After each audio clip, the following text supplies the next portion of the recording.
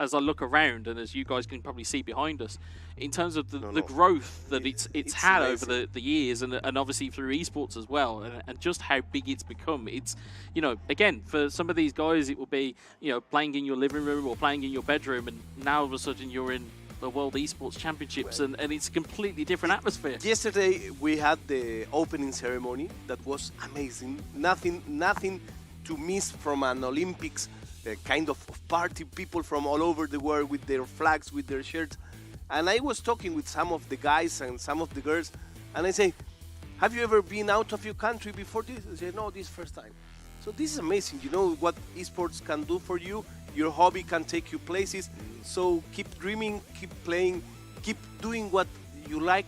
Of course, don't miss other things in life, but dream, and work and put countless hours on your hobby, and it can take you places. Well, that's what it's become for a lot of these teams and a lot of these players. It will be practice makes perfect. It will be putting time in, and as I said to you before we went live, as a former player myself, you used to dream of being in places like this. Now I'm just happy to just come and watch this type of things. It's like going to watch heavyweight boxing. It's watching that type of fight that goes on in these games, and again, to know it from a player's standpoint, and to know it from the abilities that we know that some of these guys can perform at, it's kind of almost heartwarming to see most of them here, because it's then going to be a case of, okay, as you said, it's going to be the best versus the best, and that's what anybody wants in esports or in any type of sport. But as you know, or as a UK saying is, you love a giant killing. You love to see an underdog, and I'm sure we will see a couple of them here today. Yeah, we did, and it also from time to time we get to discover new styles of playing. Sometime I remember I saw Indominator last night here going around the great Eve, and when they started like the tiki-taka kind of play, and I remember these kind of players, Rey Molina from Argentina, who has his own style, and Jose from Spain. We have all of those big names, big legends. I saw Alex Alguacil, who is not playing the tournament because he's just here for vibes. That's what he's here for. He's just here for vibes. He's a legend, Legend. It's like in the World Cup that you have there Batistuta going around. Here we have Alex Alguacil going around. Yeah, he's a legend, and I want to thank also the athletes committee. I was talking with most of them last night. There is a very nice vibe, a very nice atmosphere. Esports has something very nice that I see something that is coming and it's growing each year. People tend to be happy for the other guy's success. Yeah, so that's nice. It's a unique atmosphere. Yeah, it really is. Especially, I mean, again, you see it across sports, but especially across esports, it's everybody's just happy to be here. Yeah. Everybody just wants to have a good time. Of course, they obviously want to win, but in the back of their heads, that again, everyone's just having a good time. As you can see, everyone is kind of, we're kind of waiting on kind of gameplay, or at least the commencement of the first game. I believe, looking at the schedules, Ghana versus Suriname, that we're just waiting on. So, but yeah, I mean, the atmosphere here is as I used the word vibe earlier, it's a wonderful vibe. And for those of you that are thinking, so where are these guys now? We're at Nusa Dua in Bali, at the Merusaka Hotel, a beautiful place. The place is amazing.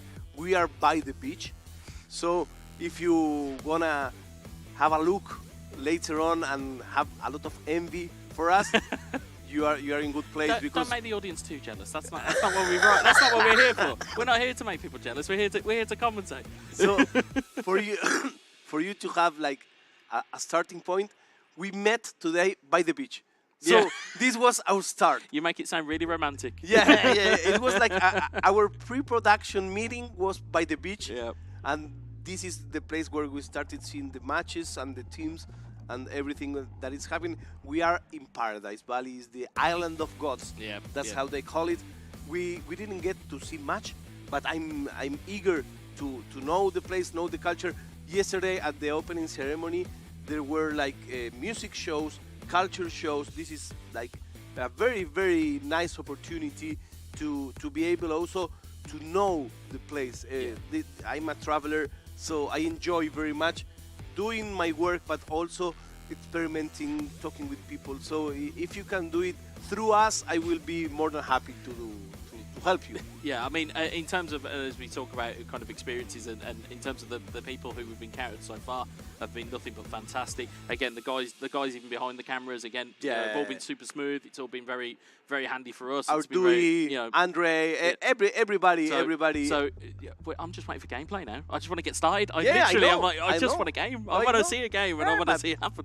You have to have patience. You have to have patience. You know, you're too young. At my starting with video games, you had to load the game, and the load was kind of slow. But I think I'm ready. I think I'm ready for the first match. And we start. So the first match would be between Ghana and Suriname.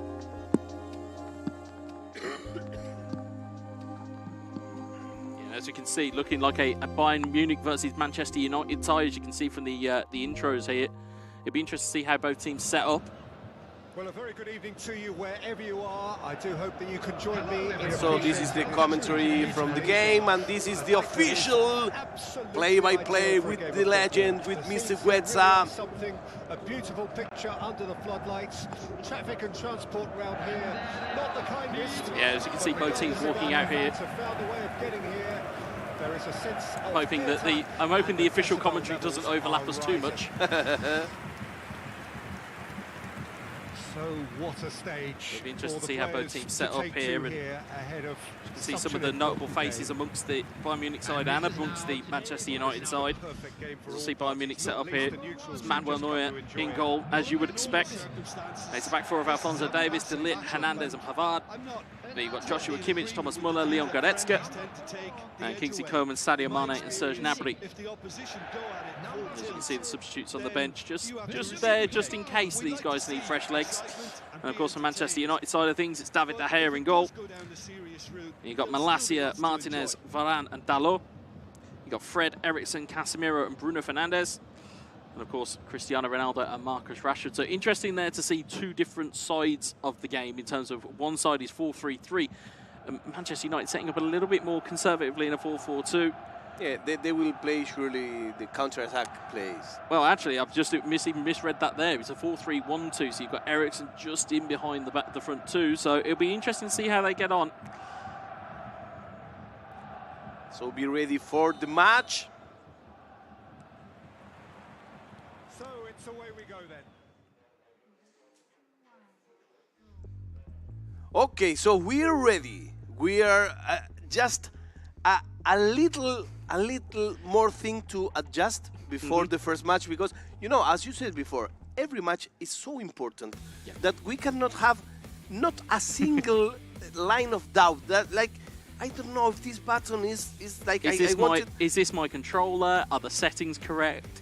And even then, I think also from a mental side of things here, that slight false start. You know, if you've got yourself ready and you are ready to go, and then somebody goes, actually, wait, we've got to sort something out. Oh, you can just go, all the adrenaline can seep out of you, and then all of a sudden you're like... I remember speaking with Guifera, the Brazilian champion, and he always wants to play with his controller. And I asked him, but why? I mean, it's a stock controller. And he said, because he used a Brazilian word, which is amolecido, that it means like softened. Yes. Yeah, it's not a stock controller. So if you've got a controller that is right out of the wrapper, and this is very much geeky side of things, ladies and gentlemen, might I add, right? If you've got a stock controller, it does not feel the same as something that you have worn in. So in terms of how do the analog sticks move? If there's a particular way that a button is pressed in, or it doesn't quite feel the same, you know, you even have things kind of like where you've got like kind of thumb aids on the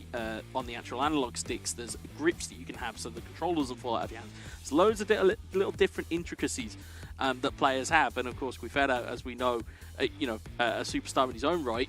If he's doing it, then I would imagine that the guys at home would be doing the exact same thing. I always like to taste him with, is this controller amolecido? He says, no, it's not amolecido enough. So a big shout out also to the Brazilian players. Great fun with them. So I've met, like you do in this time, a lot of great people in this game. I remember like Luca from Italy, Etorito, a big shout out to all of them. So I think we are quite ready. I think they just had enough of the commentators over there. They wanted us instead. I think that's what it was, but it sounds like we're ready to go. Okay. So let's go to match time. And we can see we've already kicked off. We're 6 minutes in. Luckily, we've not missed a goal, thankfully. As we see here, it's Malacia onto Casemiro. Back to Malacia. See Suriname trying to get on the break and on the attack here, but it falls to Alphonso Davies, and Ghana will lead this away. Here is Coman. Pushed off by Dalot. Eriksson trying to move the ball through the gears quickly. Is Rashford to Ronaldo to Fred. Fred back into Ronaldo. Ronaldo takes the strike, and he just pulls it wide. Early sighter for Suriname. Yes, that was a start. That was calling on the door. So Suriname plays with Manchester United and Ghana plays with Bayern Munich. For those at home, you have to stay alert of who is who. Yeah, and as we see here, Suriname back on the attack again. Here's Casemiro over towards Bruno Fernandes. It's Dalot.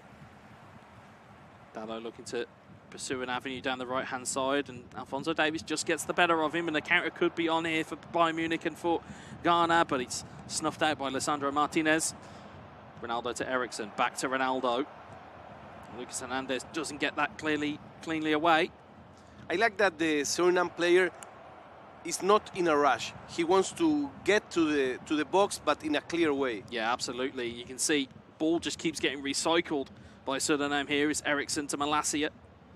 Malacia looking to deliver the ball into the box. Rashford just evades the header and it evades everybody. It's come back out to Bruno Fernandes, back into the box with Rashford, and it's headed over the bar. But early pressure for Suriname. Yes, good defense for Ghana. There's no rush in Ghana's play. They are defending without any fear, without any stress. So they come out from the back and starts Ghana making their play.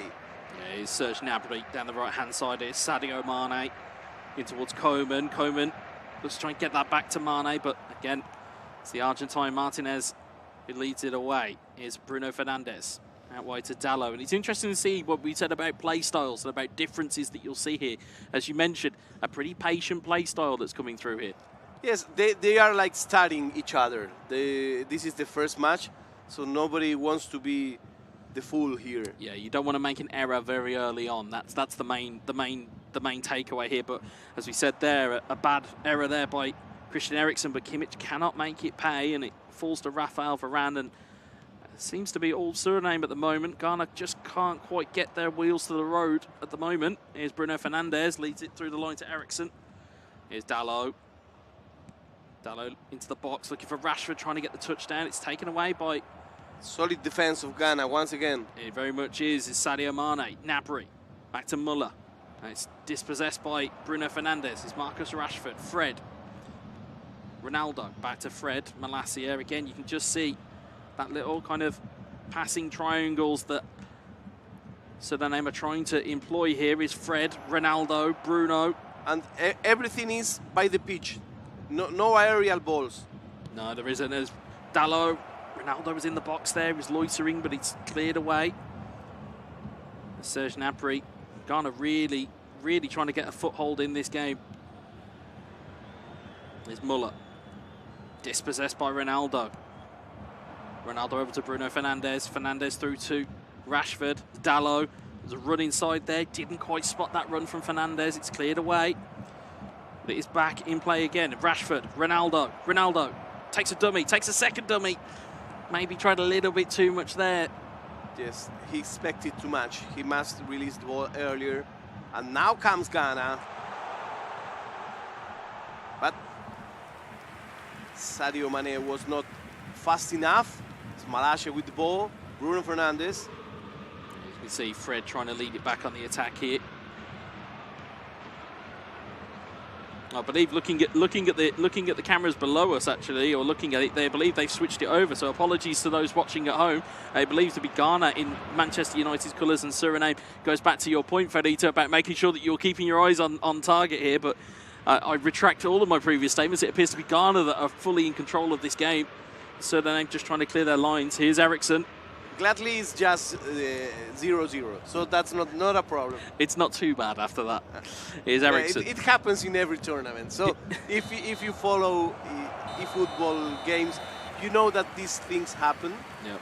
As you see the stats at half time there, you can see just almost a domination there. Bayern Munich and Suriname just trying to clear their lines. Anytime it comes back to them, they're just looking to just get rid of the ball. So we had two teams. One trying to come from touching the ball, and the other one defending, waiting. So will we have a surprise on the second half? Will they wake up? We'll know. Yeah, you look at it, maybe Suriname just looking to just not lose, that's a dangerous tactic to employ within esports. Going out there and trying not to lose is quite a dangerous thing to do, as we'll see here. Rashford through to Bruno Fernandes. Well, Alphonso Davies, again, you'll be struggling to find a quicker player on eFootball than Alphonso Davies as he tries to get the ball clear, and it does go. So if you just tune in, Suriname is playing with Manchester United, Ghana is playing with Bayern Munich. No, it's the other way around. It's the other way around. It's just, I think they haven't flipped.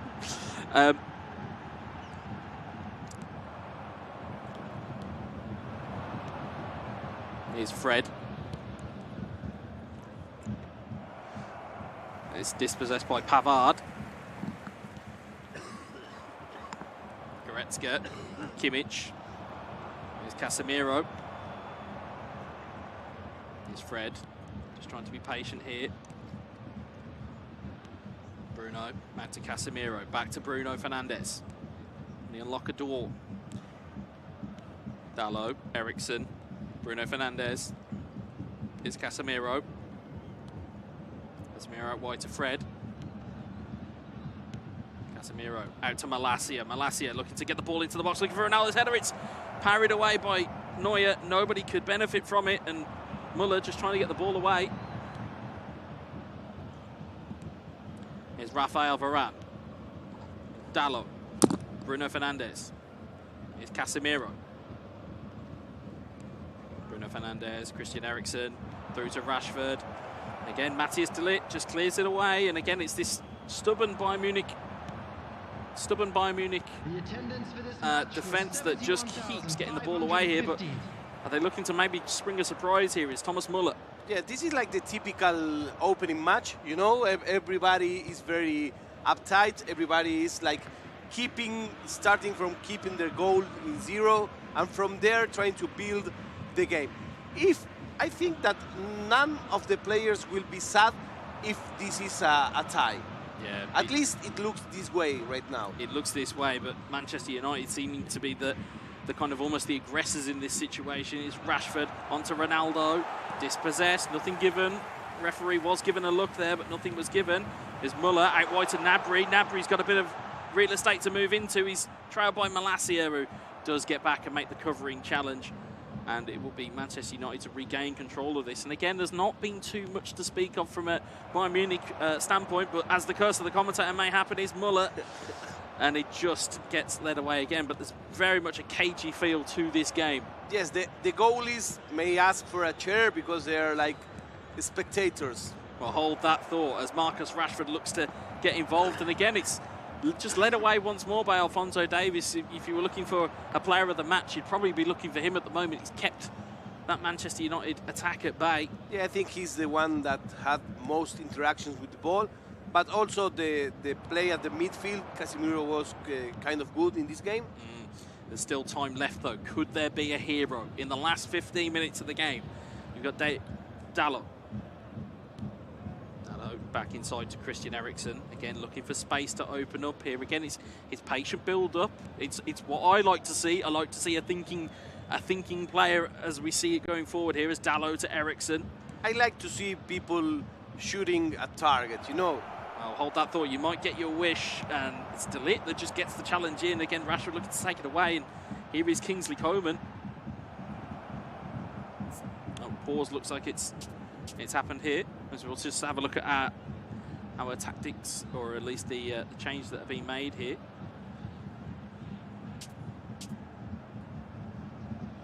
Looks nothing like it at the moment. See, that would be bad player etiquette in my house. Yeah, You've got to wait for the ball to go out. You've got to wait for the ball to go out in my house. At my house, you may get punched for this, but you never Here's know. Ronaldo to Fred. Players moving inside for him. Rashford. Bruno Fernandes. Again, looking to just go wide. You can see the game plan here. It's get the ball wide and trying to exploit that aerial presence of Cristiano Ronaldo. Yeah, I think he's expecting for one great opportunity. Yes. He doesn't want to miss on so-so chances. He will wait. So let's see. Now we've seen some substitutions here. Yeah, you can see the players, as we said, uniform ratings, as we saw. So everybody appears to be. The only differences you'll see in their players is dependent on whether they're in different positions or not. So, yes. for example, you might see that Thomas Muller is rated 84, but that might be because he's in a different position than what he's naturally in the game. So, again, don't panic at home, viewers. If you are wondering why you can see differences, it's just the rating dependent on their position. As you can see, all the players are rated 85, which is nice to see. I like a balanced or a stat-balanced kind of game mode. It really kind of brings it to the fore and really makes you have to think about your team selection. Yeah, and that makes the players stand out. Yeah, absolutely. This is what we're looking here. And speaking of players that are standing out, here's Ronaldo! And it's saved into the hands of Manuel Neuer. Again, he's not had a lot to do. He's finally got off that deck chair. Coming on the field, It's Choupo-Moting number 10. trying to get the ball away, but it's Casemiro. Wins it back. Fernandes. Players running here for United. It's Jadon Sancho. Good parry out. And it's Eriksen that sweeps it home.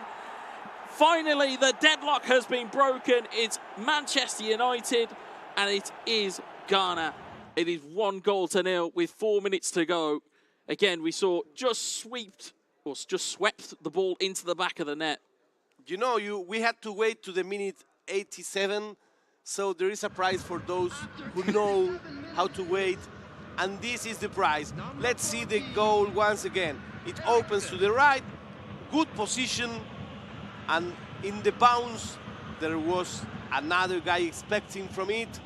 So, very good. It's not offside. I don't think. It's offside. No. There's no VAR here, luckily for Rita. But in terms of the goal there, it's that first through ball. It's then the anticipation of Eriksen to be the first person to react. I think it was the first time the triangle button was pressed. Yeah, it may have been, but will that promote a bit of urgency within Bayern Munich? It will not at the moment.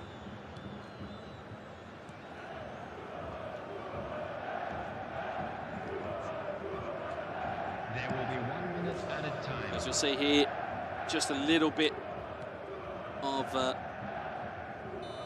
and there is the final whistle. So that is game one in the books. A very tight affair, to say the least. Yeah, it was an interesting match. I think this won't be the best match that we will see in the tournament, but it was a good starting match. The main takeout is you have to wait. Yes. So these players say, I'm not in a rush.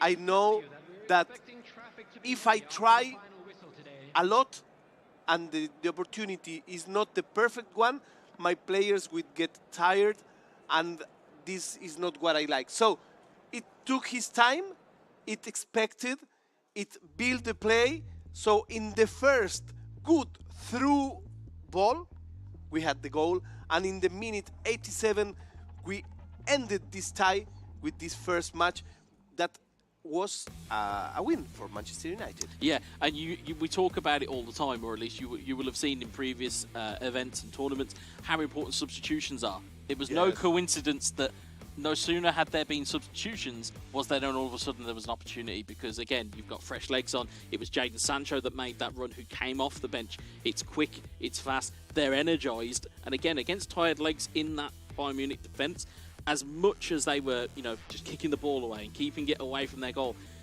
at some point your resistance is going to break. Yes. And again, it did break, and again, with almost not enough time to react. There was one other opportunity they could have had, and then it came over. So yeah, the problem is always that if you only concentrate on defending, but you don't have anything to propose, sooner or later you will have this problem. Absolutely, and that came to pass there. You you go with a kind of a defensive kind of standpoint. You go with a defensive game plan, which is great in one instance because he's like, yep, I'm going to try and keep a clean sheet. I'm going to try and make sure that I don't concede any goals.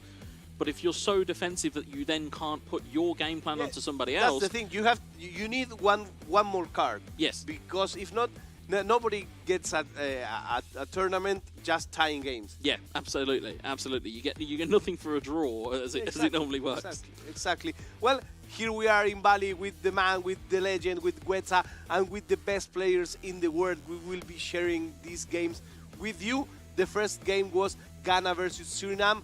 And now we are gonna have a clash of cultures. We're going to Iceland versus Iran. Yeah, I was going to say a clash of cultures, to say the least. That is again, two countries that you wouldn't normally put in the same room as each other, only because, again, if you're talking continents and you're talking about how tournaments are set up, again, Iran is South Asia, Middle East, and you've got Iceland is like mainland Europe, so you'd never see them normally face off against one another. This is players that they are not used to play against each other. Yeah, it's not like when you say Italians and Spanish and UK, they know each other a lot of time. So these kind of crosses are very interesting. So also we will have later on Slovakia versus Moldova. These guys may know each other. May do. Later on, Algeria versus Vietnam, Korea versus Pakistan, Djibouti versus UAE, Kuwait versus Czech Republic, and Spain versus Thailand. All of this is coming on our schedule for today. You will surely see that my accent is not from Manchester. I'm from Argentina. I'm doing my best. I apologize on behalf of my accent, and sometimes I may mix some words. I want to see you speaking Spanish. But, we do what we can. We enjoyed this game. We love this game. This game gave us a lot of chances, opportunities, and the best of all, I always say, it gave me a lot of friendships. Yeah, absolutely, and that's the thing. It's like in terms of this is, I think, the first offline event in a couple of years, obviously for notable reasons. And again, the atmosphere, as you say, when we walk around the complex, or we're walking, we're talking to players, it's just excitement. It's excitement left, right, and centre. It's it's seeing people that you haven't seen in a while, and also meeting people that you had only interacted with online. For example, Mobo Juve, who represents Senegal. Yes. First time I'd seen him yesterday, and again didn't recognise me immediately. Saw the name on the back of my shirt, went, yeah. So it's great to see that there is that kind of almost world view of what we're seeing at the moment. And the atmosphere is also great because nobody can ignore that there is a live football World Cup playing in this time. So also at the night we get all together, players, casters, and everybody, and we watch the games. And yesterday I was like watching just the Portugal game, and some guys here from Indonesia say, "Hey, come join us." I was by myself. Well, it was nice. It was nice for me coming in very. I would only say very late yesterday evening, and all I could hear was the noise of the Uruguay versus Ghana game. So again, it builds to that kind of camaraderie, that atmosphere that you're used to, or that we can pertain to.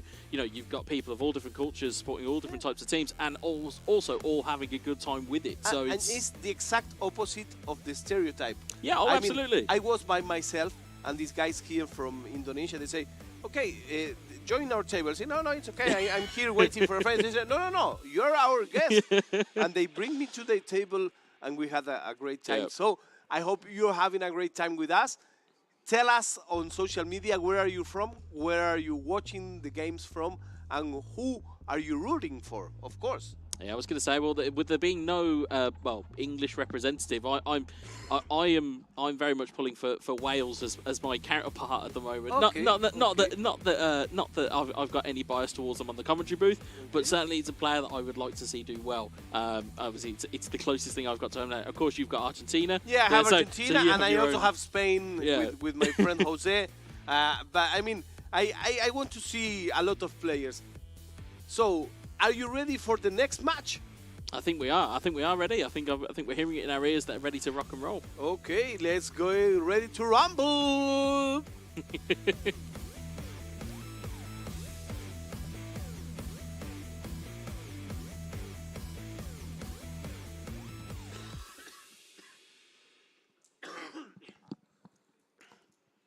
And we are ready for another match. In this case, it's Islands versus Iran. I think the chosen teams will be once again Manchester United. Yeah. So yeah, I think you forgot the format. You didn't listen to me. No, so it's best of two. It's best of two. That's true. so we are back and underway. I believe it is, as we can see at the bottom of your screen. We've got Suriname, who are here as Man United, Ghana as Bayern Munich. As you can see, members leading off quite quickly here is Davis. Forward to Choupo-Moting. You see, interestingly, some changes in the lineups already to try and adjust and get a bit more of attacking flair in there. I mean, that's not normally associated with Eric Choupo-Moting, but however, he has been in very much fine form for club and country at the moment. Is Martinez over to Varane. So let's see if the experience of the previous match makes he change something. Here's Bruno. This is not like, I don't know how he plays anymore. That card cannot be used anymore. Yeah, you've got 90 virtual minutes of information that you can use at your disposal now. Here's Eric Choupo-Moting. Looking forward for Thomas Muller, but Rafael Varane intercepts it. It's Christian Eriksen to Bruno Fernandes. Marcus Rashford, Cristiano Ronaldo, onto Fred, back to Ronaldo, looking back into Fred. Fred takes a dummy, looks to turn the strike, it's deflected wide for a corner. It's early pressure though from Manchester United. This was the best play that we had.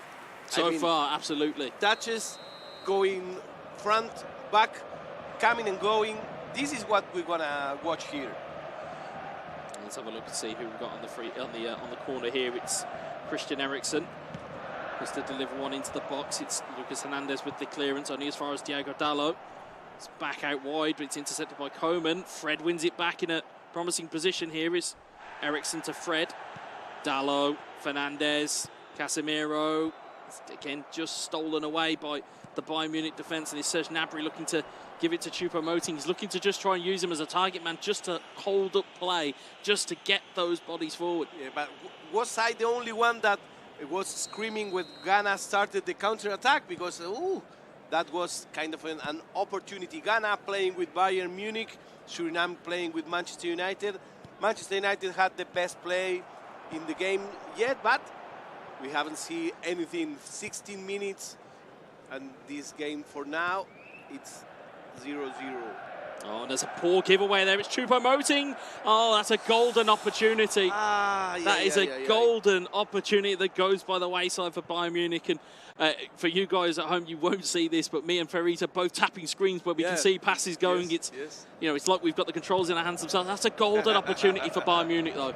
That's a really, really big opportunity that goes by the wayside. Will it come to pass that they'll be made to pay? Is De Ligt forward to Choupo-Moting. To Kingsley Coman, back to Choupo-Moting. On towards Thomas Muller, who takes the strike into the hands of David De Gea. More of a shot in anger rather than expectation. This match, I think it's more balanced than the other one. We don't see anymore a team just defending and a team just attacking. They take places. They're both attacking. They're both playing with nice touches, expecting for a good moment. But I think both are taking more risks than before. Well, I think if you've got it as a best of two format, you know you're a goal down, so you'll know you're having to chase the game. That's it. So, again, it's almost the roles are now going to reverse. So we're going to see a really cagey defensive display just to hold the lead, or are they going to try and improve on it? As Choupo-Moting looks to get through there, but it's Fred who intercepts it. Here's Ronaldo onto Rashford. Rashford to Bruno Fernandes, back to Eriksen. You can see just trying to keep control of the ball. Goes all the way through to Manuel Neuer. You can see the play that's trying to emerge. Sometimes passes are going backwards rather than forwards, though. I'm not quite sure whether that's the right play, but I can see the idea. It's to try and open up a lane to just get your players into a position. And as the clock comes by, expectations are getting shorter. Here's Eriksen. Good save from Manuel Neuer. It's cleared away by Benjamin Pavard. Is Gnabry looking to just clear it forward. It's not necessarily to anybody. It's more so just to get the ball clear. Here's Rafael Varane. Marcus Rashford. Here's Ronaldo. Fred looking forward to Ronaldo. Ronaldo is onside here. He's got players in the box to help him out. But Manuel Neuer comes out and claims it. It should be longer. Should be longer, that ball. Yeah, it should just be a little bit more over the top, maybe. But ball coming back with Manchester United is Christian Eriksen. Bruno Fernandes back heel to Eriksen. Rashford. It's into the hands of Neuer. I love the back heel. I'm here for that kind of stuff. I love tiki-taka. If we see a bicycle kick, I'll be very surprised as well. Here's Casemiro to Christian Eriksen. Marcus Rashford. Free kick given on the edge of the box. This is dangerous territory for any eFootball player on the planet. Who will you use to get that shot? What, for the free kick? Yeah. You're probably looking at Ronaldo. Okay. You might be looking at for almost a knuckleball, maybe a knuckleball free kick, or as we've seen sometimes, we'll see a short one as we do here. It's Bruno to Eriksen, back to Eriksen. Whoa! What a goal! Whoa, whoa, whoa, whoa, whoa, whoa. We have something here.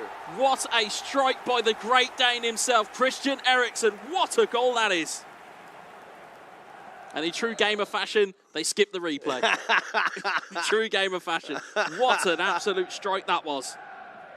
I don't think this was the first time this player makes this goal. No, absolutely not. You can see there was. It looks a play made in heaven. Yeah, there was definite thought behind that. The little pass back into Eriksen from Bruno, and now you can see there they are back in and amongst the fray again. Yeah, it's sealing a nice match. Yeah, this could blow the game completely open though. Here's Fred, back to Malacia. So play for a throw. Malacia to Martinez. Eriksen. Malacia. Here's Varane. You can see just trying to take his time now. In terms of where he wants to go with this. Here's Bruno Fernandes. Dispossessed by Alphonso Davies. Now this is where Bayern Munich need to calm down. They've got options here. Thomas Muller is inside there. He will play the ball to Muller. There's Choupo-Moting there as well. Choupo-Moting top around the corner and forced the save from David De Gea. First real action. I will open it to the middle. There was a guy coming in the middle of the area, but you know it's easier. I was about to say it's very easy for you to sit here and go, I'm in front of a screen. I'm able to see this. This is what I would do, especially when you're in the passion of what you are doing. It's a very big skill to have, is to have that presence of mind. But as you can see there again, nearly 70% possession. Again, it's just picking your moments to attack. As you said, it's that patience to just find the right avenue to score. Yes, and I think that we will be losing that patience on the second half. Yeah, because, you know, this is, you have to do what you have to do, and sometimes the patience is a very big skill, but, you know, we lose it sometimes. There is a lot of people here. For people at home, there is a lot of players. I mean, we're looking at more of 100 people in this room. But this is what esports do to you. This is what it does. It's exactly what it does. It brings people into the fore. In terms of the excitement, as we can see here, it's nice to also have a live crowd, as we kind of mentioned earlier. You know, first offline event I think in quite some time. So it's nice to have a live interaction and a bit of a live audience with it. As Bruno Fernandes looks to get that ball back, he does so successfully. As Thomas Muller regains the ball. As Joshua Kimmich, Muller. Sadio Mane now been introduced. Mane takes the strike just over the bar. So now we're starting to see a reaction in Bayern Munich. But it's interesting to see the change in tactic. So the tactic before was bring Choupo-Moting on. Instead, it's bring Mane on now. So it's to give them a bit of pace going forward. That's true. Again, bringing them on at half-time, though, probably a little bit too early for me if I was thinking that. But again, I'm sat here, they're sat there. So, you know, that kind of, you know, shows you where my my priorities are. Here is Eriksen, Rashford. Here's Ronaldo to Fred. It's Fred. Fred dribbles into the box looking for Ronaldo. Hernandez gets the header clear. It's Casemiro who tries to mop it up. Let's see the counter-attack here. The counter-attack. There we go. It is down the right-hand side. You called it, Fredita. It is Serge Gnabry. But you can see bodies back. You can see there. You have to run. You've got to run, indeed. But ball gets cleared away. It's Rashford. Bruno. On to Christian Eriksen. Here's Marcus Rashford. Here's Cristiano Ronaldo. Has got that vital step inside. Ronaldo shoots. Good save from Neuer. It's parried out and Kimmich will take it away. Excellent dribbling. He had 5 guys on himself, but he got to shoot to the goal. He couldn't make it, but Suriname is having a great play. Yeah, it's very, very good play at the moment. As you can see again, pressure is on though. Sadio Mane down the right-hand side. Shades of offside maybe. It's onside. Here's Serge Gnabry. It's paced away from Malacia. Can he get the ball into the box? He can. It's Sadio Mane. It's headed clear. It's gone for a corner. But they need more people in attack. They have just one guy there. Again, against the combination of Varane and Martinez, it could be particularly difficult to try and get past those. You have strength and you have speed, and you certainly have a lot of tenacity when it comes to the likes of Lisandro Martinez. Here is Rafael Varane, Dalot.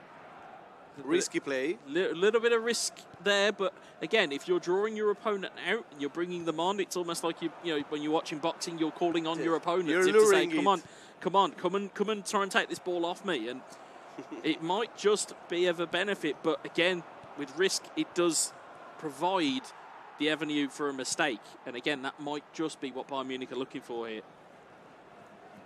Here's Malacia down the left-hand side here. Got it into Fred. Who can't keep the ball in play. It goes out for a throw-in. Again, we're looking at 20 in-game minutes left plus a little bit of stoppage time. If you just tuned in, this is Suriname against Ghana. This is the second match. The format is best of 2. And with this result, we are seeing Manchester United once again coming up forward. Yeah, but of course, well, we're waiting for confirmation from the gallery in terms of who making sure that we have the right players. I don't want to make any calls that teams have won or not, but I'm sure we'll get a graphic towards the end. Yes, of course. Here is Dalot. Oh, of course. Here's Christian Eriksen. Takes a step away, buys the foul. It's not quite the same avenue it was last time for a free kick, but certainly there are certainly a danger to be here if Eriksen can deliver this ball. I don't think it will go straight to the goal. No. It wants to go short again. It's Eriksen, ball into the box. It's headed away by Alphonso Davies. Dalot wins it back, finds Bruno Fernandes. Fernandes has men in the middle. If you can find them. But see, once again, the free kick was not a direct ball. Once again, the free kick was with Eriksen having the ball cleared for a partner and having the ball back. So this is like we're starting to see a constant in this kind of play. He likes to make the free kicks into elaborated plays. Sometimes they work, sometimes they don't. And it's something to keep your eye on if you are part of the group. You'd be looking at this as game film or as potential opponents. It's something you'd look at. Here's Ronaldo on the ball, strikes. It's a good save. It's parried out. That was more homemade play. Yeah, very much so. It's very much something you'd easily be able to do at home. Here's Thomas Muller on to Kingsley Coman. Another thing I like when I watch this tournament is to learn new tricks. Oh, absolutely. So absolutely. Let us know if you learned something from this play. We are at Huetza FC and at Fierita Catalano, and we will be reading your stuff soon. Big shout out to people in Brazil who are already tweeting at us. Thank you very much for watching. Here's Fred back to Casemiro. Bruno Fernandes looking to just play it forward. If he could play one extra pass forward. I know that there is that patient gameplay, but at some point you're going to have to break stride and be a little bit more progressive. Yes. Here's Coman looking forward. Varane intercepts it. Here's Dalot. Varane to Martinez.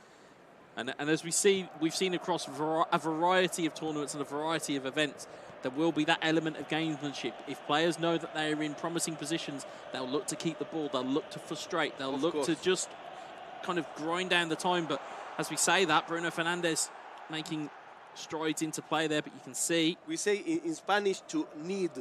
You're needing the game. Yeah, and that's definitely what it is here. Or as some of my previous co-hosts would say, it's game management, and that's what we're seeing here. It is just grinding out the game, and it looks like we're going to end up with a final whistle, and it is 1-0 to Manchester United. That's it, and that is the first game that's over there. Well, I think we have a very interesting game. a very different game. In the first game, we had, like you said, someone playing very cagey, very conservative, expecting to have a clean sheet. It wasn't what happened. And in this time, this was like more like of a homemade game. It was open. It was more open. It was definitely more open because, again, if you're looking at it from either side, you need, if you are, again, if I'm putting myself in the shoes of players, if I'm going into a best of 2 and I've got a goal lead, I would be looking at it and going, well, actually, I need to score another one to make sure that I've got that cushion. Whereas actually, the mindset appeared to be, well, actually, I'm just going to try and hold it. And if anything, it kind of backfired because you look at the way that game went. Yes. And again, it was the complete opposite from the first game in the sense of you had the Ghanaian player that was very cagey second game, and Suriname came out of the blocks. Again, fantastic strike by Eriksson. Yeah, again, I love that play. Yeah. That little play and that little... Again, I think it's more so to kind of almost fool the AI and fool the opposition. It kind of lures them out because, again, if you're a player at home and you've seen a free kick being passed in eFootball, you probably look at it and you'll probably go, why has he passed it? And then you start to panic. You'll start to press a load of buttons and you're trying to make sure you've got the right player. By the time you've realised the ball's in the back of the net and you're 1-0 down. Yes. That was something that he planned. He practiced a lot. So you can recognize when someone makes a play for the first time or that was like a clockwork. You know? Yeah. It was boom, boom, boom, and that's it. So let's see some highlights of this game. As we were talking, this Ghana versus Suriname gave us these big moments. Yeah, you could see, again, just trying to get those avenues to shoot. And again, with Ronaldo, if you're looking to just dummy and get a bit of a play in there, you see just those little margins of error where, Neuer just gets his hand to one, the ball drifts through players, doesn't quite get contact. Again, you'll see it here. Ronaldo, again, just straight into the hands of Neuer, but it was enough to, again, put a bit of kind of onus on there. As you can see, again, we talked about that through ball. We talked about Eriksson being responsive in the second phase. And again, it was smooth. But again, strangely, Eriksson in both games, both goal scorer. Yes, that was the play of the match, of course.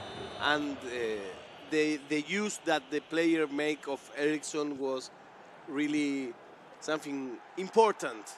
Yeah, but it's interesting there to note that chance there where Fred makes that dummy. You will see that dummy a lot in eFootball because it opens up the space. It fools the defender into making an animation or making a judgment, and then it gives you far more room to move. And that was a golden opportunity. That was. It was such a good opportunity. And again, we did say, are they going to be made to rue it? And rue it they did. Once more. It's a big save there from Eriksson, but he was key to a lot in that second game. Eriksson was a key to a lot of good things that were happening here. You see here that back heel that you loved so much. You could see there, though, but you could see all of these highlights. It's all Man United. It's all Man United second game. And again, it was a free kick here, and you'll just see passes one off, and then he's able to hit it. It's a brilliant hit. It's incredible. It's incredible. I want to go home and do it. Yeah. Well, when it's hit like that, it stays hit. That's the. But again, a big chance if they. Not as much power on that from Sadio Mane, that might find the back of the net, and that might be the difference. Yes, it's amazing how you learn with these tournaments, and how the more I watch games, the more I want to play games. Oh yeah, absolutely, and it's always the same for me. It's like I will always look at it and go, I could still play, I could still do this, and then you go home and you put your controller on at home and you go, I can't do this. Yes, you can. You are a legend, my man. Yes, I know. And you know also, if you are a really eFootball fan, you know that we are in the hands of a legend, of a great player. And this is what we have here. A lot of the best players in the world. I think they just had me back half the time because I just never shut up. I think that's it. I think that's it. But yeah. Again, it's again, if you're not playing in these events, you want to be here in this type of environment. You want to be commentating or you want to be watching it because again, if you're a fan of the game series, if you're a fan of competitive gameplay, you're in the right place. You're literally in the right place. We have the best ones here. And let us know, what are you learning? What are you taking out of this? So let's get ready for the second match. But I think that what we saw here is like two kind of plays. Yeah, I think nobody wanted to lose. I think, Exactly. but again, as you said, first game out of the blocks. You're on live stream. You're on a stage. Yeah. You are certainly out of your comfort zone. There's a lot of people here. There's a lot of different things that you have to kind of take into account. And as much as we sit here and we'll go, oh, we'll talk about the gameplay, there's a lot of the what I would call the intangibles, which is the it's the human feeling. So Yes. as much as it is important to have the players on the console and the players within the game, it's also the players behind those controllers. So again, Yes. if you're from the likes of, say, Ghana or Suriname, you may not necessarily have ever been to Bali. You're going to have to get acclimatized to the climate, as we've certainly found out in terms of how hot it is and how humid it is. You've got to get used to the fact that there's time differences. You've got to get used to diet. You've got to get used to all these different things. So in that first tie or that first game, you could see why that they were so cagey, because it's like, actually, let me get comfortable. But it was good to see from both teams that they have that ability there. It'll be interesting to see how they get on later in the groups. That's it. It's the WETSA analysis, and we are almost ready for the next game. In this case, we will have Iceland versus Iran. We are live in Twitch and YouTube, and you can write us, of course. And I want to say once again, thank you very much to all of the people here at the World Esports competition, IESF, and of course, everybody here at Bali, at Mersaka is great with that. So we are ready once again for this tournament.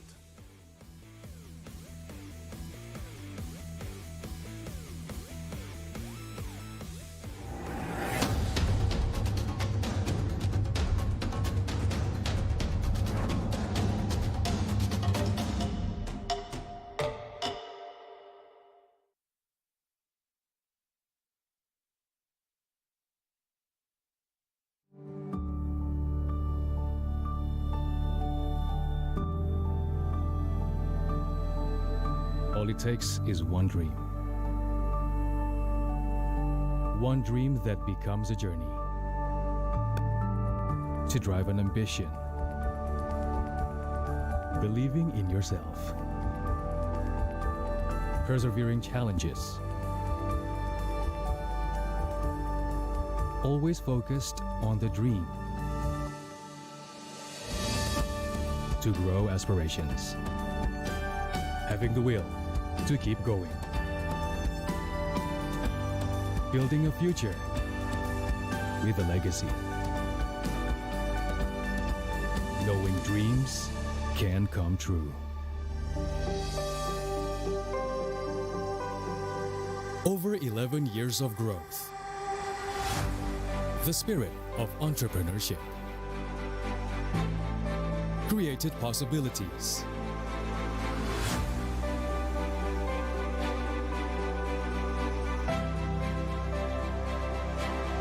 Realized new potentials.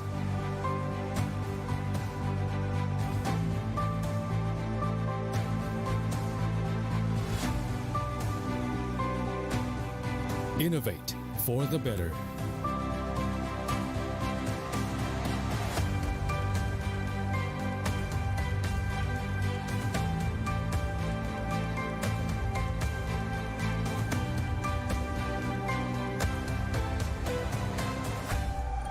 Expand horizons.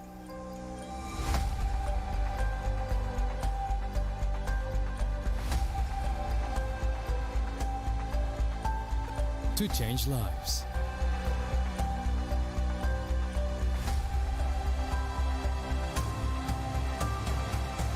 To connect new ideas. To explore new grounds.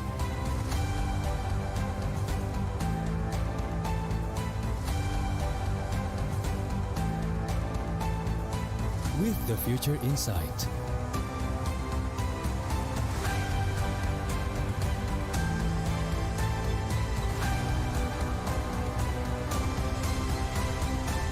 Together,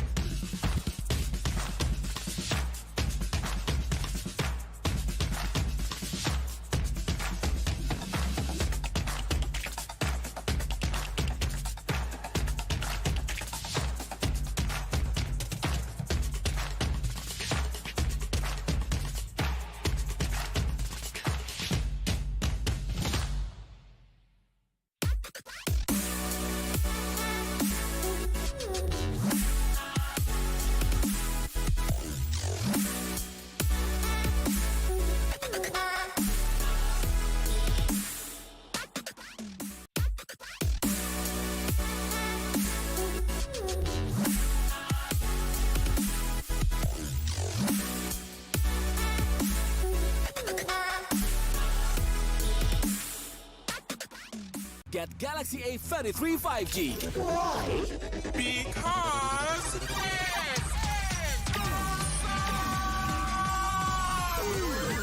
Galaxy A33 5G with awesome processor. Buy now. Get Galaxy A53 5G. why? Because This is smooth. And this? Galaxy A53 5G with awesome smooth display. Buy now. Selamat datang di sebuah pengalaman perjalanan baru Indonesia bersama InJourney. Terbang bersama kami untuk melihat pariwisata Indonesia. Sirkuit internasional, bentang alam, ragam atraksi budaya, produk lokal asli Indonesia, warisan budaya, keamanan dan kenyamanan. InJourney membawa keramahan Indonesia ke dunia. Warga plus 62 emang banyak maunya. Dari drakoran sampai banjir air mata. Nonton action yang mantul. Sampai nonton tendangan cantik. Maksudnya ini. Mau nonton apapun, semua ada di video. Mulai dari yang bikin berbunga-bunga, keringet dingin, ketawa, sampai bikin gak ngedip. Jadi, nonton apa sekarang?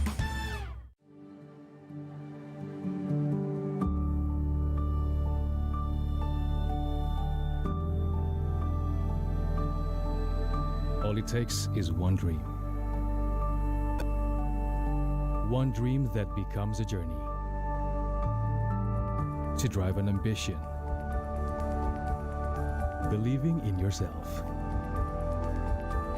Persevering challenges.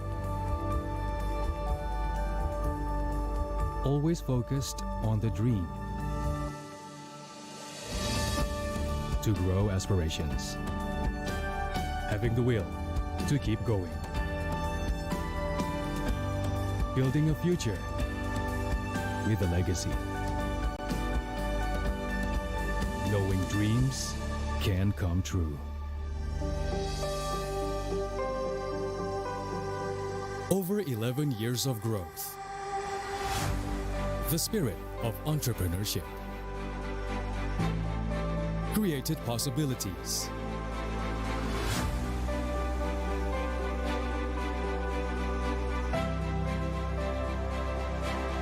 Realized new potentials.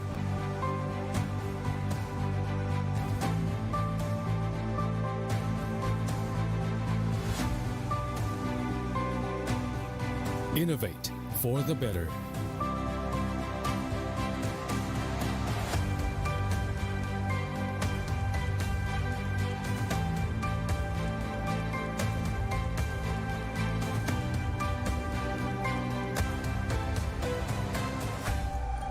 Expand horizons.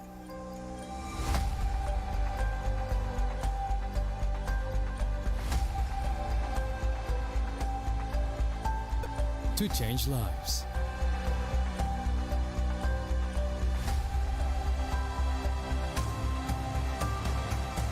To connect new ideas. To explore new grounds.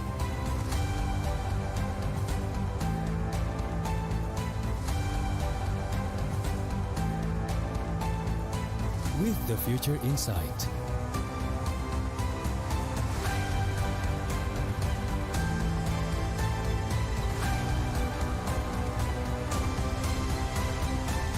Together.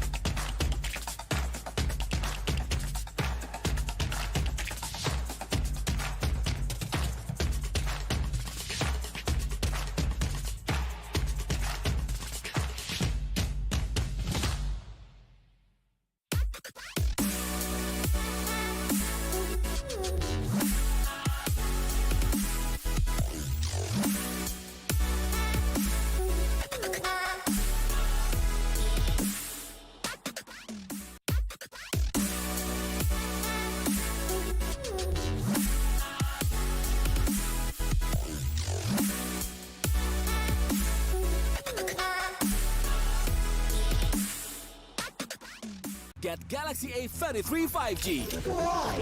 Because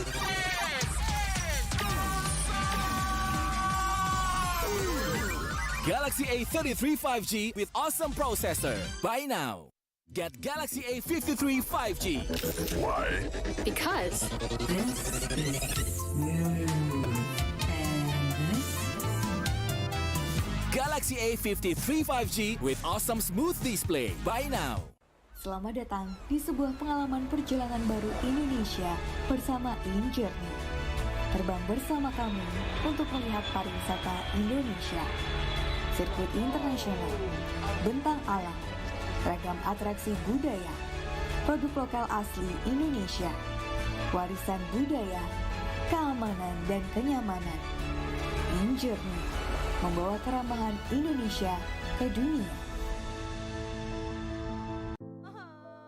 Warga plus 62 emang banyak maunya. Dari drakoran sampai banjir air mata. Nonton action yang mantul. Sampai nonton tendangan cantik.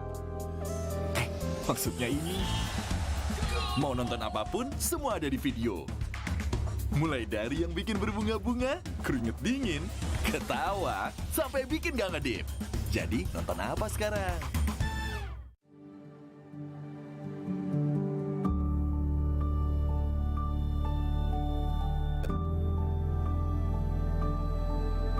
All it takes is one dream. One dream that becomes a journey. To drive an ambition. Believing in yourself. Persevering challenges. Always focused on the dream. To grow aspirations. Having the will to keep going. Building a future with a legacy. Knowing dreams can come true. Over 11 years of growth. The spirit of entrepreneurship. Created possibilities.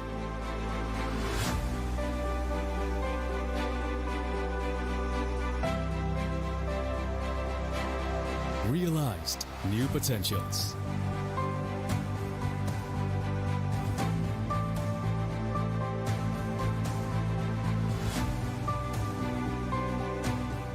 Innovate for the better.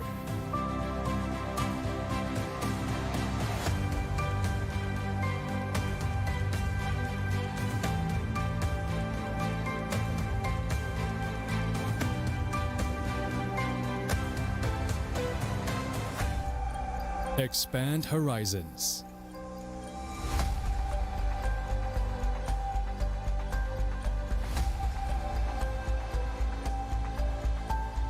To change lives.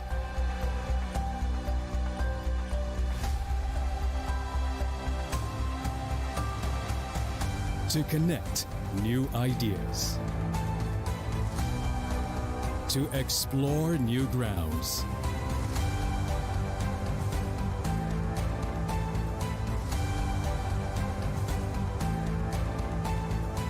With the future in sight.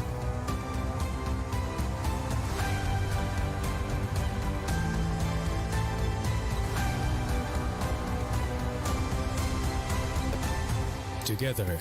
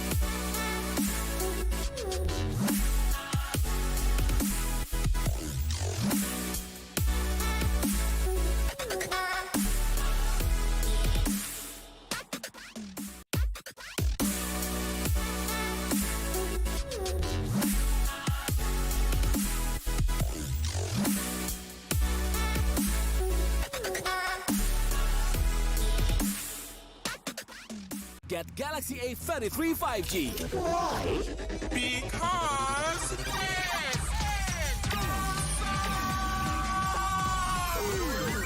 Galaxy A33 5G with awesome processor. Buy now. Get Galaxy A53 5G. Why?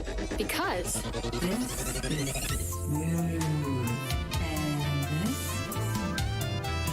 Galaxy A53 5G with awesome smooth display. Buy now. Selamat datang di sebuah pengalaman perjalanan baru Indonesia bersama InJourney. Terbang bersama kami untuk melihat pariwisata Indonesia. Sirkuit internasional, bentang alam, ragam atraksi budaya, produk lokal asli Indonesia, warisan budaya, keamanan dan kenyamanan. InJourney membawa keramahan Indonesia ke dunia. Warga plus 62 emang banyak maunya. Dari drakoran sampai banjir air mata. Nonton action yang mantul.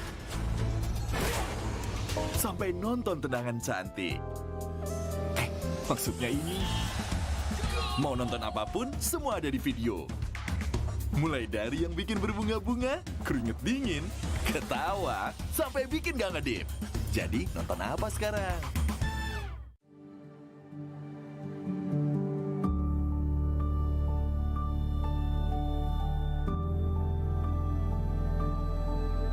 All it takes is one dream. One dream that becomes a journey. To drive an ambition. Believing in yourself. Persevering challenges. Always focused on the dream. To grow aspirations. Having the will to keep going. Building a future with a legacy. Knowing dreams can come true. Over 11 years of growth. The spirit of entrepreneurship. Created possibilities.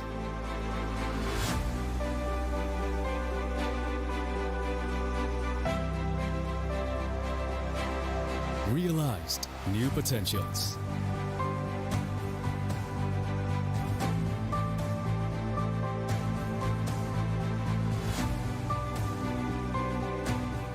Innovate for the better.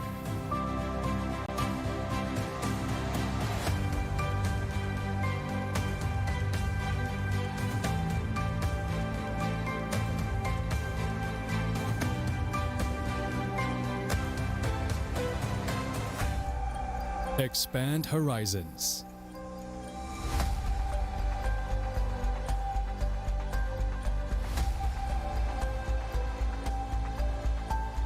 To change lives.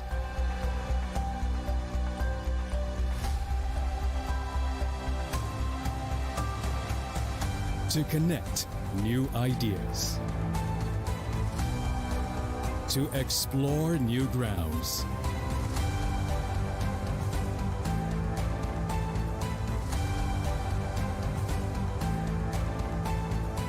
With the future in sight.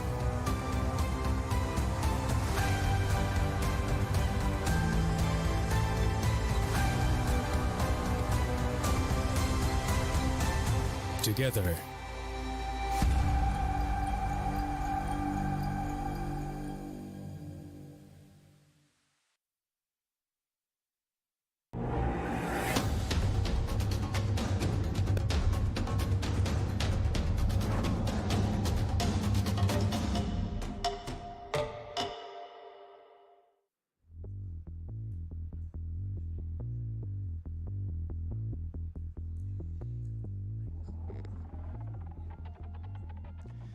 Well, here we are once again for the second match. We had our first match, our opening between Ghana and Suriname, and it was a win for Suriname. Yeah, we got confirmation during the break, as you could see on the graphic at home, that Suriname 2-0 over 2 games, which are very, very interesting to see. a difference in play styles. You could see that Ghana were very much cagey and very much holding it back.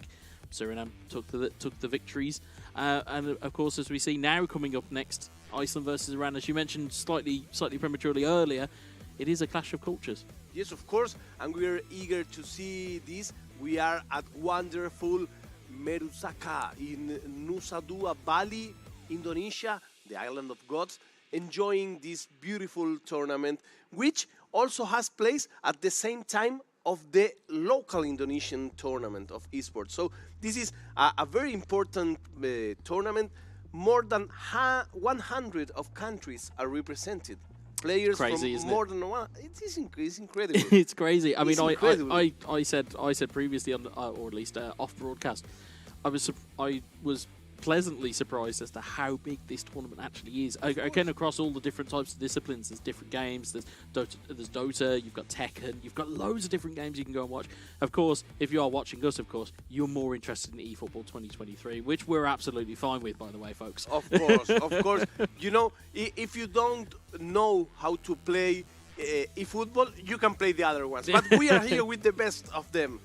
So this is the tournament format for those of you that are just tuning in. So we have some play-ins. Yeah, as you can see, you've got your play-ins, you've got all of the kind of qualifying groups. You'll see the games that you'll see today. Players have been seeded randomly. You've got the round robin best of 2 amongst players from each group. So as you saw, we saw Ghana versus Suriname twice. Again, it's that best of 2. Again, you've got your elimination stage, where you've got the top 32 players from play-in seeding according to placements from play-in single elimination. You've got the best of 3 when it comes to that scenario. So again, you have to have a winner. So and again, the final best of 5 again must be a winner. And of course, you know, again, to go alongside it, of course, we've got the prize pool, which I believe is $25,000. That's it. Which we'll see. You say that's it, like it's chump change. Yeah, I would be really happy if I come back home with 25 grand more than what I came.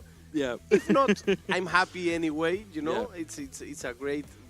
But it's very, very nice, nice money for, for nowadays. Absolutely. $12,000 for the victor. Runner-up is $8,000, and the third place is $5,000. So again, a lot of money on offer, but a lot of, I would say, bragging rights, as you'll see from some of the teams.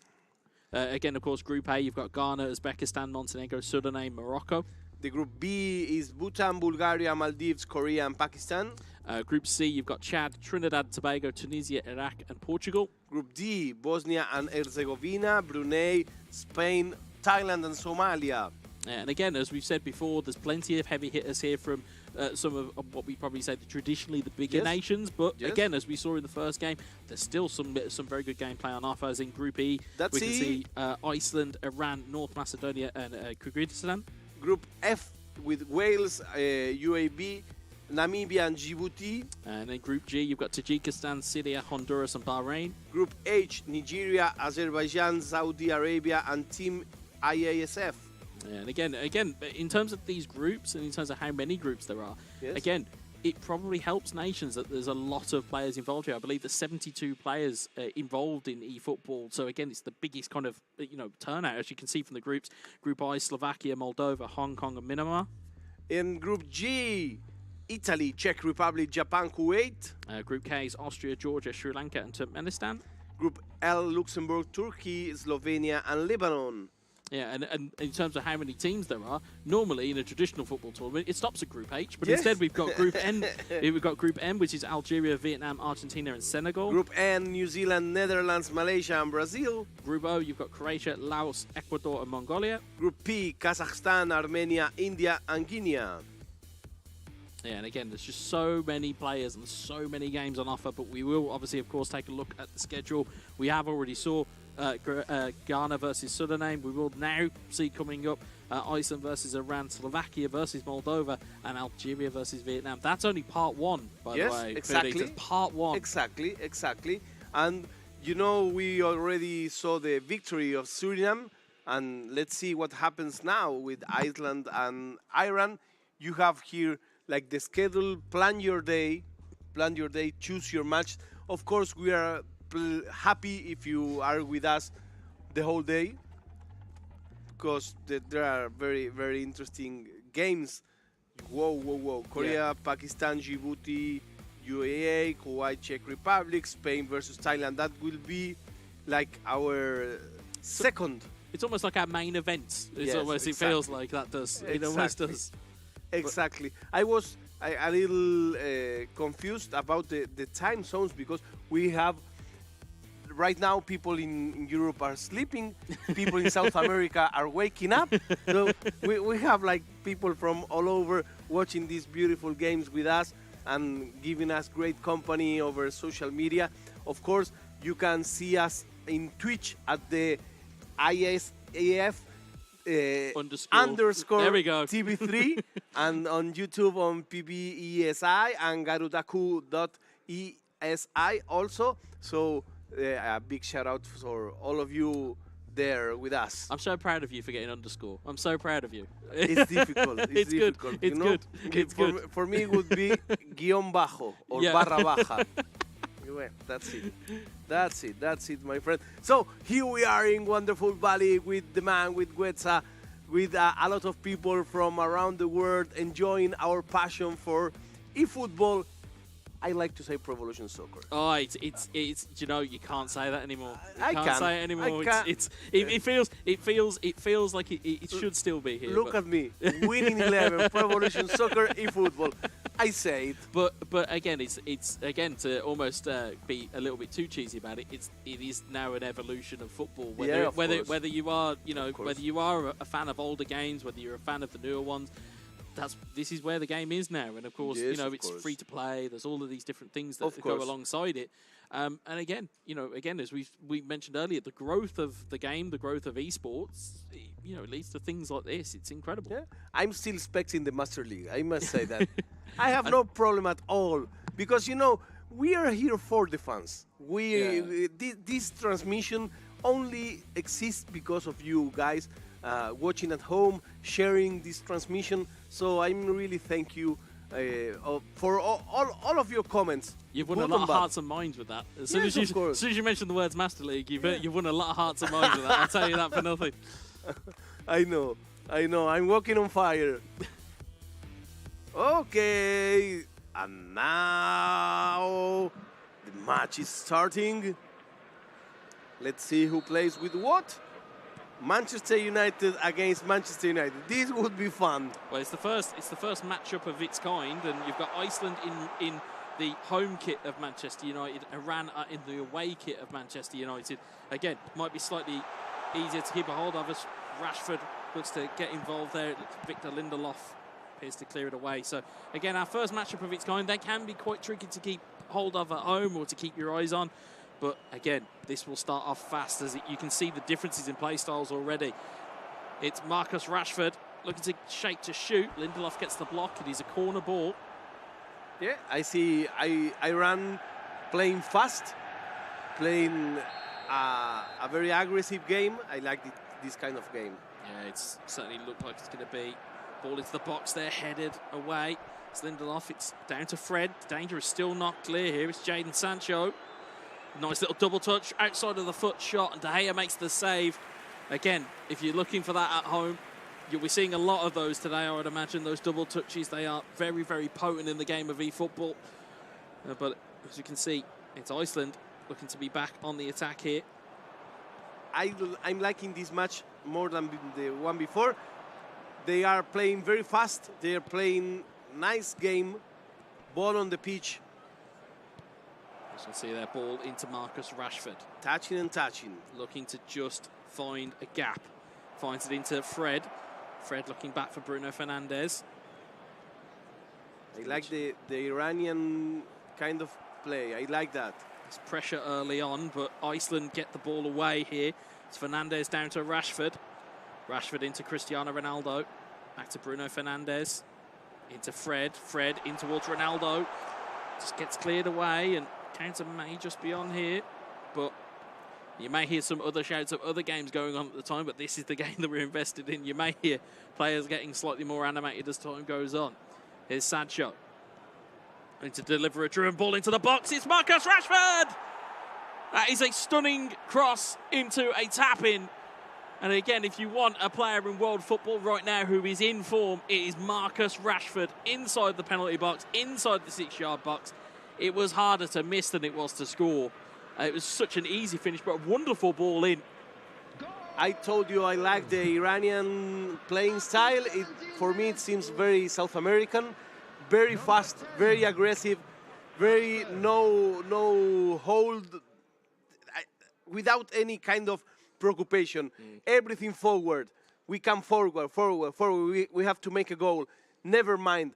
So it's not a tactic game. No. It is very straightforward. Yeah, and that key there with that stunning cross, it just adds a little bit more zip into the ball. And again, if you've got somebody like Marcus Rashford who's running across a defender, again, it's a very easy tapping for him. But those types of gameplay differences, and again, for those watching at home, if you're looking for why we're saying it's a stunning cross rather than a regular cross, you'll see differences in the power bar. If you see a purple power bar, it's a stunning action.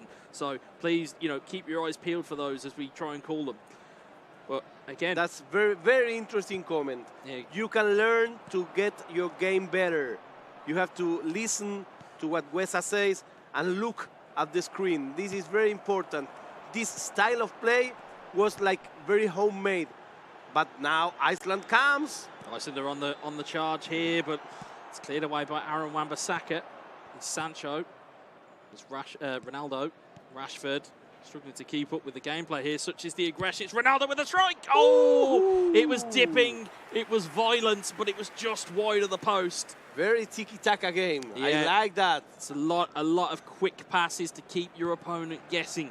And again, we talk about stunning strikes. They may not have the accuracy of a regular strike, but they've got a lot more power behind them, and especially with Ronaldo under your control, could very much be there. It's Jadon Sancho.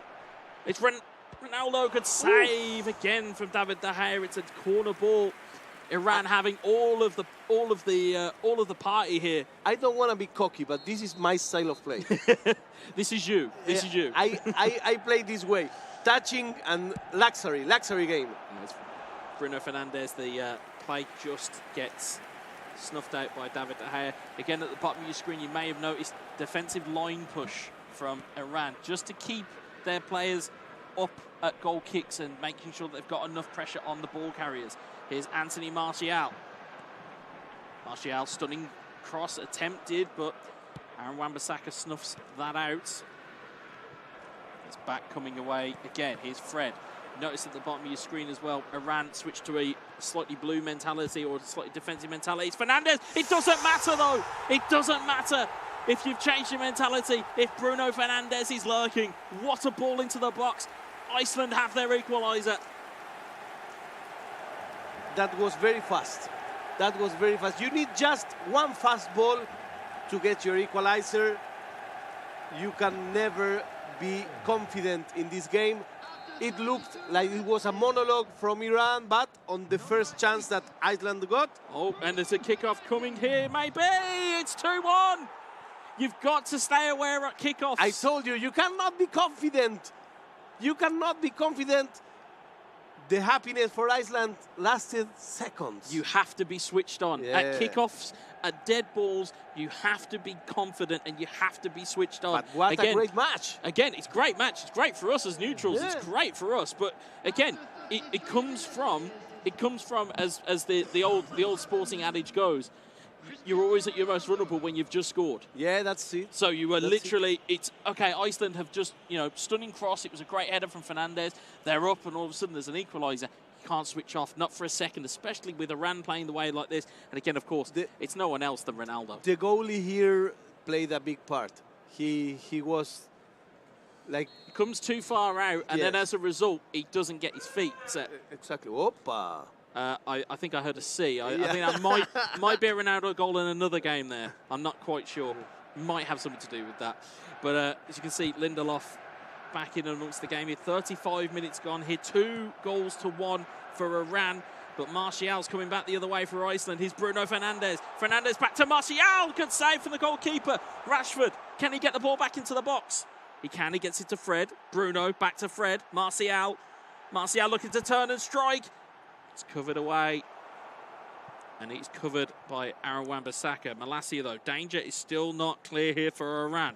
Malacia in towards Rashford. It's a beautiful back heel. Oh, it's a good strike. Whoa, and he beat the amazing. goalkeeper, but it was just the Amazing. post that denied Iceland from another equaliser. But the ball's coming back the other way. It's Bruno Fernandes. Slides it across the box. He's looking for Rashford. Tap in for Ronaldo!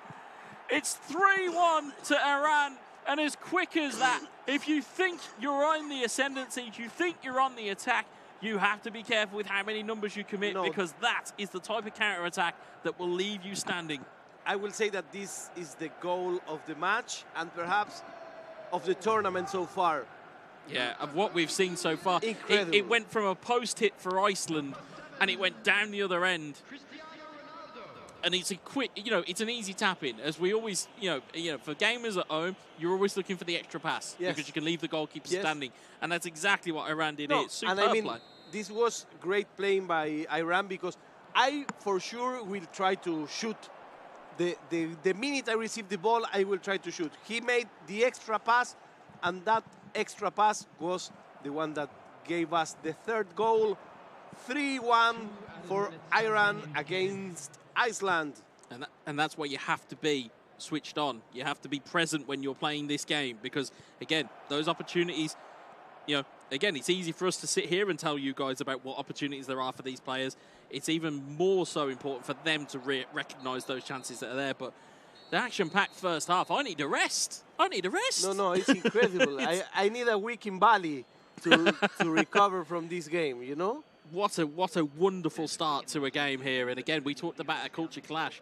This is very much a clash of two very able and competitive players. As you can see, the tactics screen here, almost an identical setup for both teams in terms of their shaping, as we see almost the traditional 4-3-3 that we have seen in so many esports tournaments of years past. It seems to be that very close-knit 4-3-3 that can be, it's direct football, as we sometimes see. But as I often find, it's always about how you play that formation. You may play that formation, but you might not necessarily play direct. Exactly. And that's what we see. The formation by itself doesn't guarantee you anything. You have to play your cards, and I will keep an eye on this player. I see a very big future for this player, because I really like his style. The Iran player didn't close the door when he was... it's composure as well. It's composure. It's collecting yourself after you've conceded. It's then bringing yourself back into the game. And again, we'll see here Iceland looking to try and lead it back on the charge here as Malasia. Again, it's that stunning cross into the box. It's cleared away by the defender. And perhaps other player would fall when he got the equalizer so soon. It was not the case. He received a goal, and once again he was attacking. Yeah, you can see Iran just attacking at will here. Ball goes into the box. It's blocked away for a corner, but very much in control of the game, which, again, when you're playing eFootball, when you're attacking, when you're up in the game, you need to make sure you press home that advantage, because, again, as we've seen, he takes a second to score a goal. As you see, neat little take there, neat little skill move. Not quite where it needed to be, but we'll see whether he tries the same thing again here. As it's Fernandes. We always need that kind of plays. Come on. We do, certainly, but there is always a time and a place. You just got to find out whether it's the right time and place. It's all well and good knowing the skill move, but knowing when to execute it is a very different thing. The skill moves, it plays a very important psychological role also. Oh, absolutely. Absolutely. As you see here, it's Ronaldo trying to just work his way in there, and see Fred across to Sancho, into Bruno, back to Sancho. Sancho, neat little double touch, just try to take it away from the defender, give himself more of an angle of a pass. But again, just not quite there for him. Here's Sancho going the other way for Iran. You can probably hear that behind us as Bruno is there into Sancho. Sancho, neat little double touch again. Just a little bit too much. Still there though for Iran. Oh, he's hit the post.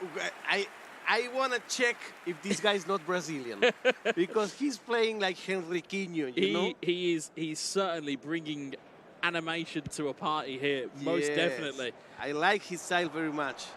But Iceland are not out of this yet. Here's Sancho. Whopa. Okay, we had just a break. Just a break. something happened. We are coming back very soon.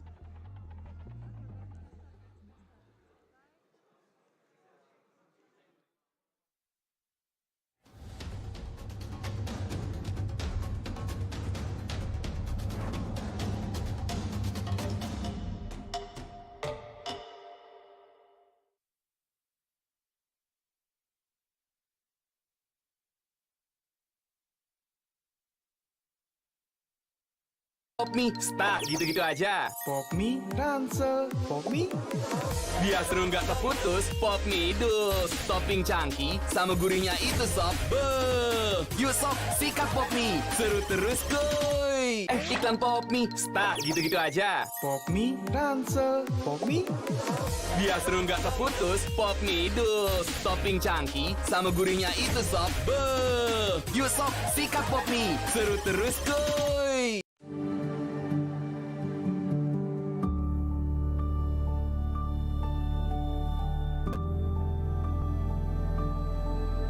All it takes is one dream. One dream that becomes a journey.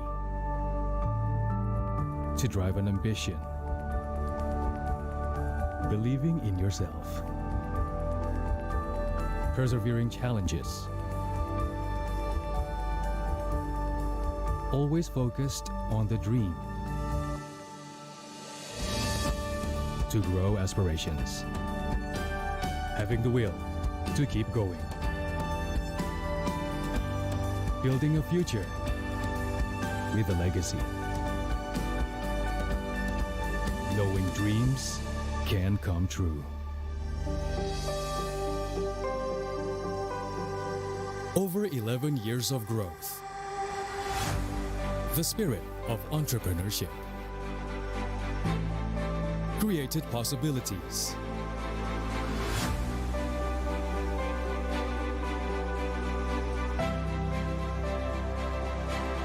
Realized new potentials.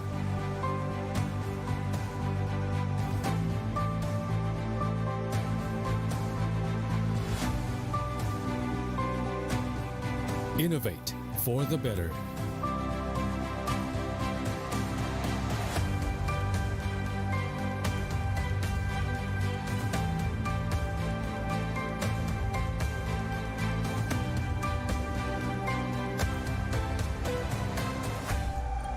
Expand horizons.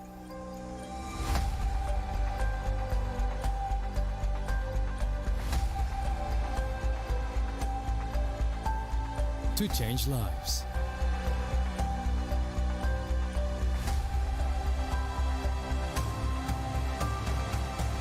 To connect new ideas.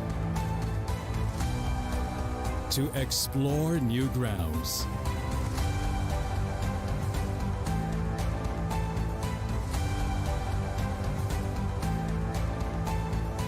With the future in sight.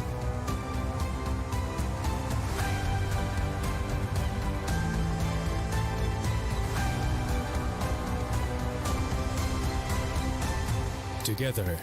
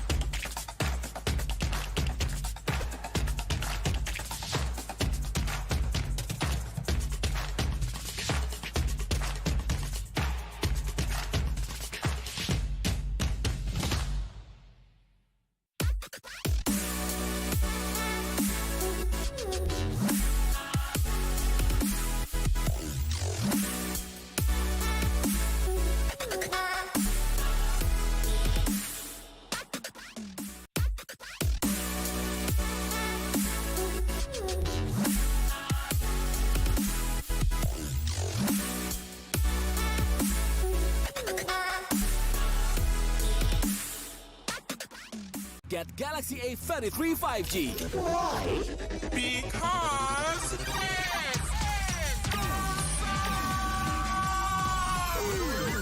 Galaxy A33 5G with awesome processor. Buy now. Get Galaxy A53 5G. Why? Because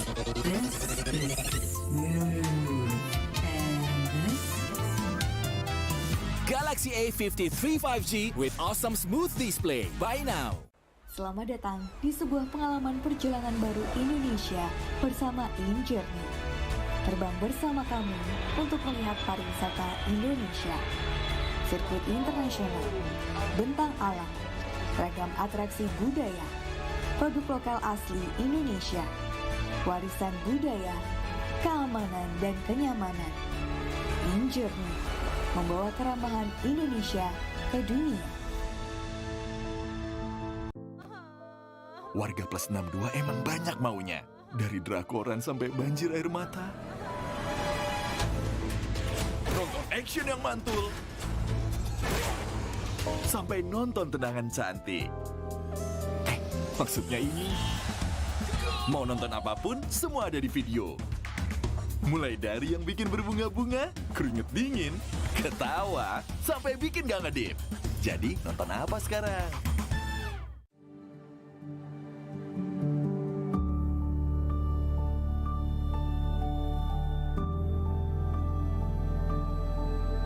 All it takes is one dream. One dream that becomes a journey. To drive an ambition. Believing in yourself. Persevering challenges. Always focused on the dream. To grow aspirations. Having the will to keep going. Building a future with a legacy. Knowing dreams can come true. Over 11 years of growth. The spirit of entrepreneurship. Created possibilities.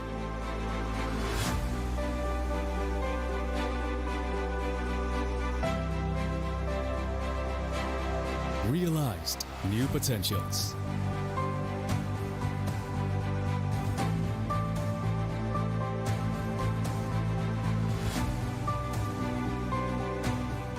Innovate for the better.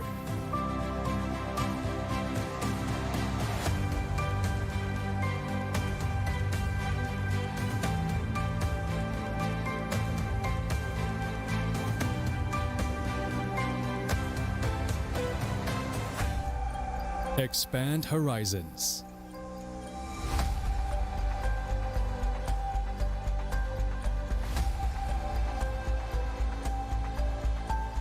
To change lives.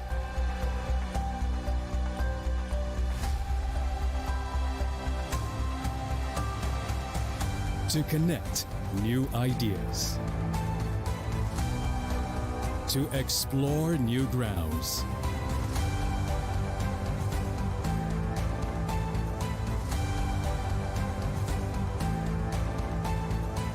With the future in sight.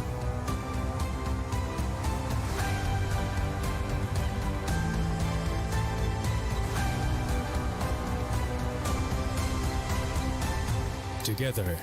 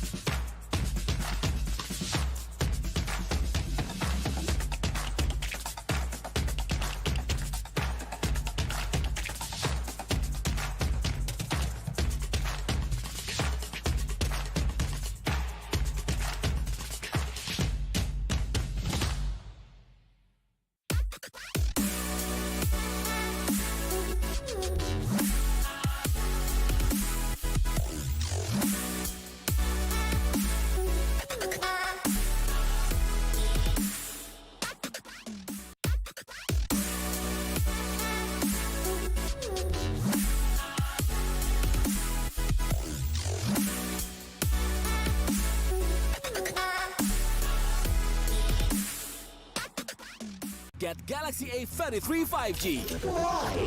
Because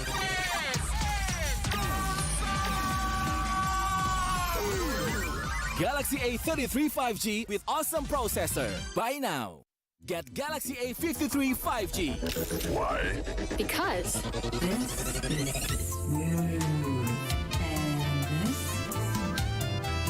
Galaxy A53 5G with awesome smooth display. Buy now.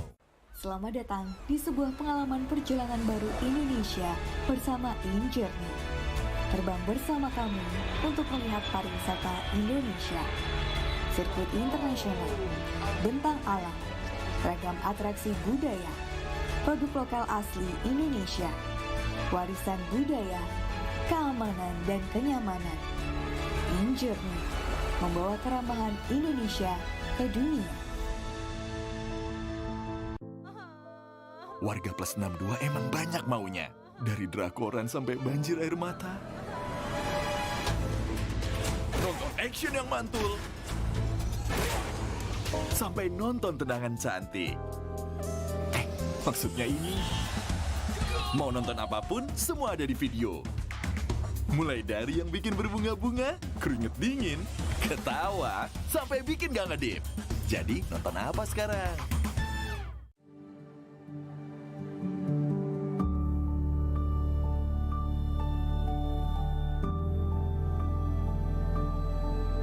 All it takes is one dream.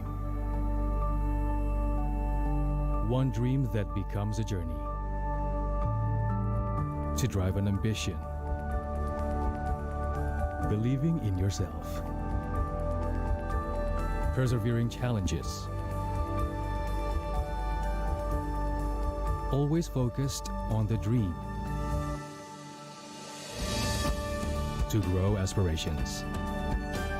Having the will to keep going. Building a future with a legacy. Knowing dreams can come true. Over 11 years of growth. The spirit of entrepreneurship. Created possibilities.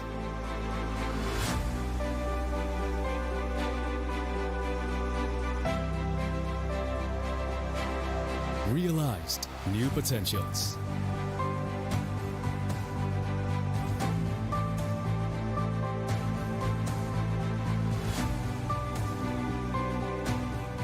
Innovate for the better.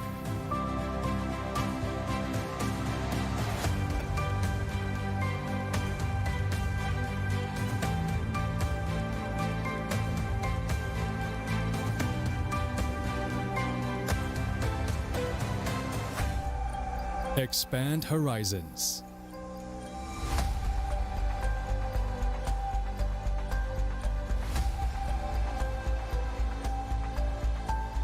To change lives.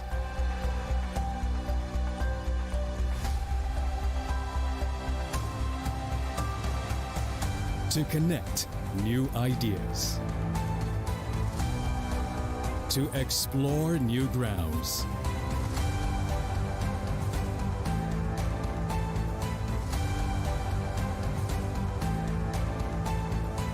With the future in sight.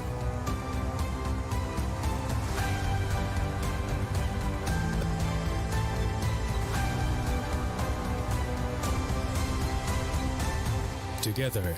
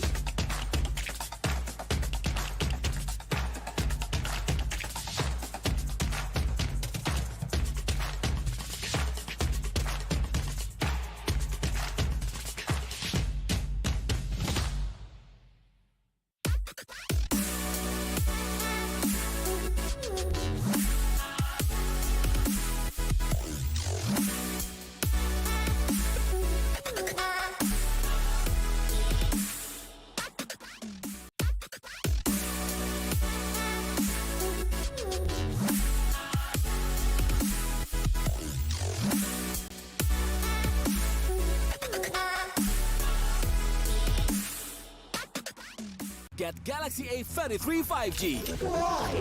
Because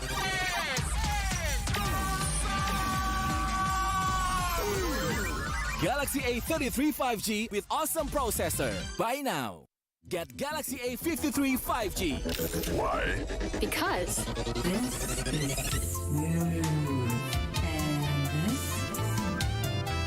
Galaxy A53 5G with awesome smooth display. Buy now. Selamat datang di sebuah pengalaman perjalanan baru Indonesia bersama InJourney. Terbang bersama kami untuk melihat pariwisata Indonesia. Sirkuit internasional, bentang alam, ragam atraksi budaya, produk lokal asli Indonesia, warisan budaya, keamanan dan kenyamanan. InJourney membawa keramahan Indonesia ke dunia. Warga plus 62 emang banyak maunya. Dari drakoran sampai banjir air mata. Nonton action yang mantul. Sampai nonton tendangan cantik. Maksudnya ini, mau nonton apapun, semua ada di video. Mulai dari yang bikin berbunga-bunga, keringet dingin, ketawa, sampai bikin gak ngedip. Jadi, nonton apa sekarang?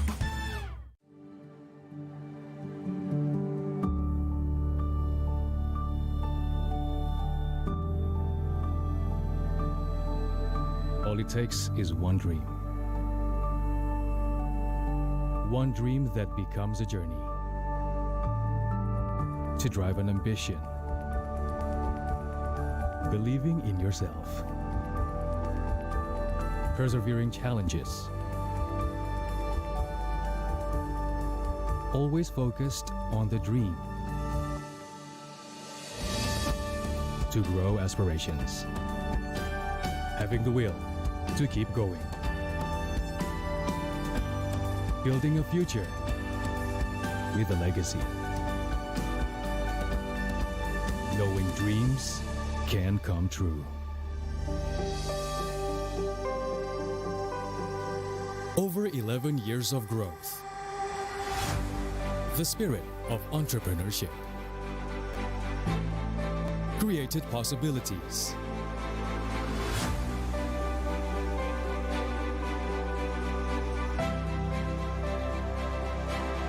Realized new potentials.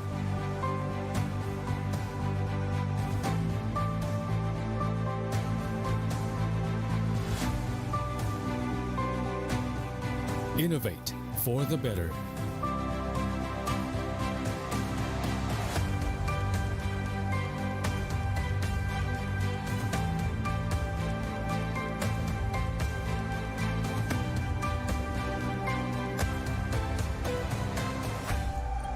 Expand horizons.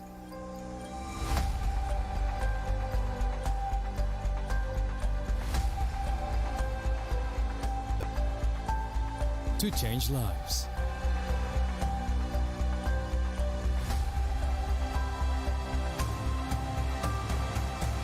To connect new ideas.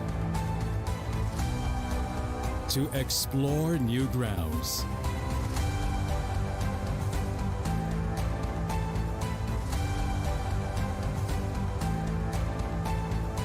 With the future in sight.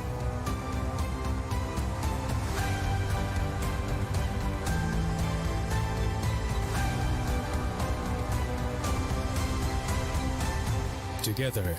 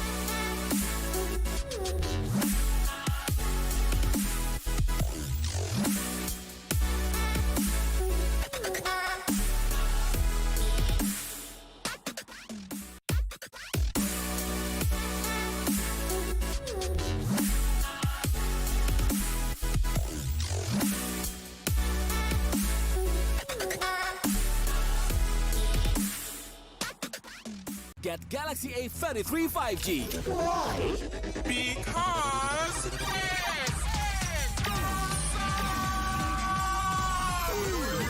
Galaxy A33 5G with awesome processor. Buy now. Get Galaxy A53 5G. Why? Because This is smooth. And this? Galaxy A53 5G with awesome smooth display. Buy now. Selamat datang di sebuah pengalaman perjalanan baru Indonesia bersama InJourney. Terbang bersama kami untuk melihat pariwisata Indonesia. Sirkuit internasional, bentang alam, ragam atraksi budaya, produk lokal asli Indonesia, warisan budaya, keamanan dan kenyamanan. InJourney membawa keramahan Indonesia ke dunia. Warga plus 62 emang banyak maunya. Dari drakoran sampai banjir air mata. Nonton action yang mantul. Sampai nonton tendangan cantik. Maksudnya ini, mau nonton apapun, semua ada di video. Mulai dari yang bikin berbunga-bunga, keringet dingin, ketawa, sampai bikin gak ngedip. Jadi nonton apa sekarang?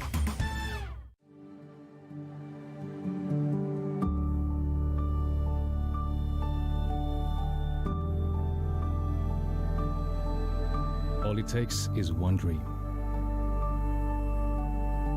One dream that becomes a journey. To drive an ambition. Believing in yourself. Persevering challenges. Always focused on the dream. To grow aspirations. Having the will to keep going. Building a future with a legacy. Knowing dreams can come true. Over 11 years of growth. The spirit of entrepreneurship. Created possibilities.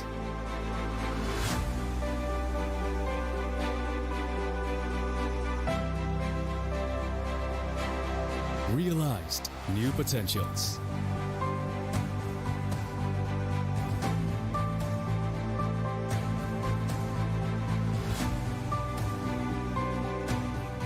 Innovate for the better.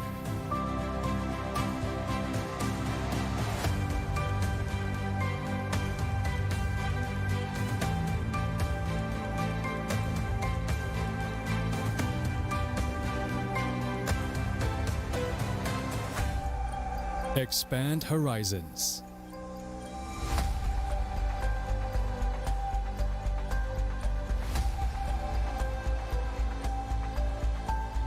To change lives.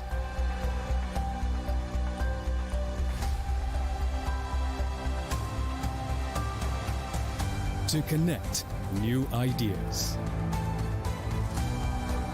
To explore new grounds.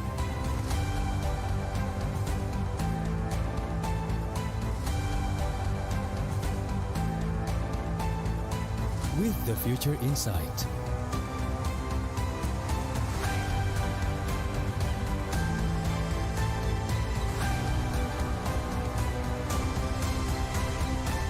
Together.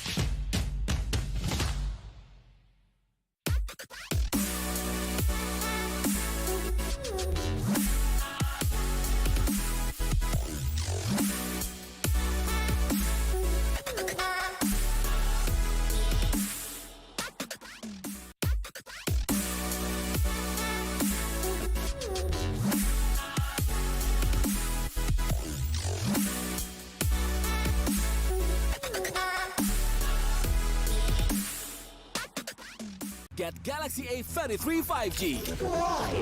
Because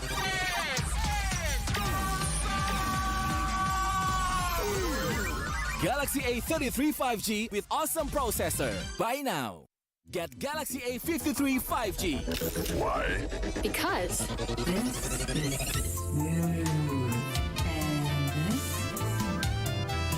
Galaxy A53 5G with awesome smooth display. Buy now. Selamat datang di sebuah pengalaman perjalanan baru Indonesia bersama InJourney.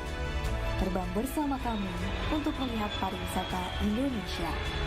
Sirkuit internasional, bentang alam, ragam atraksi budaya, produk lokal asli Indonesia, warisan budaya, keamanan dan kenyamanan.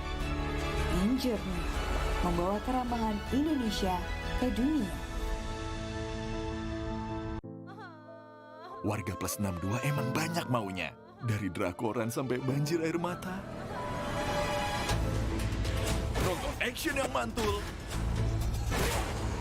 Sampai nonton tendangan cantik. Maksudnya ini. Mau nonton apapun, semua ada di video. Mulai dari yang bikin berbunga-bunga, keringet dingin, ketawa, sampai bikin gak ngedip. Jadi nonton apa sekarang?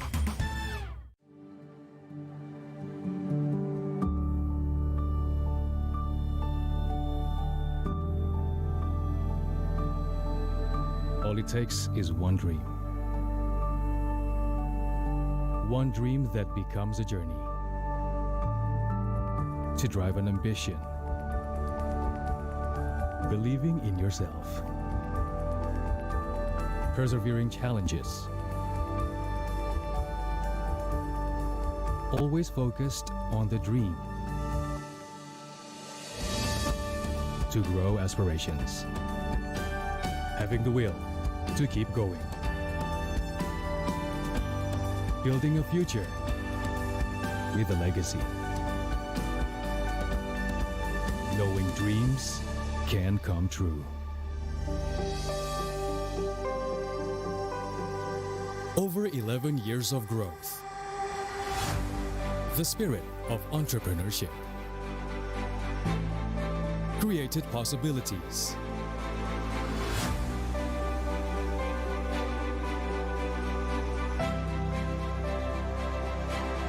Realized new potentials.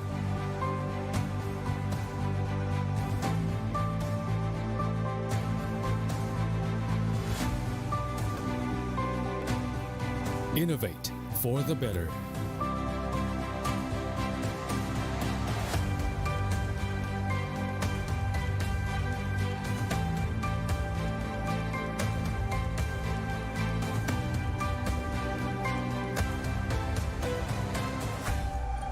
Expand horizons.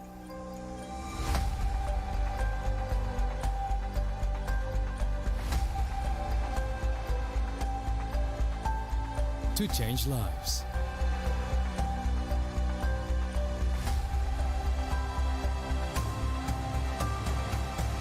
To connect new ideas. To explore new grounds.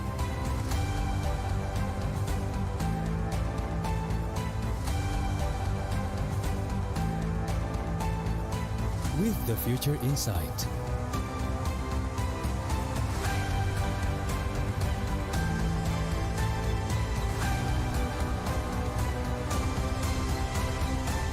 Together.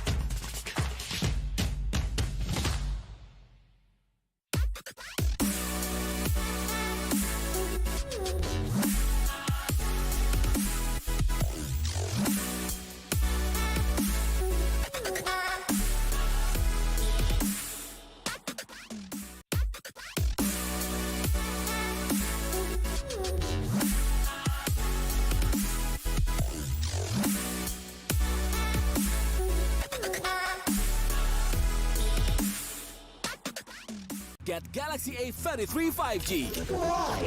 Because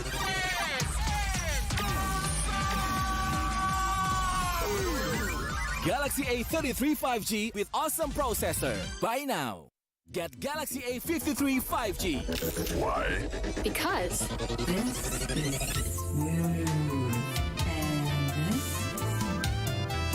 Galaxy A53 5G with awesome smooth display. Buy now.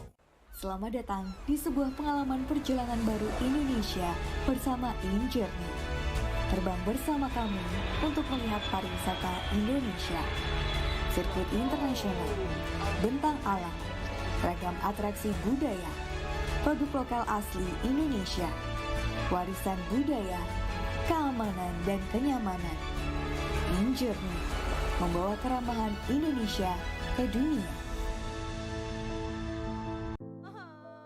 Warga plus 62 emang banyak maunya. Dari drakoran sampai banjir air mata. Nonton action yang mantul. Sampai nonton tendangan cantik. Maksudnya ini. Mau nonton apapun, semua ada di video. Mulai dari yang bikin berbunga-bunga, keringet dingin, ketawa, sampai bikin gak ngedip. Jadi nonton apa sekarang?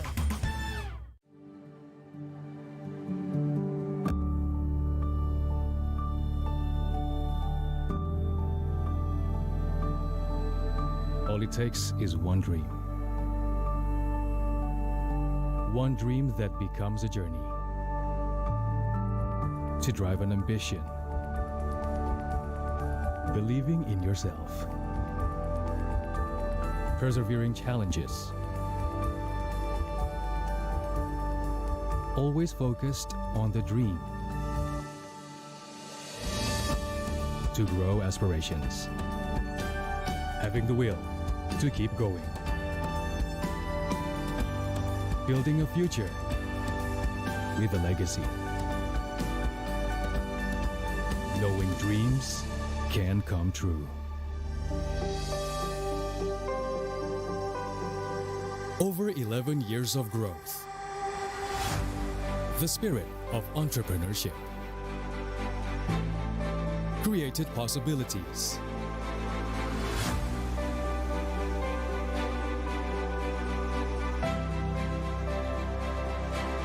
Realized new potentials.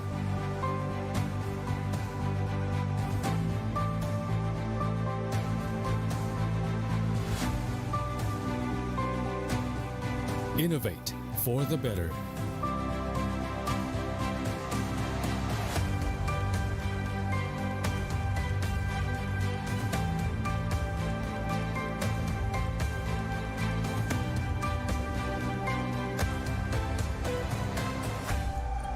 Expand horizons.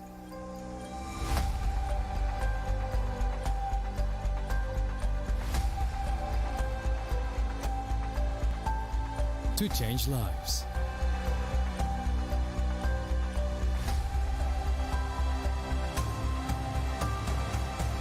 To connect new ideas. To explore new grounds.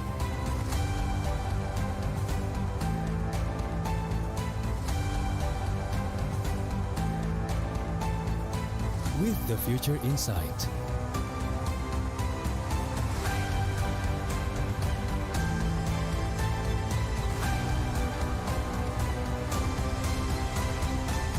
Together.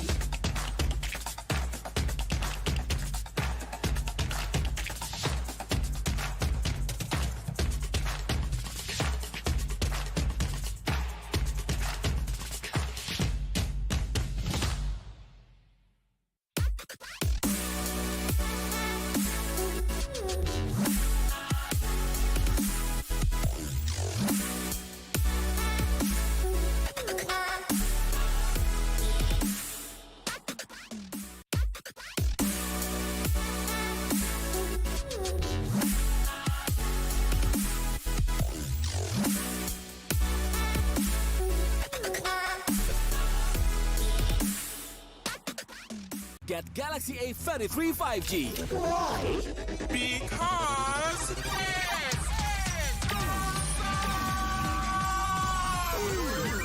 Galaxy A33 5G with awesome processor. Buy now.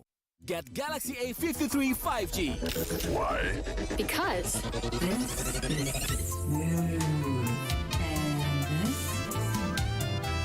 Galaxy A53 5G with awesome smooth display. Buy now. Selamat datang di sebuah pengalaman perjalanan baru Indonesia bersama InJourney. Terbang bersama kami untuk melihat pariwisata Indonesia. Sirkuit internasional, bentang alam, ragam atraksi budaya, produk lokal asli Indonesia, warisan budaya, keamanan dan kenyamanan. InJourney membawa keramahan Indonesia ke dunia. Warga plus 62 emang banyak maunya. Dari drakoran sampai banjir air mata. Nonton action yang mantul. Sampai nonton tendangan cantik. Maksudnya ini. Mau nonton apapun, semua ada di video. Mulai dari yang bikin berbunga-bunga, keringet dingin, ketawa, sampai bikin gak ngedip. Jadi nonton apa sekarang?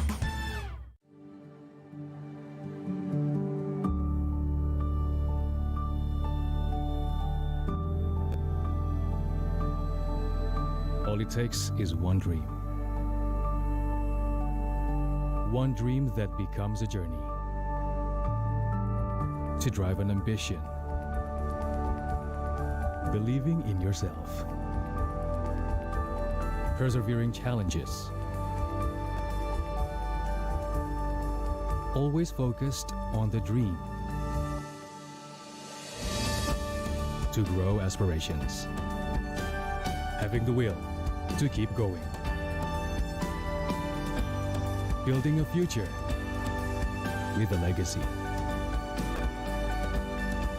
Knowing dreams can come true. Over 11 years of growth. The spirit of entrepreneurship.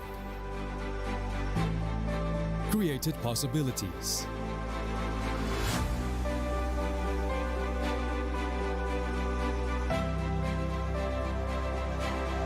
Realized new potentials.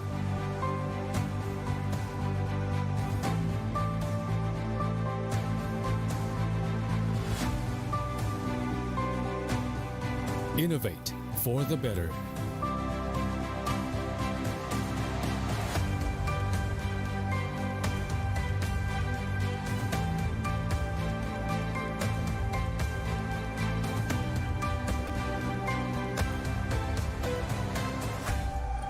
Expand horizons.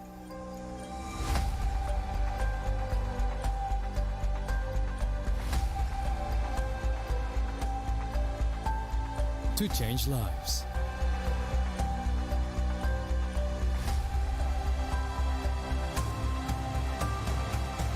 To connect new ideas. To explore new grounds.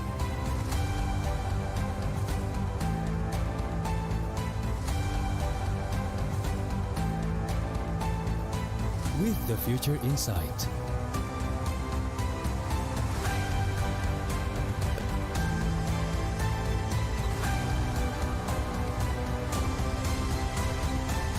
Together.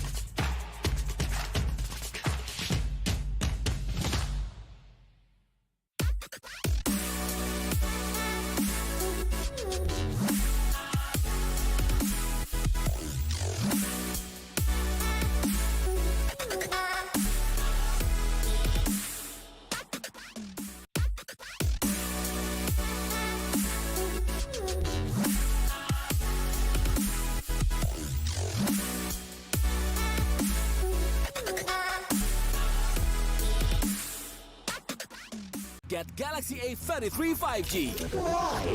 Because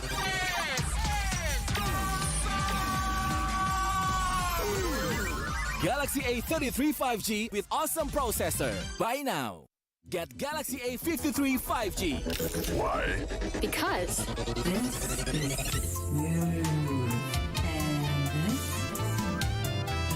Galaxy A53 5G with awesome smooth display. Buy now. Selamat datang di sebuah pengalaman perjalanan baru Indonesia bersama InJourney. Terbang bersama kami untuk melihat pariwisata Indonesia. Sirkuit internasional, bentang alam, ragam atraksi budaya, produk lokal asli Indonesia, warisan budaya, keamanan dan kenyamanan. InJourney membawa keramahan Indonesia ke dunia.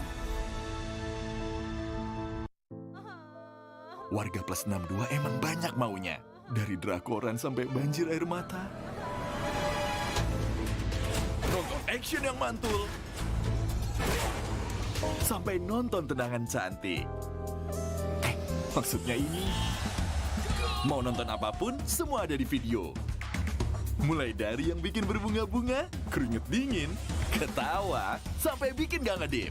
Jadi nonton apa sekarang?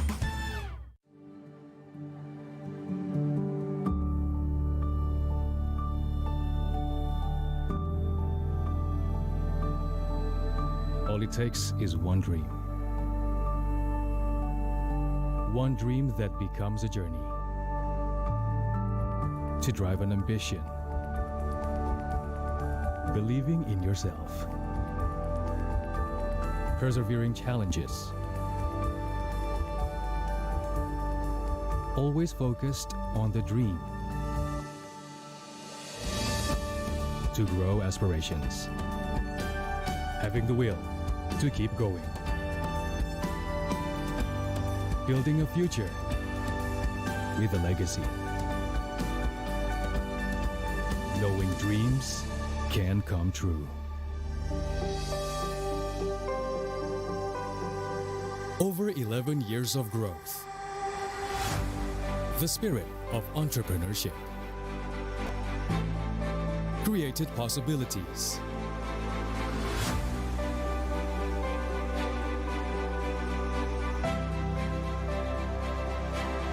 Realized new potentials.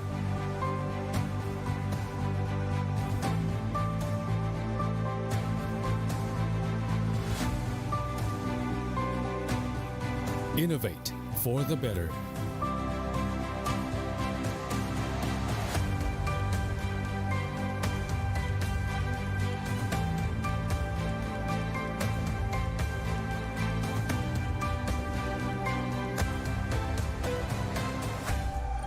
Expand horizons.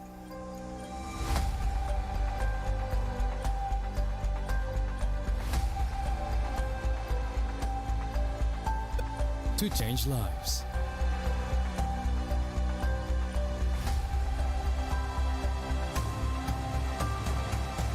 To connect new ideas. To explore new grounds.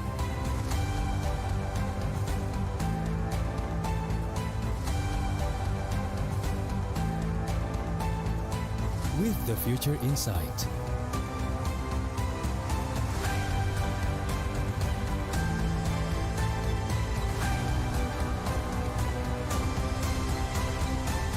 Together.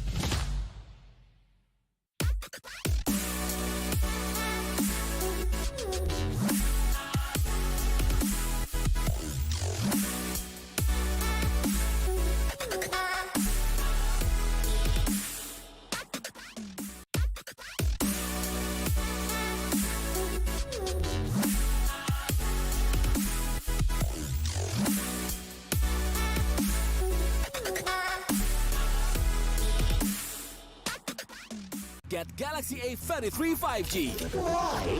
Because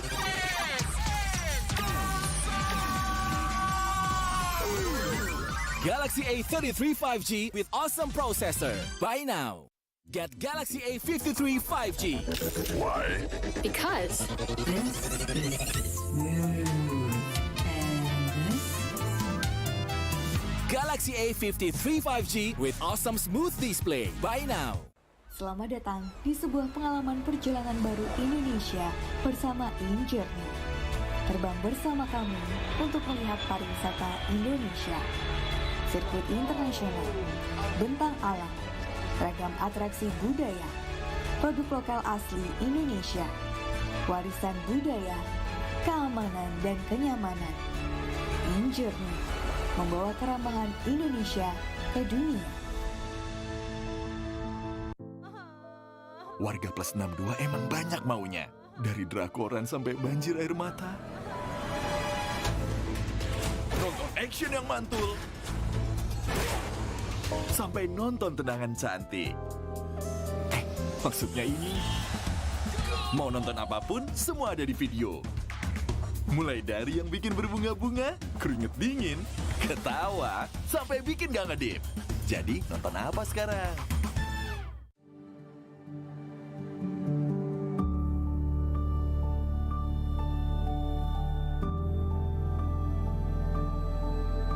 All it takes is one dream. One dream that becomes a journey. To drive an ambition. Believing in yourself. Persevering challenges. Always focused on the dream. To grow aspirations.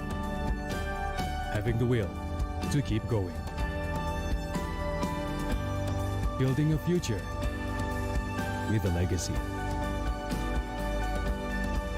Knowing dreams can come true. Over 11 years of growth. The spirit of entrepreneurship. Created possibilities.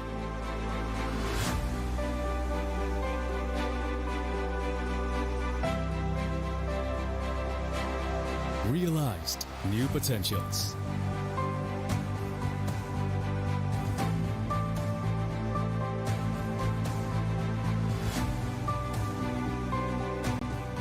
Innovate for the better.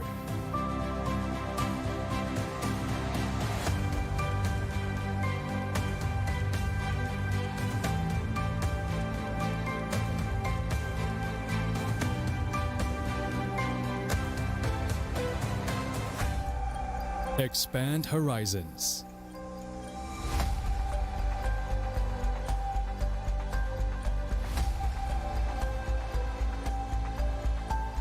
To change lives.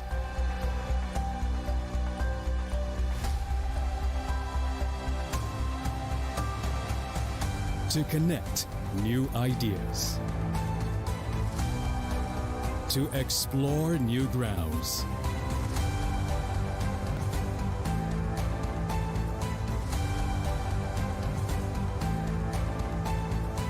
With the future in sight.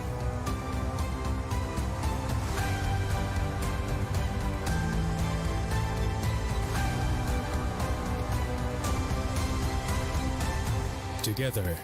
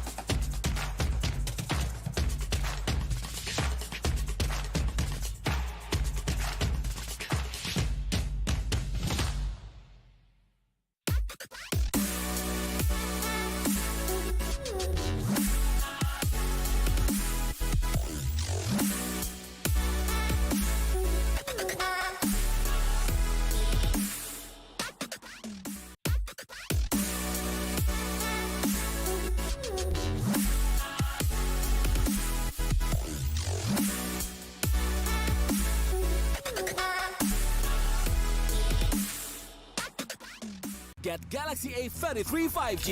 Why? Because...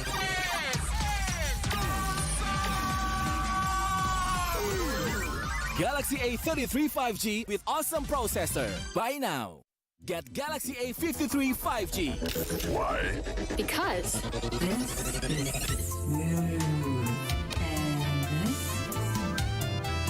Galaxy A53 5G with awesome smooth display. Buy now.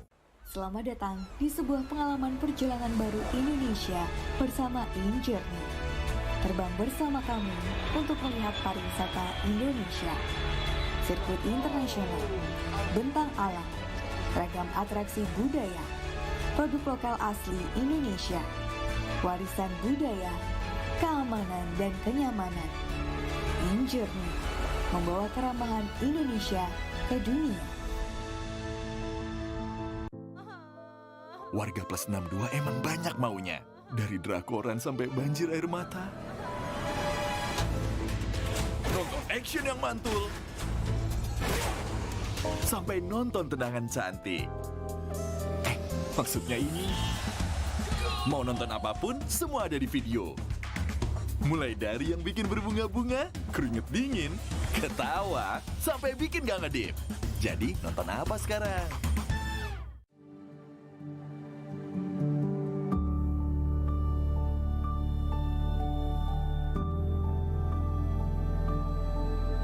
All it takes is one dream. One dream that becomes a journey. To drive an ambition. Believing in yourself. Persevering challenges. Always focused on the dream. To grow aspirations. Having the will to keep going. Building a future with a legacy. Knowing dreams can come true. Over 11 years of growth. The spirit of entrepreneurship. Created possibilities.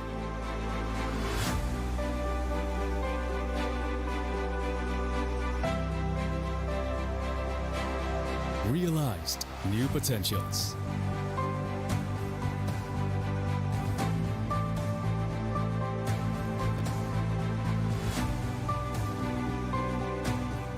Innovate for the better.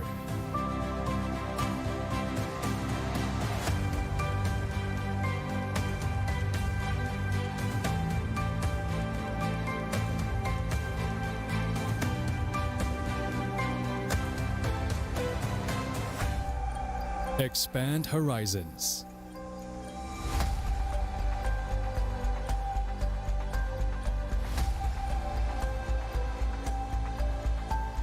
To change lives.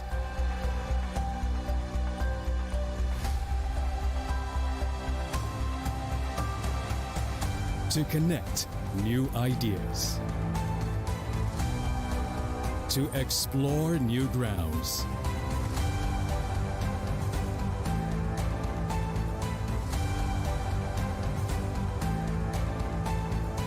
With the future in sight.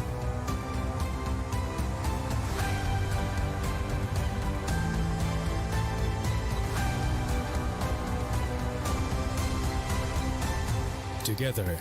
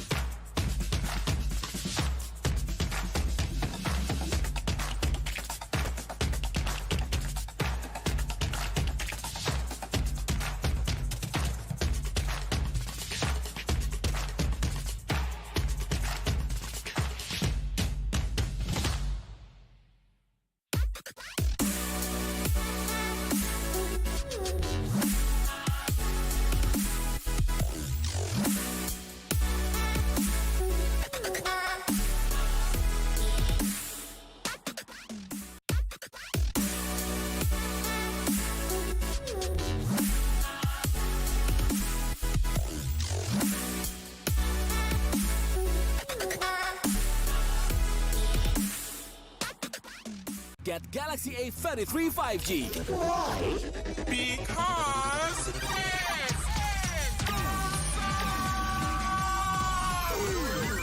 Galaxy A33 5G with awesome processor. Buy now. Get Galaxy A53 5G. why? Because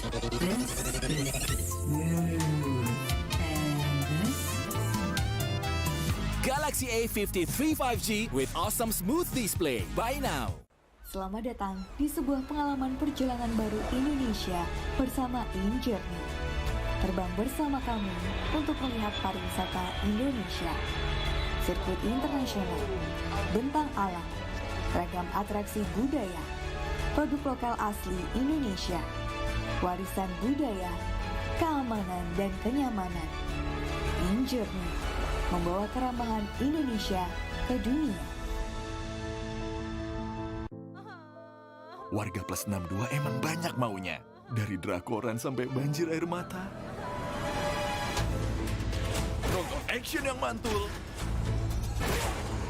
Sampai nonton tendangan cantik. Maksudnya ini. Mau nonton apapun, semua ada di video. Mulai dari yang bikin berbunga-bunga, keringet dingin, ketawa, sampai bikin gak ngedip. Jadi nonton apa sekarang?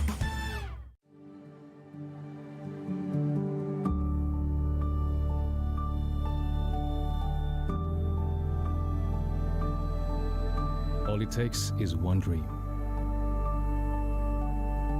One dream that becomes a journey. To drive an ambition. Believing in yourself. Persevering challenges. Always focused on the dream.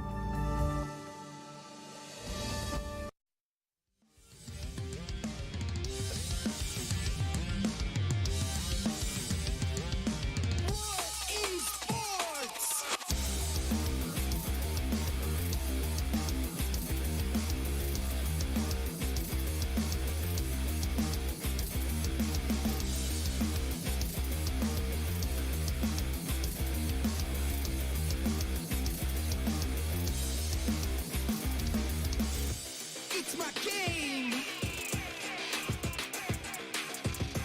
It's my world. It's my community. We believe in unity.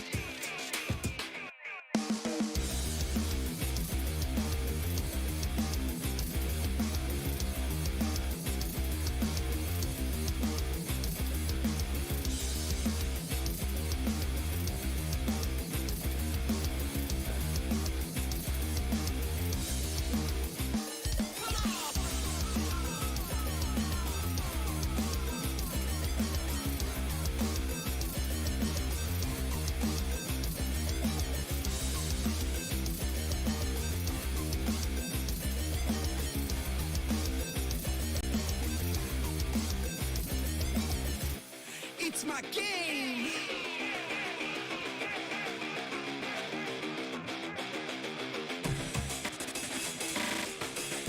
It's my world.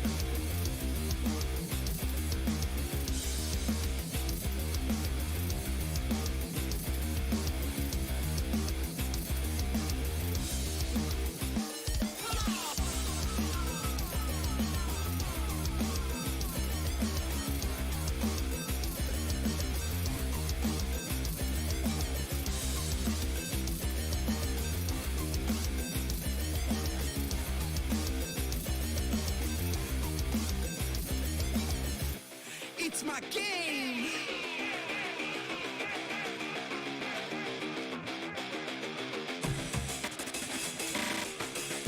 It's my world.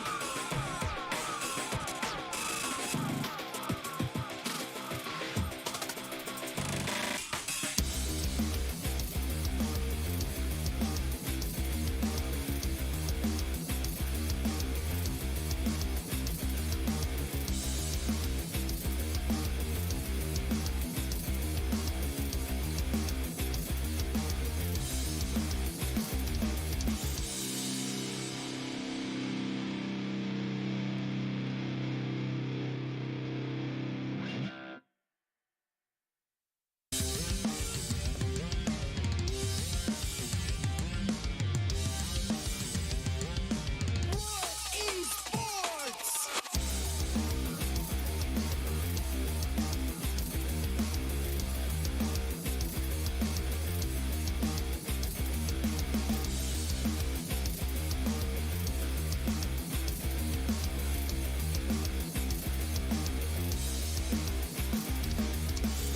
It's my game.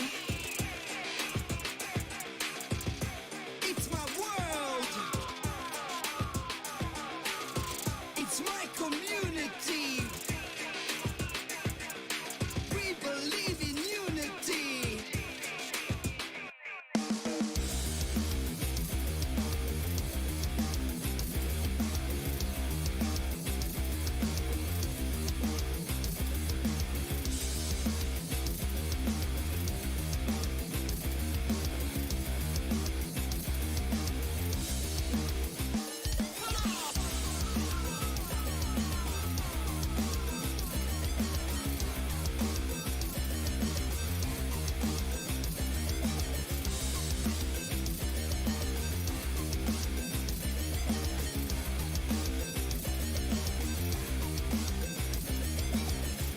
It's my game.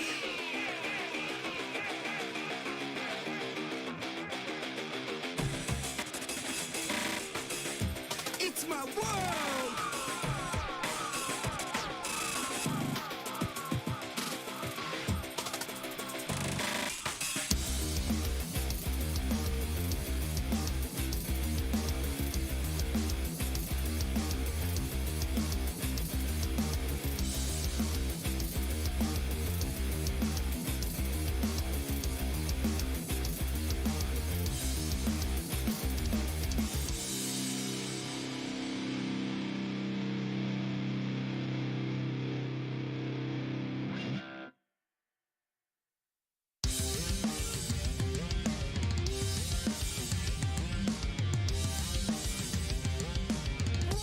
Esports.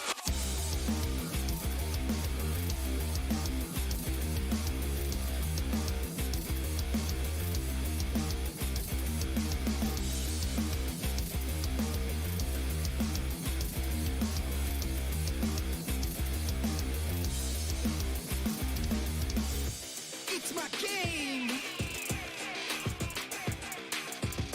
It's my world. It's my community. We believe in unity.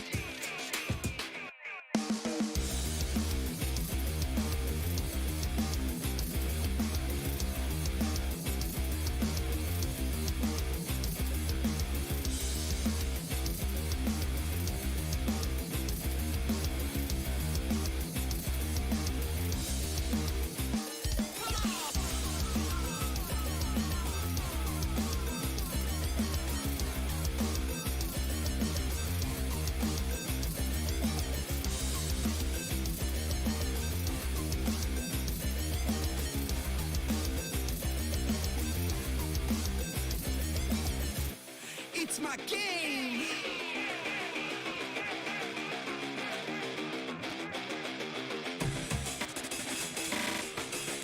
It's my world.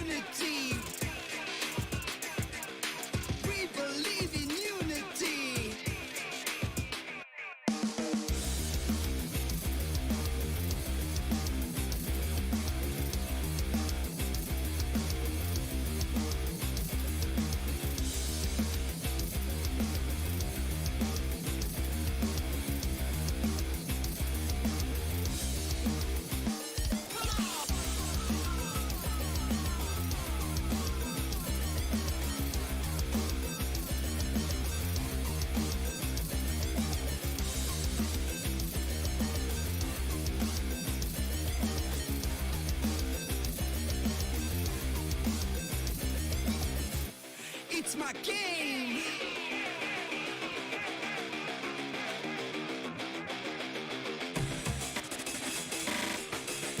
It's my world.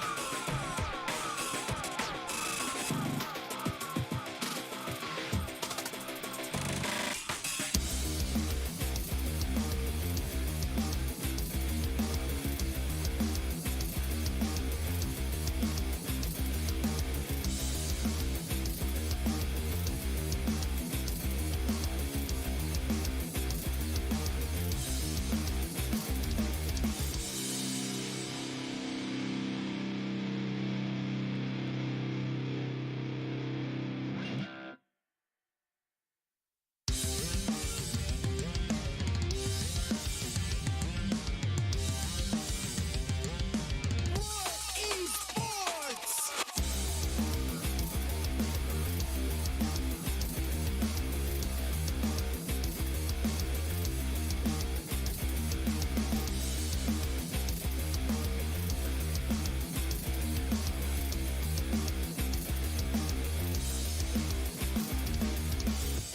It's my game.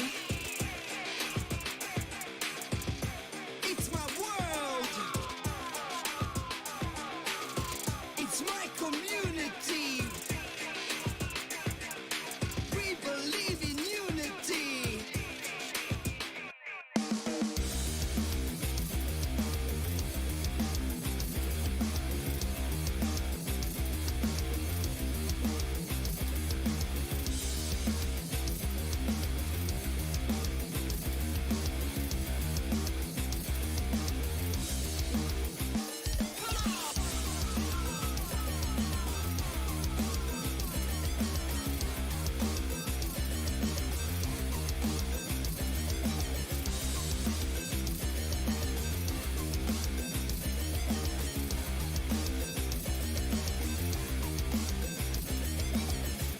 It's my game.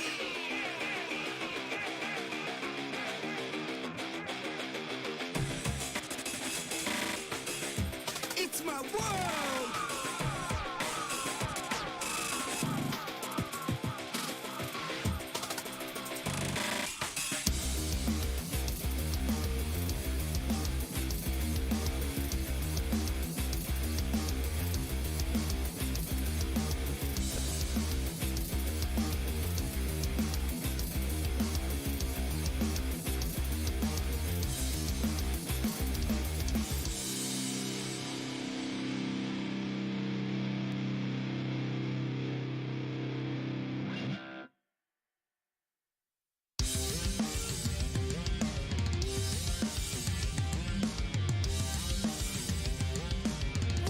Esports.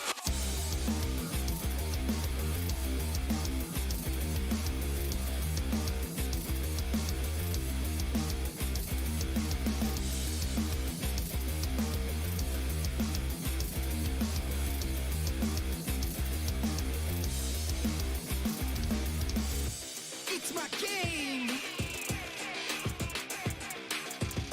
It's my world. It's my community. We believe in unity.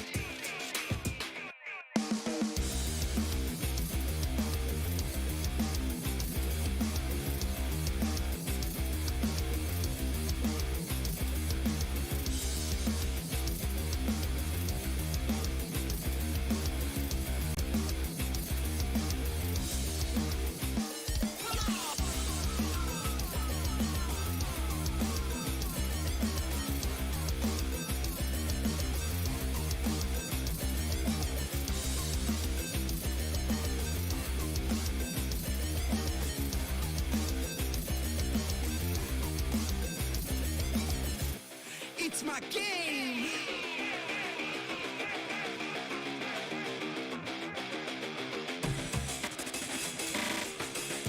It's my world.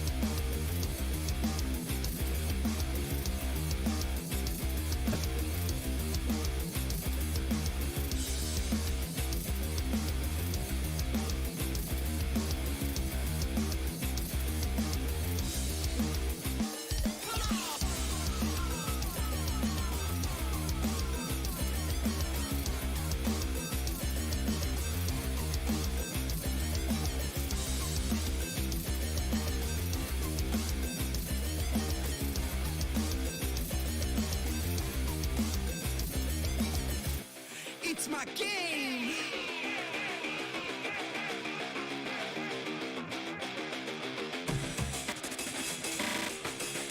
It's my world.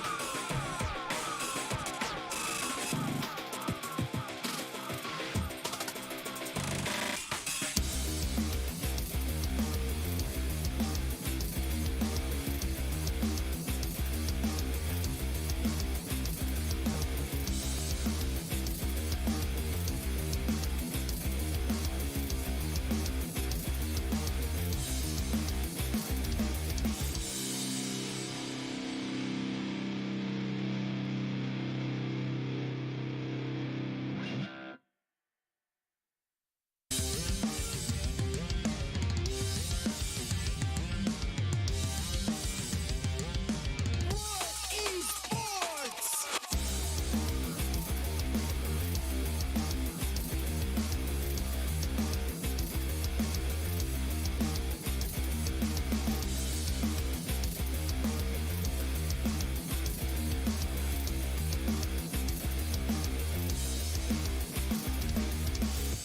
It's my game. It's my world. It's my community. We believe in unity.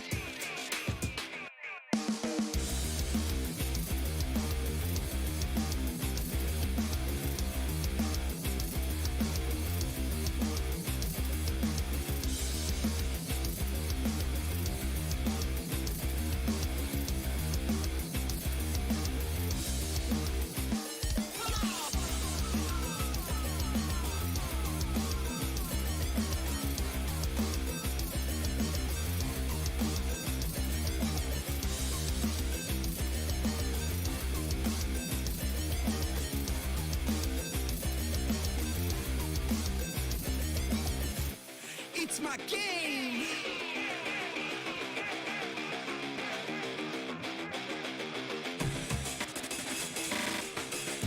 It's my world.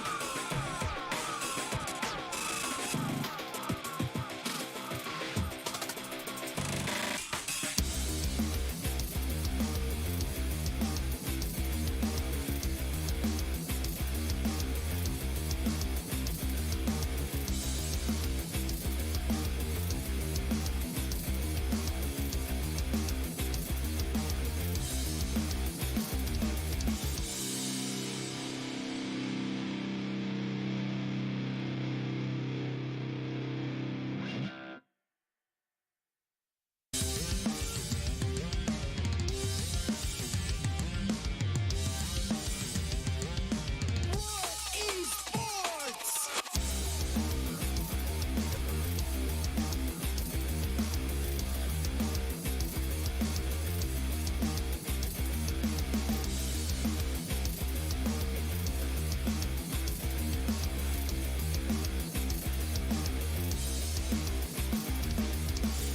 It's my game.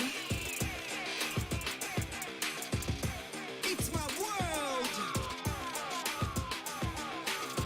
It's my community. We believe in unity.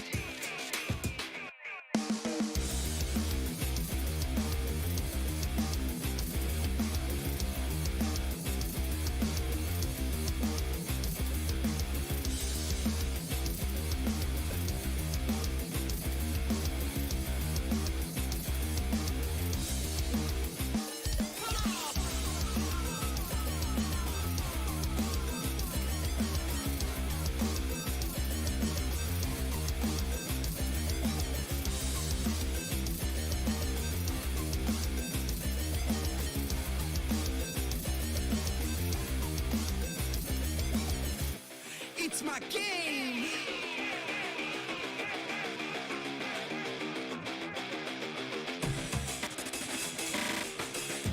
It's my world.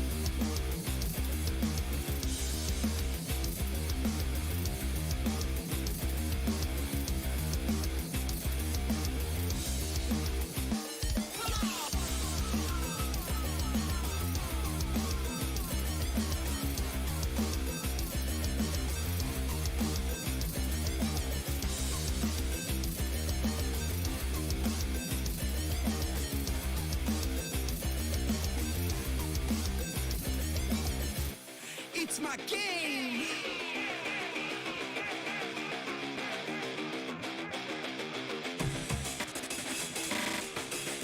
It's my world.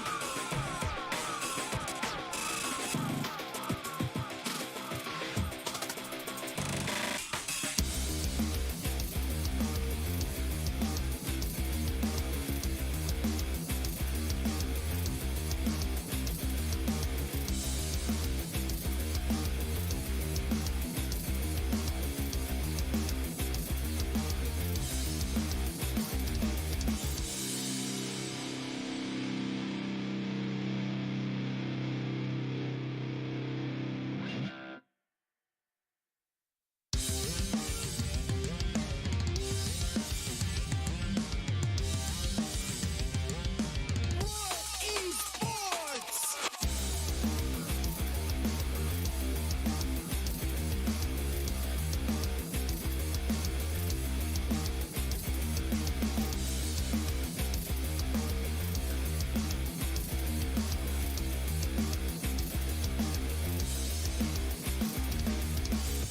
It's my game.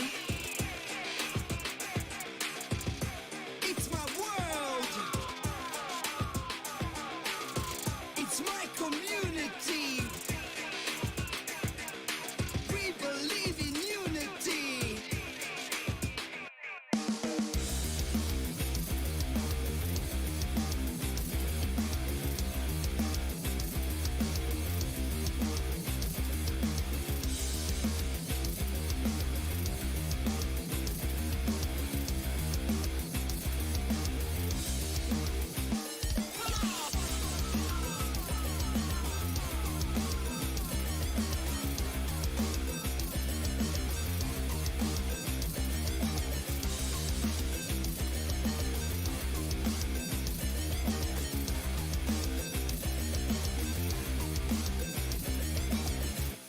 It's my game.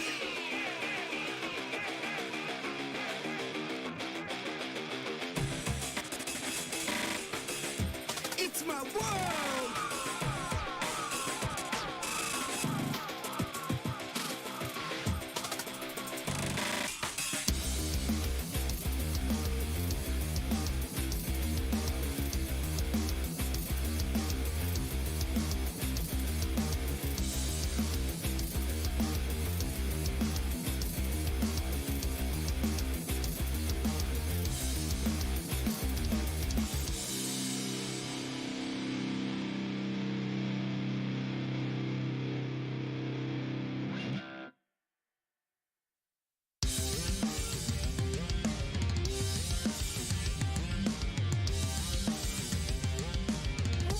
Esports.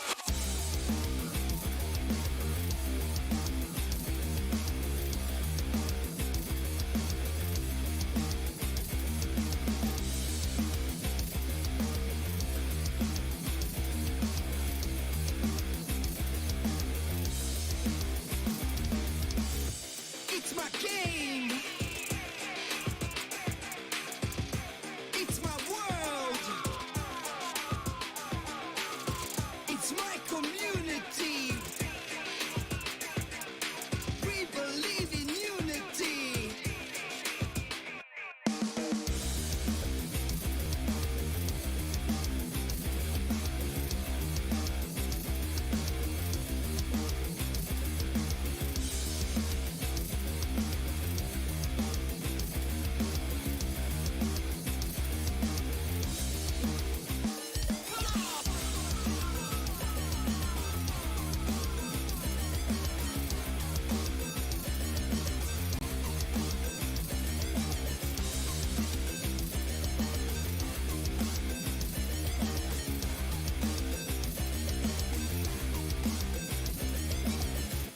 It's my game.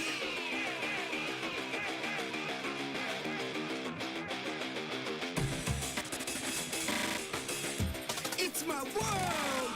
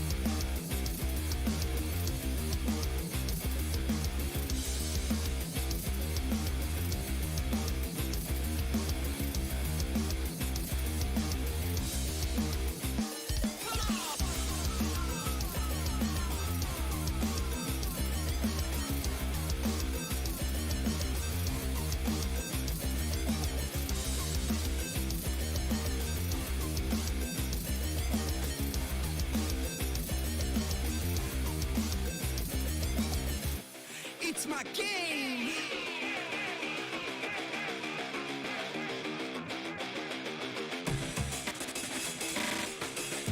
It's my world.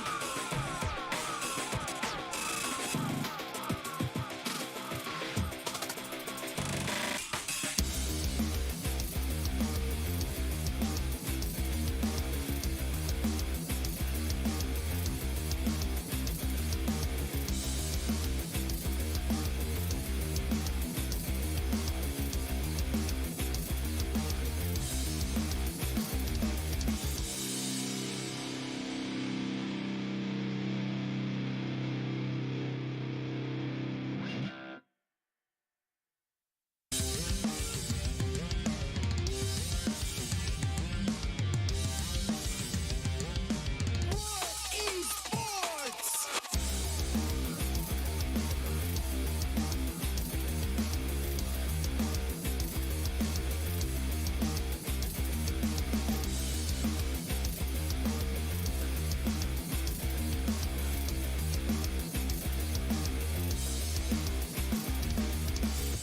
It's my game.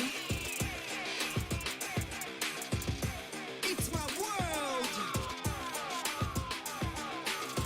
It's my community. We believe in unity.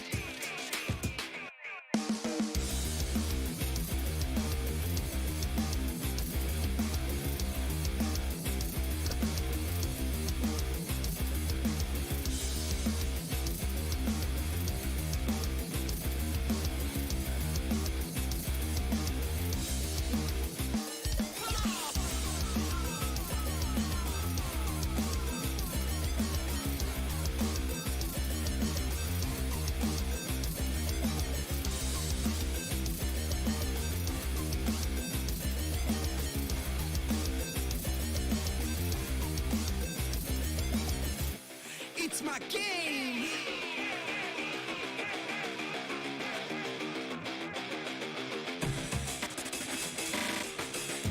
It's my world.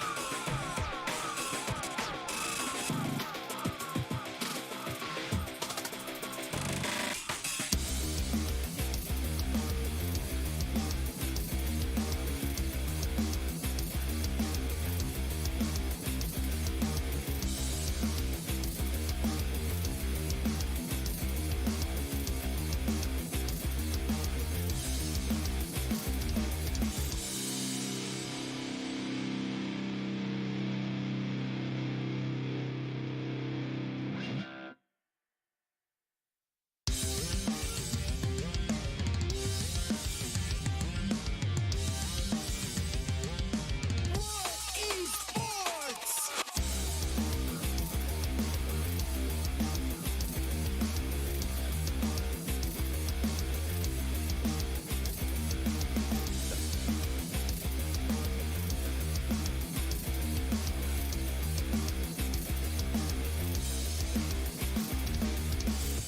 It's my game. It's my world. It's my community. We believe in unity.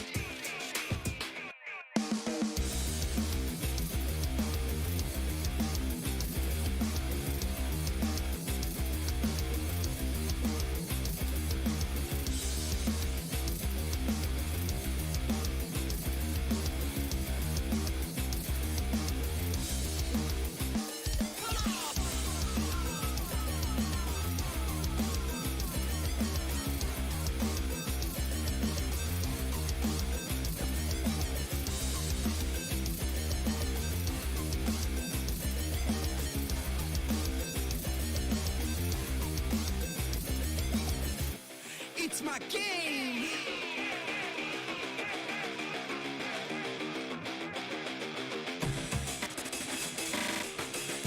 It's my world.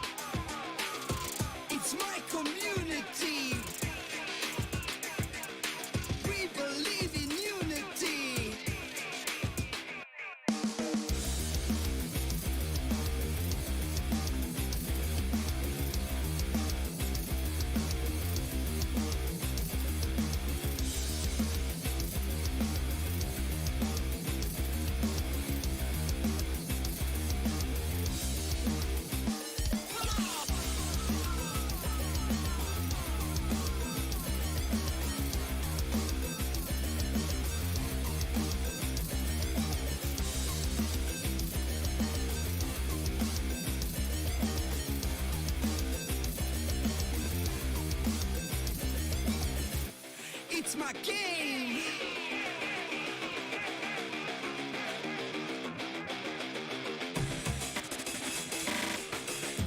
It's my world.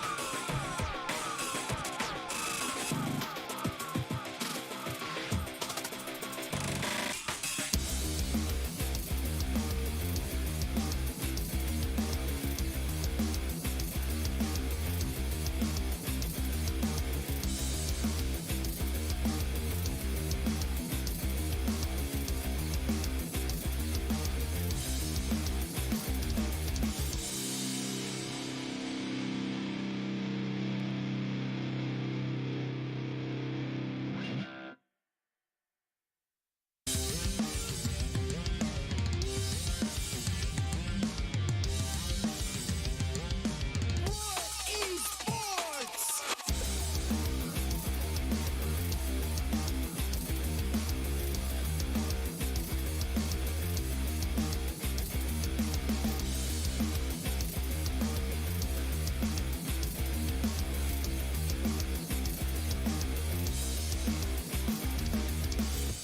It's my game. It's my world. It's my community. We believe in unity.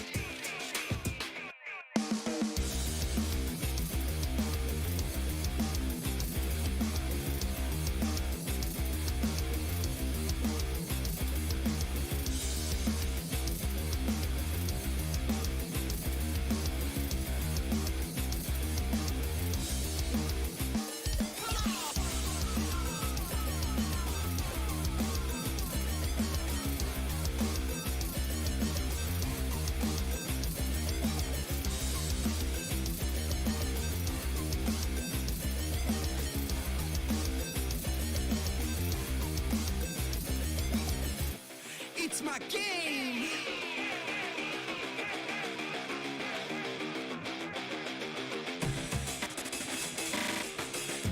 It's my world.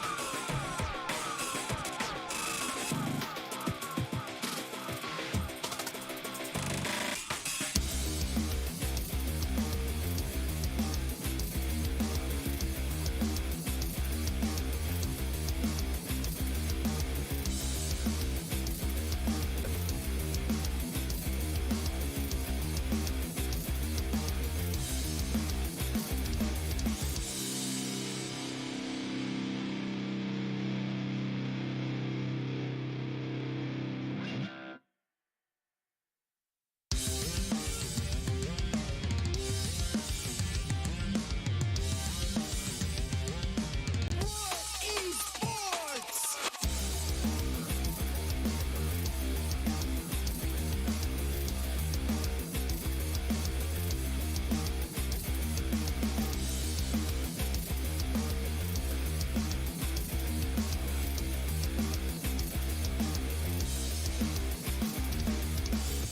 It's my game.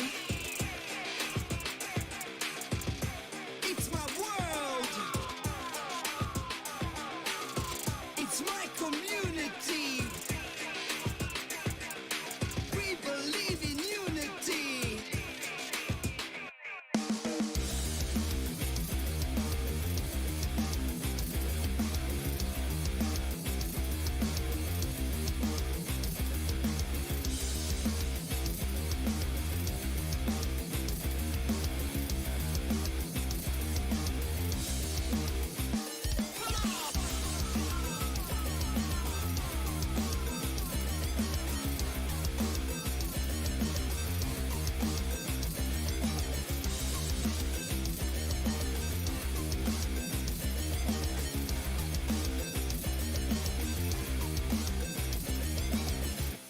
It's my game.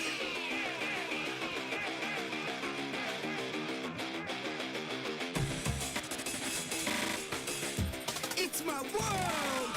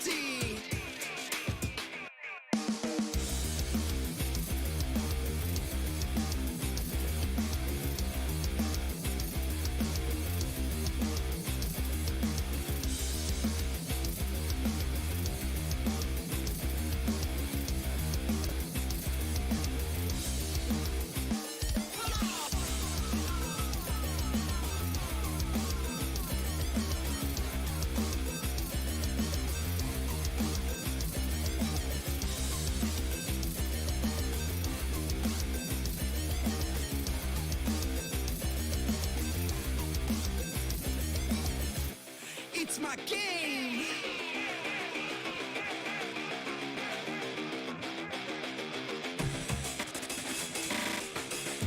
It's my world.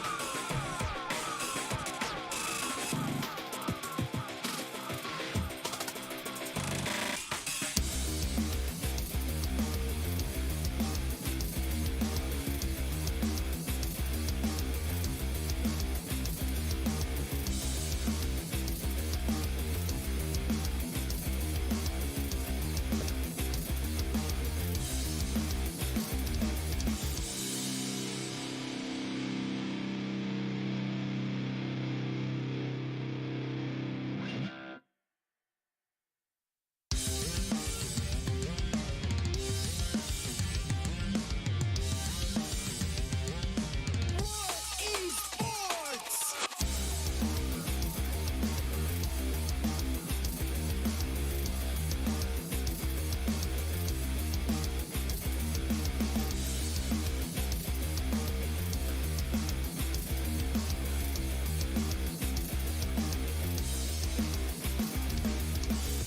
It's my game.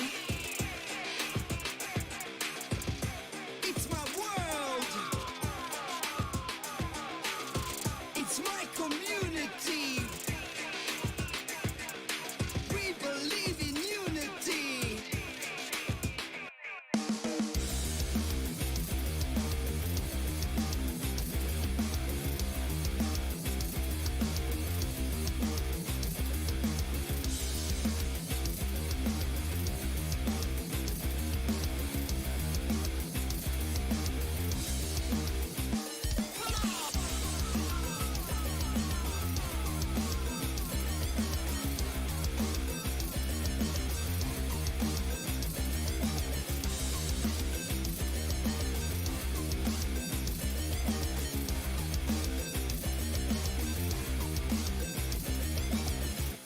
It's my game.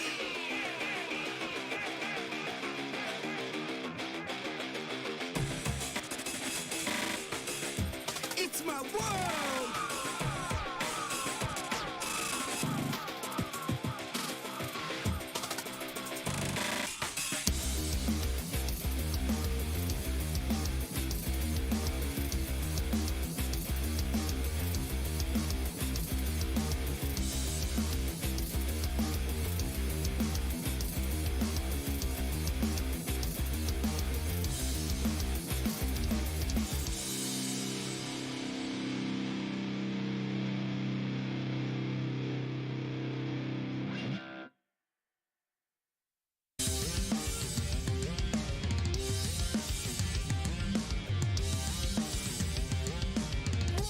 Esports.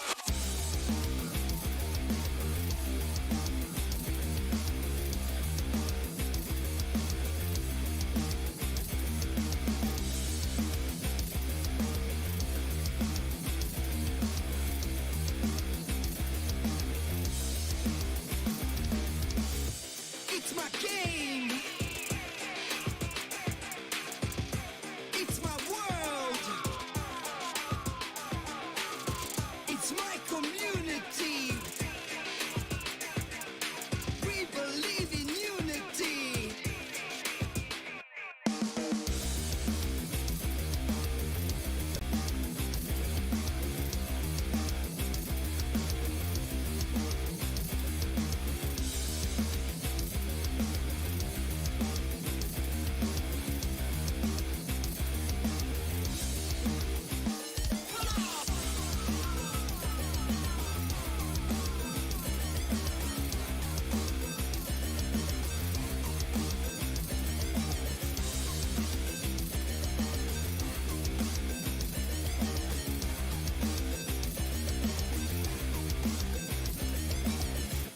It's my game.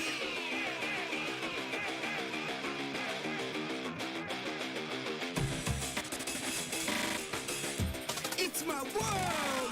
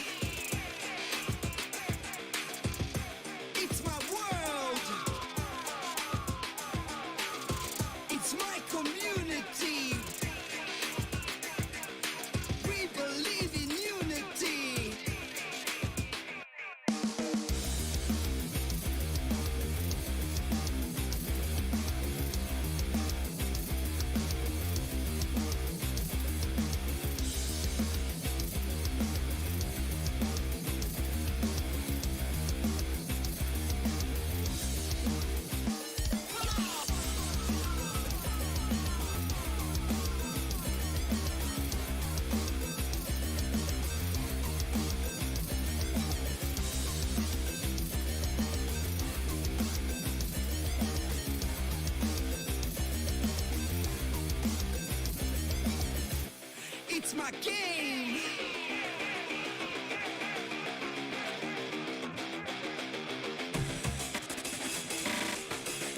It's my world.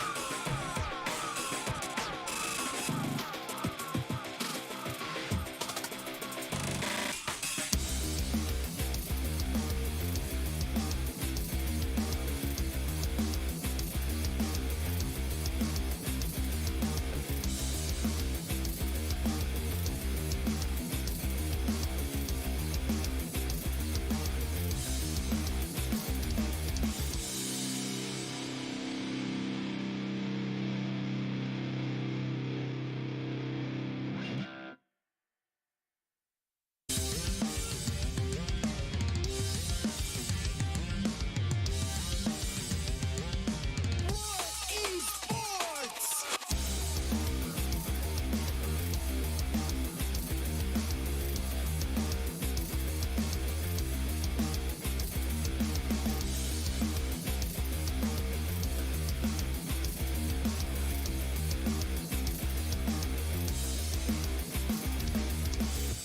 It's my game. It's my world. It's my community. We believe in unity.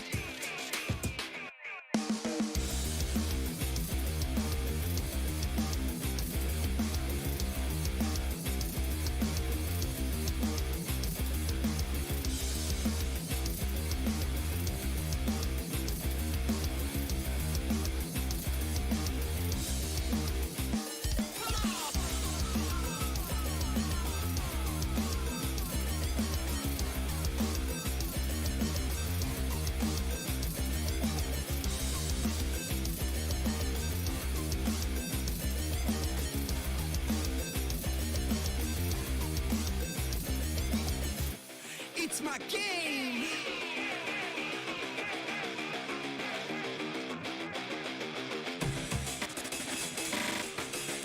It's my world.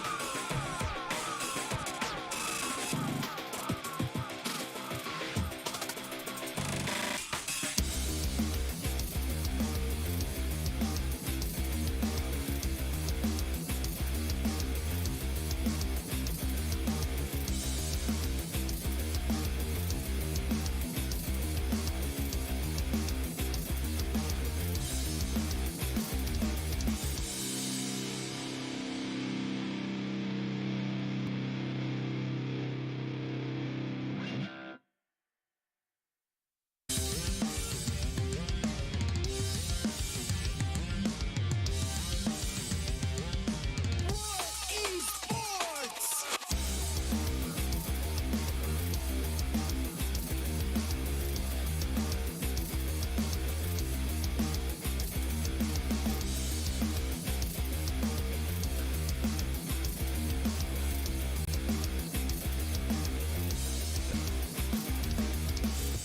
It's my game.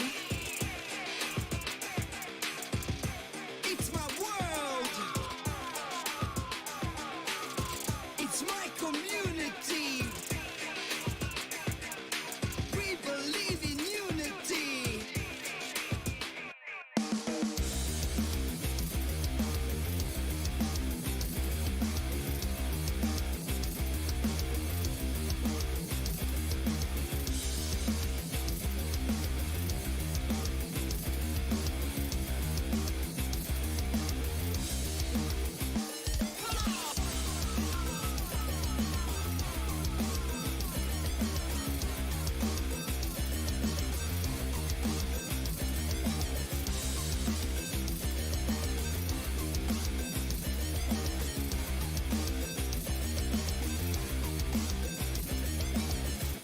It's my game.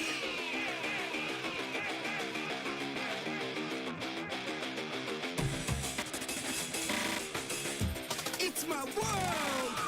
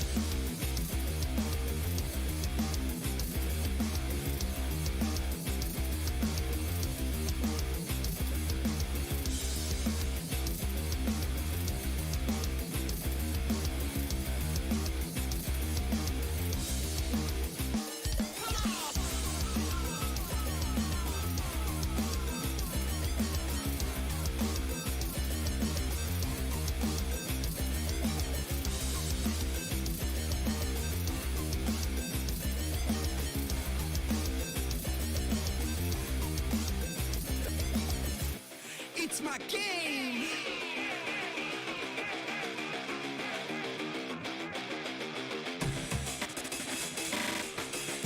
It's my world.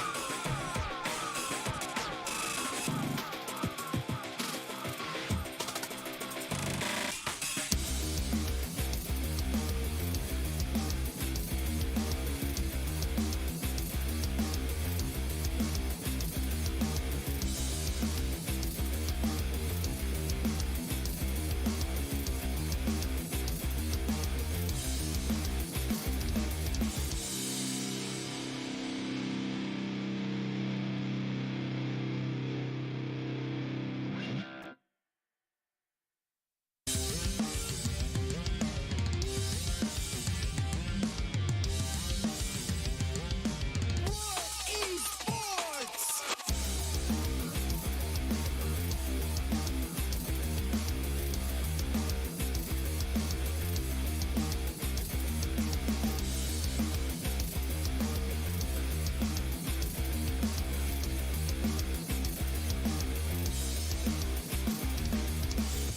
It's my game. It's my world. It's my community. We believe in unity.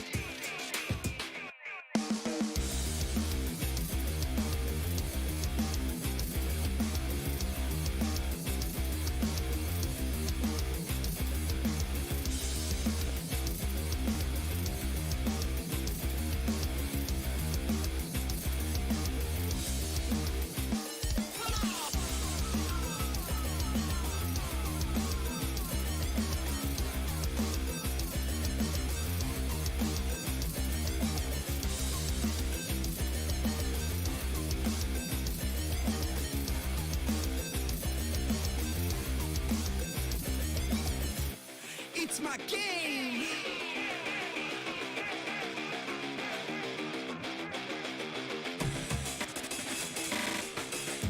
It's my world.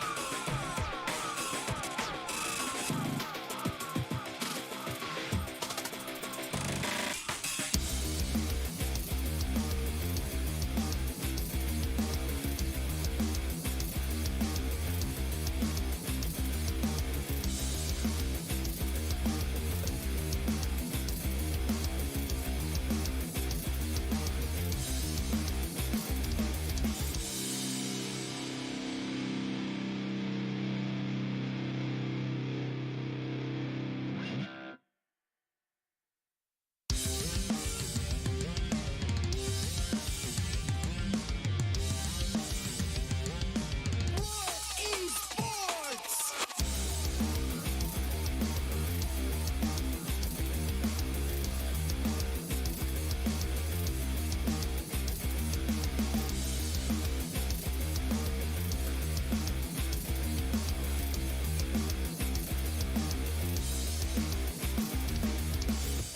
It's my game. It's my world. It's my community. We believe in unity.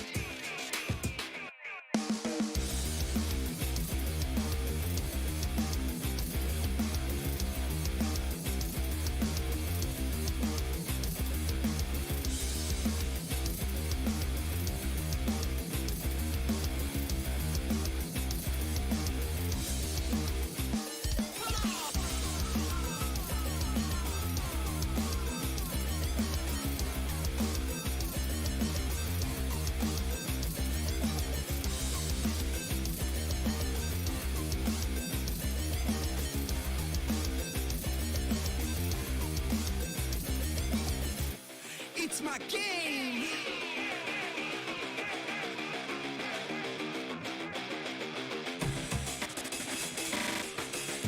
It's my world.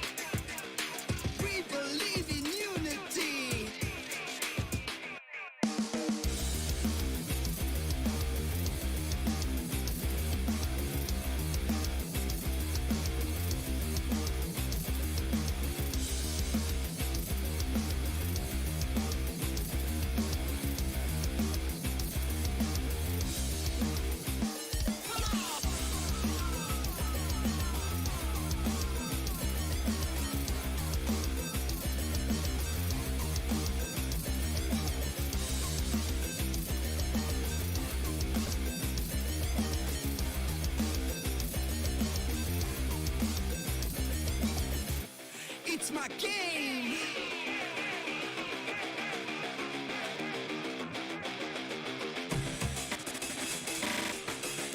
It's my world.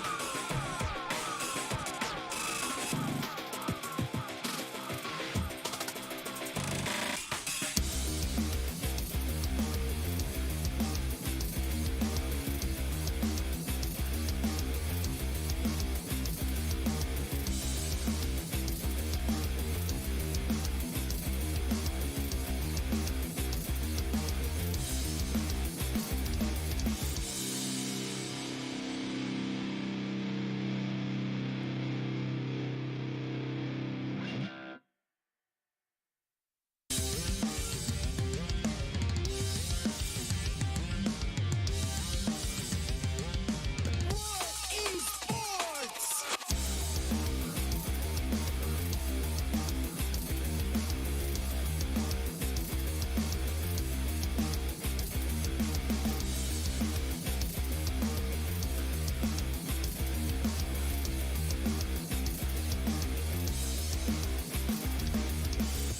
It's my game.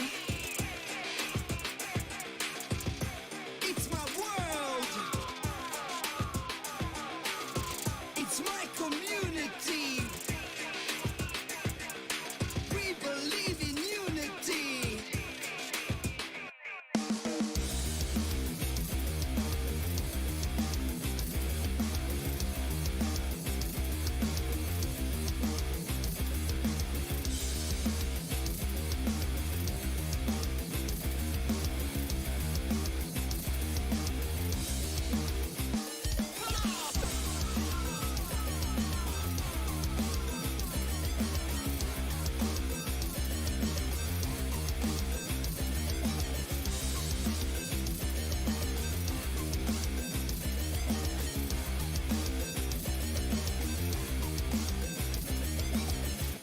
It's my game.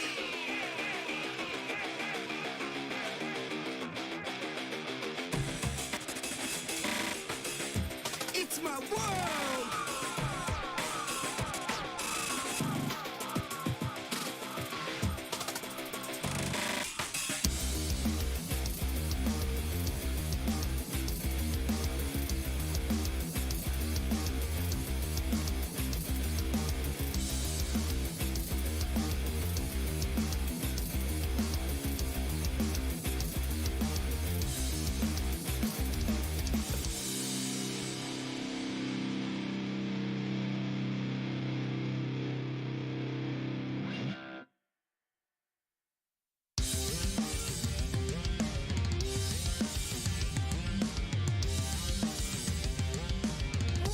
Esports.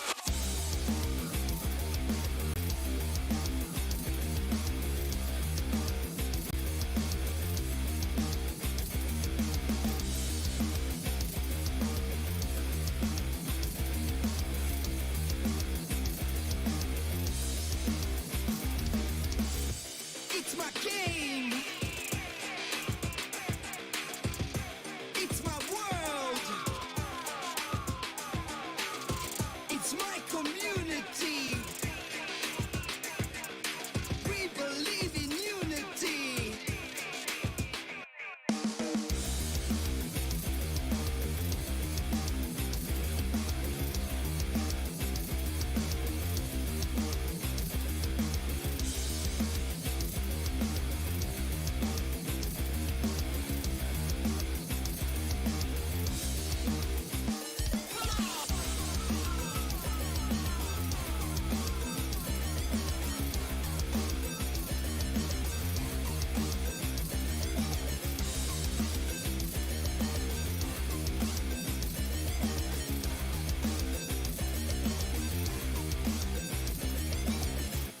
It's my game.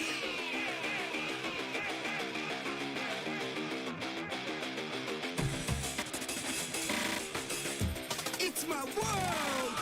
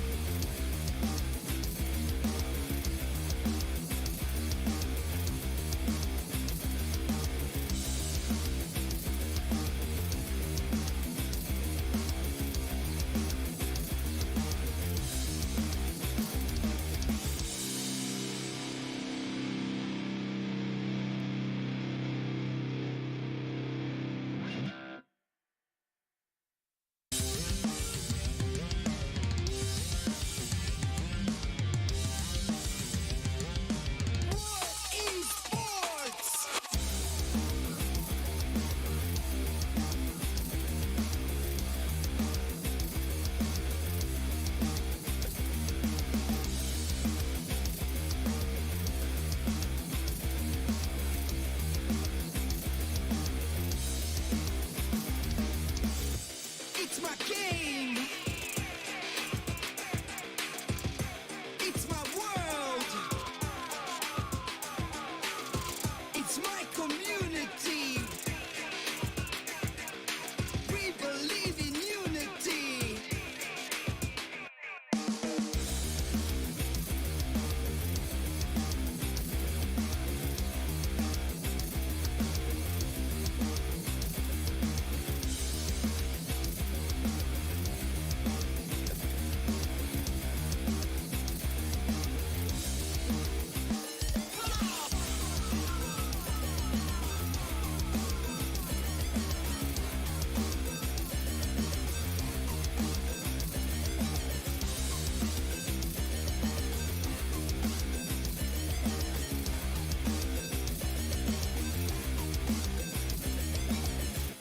It's my game.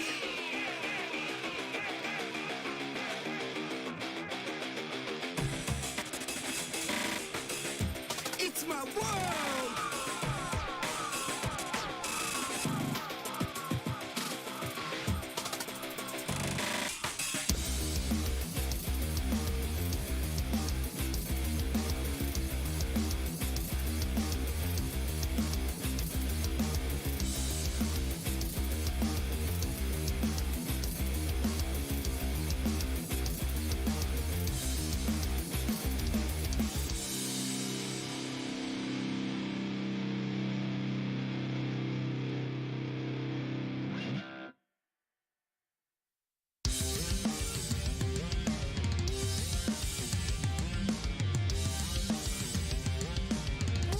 Esports.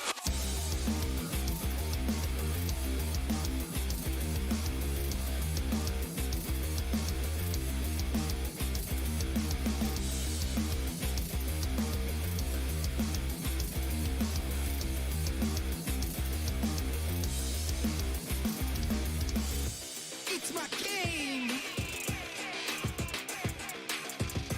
It's my world. It's my community. We believe in unity.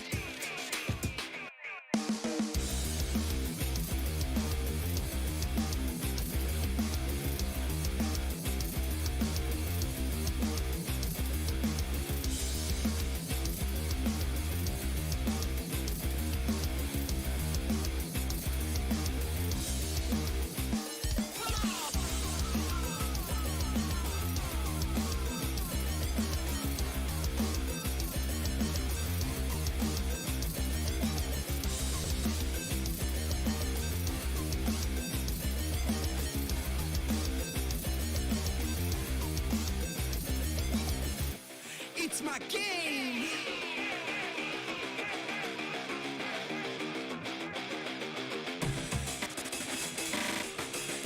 It's my world.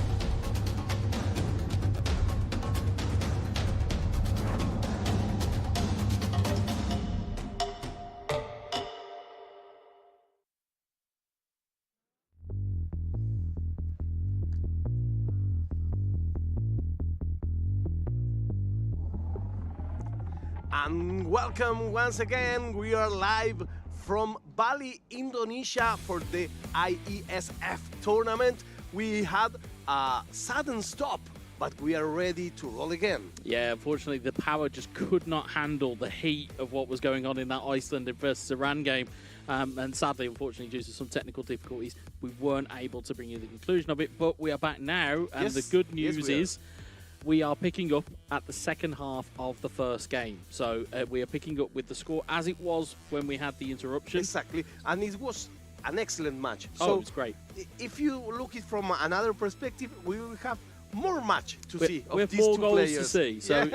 So what you're going to see on your screens, it will be the the second half of the first best of two game that we're going to see. So that's it. We'll be back to, I believe it was Iran 3-1 up against Iceland at that point in time. Exactly, with a very interesting game, very nicely played from the ground. Tiki taka, pum pum, pim pam. So everybody at home will be really enjoying. We are here at the Island of Gods for this amazing, amazing tournament. More than 100 countries represented here. And today, on today's list, we have countries from all over. South America, we have you. Europe, we have you. Africa, we have you. Asia, we have you. Everything. Everybody's covered today. Everybody's it's going to covered. be great to Everybody's covered. And everybody's represented here in this beautiful tournament. So we are eager to see how this match will end. Will Iceland be able to keep up? Yeah, well, here's the thing. It's that break that now has had in the game, as I was talking off broadcast with you. That break in the game that you now have, it's almost like a little bit of a reset for these players, because you've now got a situation where it's one half of eFootball. The players are all fully fit in terms of their fatigue. And it's almost like a mental reset as well, because, if there's been a substantial break in the game, you also need to have your hands warm on the controller. I know that sounds like a bit of a silly thing, but if you're a video game, if you play video games, you'll understand having cold hands on a console, you've only played maybe one or two games, you need to keep yourself warm. It's almost as in real football. And also it's a mental thing, It's not the same. The match was almost being on the final minutes. It's not the same to have a full half. So it may be better for one, for the other it may be the same. We'll never know. We'll see what happens now. We are here live. You can watch, of course, if you're watching this on Twitch, you should know that you can also watch it on YouTube. The other way around, of course. We are on the IESF _TV3 in Twitch, and in YouTube it's PBESI or garudaku.esi. You get much better at those. You get much better at those as time goes on. You're getting a lot better. I like to say Garudaku. You're getting a lot better at these. Garudaku.esi. I use my Japanese accent, but this is not Japanese. I know. No, it's in Indonesia. Yeah, well, we have a whole host of games on kind of deck today, and I think, once we kind of get the go-ahead that everybody's ready to go, I think this second half will prove to be very interesting between these two teams. Yes, of course. There's people here going to the beach, but we are very near from the beach, but we're here with you. We will be with you. Let us know over social media, where are you watching from? Who are you rooting for? Who do you think may win this tournament? And I don't know if you know this, WhatsApp, that the final game of this tournament, of the eFootball, will be played on another stage, even bigger than this one. What, bigger than this? Yes, this is amazing. Expect for the final. I'm just you see, that's a teaser. That's a teaser. I'm just letting you know.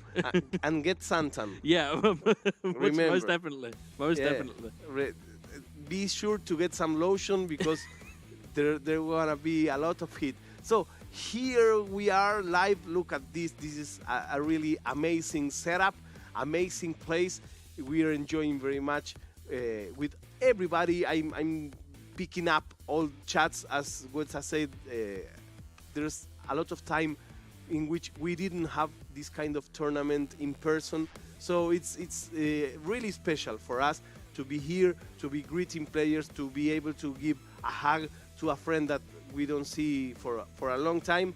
and it's very nice. The people, the atmosphere, the vibe. You know. Yeah, it's a real family feel. Yeah, almost. It's a celebration. It's like it is like seeing, you know, like kind of like your relatives that you haven't seen in a while. It's that type of vibe. Saw Jose from Spain, who I've, you know, not seen for 3 or 4 years, and seeing Alex Alguacil, seeing Indominator, seeing a lot of other people who we've never met before.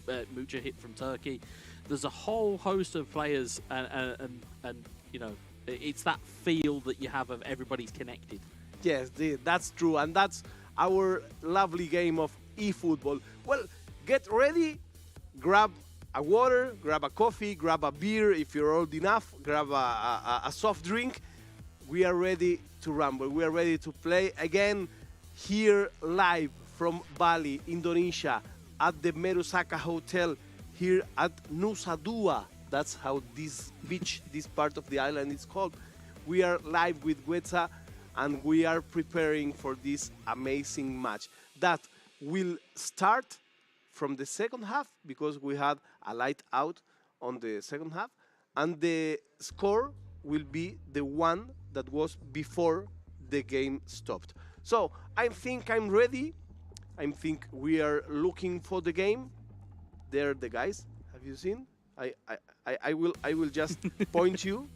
So if you're at home looking, so this is like some people playing here, some people playing here, some people playing here, and some people commenting here, and you know, and we have some screens here. I didn't saw that before. That's very nice. It's an amazing setup. I want to thank again all of our sponsors, because this kind of tournament cannot be made if we don't have people that support esports, and that includes you, because if there's nobody watching, there was no tournament. So these tournaments can be done because of people like you that support esports, that love video games as much as we do, and enjoy sharing this. So if you have a friend that doesn't know that this exists, because there's a lot of people that even now don't know how big these things are, that don't know that there are people whose main occupation is playing video games as a profession. So I try, and I always say, share it with someone that may enjoy it. So we are ready to rumble, my friends. Are you ready? Did you bring your controller? No, I didn't. I'm letting the pros do it. Well, I did. Let's roll. I did, man. I have mine. I have a special one, which is red. That's my lucky controller. I will bring it next time. Yeah. Luckily for me, I've retired my controller for a little bit, just while I rest up. But again, as we said before, it does give you the bug to go and play this again. Okay. Why not? Tell me, what do you think? If you have a favorite controller or not, you can find that as social media. So let's see.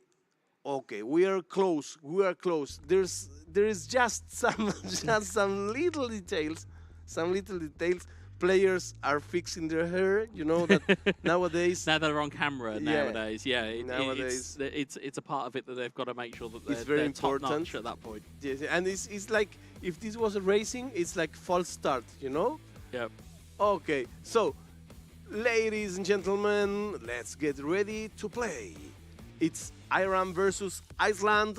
Second half, we can see the players right now. And we are starting. They both play with Manchester United.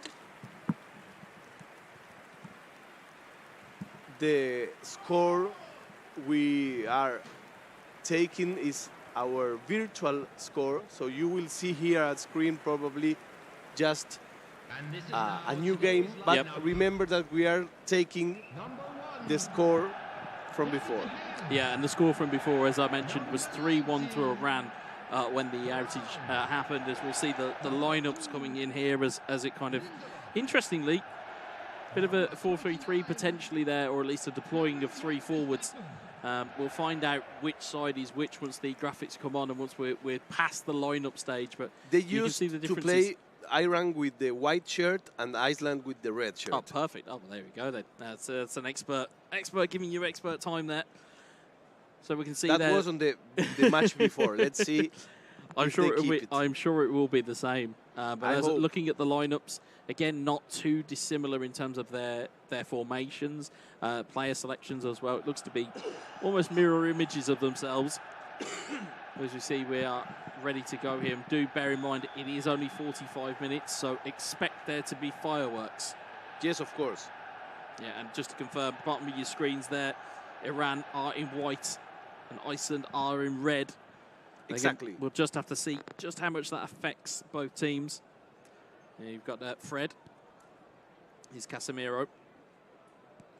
Casemiro looking to try and roll it through. Twanzebe gets it clear. Bruno Fernandes to Casemiro, back to it. Ball down the right-hand side to Jadon Sancho. Victor Lindelof intercepts that ball. And again, if you're Iran and you've got the lead here, you're probably thinking, I don't need to do too much to keep hold of this game. Yeah, but I think that the Iran player, it's very aggressive, wants to give us a big spectacle. So I think he will continue going forward. That's what my intuition says. Well, you'd like to think so, as Marcus Rashford looks to get the ball back on the edge of the box. Here's Fred, Bruno Fernandes, Ronaldo back to Bruno Fernandes. Looking back in for Ronaldo! And Iran pick up exactly where they left off, in control of the game. It's Cristiano Ronaldo. It is only one man, at least in the virtual world, for Manchester United. As if I came from the future, I told you that this guy will continue going forward. So he didn't let me end the sentence, and he was making this very nice goal. See, 1, 2, 3, 4, 5, 6 touches before the ball meets the net once again. So this is amazing football. This is keeping the ball moving. It's pass, pass, pass, and pass again. That's South all American it is. style. That's all it is. They'll have to check his passport. Yeah, yeah. But again, as we look at it from an Iranian point of view, 4-1 up here. Iceland are looking to be at least not necessarily coming off that break. Yes. In a particularly kind of positive fashion here. It's important to remember that we play to the best of 2 games, so results add. So it's very important, each goal. But nothing has ended. There's still time, you know? Yeah, absolutely. And that's the thing as well. If you're looking at it from an Iranian point of view, you're 4-1 up. That means you've got a +3 on your goal difference at the very least at the moment. As Wan-Bissaka looks to try and get involved here, is Jadon Sancho onto Fred. Fred looking back to Sancho. Bruno Fernandes, that ball moving quickly once more. Ronaldo looking to try and create some space and separation, but Rafael Varane will take it away. Only as far as Rashford. Danger not cleared. It's Casemiro, again blocked off by the other Casemiro. See there, foul given the other way, and Iceland. Oh no, it's given to Iran there. And there's a quick free kick taken. It's Jadon Sancho, Fred to Bruno. Bruno Fernandes, Rashford, Sancho. It's good feet there. Just couldn't quite get the ball through. Fred will take it away. Here's Rashford onto Ronaldo. And now it's a good opportunity to Iceland to come back. But once again, there's just some seconds, and Iran gets the ball once again. Start to build the attack. Sancho, Bruno, Ronaldo. Back onto Sancho, Bruno. It's gone through his legs. Bruno will take it clear. I think ultimately, for Iceland here, it's just to get out of this game and mentally try and refresh yourself for a full 90 minutes, because at the moment, it's all Iran. Yeah, but don't forget that minutes are not important here. What is important is the goal difference, and they have to get some goals done, because sooner or later, that's what calls and makes the decisions here. Yeah, and that's the vital point. Can they get themselves at least a goal in this to at least, nullify what has happened already in this game from Iran? But Iran look like they're in complete control. Once again comes Iran. Whoopa! Amazing shot from far away. Doing some nice round movements. You can see them working the ball nicely there. Opened up to a stunning strike from Ronaldo. Just couldn't quite get a direction on it. But again, it's all Iran here. Is Wan-Bissaka onto Sancho. Trying to get the ball through. Varane.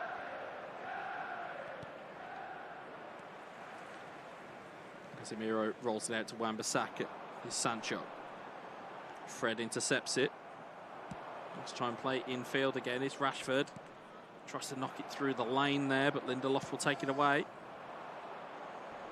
And the minutes got rolling. We're just 10 virtual minutes away of this match end. You'd be surprised how quickly these games can go away from you, especially when you're in this type of environment and competing. It can really get away from you quite quickly. Here's Fred. Iceland looks to roll in Ronaldo, but Varane will clear it away. Good defense. Here's Fred. Bruno Fernandes. The counter-attack looks on here. Sancho. He's got Ronaldo and Rashford in the middle. It's just cleared away, though. The light is here once again. And it's Iran going from behind. Woohoo! I was going to say, it was a good double touch. Took it into a stunning strike. Just didn't quite get a clean strike away there. Here's Bruno Fernandes. Rashford. Giving away to Rafael Varane. Fred. Casemiro. Bruno Fernandes onto Sancho. What can be done here? It's Ronaldo. Bruno. Twanzebe will clear it away. One that should not be made. One in excess. Yeah, it's just trying to find the right pass at the right time is what's needed here. And there you have it. So, in terms of the overall result, it is 4-1 to Iran.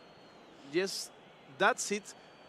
It's a very interesting, I think it's very interesting result for one. It's a good advantage to go to the second match. So I think that Iceland should or may change the game plan for the second game. What do you think? I think they have to. I think they have to at this point. I think if you look at the game and as it was before the outage, Iran were in complete control. But it was more so from a counter-attack. It's who can counter-attack better. I mean, we saw, if you remember and cast your minds back, I know it was quite a bit of time ago, but in that first game, or the first period of that game, the third goal that came in from Iran came from a counter-attack of Iceland, where it had hit the post and the ball goes out wide. So it's those little margins that, as we've spoken about, in terms of people being aware of where they are, people being aware of how that what they have at their disposal. It's that being that awareness, and again we saw that awareness with Iran for their third goal, which was, as you said at the time, one of the better goals that we have seen so far, which was well worked, and then it was a cutback, which again, it's the easiest goal you can kind of score in eFootball, but it's also the most effective, because so long as the ball ends up in the back of the net, I don't think anybody cares how it does. It's easy, especially if you don't have the controller. Yes. Oh, absolutely. Yeah. But, when the game catch up and we had this one more half, we say, okay, he will perhaps just control. No. He went full mode.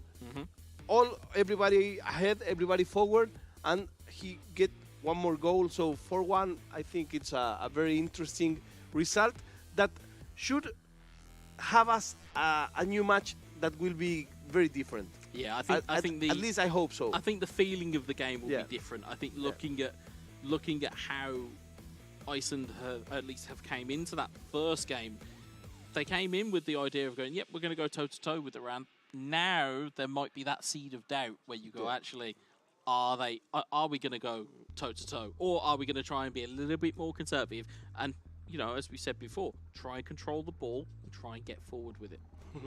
It's like a Zen master. Our eFootball Yoda, he's called Guetza, and he's the man of the match, at least for me. But we're having a very nice match lineup.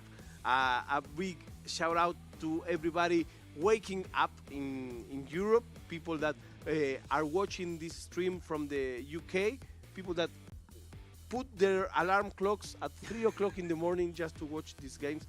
Thank you very much, lads. We really appreciate it. And for those of you that are all around the world in different time zones, in different climates, enjoying this, thank you very much for being here. So we have one more Iceland-Iran coming. After that, Slovakia-Moldova. After that, Algeria-Vietnam. After that, Korea-Pakistan. After that, Djibouti, versus UAE, Kuwait, Czech Republic, and we will close this streaming today with Spain versus Thailand. That we have high hopes for that match, right? I certainly do, because in the sense of, obviously we know of the kind of the effect that the Spanish kind of conglomerate have had within their esports. But the same can be said for Thailand. There is a massive audience for esports within Thailand, and I would imagine that they have probably, or I would like to think they have, probably unearthed some type of superstar that's going to come through, because the law of averages states that, you know, if the more players of esports or the more competitors you have within esports, the more likely you are to find somebody that can be, actually, that's the guy I want to set the example of, that's the guy I want to be. But of course on the Spain side, they do have that, because they have Jose, they have, and for those who are at home, lauded individual within esports in terms of what he's achieved in the game. And again, it then becomes that kind of almost David versus Goliath, as we have seen before. Yes. But it's what sets these up as really important games, because actually, as much as we can sit here on paper and go, well, we think this might happen, as soon as you get into a game of eFootball, all bets are off. Yeah, that's true. That's true. And that's why we enjoy and like so much this game.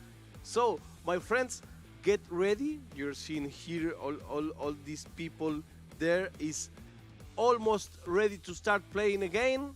So, enjoy the match. Iceland versus Iran. Match 2 is starting right now. They are ready to rumble. We'll just have to see whether there's been any kit changes or whether there's been any changes, at least from personnel. I hope not. I hope for simplicity it's not, but you never know.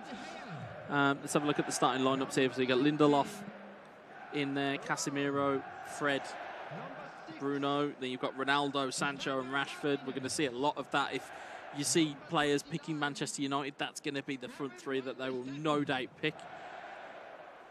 And then, of course, on the other side, again, we said this already, just the slight changes. So Luke Shaw in at left-back as opposed to Victor Lindelof. Again, midfield is relatively the same, and you can see slight change there. Instead of there being a Jadon Sancho, it's Anthony Martial. So it'll be interesting to see whether those slight differences will come into play in this game. Why don't they use Garnacho? Is it because he chose to play for Argentina? No, I don't think it's that. I somehow don't think it's the bias. I don't think it's anything like that. I think give it a few years of Garnacho being at that level, I would imagine that his stats will improve, and then as a result, he'll be there. But again, we'll see as we kick off here. It is Iran in the red, and it is Iceland in the white. There's Martial to Marcus Rashford. And it's cleared away by Victor Lindelof eventually. The ball comes flying back again. It's Ronaldo off his back in towards Rashford. Just wide of the post. It's an early sighter for Iceland, and showing Iran that they haven't gone away just yet. Exactly. If you were playing this game, what would you change from the first one to the second one? If you were on Iceland players' shoes? I think if I'm in Iceland's shoes, you've got to change the shape of your team to try and counteract what you're seeing, because playing almost a mirror image of what you're playing against doesn't always work in your favour. You've also got to try and press the ball a little bit more. So although you're going with your players here, when you get the ball back and you recover it, you've got to treat that ball as though it's the most prized possession on the pitch. You've got to take care of it. So for these guys, as we can see here, it's Martial in towards Bruno Fernandes. Just gets the wrong side of him, and Lindelof can clear it. But from an Iceland standpoint, you need to try and get an early goal just to kind of rattle the cage of Iran, to say, okay, I'm in this game. What are you going to do about this? Because the reality at the moment is Iran may not be scared of Iceland, and as a result, they're able to just soak up that pressure and just distribute the ball. So that's the opinion of our experienced guy from the UK, Mr. Guetza. Very interesting words. And you watching at home, if you were in Iceland shoes, what will you do in order to win this game? I know what I would do. I would get a better English accent than the one I have. Just forgive me for that. But I think I will put more people on the middle. Well, if you see here, there's 3 up front here for Iceland, but it's a back 4 that he's up against. You're going to have to try and push an extra person from midfield just to cause a little bit of chaos. He's losing the mid. Yeah, I mean, you can see here Ronaldo, though, making space. Is Bruno looking wide for Rashford. It's just snuffed out. It's that man again, Martinez. Here's Shaw, though, wins it back for Iceland. Here's Fred. Yes, Iceland needs a goal before the end of the half, because if not, it would be very difficult. Here's Bruno Fernandes into roll to Ronaldo. Lindelof doesn't quite cleanly clear it. It's in towards Ronaldo. It's over the bar. It's not necessary, and for me, just to go back to that point, it's not necessarily that he needs a goal before the half. He needs a goal before Iran score. Yeah, that's the critical bit. You need almost you need some type of fear factor in and against the opponent, because again, for Iran, they can sit here now and kind of just take this at a leisurely pace and kind of keep the ball, don't do anything silly. But as I say that, here's Ronaldo in towards Bruno Fernandes, looking for Sancho, but Luke Shaw will snuff it out. It's Fred down the line here. You can see here, 3v3. Martial's got a pass in the middle. It's Bruno Fernandes. Oh, it's just gone wide. Yeah. These are the kind of opportunities that you cannot miss, especially in this condition. To use the little Spanish that I know, no me gusta, no me gusta. No me gusta nada, that was hombre. It's so close. It's such an opportunity, and again, just to get themselves back in the game is what's required. But here comes Iran, and it's snuffed out again. All of those chances, though, the good news for Iceland, they're still creating chances. That's the main bit. Yes. You've just got to work on the conversion. But now what the Iran player is showing us is that he's a very fierce attacker, but he can defend as well. Yeah, he can. You can see what Iran are trying to do. Iran are trying to just do a couple of little things that aren't expected, just to create a little bit of space, because as you can see here, Rashford, double touch, looks down the line for Ronaldo. Ronaldo back into the box for Rashford. It's blocked away. No offside given to Ronaldo.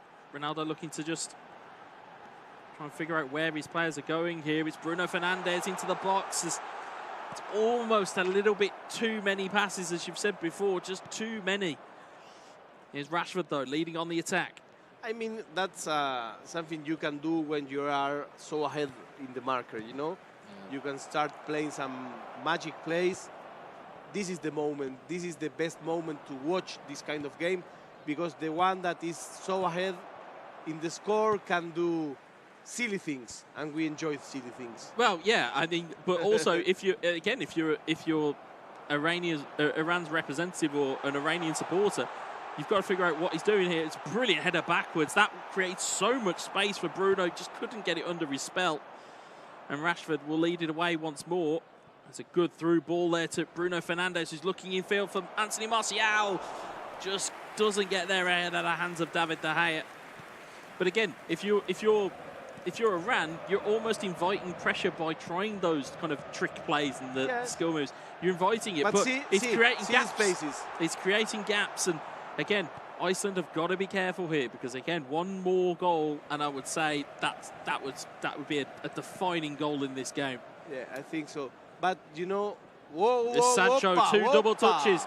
Looked to go for a third one past Casemiro, but he was too wise to it. I like this kind of play. Here's Rashford, Ronaldo, Bruno. Back heel. It's Lindelof with the header clear. And that's about as an intriguing, as an enthralling 0-0 as we've seen so far. Yeah, but very nice match. Very interesting match. So we will have just one half of virtual time to make 3 goals. It's very difficult what Ireland had ahead. It is. It's a very, very tall order. But if you're Iceland, you don't want to aim for 3. You want 4. You want to beat him. That's the aim. The aim is to win these games. But in order to make 4 goals, you have to start by 1. I think Iceland are gonna have to score very, very early here. And I'm hoping they do, because again, from a standpoint of a neutral, you'd love to see something like that happen as Martial tries to find his way through. And Fred will lead it away. You can see from Iran's perspective, just making sure they were on ultra defensive there, just to protect themselves at kickoffs, as we've said before. Bruno finds a lovely ball through. It's Marcus Rashford. Drag back. Little double touch. Doesn't find his way through Lindelof, though. So this is a good point from Iceland. He's not going crazy. He needs to do what he needs to do, but he keeps defending. He keeps firm on the back. Yeah, but there's the errors. The errors are seeping in, and that's where you've got to be careful. As much as you say, keep your head and keep everything going, you've still got to do the basics. You've still got to clear your lines. You've still got to make sure that you've got everybody behind the ball and defending well. But you've also got to make sure that you can attack properly as well. But Ronaldo gives away the ball. It's Sancho looking forward, but Luke Shaw takes it away. There's Wan-Bissaka, though. Final third, Fred. Fred on the edge of the game. It's a dummy. And it's just about bundled clear. Varane looks to be fouled. Ref didn't give it. And De Gea forced into a save. It is a corner ball. Yeah, this was something that surprised me. Because if you told me on the first half that Iran will have a ball that clear in the middle of the box and don't make a goal, I would say you're crazy. As Rashford heads it but wide. It happened. Yeah, and this is it. Chances are falling for both of these teams. It's who converts. It's, you know, as we talked about kind of in terms of how players could convert their chances. It's all well and good having them, but you need to start taking them. This is the time. If you are Iceland or if you're Iran, if you want to try and put this game to bed, if you're Iran, you need to take a chance. Yes. If you're Iceland and you need to get back into a game, you've got to take a chance. Here it comes. Here's Rashford. Here Ronaldo, deflection, and a big save there needed. Good save by the goalie. There's Casemiro. Fred. Ref plays advantage, but then pulls it back. It's a foul. It is a foul against the Brazilian Casemiro. You'll see, interestingly, short free kick. Bruno, Rashford, Fred, back to Rashford. Varane gets it clear. Here's Wan-Bissaka. Bruno Fernandes. Still there is Bruno Fernandes. He's got Marcus Rashford. In support is Fred. Ronaldo's in the middle if he can find him. He's gone for the outside of the boot. Fred was brought down. Nothing given, though. Here's Bruno. He's inside the box. It's in towards Rashford. Sancho! Jadon Sancho finds the back of the net.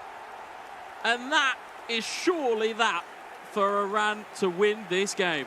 Ladran Sancho, señal que cabalgamos. That's a famous Spanish say. It means it's Sancho, the dogs are barking. That means we're walking. This comes from the seed. So but you could see that coming in the last couple of passages of play. You could see it from Iran. You could see that there were these passing moves that they were just trying to get going. You see there, brought down in the middle, nothing was given. Again, the ability to just stand still, take a second, find the passes into the box, and find the extra pass, and find the open lane to take the shot. It's a brilliant finish. And letting the ball pass. See? Yeah, it's there. Just that little touch from Rashford, and it's the first time shot from Sancho. You talked about it earlier where you'd be like, oh, shoot first time. Sometimes in eFootball, it pays you to shoot first time. Yes, that's true. So here we are once again with 5-1 for Iran. Yeah, and that looks to be, I would say, looks to be curtains here. I mean, you see as well. Is this the time to change the controller? I mean, at this point, I don't know whether that has played any part in what we've seen, but I don't think, you know, again, if you are a player and you're sat down, the criticism for me there as a former player is, you make sure your settings are set before you even get into a game. Yeah. So, again, you'd make sure that, you know, your shoulder charge is the correct button, that your slide tackle is the correct button. You wouldn't wait until you've just conceded to go, oh, okay, well, I need to change my buttons. Which is, you know, that's one man's opinion, of course, but you can see on the business side of things, you can see tactics that are being changed. You can see that defensively, but or should I say defensive? Isn't it late for all of this? No, from an Iran standpoint, which is where we saw those changes coming in, you're putting defensive on your fullbacks, which is telling them to stay back, don't get forward, let's keep four at the back, and you'll see it again here. You'll see that Wan-Bissaka and Shaw won't run forward, and as a result, it will make it so it's far harder here. But here's Bruno Fernandes. Oh, it's off the post. Yeah. You just start to feel that this is not Iceland's day. Perhaps this is what Ireland should do when the match started. Well, sometimes it does take a goal to spring into life. That's true. That's a it's a well-versed thing, but that's normally for a team that's losing is normally, it's normally where it springs them into life. Yeah, and I think with Iceland, at the moment they're just trying to keep themselves to the game. But Donny van der Beek tries to find a through ball to Jadon Sancho, and Good it's defending. It's not there. It's Rafael Varane, Donny van der Beek, Casemiro, Eriksen. Van der Beek, Ronaldo takes a dummy away, has got space, finds Sancho, double touch, round the corner! It's Sancho again! Sancho makes it 2. A double touch, and then a controlled strike into the corner is exactly what the doctor ordered. And this is the first set, is 6-1 for Iran. Yeah, it's a big, big statement from Iran. Wonderful bit of skill, though, to, as we said, open up the lane. You could see earlier in the game he was looking for outside of the foot shots. As you'll see here again, it's this neat little double touch, takes it away from the defender, makes its way through a body of players, finds the back of the net. 6-1 for Iran against Iceland. I think this match, it's already over. I think at this point, I think you're playing for pride. If you're Iceland, you want to try and get a goal. You want to at least kind of come away with something out of this game. You don't want to kind of leave it where you've not got anything out of it. At least go, actually, we've managed to score, we've managed to put something down that's our play. But of course, Iran, they can happily just sit back here and manage the game out of Iceland's control. But they don't look satisfied. Here's Sancho. Malacia wins it back. Here's Ronaldo. Blocked off by Rafael Varane. Here's Aaron Wan-Bissaka. Looking inside, it's dispossessed by Christian Eriksen, but again, Casemiro, who we've seen for so many years be a security guard for many teams' backlines, just seemingly gobbling up the ball. And there is an offside given. Yeah, we are almost in the latest minutes of the game, near 80 minutes, virtual minutes. The match already has a result. But Iran are not finished. It's Martial trying to get the ball away for Iran. Goalkeeper's miscommunication. Good save for the goalkeeper. Eriksen sweeps it away. If ever there was a lesson to make sure you clear your lines at home, that is a lesson in how to clear them, or how not to clear them, should I say.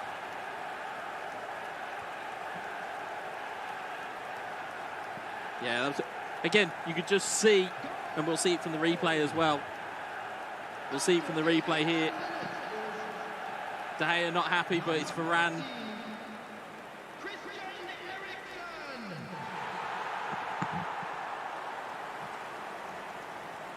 Yeah, you just see here, you just see there, it was the parry out again. We've seen it before.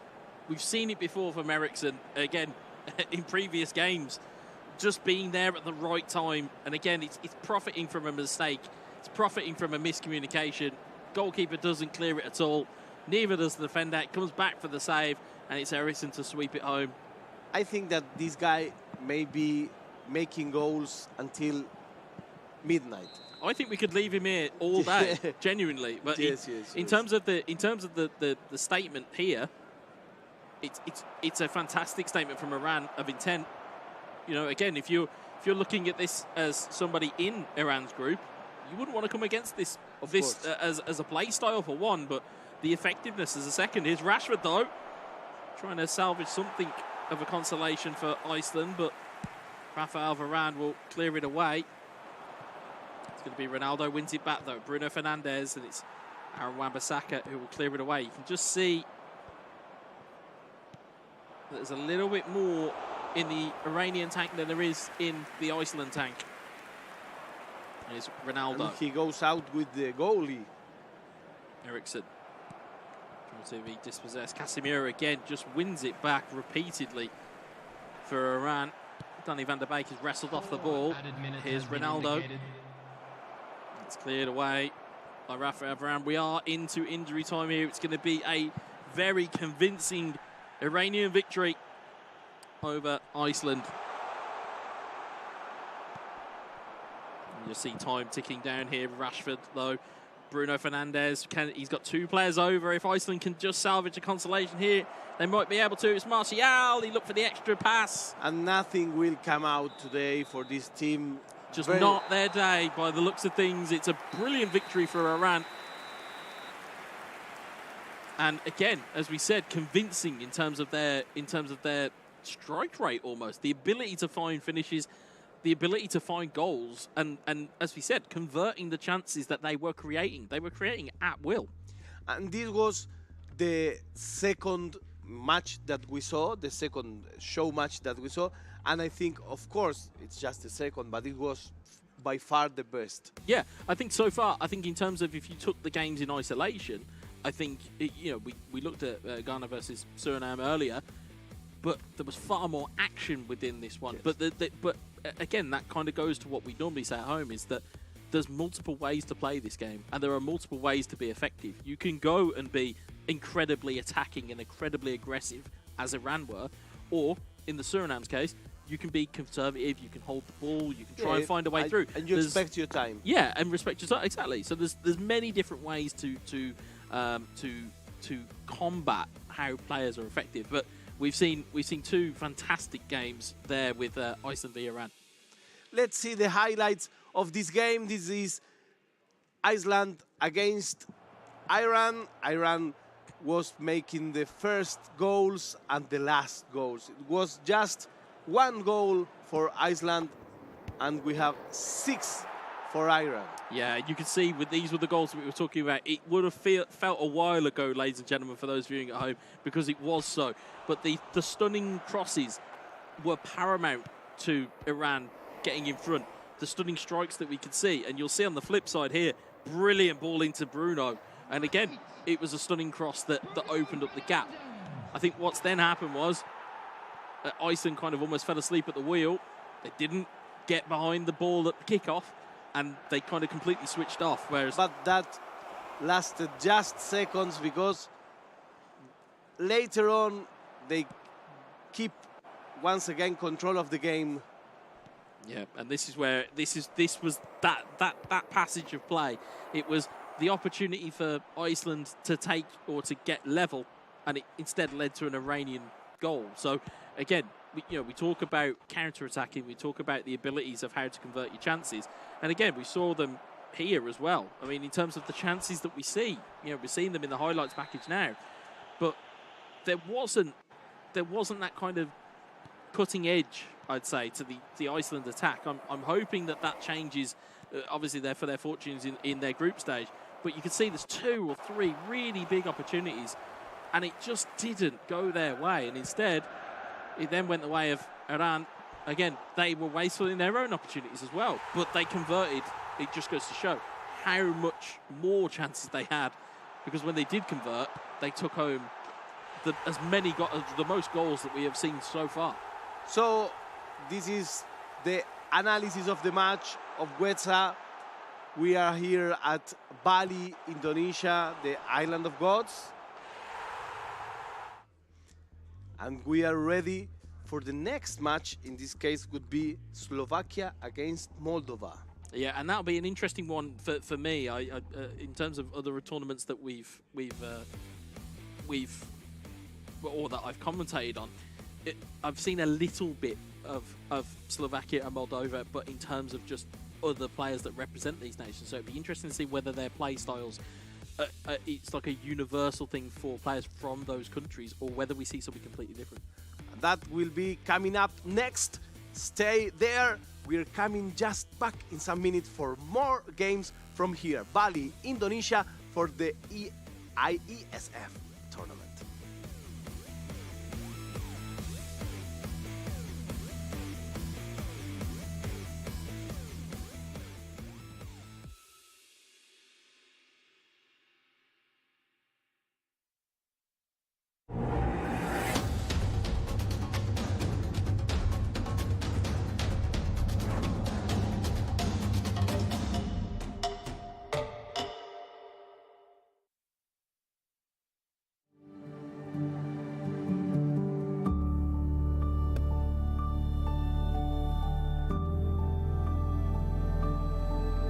All it takes is one dream,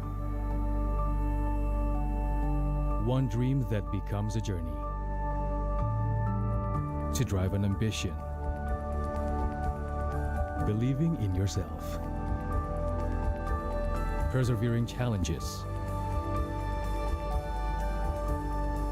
Always focused on the dream. To grow aspirations. Having the will to keep going. Building a future with a legacy. Knowing dreams can come true. Over 11 years of growth. The spirit of entrepreneurship. Created possibilities.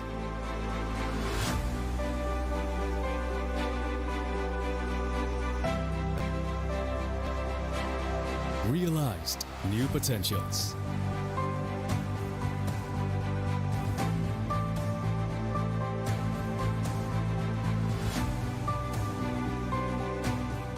Innovate for the better.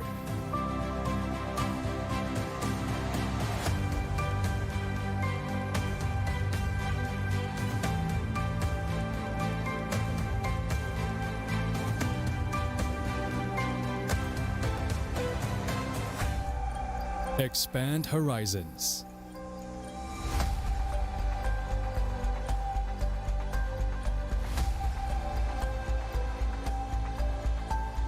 To change lives.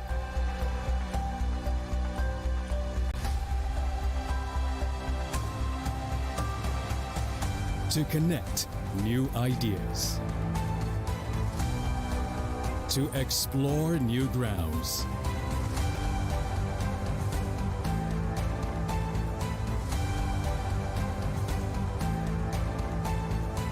With the future in sight.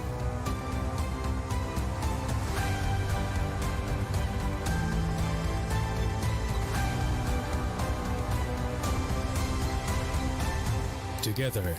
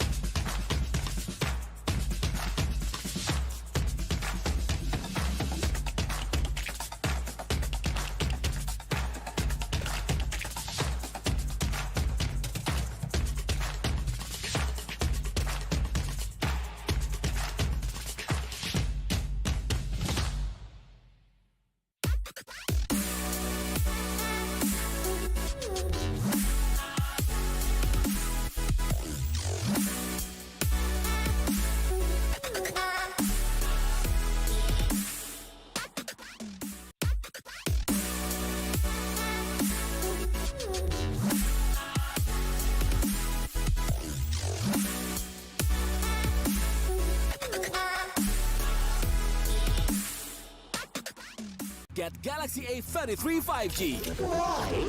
Because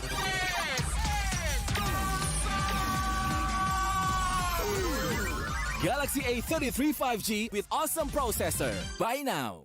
Get Galaxy A73 5G. Why? Because this is awesome. This is awesome. Awesome detail. Awesome detail. Awesome detail. Galaxy A73 5G. Take more awesome details. Buy now. Selamat datang di sebuah pengalaman perjalanan baru Indonesia bersama InJourney. Terbang bersama kami untuk melihat pariwisata Indonesia.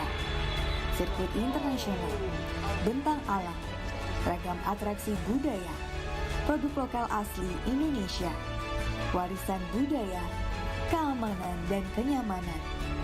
InJourney membawa keramahan Indonesia ke dunia. Warga plus 62 emang banyak maunya. Dari drakoran sampai banjir air mata. Nonton action yang mantul. Sampai nonton tendangan cantik. Maksudnya ini. Mau nonton apapun, semua ada di video. Mulai dari yang bikin berbunga-bunga, keringet dingin, ketawa, sampai bikin gak ngedip. Jadi nonton apa sekarang?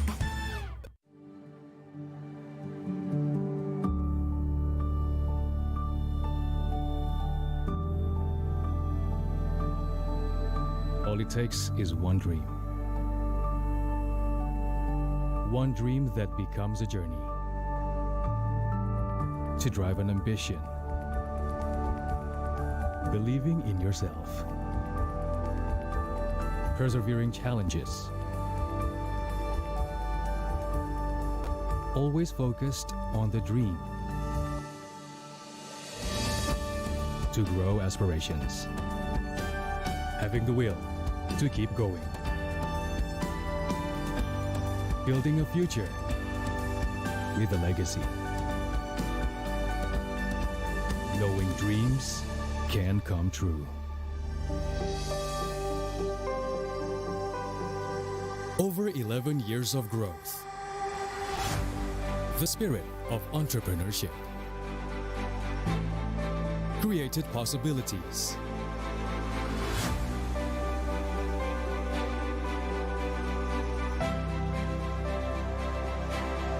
Realized new potentials.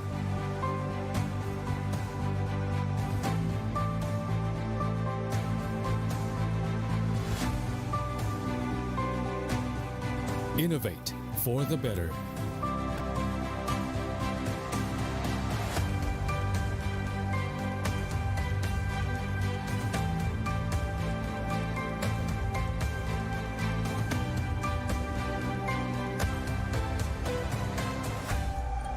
Expand horizons.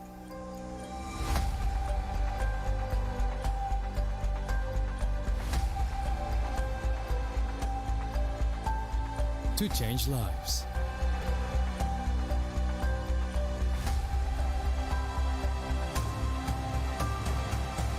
To connect new ideas. To explore new grounds.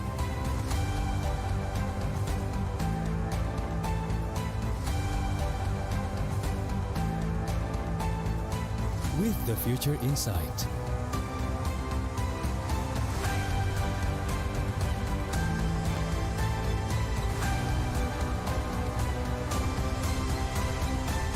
Together.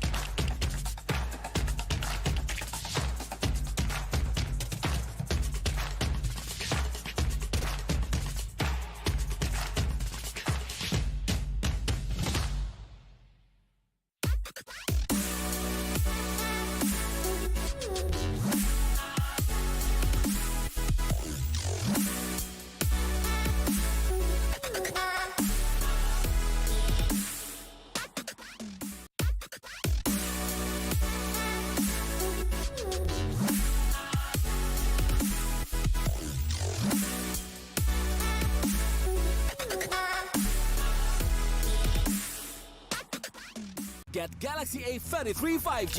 Why? Because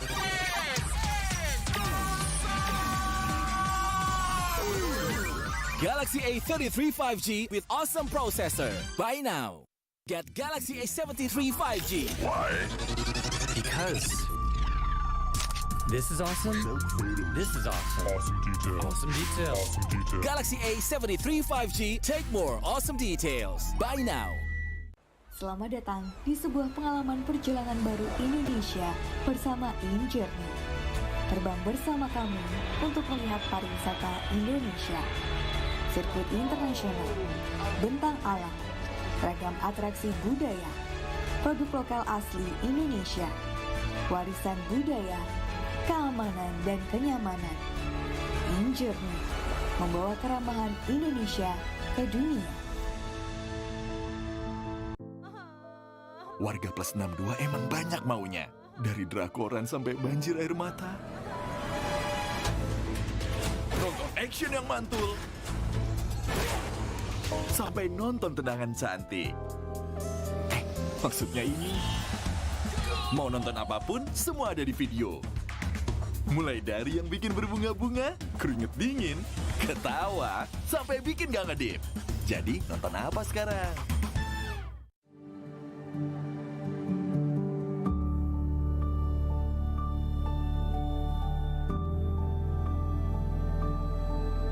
All it takes is one dream. One dream that becomes a journey. To drive an ambition. Believing in yourself. Persevering challenges. Always focused on the dream. To grow aspirations. Having the will to keep going. Building a future with a legacy. Knowing dreams can come true. Over 11 years of growth. The spirit of entrepreneurship. Created possibilities.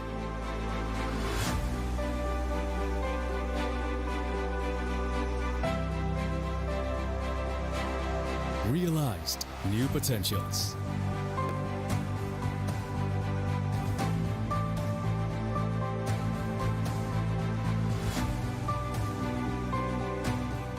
Innovate for the better.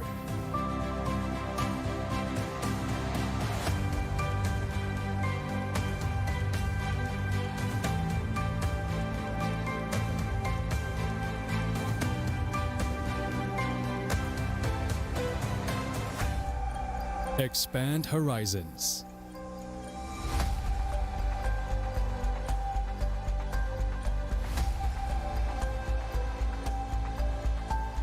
To change lives.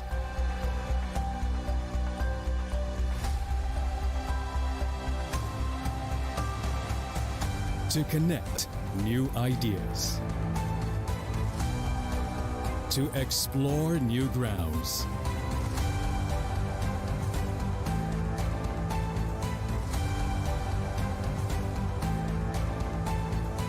With the future in sight.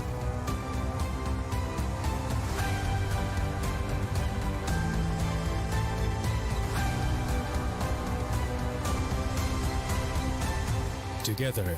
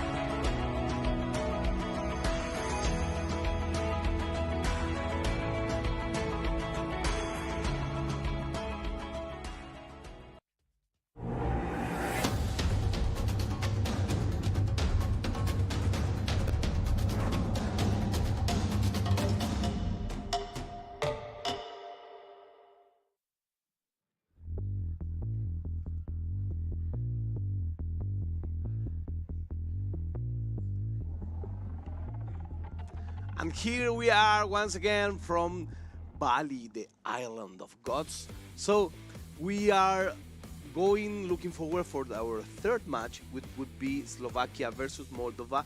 But first, I want to ask you, why are we seeing so much Manchester United against Manchester United? It's an interesting one from a commentary standpoint when you have to go, there's Bruno Fernandes and there's the other Bruno Fernandes. It's very simple. In the stat balancing mode, or in at least with uniform ratings as it now is, there's certain traits that you look for within players. So, for example, if you are a player with Manchester United, you're looking at the players that they have at their disposal. As we've seen already, the likes of Jadon Sancho, the likes of Christian Eriksen, Cristiano Ronaldo, as it is at the moment. But it's the physicality side of things. It's always having that physical attribute. You look at Lindelof and Varane at the back, they're quite physical to go up against, and as we've seen in years gone by in previous tournaments and previous events, physicality is a massive trait to have within eFootball. So I think that's what we're starting to see. I'm hoping to see some other people maybe branch out and try and do something a little bit different, because again, from my stance, I'd love to see Bayern Munich, or I'd like to see somebody else. Well, that's the reason why we have so many Man United versus Man United. This is once again the team list, in case you don't remember it. We have the Group A with Ghana, Uzbekistan, Montenegro, Suriname, and Morocco. Yeah, we've got Group B, Bhutan, Bulgaria, Maldives, Korea, and Pakistan. In the Group C, Chad, Trinidad, Tobago, Tunisia, Iraq, and Portugal. And in Group D, we've got Bosnia and Herzegovina, Brunei, Spain, Thailand, and Somalia. And this is the first part. Remember that we have groups until the letter O. I think it's O at least, it feels like. It feels like. There's so many teams here. It's the alphabet tournament. In the Group E, we have Iceland, Iran, North Macedonia, and Kyrgyzstan. Yeah, Group F, we have Wales, United Arab Emirates, Namibia, and Djibouti. Tajikistan, Syria, Honduras, and Bahrain for Group G. And then in Group H, we've got Nigeria, Azerbaijan, Saudi Arabia, and Team IESF. Well, that's amazing, interesting groups, but there are still more. In the Group I, Slovakia, Moldova, which will open this part, Hong Kong and Myanmar. Yeah, in Group J, we've got Italy, the Czech Republic, Japan, and Kuwait. Group K, Austria, Georgia, Sri Lanka, and Turkmenistan. And in Group L, we've got Luxembourg, Turkey, Slovenia, and Lebanon. That's 4 groups more, but we still have more. We still have more. Group M, Algeria, Vietnam, Argentina, and Senegal. Yeah, Group N, we've got New Zealand, the Netherlands, Malaysia, and Brazil. Group O is Croatia, Laos, Ecuador, and Mongolia. And to round us out, last but not least, Group P, which is Kazakhstan, Armenia, India, and Guinea. So, what does this mean? This means that eFootball is played all around the world. Yeah, and there's a lot of games for us to cover today and throughout this tournament. Yes. But yeah, it just shows, in terms of video games and just gaming in general, just how much of a universal game it really is. Yeah, that's amazing. So you may think that athletes, esports athletes, comes from so different parts of the world, and their day-to-day lives are so different, and the climate is so different, the food is so different. But there is something that is the same for all of us. When we plug the console on the TV and we start to play, we enjoy a moment, because this is all about having fun, meeting friends, and this is the magic of the esports, that it was able, as this hobby became so big, it was able to be this important, with rules, with referees, with an association, with athletes committee. So this is all that happens, that you perhaps will not even imagine how serious this kind of tournament are. Yeah, but don't get it twisted. They may be friends outside of here, but the minute those consoles go on, the minute those controllers go on, as we said earlier, all bets are off, all friendships are put aside, and it's rivalry renewed. So that's I would say, as much as they are friends off of it, they will be fearsome competitors on it. That's true. Here we are from Bali in Nusa Dua.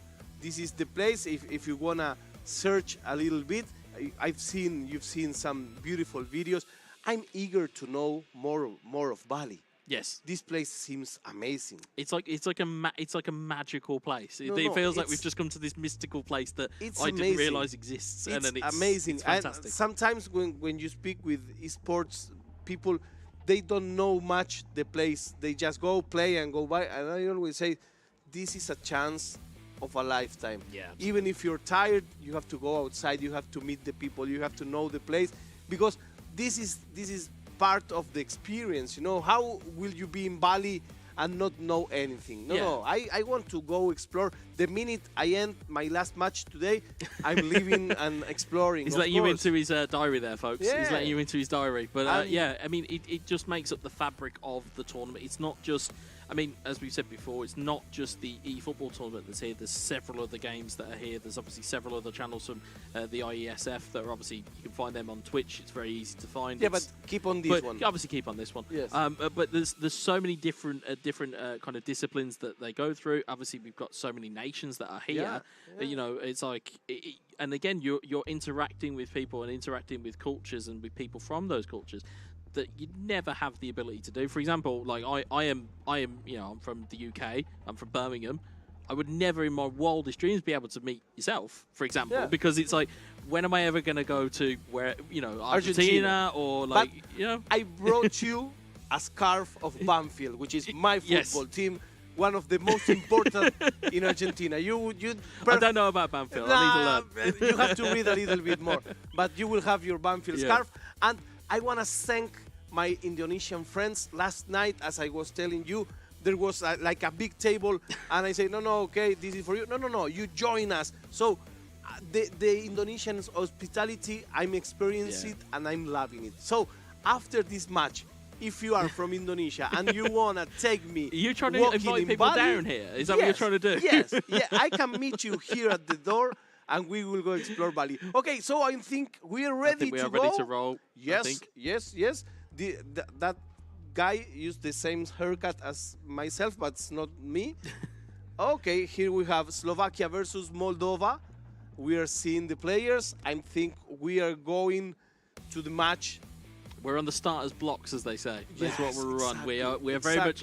Again, if you can imagine it at home, as much as it is easy for you to just pick up a controller and just kind of plug it into your TV and just play.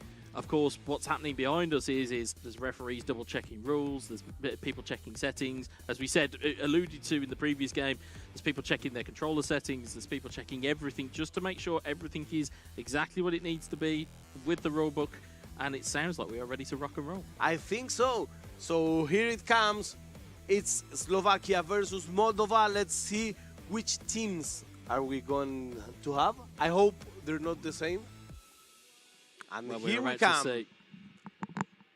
Old school players. I like this. It's headphones in and all sorts. So there is definitely one Man United. Is there a second? Let's find out here. And we'll also need to make sure that if there is a secondary Man United, which it wouldn't surprise me if there was. Yeah, but we have seen it again. But it's no surprise. That's the thing. That's true. But interestingly enough, with it being uniform settings as well, or uniform stats, this now puts the onus on the players with the controllers. If you think about it, it's not necessarily the matchups on the field that are going to make the difference now. It's going to be the people who are controlling those players. So exactly, as much as it is confusing for us, notification for guest one. as much as it unmuted. as much as it is as much as it is confusing for us, it's actually going to be it's going to be better because you're going to see almost a true representation of these players' play styles. That's true. As you see there, Luke Shaw, Dalot, Harry Maguire with the first rare start here that we've seen today. You see Anthony as well. Interestingly, Anthony brought on. So, again, does that lend itself to the fact that the player is a skiller? Does he look to use skill moves? Because, again, Anthony's quick feet, they are lightning quick, especially within eFootball. I want to see Garnacho on the pitch. You can put a special request in with them afterwards. You can put a special request in afterwards. But as you've seen, it's like that small variation that you can see from the front threes. It's always going to be Ronaldo and Rashford, but who makes that third? Is it going to be Martial? Is it going to be Sancho? Is it going to be Anthony? As you can see there as well, interestingly, a little bit more narrow on the right-hand side of the field rather than a slightly more wider kind of stance almost on the left-hand side. But we'll see who owns what stance as we get into the game here. We are hearing the chants. We're starting the game. Slovakia with the red shirts, Moldova with the white shirts. And this is the starting game of this bracket. As we see, Bruno Fernandes getting hold of the ball very quickly indeed. Ronaldo pressured into a tackle. It's Christian Eriksen that will lead that away. Here's Jadon Sancho. He's got Bruno making a run for him advance, but he doesn't quite use him. He's got Ronaldo with his hand up in the middle. It's still Jadon Sancho. A lot of room to run, and Martinez will take that clearing away. Here's Sancho onto Fernandes. The first option was for Slovakia. A classic play. Goes from the side. Throws a center ball. It couldn't be connected. What happens here? Again, controllers. Again, it's, you would think, again, at this level, you would think that players would check this all. You'd think they would check it all before you get started because, again, if I'm sat there as a player, I don't want to go into the game questioning whether my controller settings are correct or not. Yeah, perhaps the default settings are not the settings that the player likes. Yeah, but in which case it's fine, but you wouldn't then kind of almost time waste it in the game. You'd want to get this done beforehand, and that's true. But again, also if you're thinking about it from a player point of view, he's now giving the ball away to his opponent in a throw-in inside his own half. If you're going to do something like this, again, you know, kind of almost dark arts a little bit here when you think about it. You'd want to clear the ball either out for a goal kick down the other end, or you'd want to put a throw-in as far down the pitch as possible. But instead, he's now put himself under a bit of pressure. So here we come again. Slovakia in the red shirts, Moldova in the white shirts. This is the first match. We're playing to the best of two. The goals adds, and that result of adding the two matches is the one that we take. Yeah, you can see Sancho just trying to get around Aaron Wan-Bissaka there, just not quite getting there. It's Slovakia that are on the attack here. Casemiro, Moldova that will take this ball away though. Few minutes, but we saw more of Slovakia going forward, attacking. Moldova expecting. You can see Sancho just making that run. Ball into the box. It's a stunning cross, but De Gea comes out and claims it. I think interesting what you're seeing from Moldova. When this ball comes in here, you're seeing it going one touch. It's going very, very quick. Just take your time. Take a breather. And as we see, Ronaldo's broken through. Here's Ronaldo! Well, there we have it. It's our opener. And it's gone the way of Moldova. And it's what we were talking before. This was a match that was all on Slovakia, all the effort, all the attacking, but it was just one bad move, one error, coming back, not the way you have to do it. They lost a ball, and they are losing the match. Yeah, it's one thing to create the pressure, it's another thing to capitalise on it. And from what we've just seen there, it was one little giveaway. It was one little giveaway. It was one read of a pass that was there, and Moldova were in. And it's a great start for them. In fact, it took us by surprise because we were still commenting the Slovakia play, but it was just a bad movement, and here we are, 1-0 for Moldova. But now comes Slovakia. Goal!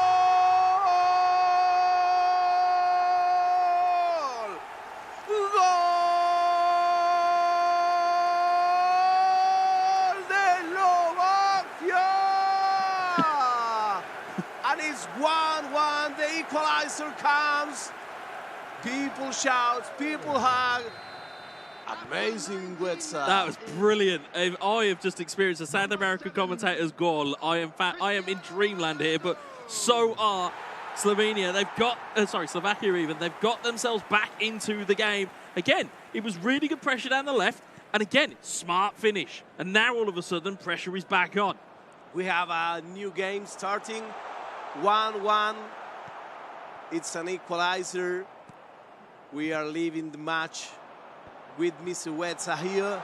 There's a poor giveaway there. Lofted through ball.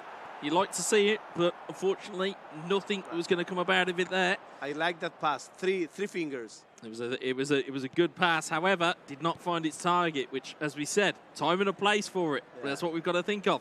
Sancho, quick feet, trying to just displace this defence. It's Bruno Fernandes into Rashford. Back to Bruno, back to Rashford. Oh, and he's just bumped into the defender at the wrong moment. And the keeper will gobble that up. But again, it's really good play from Moldova just to try and get themselves back in the ascendancy. Here's Martinez.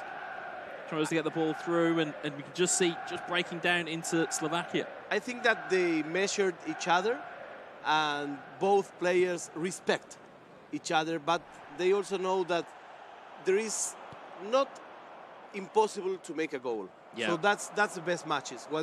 When both know that the match is a good level, you have to attack, but you have to defend. Both things. Yeah, absolutely. I think looking at it, it's respect, but you don't fear.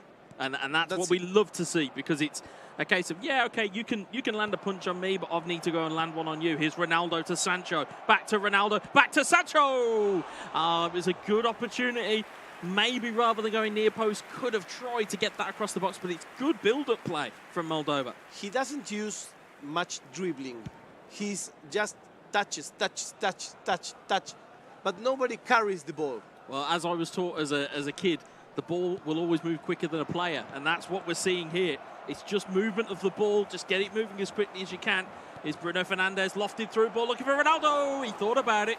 He thought about a little bit of a scissor kick there, but it didn't quite come away with it. Here is Christian Eriksen. I think that's the main difference between the professional players and players at home.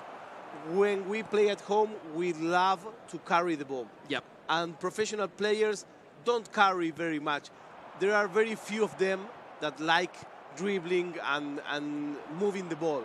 Yeah, you could almost count them on one hand, the types of dribblers that you can think of. But as we see here, talking about dribblers, is Sancho to Bruno to Sancho. Sancho gets the shot away to save. Fred on the rebound. It's just gone wide. We've seen them get put in, and you would have put your life on it. If it was Christian Eriksen running onto that after what we've seen today, that probably would have found the back of the net. The goalie was not very smart on this play. I think he was the one that caused the most impact on this play. I thought that on the second play it would be ending on the net. It didn't. Yeah, sometimes it's better to go with your hands rather than your feet, especially if you are a goalkeeper. Here's Casemiro to Bruno Fernandes. On towards Cristiano Ronaldo. Sancho. Fred.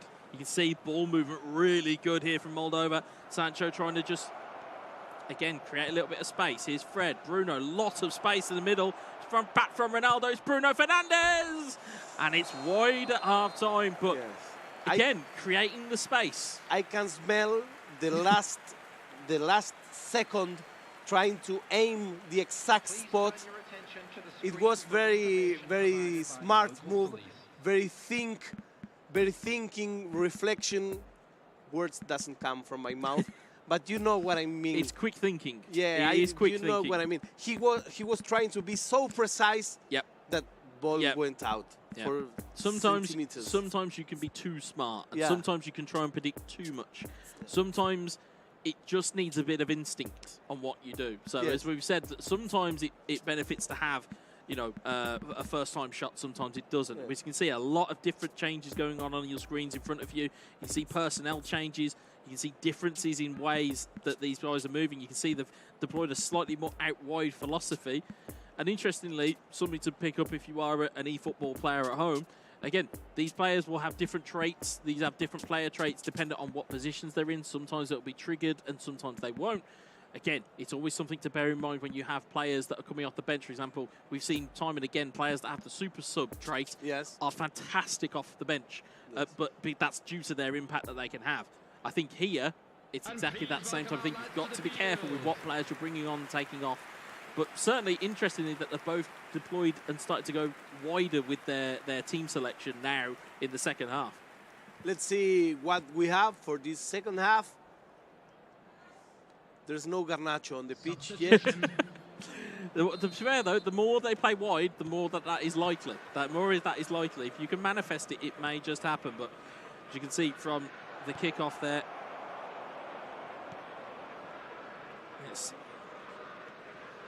Moldova. It's Moldova just trying to win that ball back, and you can see there, if you look here, Moldova is in the red, Slovakia is in the white. You've got Martial who's coming on. You can see there, if you look here as well, just the subtle changes in the way that these players are moving as well. So, for example, having a second striker or a shadow striker role, it sometimes benefits Ronaldo because his main trait won't be triggered because he's not playing at centre forward. But you can see they're going very narrow, then they're going very wide, then they're going very narrow. He must be seeing something on the screens that he must not like. So as a result, he's now making those changes. Yes, it's always important to see the pitch, the small pitch in the middle of the screen, because that gives you a tactical view. Yeah, and the radar is a massively important weapon in any eFootballer's arsenal. As you see, Rashford trying to get through to Ronaldo. Players who know how to play look at the radar a lot. It's really a must. Yeah, you can see as well. You can see, if you look at the bottom of your screen there, you can see there's 3 players constantly forward for Moldova. But it's Slovakia that appear to be on the break here. It's cleared away once more. There's Eriksson. Ronaldo.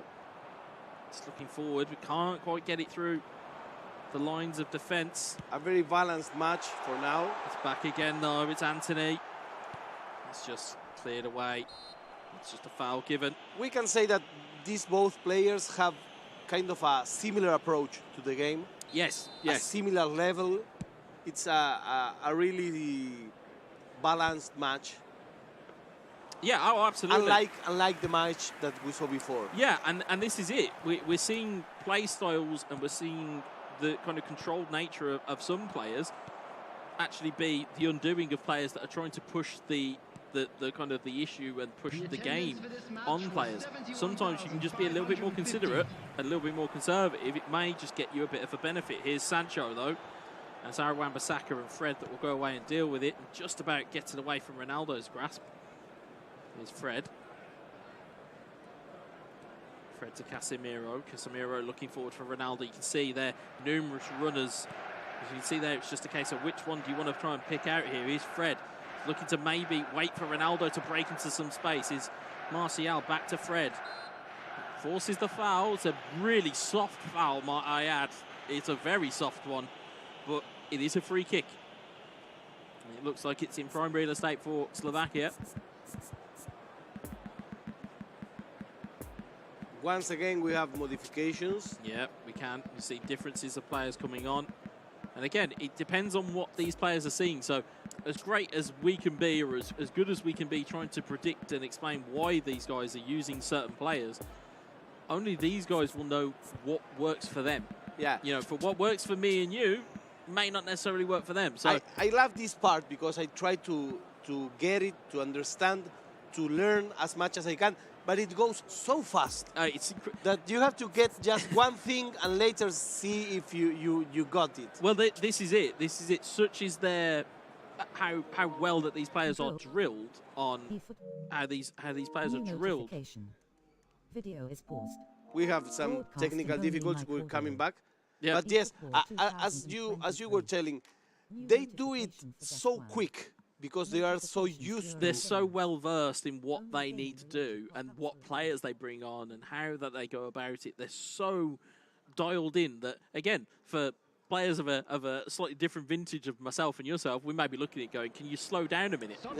Can you just slow down? Just let us figure this out. But as we see, we are back on screen. And interestingly, Scott McTominay coming onto the field on one side, which again is more of a defensive stance. As you can see here, McTominay's come on that right-hand side, but you can see Van der Beek's on the other. And you've got your wish, as there is I've spotted a wild Alejandro Garnacho. So you have your wish. Now we'll have to see whether he can be put to good use. I told you.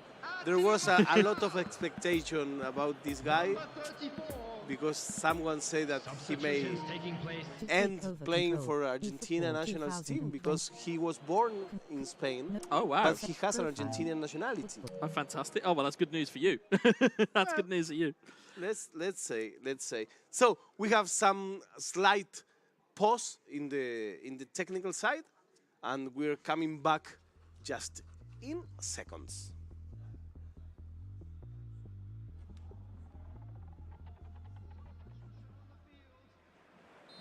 As quick as that, we're back in the game. You can see it is Christian Eriksen standing over this. See whether he can find the back of the net. Oh, it's a manual goalkeeping save. We've not seen much of that today in terms of manual goalkeeping, but it is again a pretty important tool to keep in your your locker, as it were. Are you one of those guys that post things on social media and put full manual? No, I'm not, because sadly I'm not good enough to play full manual. I leave full manual to the guys who can. And speaking of guys that can, it's Garnacho. There's a corner ball. He doesn't play full manual. Well, you found one fan. You found one friend here, certainly, because it's Moldova that have brought him on, and it is a corner for Moldova. Let's see what happened now. We're watching Slovakia versus Moldova. It's a corner match in is from 1-1. Bruno. It's Casemiro with the knock away. There's a charge down there. Again, just a soft foul, but it allows the teams to reset. And I say this a lot when I watch games like this, is that sometimes those little fouls of just a slight push, given where those happened, it could have easily have been a counter-attack. Exactly. It allows your team to reset and rebuild. Speaking of that, though, it is Marcus Rashford who's in. He's cut back. It's Ronaldo. Still going as Ronaldo, and it's Maguire who will punt that one away. He covered the ball. He tried to dribble, but he was not so brave. So you can see Scott McTominay trying to just provide that control in midfield for Slovakia, but it's Garnacho. It's a long ball forward. It's Anthony Martial looking to get onto it. He's up against his French teammate Raphael Varane. It will be Varane that will be the victor there. Here's Casemiro, Rashford, Ronaldo. It's a poor back heel.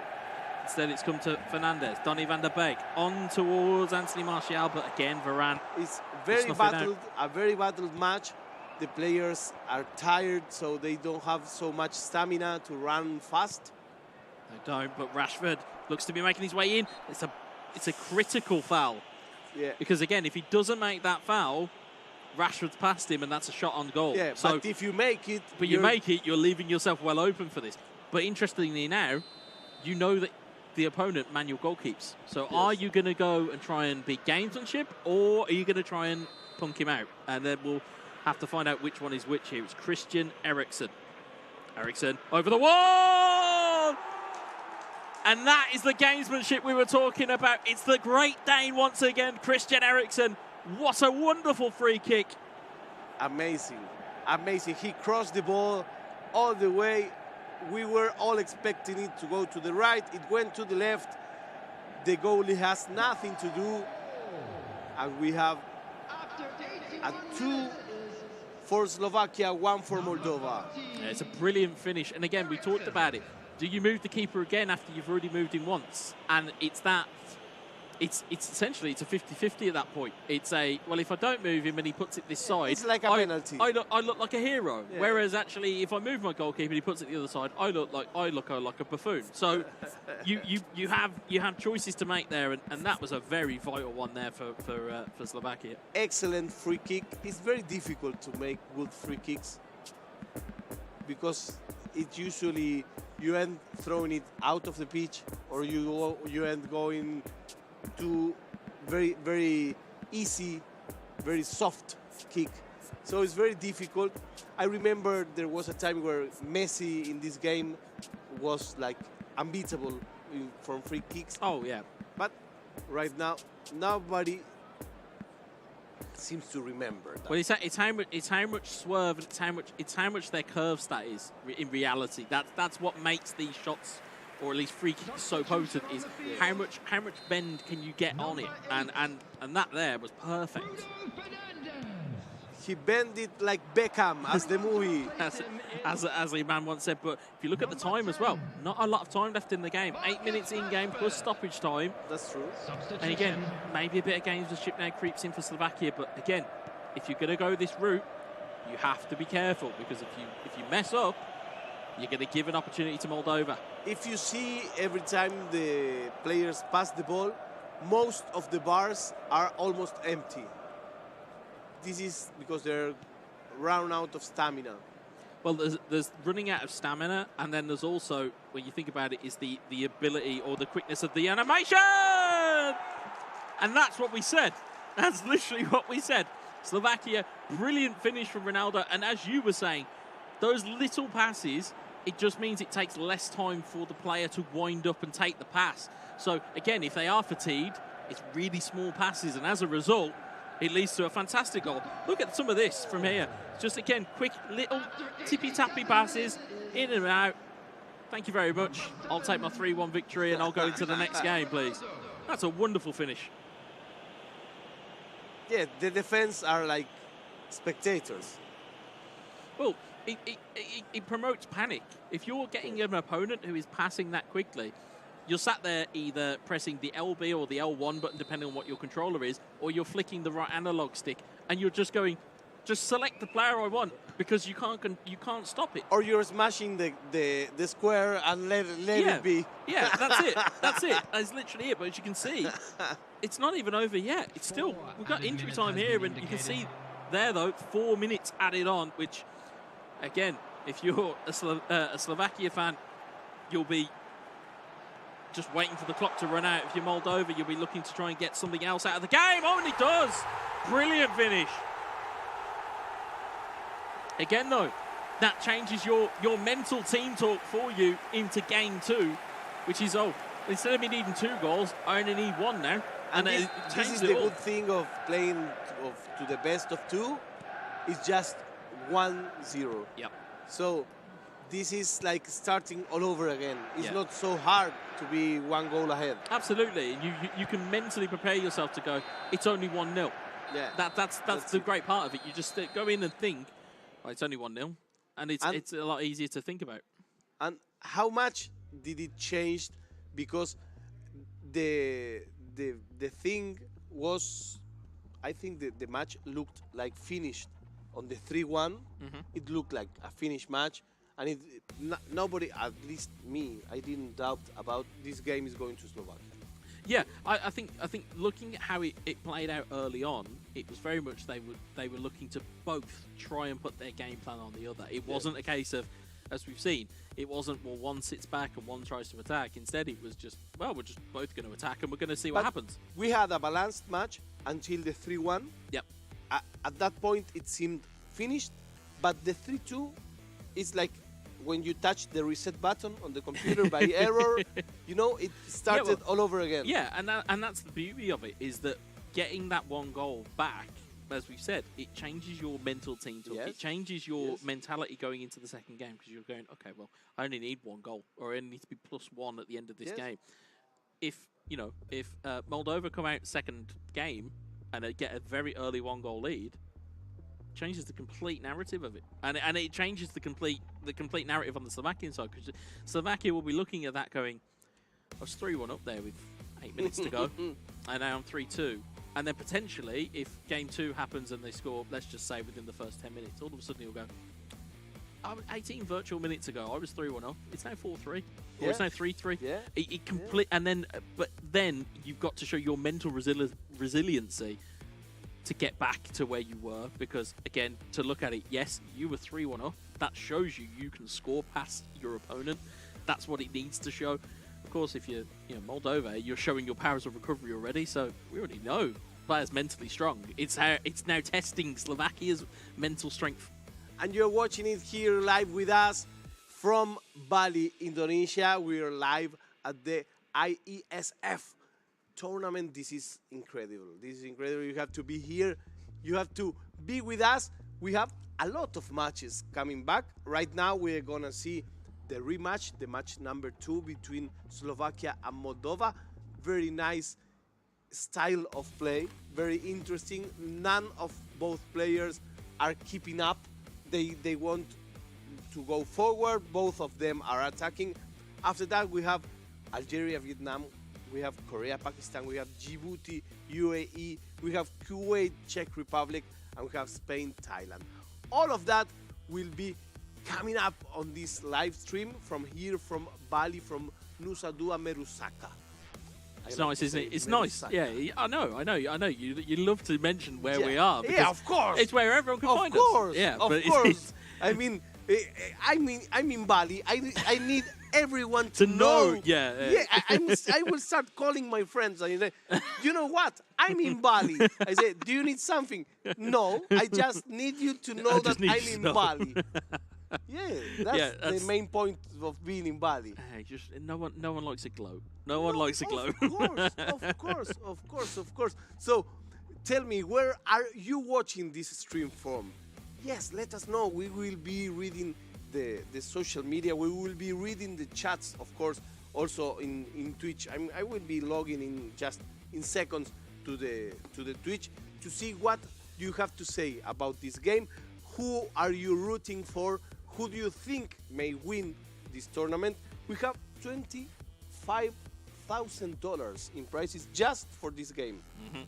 It's a lot of money. It's a lot of money just for a game of virtual football. And again, it's as simple as that. It's master a game, and you could potentially be at a World Championships competing for a prize pool of $25,000. And you it's can be crazy. in Bali. And you could be in Bali. You keep dropping that. Dropping that. Yeah, of course. You may join me by the beach. I will be the one with the beer in the hand. Well, my friends, here we are with these beautiful matches. We're waiting for the second Slovakia versus Moldova, and you will watch it with us. What would you do if you were the Slovakia player? I think if you're Slovakia, you need the first goal. It's strange for me to say that, given that you think Moldova need the first goal. Slovakia, from a confidence perspective, need that first goal. You need to basically go, we're 4-2 up, and then shut it down. And I know, to those at home who know me from kind of gameplay styles, I'm not about shutting things down, but effectively you need to kind of game manage it, because you want those 3 points, or you want the points. So that's what I would do. Okay, we're coming back.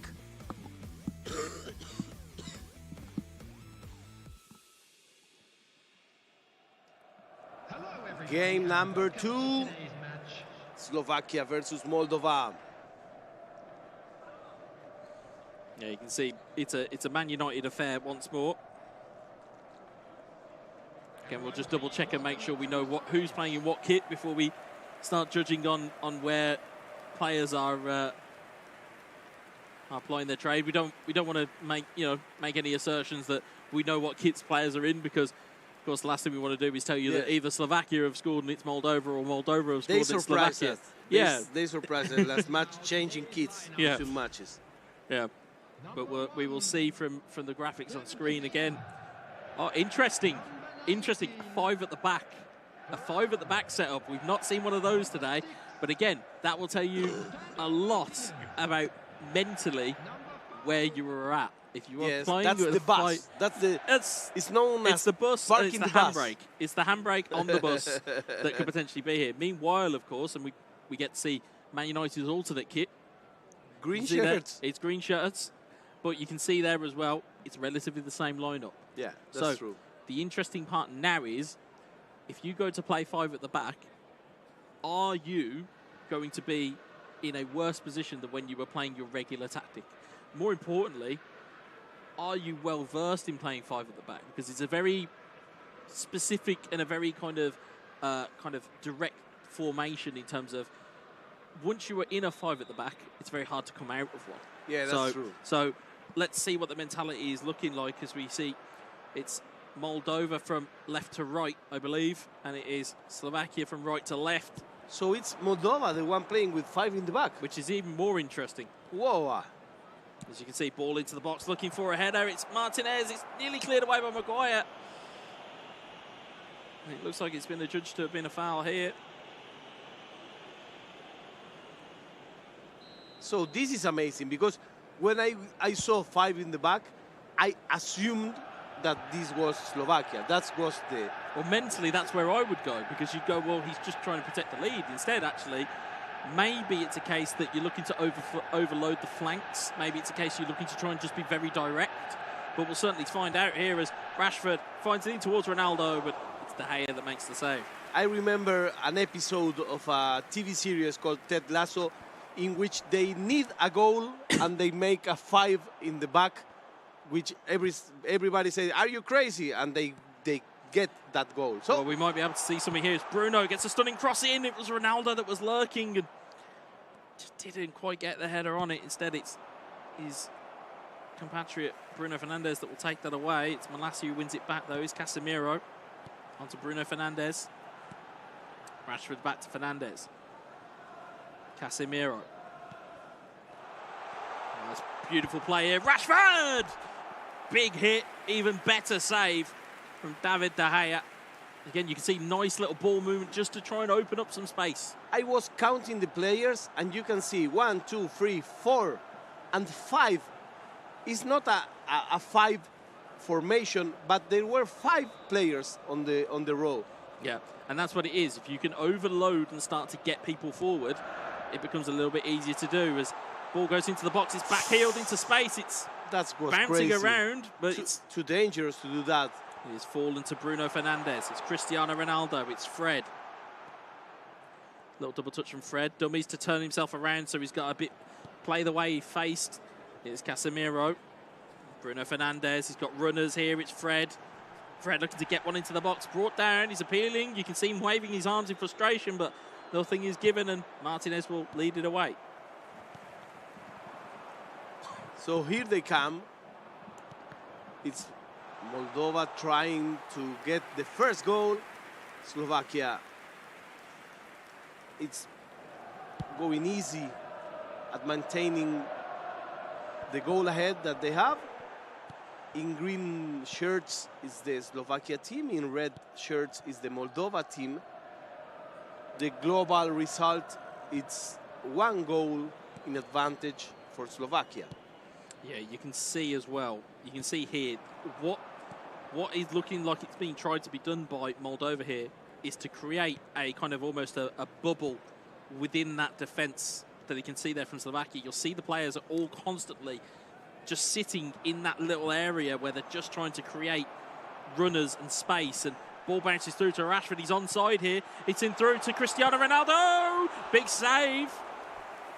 Yeah, I don't think the goalie was clean. The goalie find it. Yeah, I don't think it was as clean a save as De Gea wanted, but it's a corner nonetheless. He stayed there and the ball just hit him. He was hoping that hit him, I think, in all honesty, but it's Bruno Fernandes who's on the corner here. Just see, weighing up the options. It's gone short to Fred. I've never been a fan of a short corner. I may be proved wrong, but I'm not. It's not the best type of option. Get it into the box and to try and do something with it. Here's Wan-Bissaka to Malacia. It's Wan-Bissaka. Again, you'll just see. So if you notice here, you've got Bruno, you've got Rashford and Ronaldo all just loitering in that central area. That's what is being looked for here. It's Casemiro to Fred. Yeah, we can see the 5 defense at the midfield right now. Well, you can see the 5. You can see the 5 at the back for Moldova, and you can see how it's trying to work out here. It's Rashford tries to get it forward, and now it comes Fred, again. Still there again though, because interestingly, as we said, essentially, I think what Moldova have tried to do here is just kind of get rid of their midfield. It's basically an attack and a defence, and that's reality of it is that's where you need to make sure that you're absolutely pinpoint with all of your passes, especially if you're going to go with this type of tactic. But it has been so far. Fred, Ronaldo, Rashford, Bruno Fernandes, onside! Big challenge in. Yeah. But you can see that that's where the pressure is building up. So yes. Moldova have essentially completely overloaded their central area just to create that little bit of chaos. Because as we said, the panic will come in and you'll start to try and just press buttons and hope for the best. And that will not get it done at this type of level. I promise that I will never judge again anyone using 5 defenders. It's Ronaldo with the flick on. Fred, Wan-Bissaka, back to Casemiro. Wan-Bissaka, Fred, Wan-Bissaka onto Rashford, and it's nestled away. You'll see the defensive line just trying to push forward. Slovakia is expecting, is not proposing any game. They're not, it's just letting the time pass. Yeah, they're not really posing too much of a threat going forward, which is the slight worry. Because if all of the gameplay has been with Moldova and all of the pressure has been with Moldova, the issue you've got with all of those things is if you've got that pressure that's on and you're the team that's defending a lead, the problem then becomes is that you have to then break out of that shell. If you're trying to protect the lead, you've got to then break out of the shell if a goal is scored against you. So I would slightly worry if that were the case, as Malacia heads it away. I think that the strategy didn't work out great for the Moldova player, but the Slovakia player is like also surprised. Yeah, and I think that the way that this is kind of going at the moment, or at least if you're from a Moldova perspective, they're playing far better now that those changes have been made versus playing the way that they had played. Ball goes into the box, it's cleared away. So you can see that there's just a lot more going forward. And now they lose the ball and comes Slovakia. Tries once again, let's see. One goal may seal the deal, and it's a center. The ball gets outside. He couldn't complete the play. It was a good chance. It's a corner kick. He knows he's just one goal. I think one goal for Slovakia puts them out of sight. Yeah, he knows that both of them, that there are just one goal ahead of their main interest, the main goal. Certainly. As Maguire interestingly heads one out. Would have gone for a corner had it not been blown up for half-time. Half-time here. So Slovakia keeps the goal ahead, but there is a difference, a big difference in possession, right? Massive difference. But again, that comes with having a different shape, having 5 at the back. It comes with that desire to keep the ball. But you'll see just on the tactic alone here, if you look at the left side of your screen, and I don't want you guys at home to ignore the right-hand side, if you take a look at the left-hand side, you'll see how narrow it is in attack. But that's to put pressure on. When you look at the right-hand side, it's to put pressure on Varane, it's to put pressure on Martinez, it's to put pressure on Casemiro. It's to create movement where those players have got to go and track players that are coming from deep. And now he's moving once again his players again a narrower team. Yeah, right? Yeah, exactly. And that's what it's causing. It's causing there to be almost a congestion of players. Everything in the middle. Yeah, everything in the middle. Players, as we know, if you play football just generally in real life at home, you can only mark one player at a time. You can't mark everybody. So at one point, somebody is going to break through here. It's just whether a case of whether they can find the back of the net or not. As Varane tries to get it clear, it's dangerous. Ooh, it's dangerous defense. Very, very dangerous, but they get away with one to Moldova. See, they're just trying to push it forward with Wan-Bissaka. There's Fred to Ronaldo. Runners are looking forward here. Rashford, Ronaldo. Rashford, Ronaldo. Back onto Rashford. Rashford has a man in the middle. It's Anthony Martial. Look for the extra pass. Just didn't quite make it work here. Bruno. And there's the through ball. He's onside. He's been played on by Malacia. It's Cristiano Ronaldo. And that's it. That was the goal that we were talking before. Slovakia had patience. Slovakia didn't run, didn't burn the bridges. They say, okay, I will let this happen. You can come as much as you want, but if I have one, I will make this goal. Yep. And the interesting part there was, as we saw the defensive line come up, the defensive line was pushed up by Moldova to just try and congest some space. The issue with it, of course, is that when you push them forward, the players are not paying attention to the players they should be marking. So the pass that happened through to Ronaldo was actually the pass that I think that Moldova were looking at first. The problem is if you play a sideways pass and you're trying to mark a completely different pass, again, all of a sudden you go, wait a minute, that ball's not gone where I've expected. And all of a sudden then you're left with a golden opportunity. And when you have one attacker which is fast, which is still has stamina, you know that this is one play. This is all or nothing. Yeah, and it's interesting that Maguire, who was the player that I would say was left lacking in the pace department there to try and catch Ronaldo, has now been taken off the field. But that will be a change in shape as well. But Ronaldo coming forward. Here's Scott McTominay. Looks to loft one over the top. Defensive header back to the goalkeeper. I would not be surprised now if we see almost a game kill from Slovakia. I think it will just be a case of potentially even look to really kill the game off, as it's Anthony looking to drive his way into the box. The Brazilian slides it across! And it is Cristiano Ronaldo. It's that man again, as you said. Still got fitness, still got stamina, and still has the killer touch in front of goal. And now things are almost going in one direction, and that direction is Slovakia. Yeah. Once again, it breaks the line. Once again, one player can go ahead, and if you can pass, you know, this line, this iron line works as good as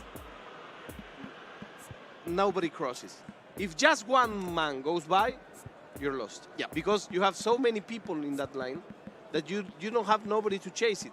Well, if you looked at who was chasing Anthony, it was Scott McTominay. Now, no disrespect to Scott McTominay, but I would say that he's never catching Anthony 99 times out of 100. So the issue then becomes is that if you know as a player in the back of your head, you know that the player you're controlling is not going to catch the guy that you're chasing, the issue then becomes where's the next thing going to happen? Because there's almost a infinite universe of things that could have happened there. Anthony could have shot. He could have tried to dummy back inside. He could have double touched. He could have tried to play for a penalty. He could have ran to the corner. Instead, took a killer touch and got inside to Ronaldo. So you can only mark one thing at a time, and if your prediction is wrong, it's game over. Yeah, that's true. That's the analysis of our man, Hisguesa, and you can watch us live here from Indonesia. We are at Bali at the IESF tournament. This is an incredible tournament. More than 100 countries represented, and we're watching Moldova against Slovakia. Interestingly, though, there is still time on the clock. Yes, there is still enough time. I would say, from a standpoint of watching these types of games, there's enough time. But it's now going to become a case of how much of the clock does Slovakia want to kill? Or more importantly, do they want to kill the game off with a goal? As it looked like he was lining up a stunning strike there. But it's how much of the clock do you want to try and kill? And that's going to be the key thing here. Because at the moment, Moldova are just going to keep trying to play, which is what you should do in these types of environments. You should always look to try and keep playing your natural game. Of course, the issue is you try and play your natural game, you'll give the ball away, and then Slovakia retain it, and then Slovakia can try and kill it off. What do you do? I don't know. What do you do? I don't know, but what I know is that I don't move from my chair because I'm seeing this match, which is amazing. I'm not messing with charging my phone. I'm not doing anything. I'm just watching the screen because I cannot have enough of this match, which by now it's Slovakia. And here it comes again. It's for Moldova. Palo! It's the post that says, no, this time, my friend. You have to wait. You have to try again. You have to keep your players shooting at the goal. That was the chance. That was the chance to get back into the game. Again, there's not a lot of time left here. But again, from a Moldova perspective, you are looking to just try and keep yourself going here. Again, though, the more that clock ticks down, the less opportunity they're going to have to be able to put their stamp back on this game. As it looks to be cleared away once more, it's Marcus Rashford. You can see the switching, just slight switching defensive mentality. Again, naturally makes your players want to be a little bit more hesitant about going forward. And again, at this point of the stage of the game, if you're Slovakia, why would you want to go forward?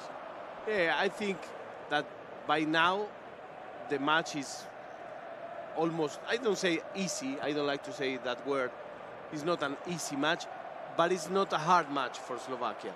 It's not, and all they have to do is as we said, manage it. That's again, at high level games of eFootball, that's what a lot of players you'll see do. They will look to manage the game. They'll look to try and make sure that, you know, they are able to close a game out.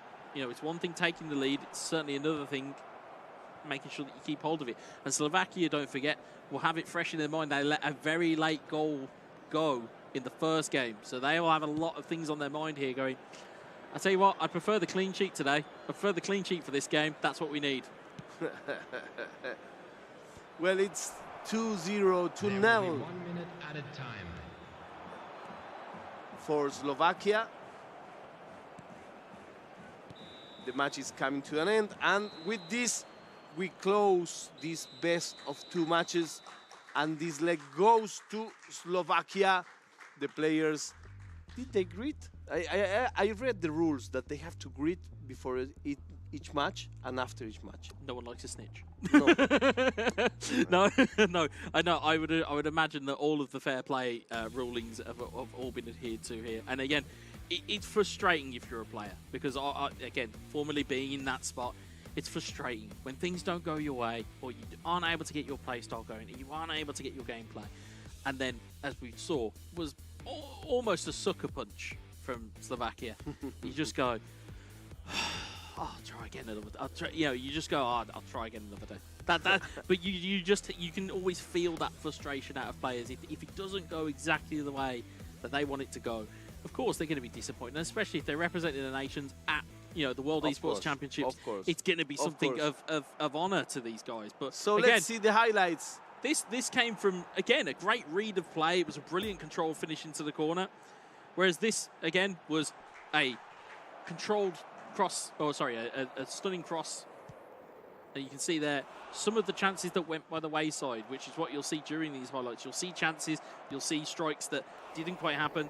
You can see there that strike that just went by the wayside. Again, we saw some very, I can only say, as erratic goalkeeping from the David De Gea from both sides. But this here, again, you were trying to just find out the goalkeeper, and that was where that little bit of gamesmanship came in. Because the first goalkeeper, you've made a save by making a manual goalkeeper. This here, on the other hand, this was amazing. Fantastic hit. This was amazing. Bad placement of the goalie, can I say? Well, the player didn't choose to go with a manual goalkeeper that time, because I think in your head, if you saw somebody control the goalkeeper the first time, the second time you're going to go, I'll shoot in that corner because I know he's going to move. Whereas actually, he's left him there thinking, oh well, I leave him there and he'll make the save. And instead, it did not pan out in that fashion. So the first match ended 3-2 for Slovakia, and the second match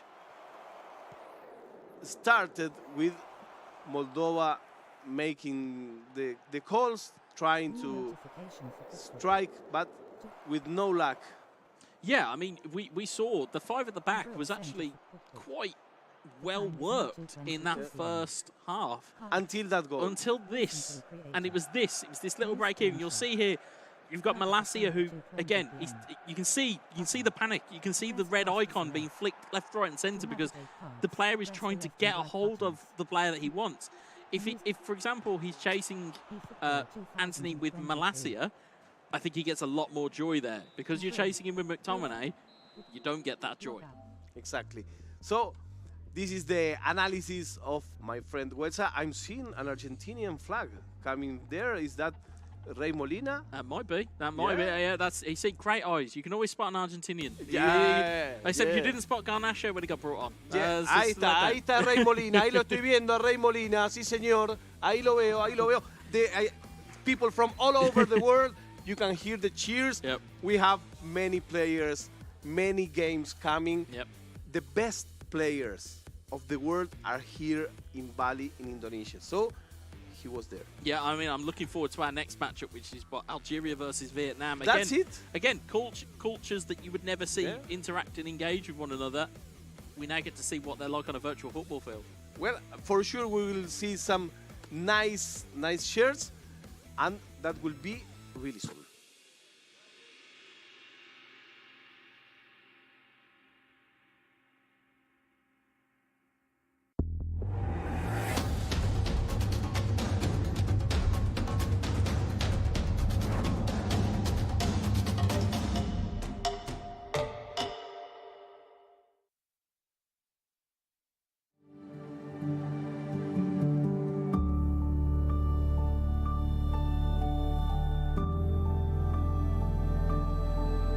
All it takes is one dream. One dream that becomes a journey. To drive an ambition. Believing in yourself. Persevering challenges. Always focused on the dream. To grow aspirations. Having the will to keep going. Building a future with a legacy. Knowing dreams can come true. Over 11 years of growth. The spirit of entrepreneurship created possibilities.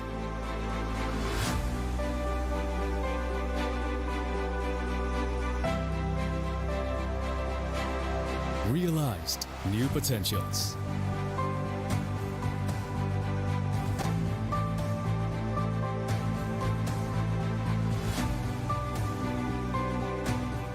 Innovate for the better.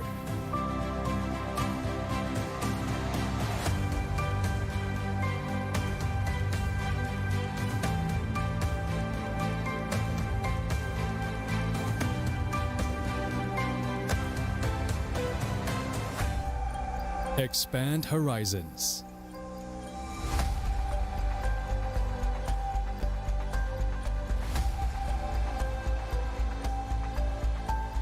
To change lives.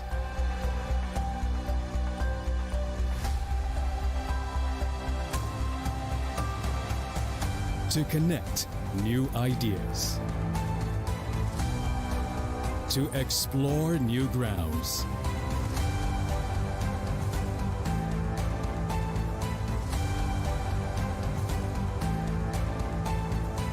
With the future in sight.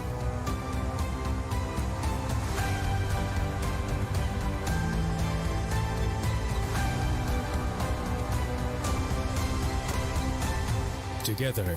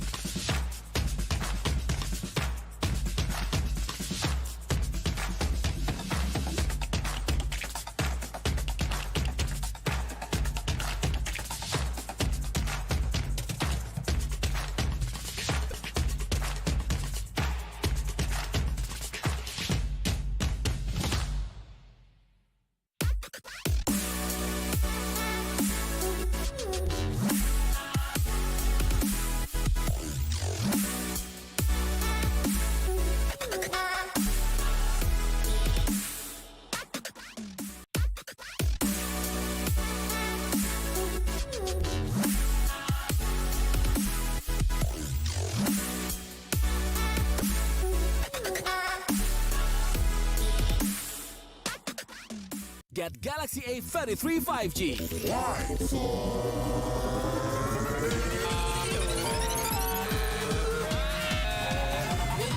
Galaxy A33 5G with awesome battery. Buy now.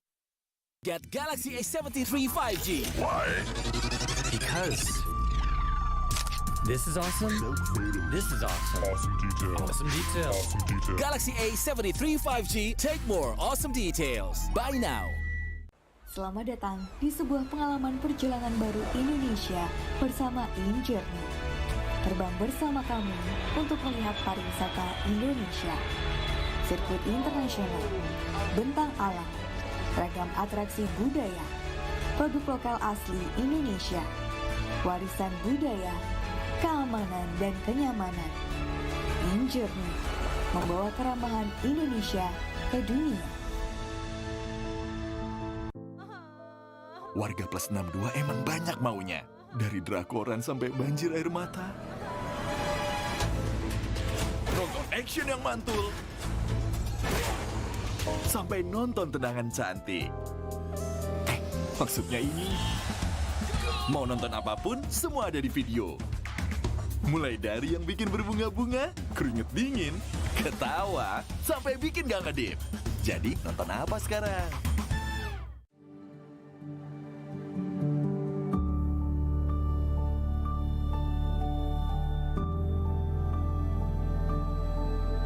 All it takes is one dream. One dream that becomes a journey. To drive an ambition. Believing in yourself. Persevering challenges. Always focused on the dream. To grow aspirations. Having the will to keep going. Building a future with a legacy. Knowing dreams can come true. Over 11 years of growth. The spirit of entrepreneurship. Created possibilities.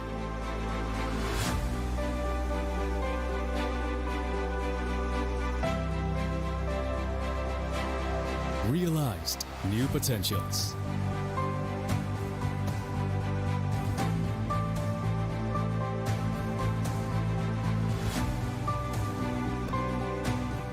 Innovate for the better.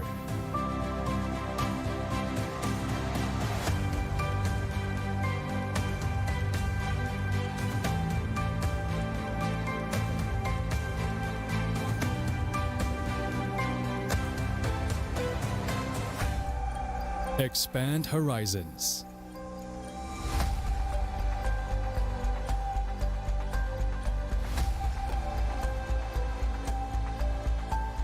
To change lives.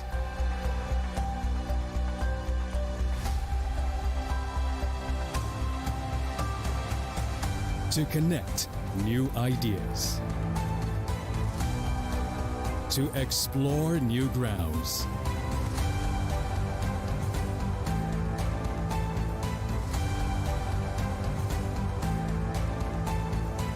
With the future in sight.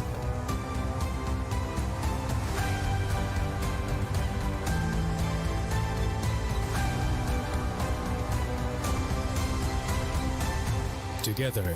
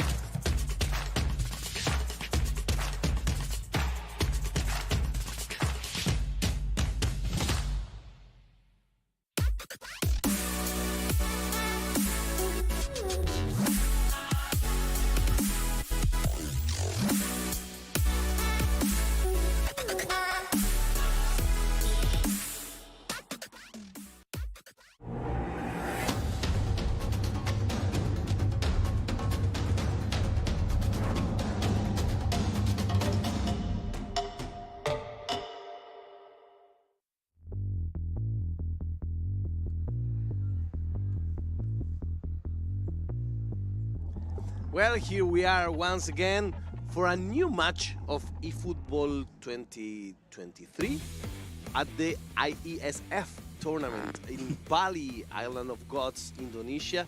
So, how are you seeing the matches so far? They've all been entertaining in one form or fashion. They've all been entertaining. They've all had something to talk about.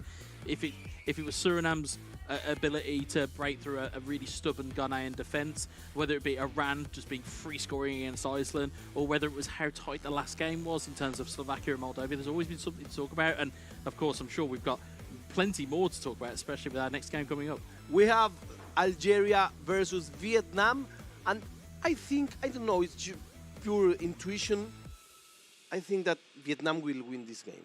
I have no interest, no special interest. I was going to say, yeah, you've got no interest. I'm smelling a Vietnamese triumph. What do you think? I expect Vietnam to be strong, but I don't think that Algeria. I think Algeria will have a little bit too much for them. I personally feel Algeria will take this. Whoa, that's amazing. That's important. So we will come to our predictions later. We have the team lists once again, with the Group A with Ghana, Uzbekistan, Montenegro, Suriname, and Morocco. Group B with Bhutan, Bulgaria, Maldives, Korea, and Pakistan. Group C with Chad, Trinidad, Tobago, Tunisia, Iraq, and Portugal. Group D with Bosnia and Herzegovina, Brunei, Spain, Thailand, and Somalia. This is the first four groups. First of four sets of groups that we can see, which is crazy. Again, in Group E, you've got Iceland, Iran, North Macedonia, and Kyrgyzstan. You've got Group F, which is Wales, the United Arab Emirates, Namibia, and Djibouti. You've got Group G of Tajikistan, Syria, Honduras, and Bahrain. Group H, you've got Nigeria, Azerbaijan, Saudi Arabia, and Team IESF. And of course, this is not all, because we have more groups. In this case, Group I, Slovakia, Moldova, Hong Kong, and Myanmar. Group J, Italy, Czech Republic, Japan, Kuwait. Group K, Austria, Georgia, Sri Lanka, Turkmenistan. Group L, Luxembourg, Turkey, Slovenia, and Lebanon. All of this is happening here, but we have still more. Yeah, and we talk about how many nations are competing at these championships. You talk about how many are involved in eFootball. I think it's 71 or 72 by my total. Group M, you've got Algeria, Vietnam, Argentina, and Senegal. You've got Group N of New Zealand, Netherlands, Malaysia, Brazil. And Group O, Croatia, Laos, Ecuador, and Mongolia. Group P, you've got Kazakhstan and Armenia.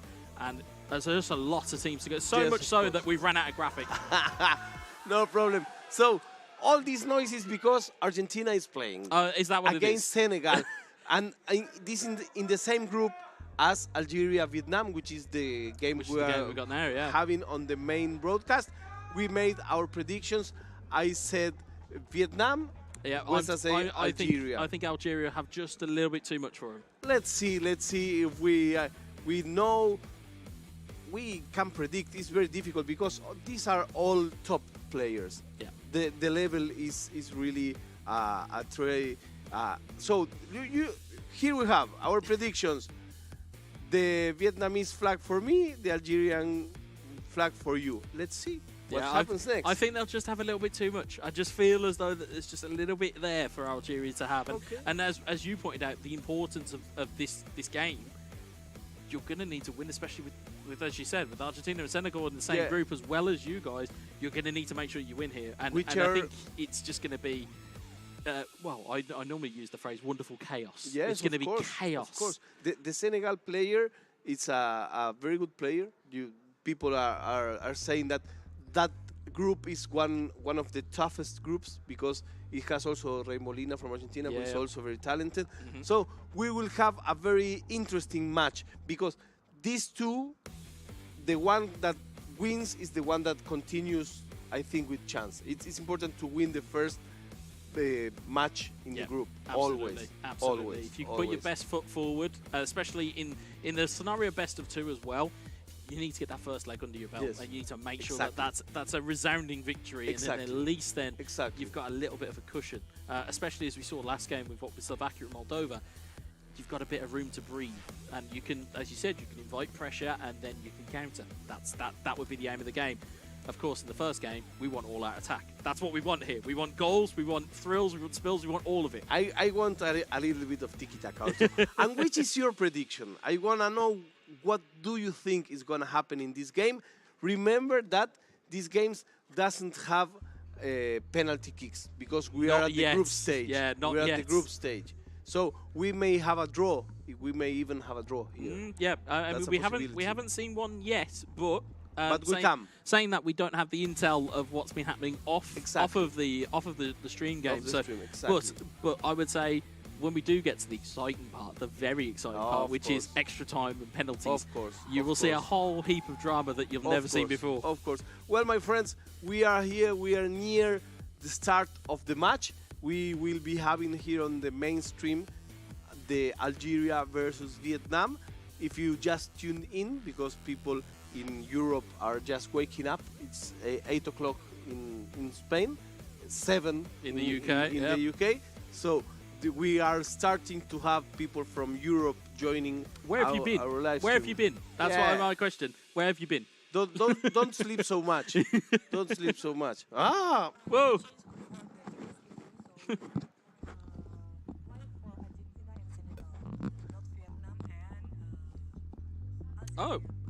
Well, you actually may have just got your wish. We've had a late change in the schedule. We've had a very, very late change. We have now got Argentina versus Senegal. It's almost as though the people were listening to us. That's the prediction. That's the real quiz. That's what I call a prediction. See?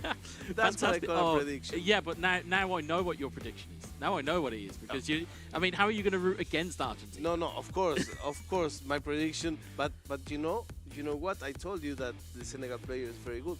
So, absolutely, yeah. Momo Juve, who arguably is one of the best players outside of Europe, but also one of the best players in the world. It's not even, since the region locking became obsolete, as it was in previous versions, we've now been able to see just how good Momo is. So for me, I am absolutely intrigued, to say the least, to see how this one goes. This one is, well, as a famous Italian plumber used to say, it's a spicy meatball. I like that one.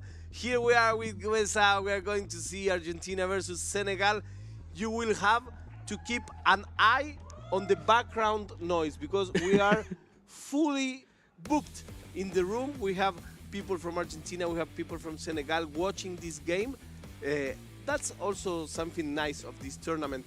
People that play different games go to root for their connationals playing another games, and that's nice. Yeah, I love that about just the competitors themselves. If they have free time, or if they're not playing, or if they have something else that's already been taken care of, they can come along and they can come and support their countrymen and women. And again, you look at it again. This is a again now we were already talking about intrigue within Algeria and Vietnam.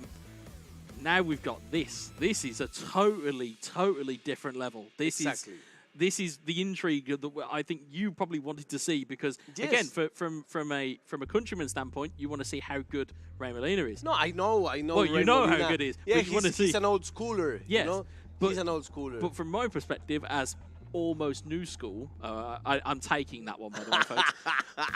As almost new school, I want to see how good Momo is in the flesh. Yes, of course. So that's where this brilliant piece of intrigue comes in.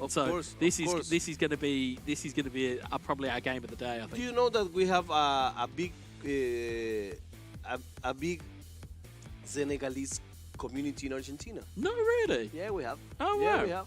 And as they enjoy football as much as we do, when Senegal won the Africa Cup, there were celebrations all over Buenos Aires. Wow, the more you know, folks, the more you know. That's unbelievable. See, well, that almost makes this friendly then. Yes, oh, well, actually, wait a minute. Hold on, I'll go back to what I said earlier. The minute the consoles go on, friendships are out the window. I forgot about that. And speaking of football not played on video games, but on the streets, there is a huge fan base in Indonesia of the Argentina national team. Wow. Also. And so you must have been no wonder they've been really nice to you. Yeah, but they didn't see me playing. That's why they are nice. If they see me playing real life football, they won't be so nice. We'll have to get the content team on, and we'll rob a console and we'll have a game. No, with the console I can.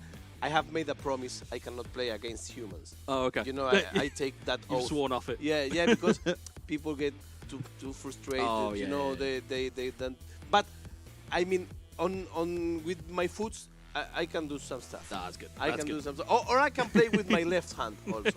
That may be. That might be the equalizer. Yeah, I say hello also to fans in South America that are in the middle of the night. Yeah, I was going to Right say now. they've got to be loyal if they're South American and they're watching this. Yes, of but course. also again we talk about fandoms and we talk about South America in terms of the nations that are competing in this tournament. Obviously, looking at the schedule, obviously that is subject to change. But you also have Brazil tomorrow. You've got Argentina today. You've got a fandom there of footballing giants. Yes, you know, of and course. in terms of that fandom, as you've said already. They'll follow anything that is to do with their national team. They'll follow anything to do with their nation. Let alone whether it's esports, whether it's football, whether it's whatever sport it may be. These players will have incredible followings, and especially if you are tuning into this right now, again, the fact that we've had a very late change to the schedule, I bet everybody's suddenly gone, wait a minute, they're going to be on stream. Oh, let's go watch this. And this will be, you know, obviously we're waiting for obviously the players to be ready and everybody to be settled, because obviously they will probably not have even realised they're probably going to be on stream until we did.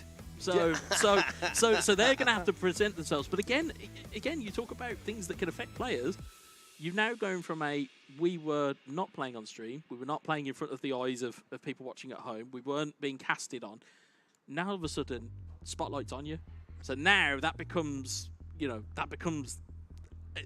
almost the de facto main event of it. It becomes like the kind of the centerpiece of the show, and it's, you know, you've got to mentally try and prepare for that very, very quickly. And I wouldn't be surprised if we saw some very cagey affair or a very cagey affair in the early going. But then once that first half is out of the way, I think that's when we'll start to see it be explored. When you were playing, which was like your secret weapon? My secret weapon was my ability to stay calm. A lot of people or people who know me or have seen me play on live streams or whatever, it was the coolness to stay under pressure, because the minute you enter an emotional state, you then start to make really rash decisions. You overcommit, or you play a pass that you don't mean to make, or you do something that is completely out of the ordinary. Yeah, my dad always used to say, you know, or my dad would always say to me, you know, the minute you start shouting in an argument, you've lost it. And that's exactly how I tried to do it in eFootball. Is once you go a goal down, okay, that's fine, it's 0-0. I'll get a goal back at some point. Just let me just play my game, get back into it. And that used to be almost the secret weapon, is stay calm, because you always play your best game when you're calm. Okay, well, we are prepared. That's very interesting thing to know. Stay calm. That's a very interesting point to look for your game. So here we are. It's Momo, it's Rey Molina. It's Senegal versus Argentina. You can hear the atmosphere already, and it's not just virtually either. There's chanting. The guys behind the cameras have got giant smiles on their faces. Everyone's looking forward to this. Yes, of course, sir. And we will have these matches on the pitch. Bayern Munich. Oh, interesting. Okay, that's another sighting of a Bayern Munich side.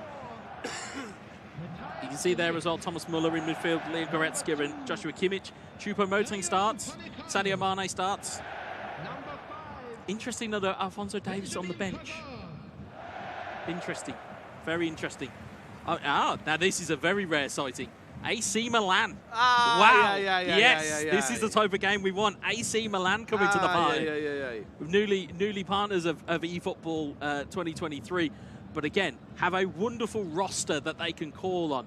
You have the almost evergreen Zlatan Ibrahimovic. You have Olivier Giroud. You have all of these types of characters to call on, not to mention Rafael Ante Rebic. There's so many good players to call on. This should be a cracker. Let's see who uses who. We will find out shortly.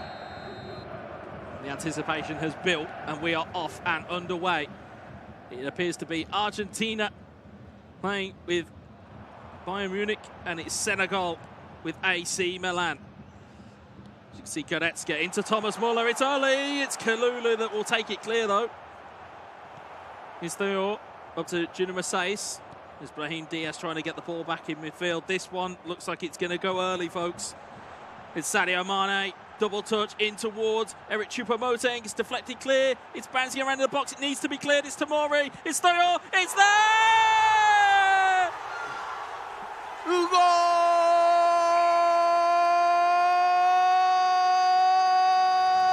Argentina!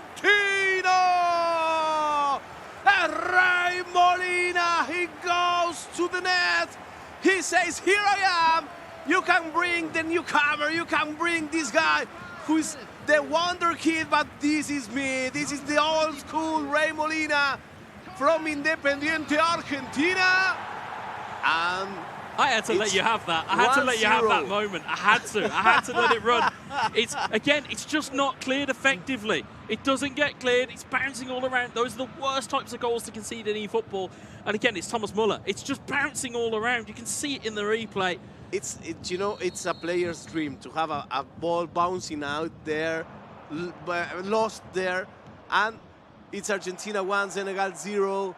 This starts very nice. Yeah, and we said it was going to go early. It feels like it's going to go early. This doesn't even feel like a group stage game. This feels like it should be in the knockouts. It's a crazy game. Exactly. So, just 9 virtual minutes, and here it comes again.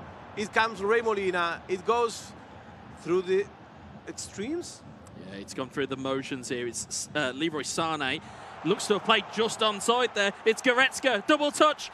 Trying to get the ball through. It's cleared away by Sandro Tonali. It's Brahim Diaz and AC Milan and Senegal riding their luck a little bit here, but it's Rafa Leo. Here's Ante Rebic. Ante Rebic just can't get through there, and Matthias de Ligt.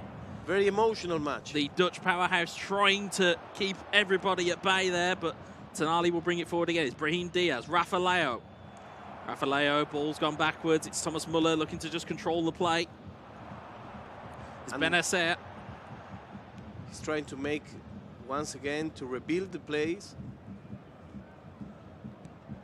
Brahim Diaz, Benacer. Thomas Muller through to Eric Choupo-Moting. Ball through again. You can feel the anticipation building. It's Leroy Sané. In towards Goretzka. Goretzka looking for his free pass inside here. Neat little drag back. I think will take it away though. It's Benacer. Brahim Diaz. For now, everything is on the Argentinian side. But it's a neutral's dream to watch this game. It's Rafa Leo. Tries a neat little flick and gets taken out. Nothing given. It's good defending. I won't judge the bias commentary at all. There's no foul whatsoever. Here is Leroy Sané, though, breaking down the right-hand side. It seems like the pitch is inclined this way. It looks like there's a magnet in the goal behind Senegal's goal. It's just dragging the ball. But again, it's all Argentina, as you said. It is right. It is all Argentina without considering that you are an Argentinian. It is all Argentina at the moment. Everything is coming in the right side. Oh, absolutely. They don't use the other side. It's all Sané at the moment. It's Goretzka. Yeah, it's Goretzka. Goretzka, Mane, Goretzka. Looking back for Sadio Mane! 2-0. What a brilliant goal from Sadio Mane. He knows how to wait. He knows how to score. Ray Molina is in the house, my friends. Argentina goes ahead in the marker 2-0. It's great build-up play as well. It's just being patient with the ball. Being patient, that neat little give and go. You hold L1, it will trigger a run for you once you've played the pass off. Finds it expertly with Sadio Mane. You'll see it again here. You'll see immediately Mane's like, give me the ball back, please. Give me it back. And as he does, Tata Rossano just doesn't quite get there, as Sadio Mane does, and it is 2-0 for Argentina. And it was very tight play because a second later, the goalie will catch it. Oh, absolutely, yeah. There's the margins for error on that type of pass are so fine. Yeah. Wonderful goal. And again, you look at how it's going at the moment. And this is like classic Ray Molina. This is like when Ray Molina broke out on the South American scene. This was the kind of play that he was bringing. Later on, he had some mishappening on the finals of some tournaments in which he came as a favorite and he went out without winning. So I think that in this place, he knows he's respected, but he's not. I don't think he's a favorite of the tournament. No, I think that's a great place to be. But that's it. You can sometimes play players that don't like having expectation on them. There are sometimes the players that will go, do you know what? I don't want to go around beating my chest. I don't need to tell anybody I'm good. I know I'm good. I'm just going to show you I'm good. Certainly from the 26 minutes that I've experienced of Ray Molina's gameplay, which I have never done before, but might I add, he's managed to just completely... Let's see what's happening. It's the referee checking something. Yeah, there's like a technical request from a Senegal player. Ray Molina opens his arms, saying, "I don't understand." Yeah, opening his phone. But in that instance, that's what Ray would need to do. If something's happening with the other player, you just want to zone out. You want to just focus on whatever you've got going on, and that's what arguably you need to do. But it's a great start from Ray. Okay, so we're watching the match between Senegal and Argentina. Like a very interesting thing to look is an experienced player against a young coming forward player. So we are coming back to the game. The technical issues are over. It's 2-0 from Argentina. 30 minutes. You can hear people chanting here. And here we are once again. Here we go, though. It's Rafael into a dangerous spot. The man from Portugal rolls it across to Junior Massais. The Brazilian tries a double touch, doesn't quite pull off. That was difficult. That was a difficult play. And here comes Ray Molina with the counter-attack. He wants the third one. Let's see if he can make it. Goes touching and touching, coming and going. Yeah, you can just see trying to weed out where that defensive frailty lives. But again, as we've said before, got to be careful. But that there is a red card. It's our first red card. And my word, that might just be a game changer. Yes, nobody expected that. You've got to be careful. As we said, we talked about it previously about little fouls, not extreme fouls. You want only a little one. You just want a nudge. You don't want to slide in, and as we see, first slide we see in the tournament, and it's a red card. Yeah, and you can see it's Joshua Kimmich as well. That's a pretty important piece to the Bayern Munich jigsaw, as it were. But again, fortunately for him, it's 2-0. Yes, but how is it going to affect him going forward? Does he now kind of tuck into his shell? Or does he go, actually, I can play without him. I can play two in midfield. Whoa. I know, and you can see the risky defense. You can see the risk there. In Senegal. Here's Kalulu. On towards Massais. Rafael onto Rebic. Lets it run through his legs nicely. He's got Pavard chasing him for company. Looking to just dummy to try and see where he's going to go with it. It's Brahim Diaz. The Spaniards played it into Rafael. It's back to Junior Massais. Massais, can he get free? Is it brought down? What a save! Ooh. I thought he got brought down for a penalty. Instead, he got the shot off. That's a brilliant manual save from Ray Molina. I think when I saw the kick, I said, oh, another red card. It is not over yet, though. It is not over yet. Corner on here for AC Milan and for Senegal. It's Tenali into Brahim Diaz. It's cleared away only as far as Pierre Kalulu. You can clearly see that there's one player missing. Yes. Oh, yeah. You can see where the Joshua Kimmich-shaped hole is. But Lucas Hernandez finding a brilliant ball through to Sadio Mane. Mane looking to just hold. Is he, though? That's the thing. You want to go for a third for half-time. You may just. It's Hernandez. Out towards Mane. Mane gets the ball into the box, and Tata Rasanu will take that into his hands nicely. Again, if you are Momo, you're going to need a goal maybe before half-time, but here's Sane. And the ball is going back the other way for a free kick. Got to be careful here. Yes, he's walking on the line. It's difficult, but he's trying to have a third goal because he knows that with a player less, keeping the difference is important. But if you can make just one extra goal, that would be like a death sentence to this match. Yeah. Well, here's the interesting part now. If you're at half-time, you're Ray Molina, and you know you're down to 10 men, you've either got to make it, in my opinion, you've got to make an adjustment knowing who you're up against. But also, strangely, with AC Milan, doesn't feel to be as coherent as it should. Again, it's got Rebic, it's got Raffaello, it's got Junior Masais. There are other players that, you know, Momo and Senegal could use. I know I talked about him at the time, and people who viewed my content know I have a soft spot for Olivier Giroud. But within eFootball, he can hold up a ball. He can get you back into play. He has that physicality. He has that almost Ronaldo-like quality in the sense of you want somebody physical to try and bring those speedy players into play.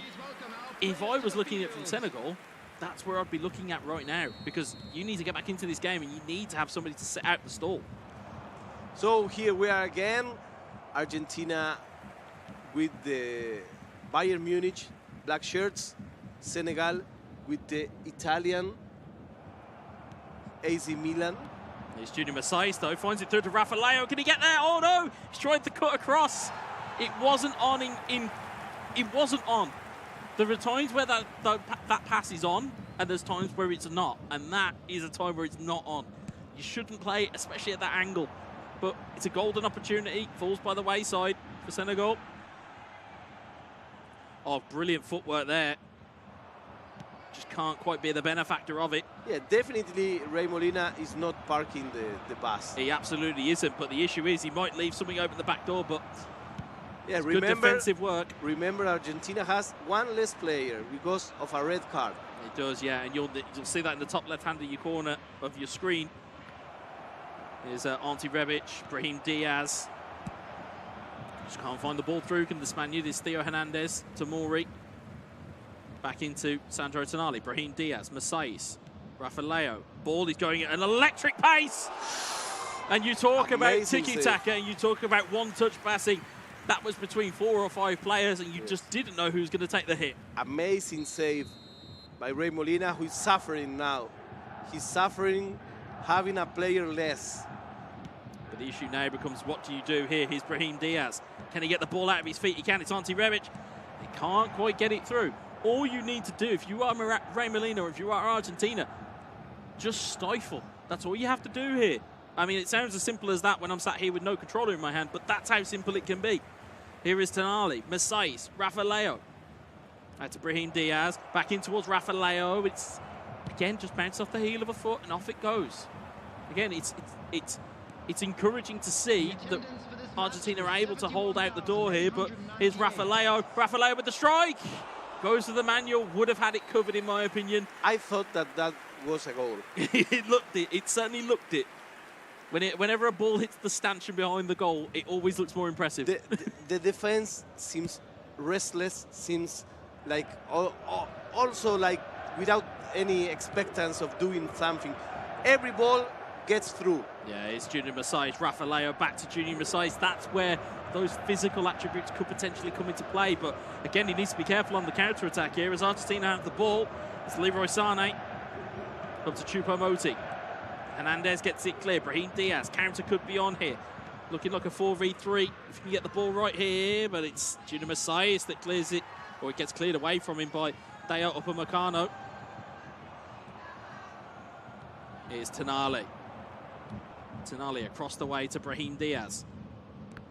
Brahim Diaz gets it through eventually to the Croat Ante Rebic, but it is cleared away once more. Again, if you're Ray, you just need to keep clearing it at this point. The red card is obviously not something you can avoid, but unfortunately, it is where it is at the moment. Here's Benacer trying to get the ball through. Senegal could not yet make use of this extra player. Absolutely, and as the ball goes through again, it's Choupo-Moting against Tomori.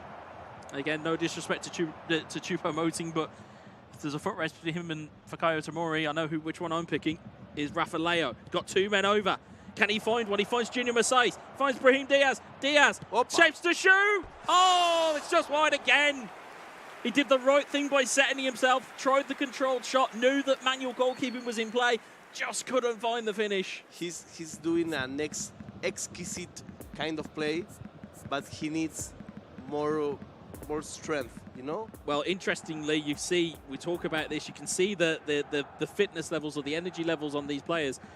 You can see now the likes of, we can see here who's been brought on. You've got Gala, who's one of the youngsters at AC Milan. You also have Divock Origi, who we know he likes a goal or two. He's pushing people on the forward. Exactly, and you see, now you're learning way more in the game plan. Like you said you were going to. You can see exactly what's happening here. Momo just starting to go a little bit more aggressive. He now needs to knows he's got to push forward. A little late. If you can get one goal, and you can rattle a player's confidence, or you can shake it and go, actually, I found a way through you, that can sometimes cause a bit of doubt. So how long have we got on the clock? We'll see it when it comes out. I think we're around about 60 to 65 minutes. This is around about the perfect time in eFootball to make substitutions, because as we saw to great effect, I think it was in the Suriname game and also in the Iran game, substitutions are paramount. It breaks it. So looking at it here, what, 73 on the clock? So yeah, a little bit late. Still not beyond the realms of these players, because these guys have got, as we said, have got incredible skill amongst them. So here it comes again. With the black shirts, with the Bayern Munich is Argentina, with the white shirts, with the AC Milan is Senegal, and here it comes again, Argentina. Goes for the third one. Good defending. It's good defending again from Fikayo Tomori. Ball goes floating through here, though. It's Ryan Gravenberch. In towards Serge Gnabry. Gnabry, can he hold on? Can he go all the way? No! Oh, it's just... He got all the way through and just couldn't apply the last piece. Do you know how you say that in Spanish? Se la morfó. Se la morfó. We're on again here, though. It's Tao! And it's a goal. And now it's a goal. Oh, he's out the chair. Someone get a tracking camera on him. And now it's a goal. That is wonderful. Wonderful stuff. And he's celebrating. It's 3-0. For all of those who were saying se la morfó, no se la morfó. He made that goal. You could just see as well. And again, it's strange to have a goal when you're down to 10. Yes. When you're down to 10 men, it should be harder to score. As Divock Origi tries to make his way through, just can't physically get through. Again, if I was Senegal looking at this, going backwards or going to the next game, you've got to look at personnel changes. You've got to maybe instead of having Rafa Leo down the centre, you have him down the side. You have a player to push in. You can see as well, Ray Molina very brave, pushing the line forward. So again, that creates its own pressure at the halfway line. Yeah, but by now it's 3-0, and he's playing, I think, with his opponent's mind, because he knows that. It's gone through. It's Rafa Leo. He's double touch, and he's got it in. That goal is very important. It's a very important goal. It was unlucky from Ray Molina in the sense that you'll see from this goal here, tries to attempt the slide, just gets caught. You also see, strangely, there was a double touch, and also there was a manual goalkeeper move. So I thought even Momo had probably done even too much to score there. But luckily did not get caught out too badly, and he finds the back of the net. Yes, the goalkeeper didn't make what he needs to do. So this match is 3-1 for Argentina, who is playing with 10 players from half of the first half. It's not over yet, though. Neat footwork from Argentina, and ball comes back again. It's Gnabry up to Tel, up to Sabitzer. It's cleared away again once more. It's Gala. Can they find one more consolation down the right-hand side here? It's Divock Origi to Rafa Leo. Back to Divock Origi. This one is very important. It's last chance saloon, at least in this game. It's Gala. Gala, great footwork, brilliant footwork. It's Ante Rebic. Can he get the shot away? He can, it's saved, and it's gone clear. That's the ball of the match. That's the ball of the match. Now, I know we can say a lot about passionate Argentinians. I know we can, because I've got one sat next to me. However, that's only one game. That's one game. You've still got another one to go. Calm. In the group stage. Calma. In the group stage. Calma. That's what we need to do. Just relax. In the group stage. That's the group. Yeah, as well, guys. That's the group. But honestly, it's a great performance from Ray. Yes. Again, I think Momo never really got started. I think the two early goals just didn't get started. And you know, again, Ray smothered him, and it just kept going. And again, the award of the red card, it had the ability to change the game, but kudos to Ray for not allowing it to change the game. Yeah.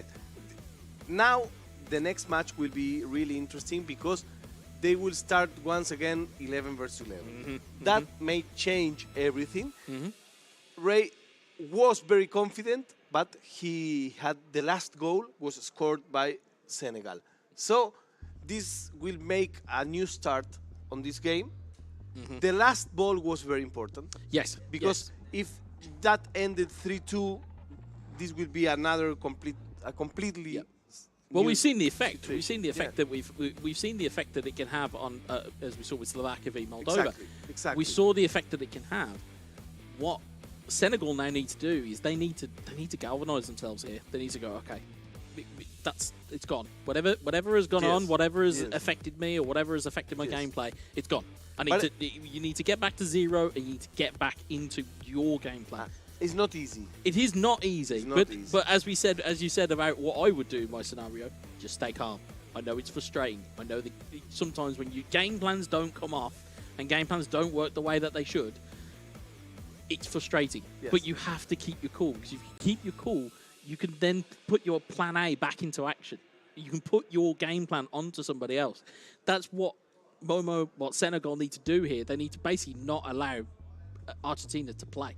They need to get hold of the ball, and they just need to smother. If you're Ray, of course, you're sitting pretty with a 3-1 lead. What do you do? Do you sit back and take the pressure? Can you handle the heat that Senegal are going to do? I would play counter-attack. Yeah. I will stay at my pitch, but, that's not his style.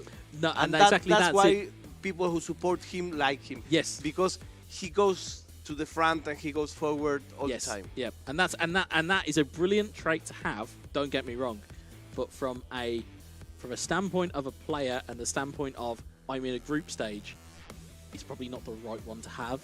Yeah. If it's a knockout, by all means, fill your boots and go as hard as you need to go. If it's a group stage though, and you're like, I need the points to make sure I qualify, that's a different question entirely. So it'll be interesting to see what tactic Ray employs. Interestingly, though, of course, as we keep saying, it's going to be interesting to see what tactic Momo deploys. Yes. Do we see changes in personnel? Do we see changes in tactics?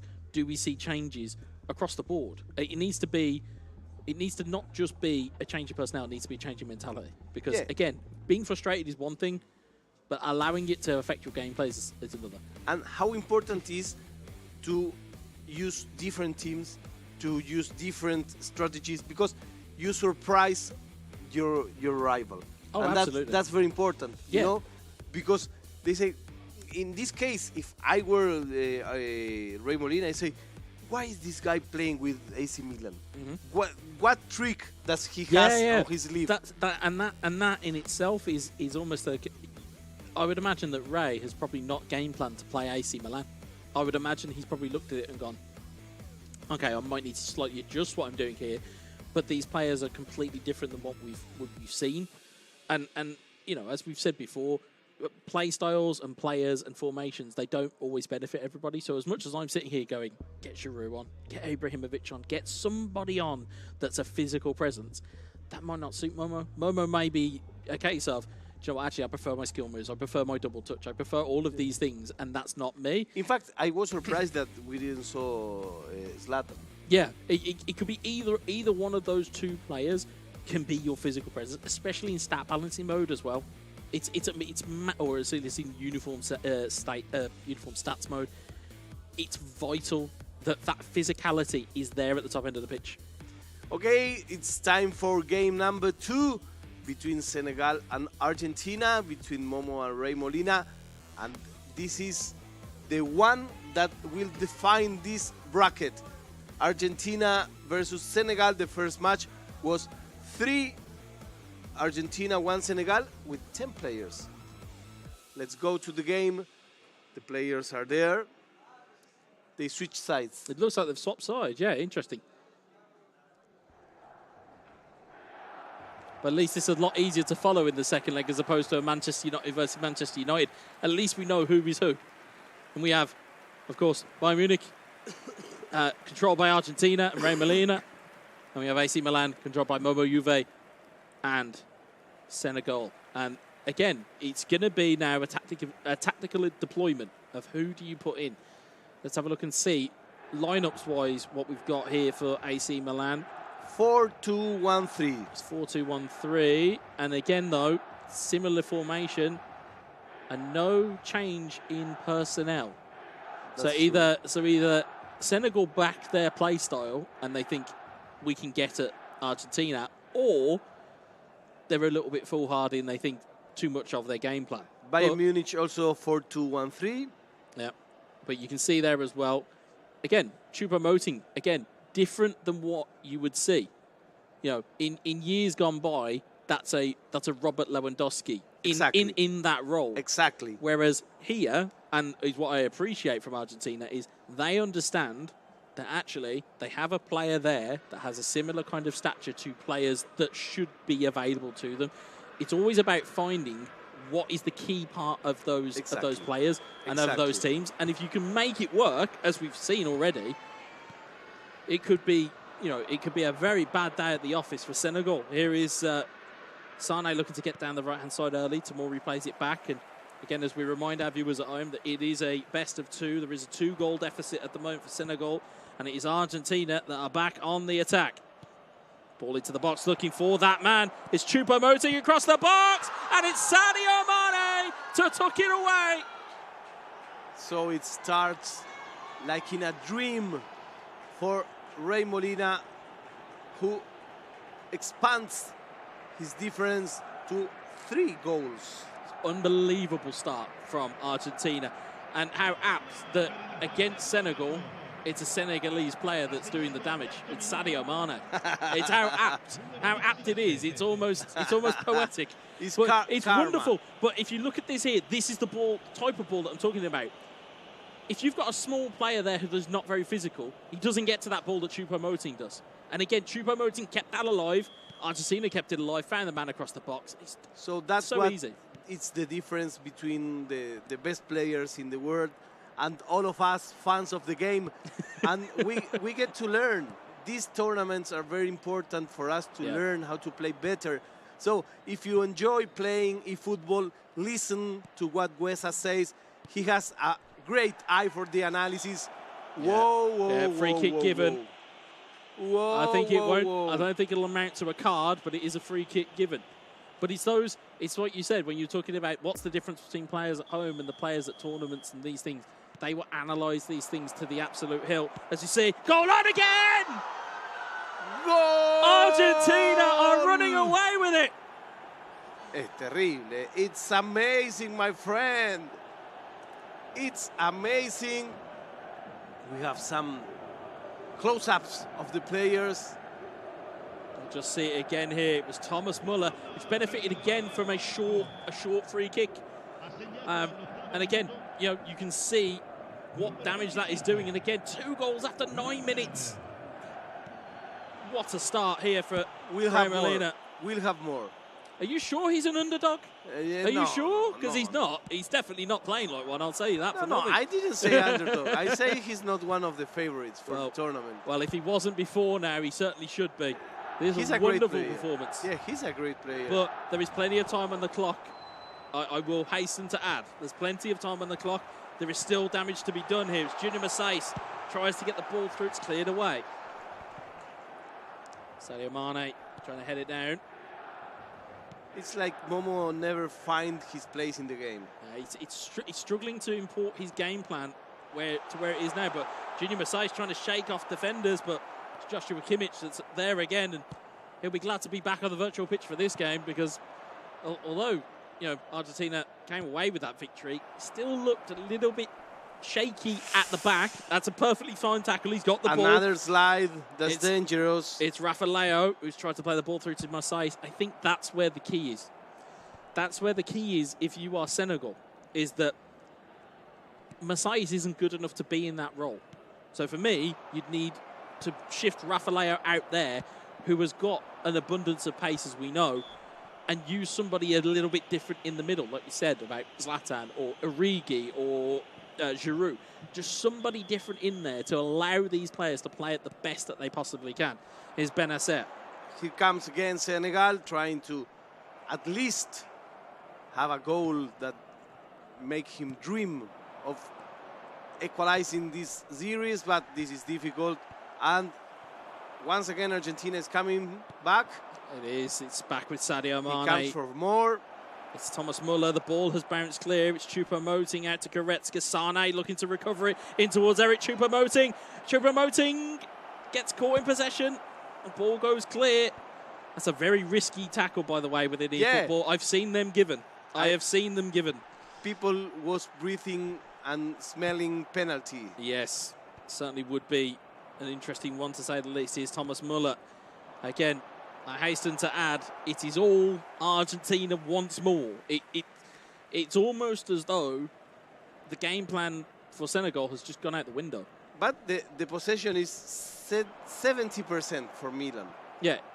But 70%. But it's not a game of possession. No, the only stat that counts is the one in the top left-hand corner as Choupo-Moting looks to get free again. It's bounced clear kindly to Thomas Muller. Muller brought down, nothing given. Mane, it's deflected. Choupo-Moting. There's so many tackles going in there. Risky defense. It was very risky defense, but it is a corner. As we always say, it's the stats in the top left-hand corner. It's how much time's left on the clock and how many goals have been scored. And so long as it reads 90-plus minutes and full time and it's goals, doesn't matter about how many goals or shots on target, how much possession, doesn't matter. As long as you get there. You can hear the vocal Argentinian fans in the corner of the room as we can hear it here. Yeah, they're making themselves very well known, which is great to see, by the way. I love it. I love a little bit of atmosphere in esports. Never hurt anybody. A shout out to my Italian friends. Kimmich with the corner. Kimmich with the corner. And it's out to Matthias de Ligt. De Ligt to Sane, to Kimmich. Kimmich to Goretzka. And it's cleared away by Ismail Benacer. There's Rafa Leo. Again, there's just not enough bodies there, and it's going the other way as well. All of the pressure is on that left-hand side. There was two players over. Instead, Senegal decided to go the other way. Cheap foul given. Once again, foul. And I think... Quick free kick on. Sorry to cut through you. It's Sane!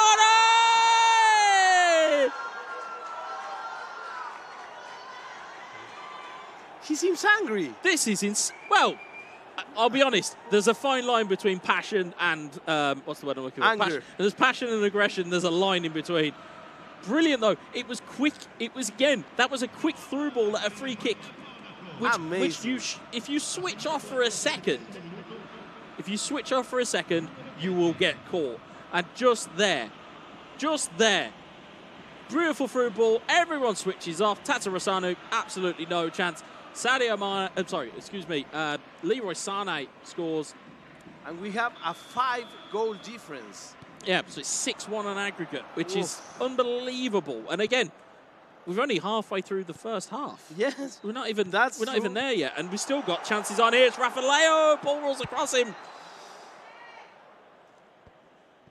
If you're tuning out just now, we are live from Bali, Indonesia. The IESF tournament. This match is Argentina versus Senegal. And here comes Argentina once again. He wants one more. Will he get it? That's the question. It's Thomas Muller. Muller trying to outside of the boot pass. A little bit Hollywood for my liking, but it still worked out in the end. It's Sadio Mane. Good spin move.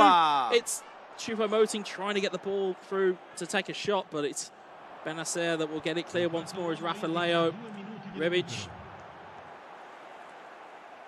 Can he get one back before the half? No, he can't. It's again cleared away and still time on the clock here. Last chance will probably go to Argentina here. Last chance of the half. Choupo-Moting. Choupo-Moting got pressure on him. Oh, it's brilliant through ball. Choupo-Moting into the box. And it's cleared away. And it is all Argentina. This was like a monologue, you know? This match it's an incredible performance so far. Yeah. I'm trying to remember, but I think that Milan didn't shoot once. Yeah, well, you'll see the stats on the screen. No shots, none on target. And it's, again, if you are attacking or if you are trying to chase a game, and I know it's only because of my own personal play style, I'm a very big believer in having an attacking focal point. Yeah. There is a reason why when you look at, say, the French national team, let's just take them as an example, it's great having Mbappe and Koeman and all those speedy players, but it doesn't work unless you've got Benzema, and it doesn't work if you've not got Giroud. So you have to have a focal point. And I don't feel as though AC Milan have got one at the moment, but Ante Rebic making his way into the box, in towards Brahim Diaz. The Spaniard takes it too wide, and it is scrambled clear. And the ball is on the counter-attack here. It's 4v4 if the right passes are picked out here. It's Leroy Sané. Sané's got Mane at the back post. It's a neat little body feint, but it's Theo Hernandez that takes that clear. Is Rebic looking forward, looks for Rafa Leo. He's got a man over in Junior Macias, but again, Manuel Neuer with his offensive goalkeeper trait just coming straight out of goal and taking that away. And it's a good moment in the match because we know that with the 5 goals, it's very difficult to come behind 5 goals too much. But I don't think this result is the final result.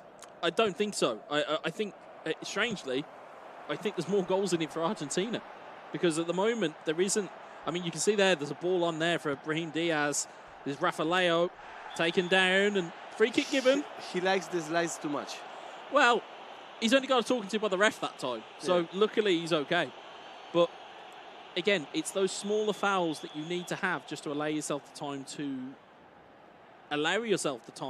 to be able to get your team back on onside. Here's Tonali. It's a short free kick. Tonali chips one towards the back post. It's cleared away here, and it's cleared, but it's not convincing. It's Benacer. It's cleared again. It's Theo. It's Kalulu. Blocked off by the pressure. And again, for those wondering, if you're wondering what you're seeing where the players, in terms of you see the 2 dashes. If you're wondering what's happening with the 2 dashes, that's the teammate press. So the minute that's pressed by a player, it's going to call players on. It's going to cause space. Goretzka, it's at the back post. It's Mane again. And you said it, my friend. You said it. You say, I expect more goals from Argentina, and more goal came. Look at his smiles. Look at his smile. Unbelievable performance. Unbelievable performance. And also, just a point for slightly older gamers or of older veterans of the game, just goes to show it doesn't matter how old you are when you play this game. If you've still got the ability to play it, you can still play it and still be damaging with it. Here's Sandro Tonali. Tonali into Rafa Leo. Again, just snuffed out by Matthias de Ligt. We talked, or as I keep constantly talking about, is physicality. Matthias de Ligt is a brick wall to get past. You're going to need something more. And I'm surprised that this hasn't been seen yet, because we're 66 minutes in, there's no real changes that have come on, and as such, I understand having confidence in your game plan, but if you're not executing, then you need to get there. Rebic takes a hit, it's deflected, corner ball. Today, you just haven't got enough here. One of those days where you wake up and nothing goes well. This is the day for this guy from Senegal, unfortunately for him, because that was a good opportunity, a good position to take that shot, but that shot ended on a corner kick. And the interesting bit I would say here as well, we talked about why do people pick Manchester United? The reason why you can pick Bayern Munich as an example, their depth chart of players across the field is actually brilliant because of their real world recruitment. It makes playing them within esports so much easier. We see it in other tournaments where people represent Bayern Munich. You see how much joy they have when playing with them. It's because they've got the ability to change their team at will. You know, if it's not Kimmich in midfield, it's Sabitzer. If it's not Goretzka in midfield, it's Gravenberch. If it's not Gnabry on the wing, it's Sané. If it's not Sané, it's Koeman. There's so many options. You don't depend on one player. Whereas I think at least with AC Milan and what we're seeing at the moment is, it's not quite it's not quite understanding what type of game plan you need to play with AC Milan. I'll be totally honest. Yeah, I was expecting some surprise, some like Easter egg that nobody saw before. Yeah, and I think looking at it as well, this also proves, as we said earlier, no formation is cookie cutter. As we see, Divock Origi, good save for the goalkeeper and cleared away. First real chance that we've seen in this second game. He must get better at the definition. Yeah, I think looking at choices of shot and types of shot, I think got to get a little bit more solid on that. So Rafael pulls the ball through to Origi. It's off the post. As I told you today, it's still alive though. It's Origi. It's not a good luck take for Momo, I think. Yeah, I think it's just, again, we talk about when games have just gone away from you and things don't quite happen right. Unfortunately, it appears to be one of those games as Tonali looks to try and break forward and at least give something for Senegalese fans to cheer for. It's Sandro Tonali. Tonali goes for the lob. Oh, brilliant save. Clawed it out of the net, practically. He couldn't take advantage when he had one more player. He could not take advantage of the situations that occurred on the box with straight shots at target. It's difficult game for Senegal. I think with the time, just 10 virtual minutes ago, the result is closed. Yeah. But as you said earlier, he needs a goal for his own ease of mind. Yeah, you need something for confidence going into other group games. You need something that's okay. I've at least scored. It hasn't been a shutout or it hasn't been a clean sheet. Just something for you to go, I've at least put my marker down here. And granted, we saw one goal in the first of the two legs, but here it almost feels like it's been non-existent as Adil plays it back to Rafael, plays the dummy, makes the score. So it is one back. It is almost a consolation, but that's the goal we were talking about. That's what he will need going forward. Yes, because if not, it's like you got sacked right away. Yeah. It's making sure that you've at least got something to carry into the next games, because again, mentally you're going to need to reset very quickly. After a defeat like this, you're going to need to reset very quickly. It's 4-1 for Argentina in this match. In the aggregated score, it's 7-2. 6 goals difference, too much, really. I think so. I think at this stage, there's too many goals that's been in and gone here. You can hear the whistles for, can we have the final whistle, ref? I'm sure that we'll hear an explosion of noise if it's not picked up on the microphones. But Sabita plays it short.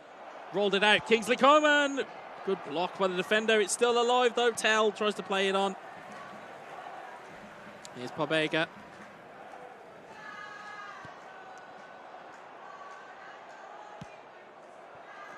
And they are chanting the new Argentinian song. Oh, fantastic. Well, they'll have plenty of time to sing that after these 3 minutes of injury time. Here's Pobega.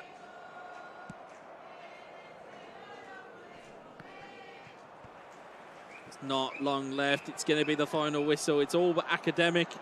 Could there be a cherry on top of the Argentinian cake here? It's Tell. One more. Oh, it's not there. The cameramen behind it, even they were trying to will it in. And there is the final whistle. It is a fantastic result for Argentina. The handshake, as we were asking. Great to see. Great to see. Great sportsmanship. A big triumph for Argentina. Amazing display. Result. Yeah. This is the Ray Molina that I knew. Yep. Yeah, certainly. And it's the Ray Molina I've now come to know. Within 2 games, he has a fan. Because I've looked at that gameplay and gone, do you know what? You can beat somebody with 10 men? Yeah, fine. Yeah, why not? Yeah, why not? Yeah, you want to go to the second game and go 2-0 up after 10 minutes? Yeah, sure, I'll do that too. Like, unbelievable. But again, we kind of, again, that game was sprung on us as a broadcast because, again, it was originally meant to be Algeria versus Vietnam, was changed last minute. I'm very glad they did, because that is a wonderful game to watch. And again, it's a great advert for how progressive eFootball gameplay can be. yes, you sometimes see players that suffocate games and will go, oh, I'll just score a goal and I'll play it around the back for 80 minutes. Not them two. No, Not them no, two. no, They no. will go. They will go hell for leather as long as possible. And again, for Senegal, you need to see something more now in the future games. Argentina, that's a hell of a result. Do you want to see the highlights? Oh, I think I do. Okay, let's see this collection of goals. I mean, some of these were absolutely fantastic. 9 The ball goals movement. we had in this match. I mean, this was the scrappy one that we said if we conceded it, we'd probably be annoyed. And if you were playing for it, it's a dream. Exactly. Because it's just bouncing around the box. Meanwhile, though, these types of goals. Sadio Mane, brilliant little give and go. And again, that was the foundation. But, of course, a rash challenge goes in. And at the time, we thought, how's this going to affect things? And again, we looked at it. And again, this little ball movement from AC Milan. Again, there was this fantastic manual save. And I've got to shout that out for a manual save. Because we always, have a laugh and a joke about how bad sometimes manual goalkeeping can be. That's when it's done properly. It's a fantastic save. But there were so many things that were there. There was chances and half chances for Senegal. And again, it came to that finishing moment. It's, there's 2 shots there back-to-back that we saw that have just gone past the post. Meanwhile, of course, on the other end of things, clinical as ever was Ray Molina. Fantastic work. And again, even here, we saw, tucked it away, consolation. We thought, oh, there might be something in it. There might be something in it for them. And there was that final chance, which you said at the time, could have easily have changed it to being 3-2. And instead, though, we got this. We got 4 minutes in, and it just became a demolition from there. And again, this here, again, good play to try and get in the space. Fantastic finish. Again, we talk about making sure you take your opportunities when they're there. But my personal favourite was the quick free kick. That was my personal favourite because, again, it caught everybody cold. We were still talking about something when the foul had been given, and by the time we'd looked up and realised what was going on, there is Leroy Sané to just roll it into the back of the net. It was all one-way traffic. A full lecture by Ray Molina from Argentina with the match with most goals that we have broadcasted today. Yep. We still have 4 more games for you, so you have plenty of time to get the better eFootball players in the world are here in Bali with us, and this was the last one. Yeah, you could see that the quick free kick was trying to be gotten there, and you could see that big chance that was there. That was the one that you were shouting for, going one more. One more. It was greedy. It was greedy. But all in all, a fantastic all-round performance. From Ray Molina from Argentina. Fantastic result. Will you write Ray Molina's name on your candidates now? Oh, he's certainly on the one to watch list. Absolutely. Yes. Especially, how could he not be? How could he not be at that point? I'm asking. Yeah, I know. And you're asking for analysis. I'm looking at it going, how is he not on the list of ones to watch? How is he not on that? Even in the dark horses race that you sometimes see where people go, oh, well, here's all the contenders, and then here's the people that might do something. How is he not even in that conversation?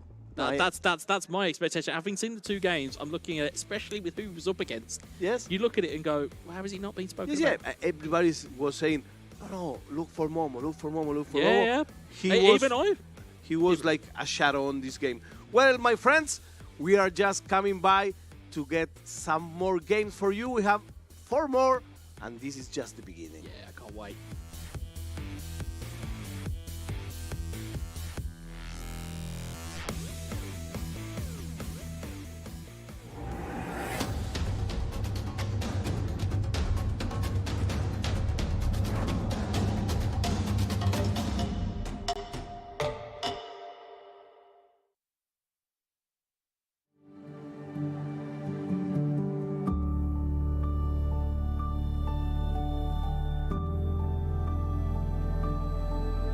All it takes is one dream. One dream that becomes a journey. To drive an ambition. Believing in yourself. Persevering challenges. Always focused on the dream. To grow aspirations. Having the will to keep going. Building a future with a legacy. Knowing dreams can come true. Over 11 years of growth. The spirit of entrepreneurship created possibilities.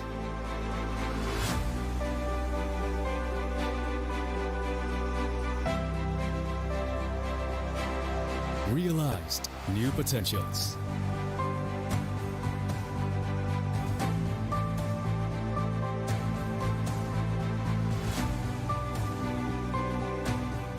Innovate for the better.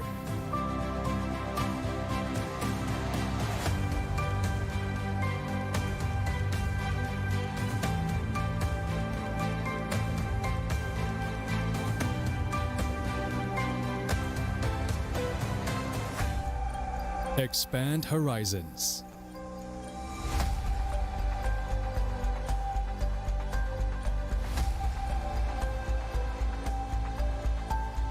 To change lives.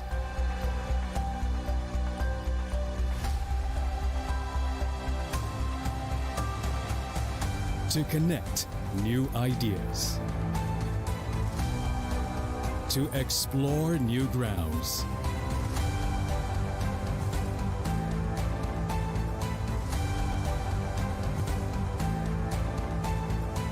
With the future in sight.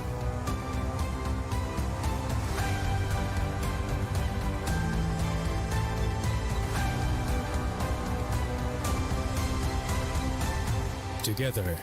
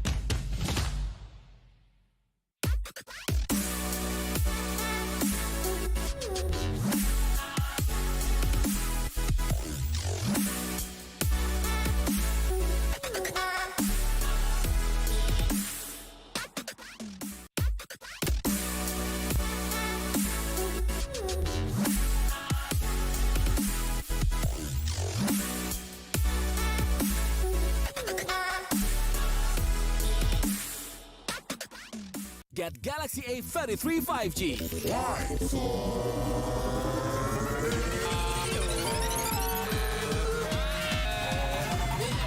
Galaxy A33 5G with awesome battery. Buy now. Get Galaxy A73 5G. Why? Because this is awesome. This is awesome. Awesome detail. Awesome detail. Awesome detail. Galaxy A73 5G. Take more awesome details. Buy now.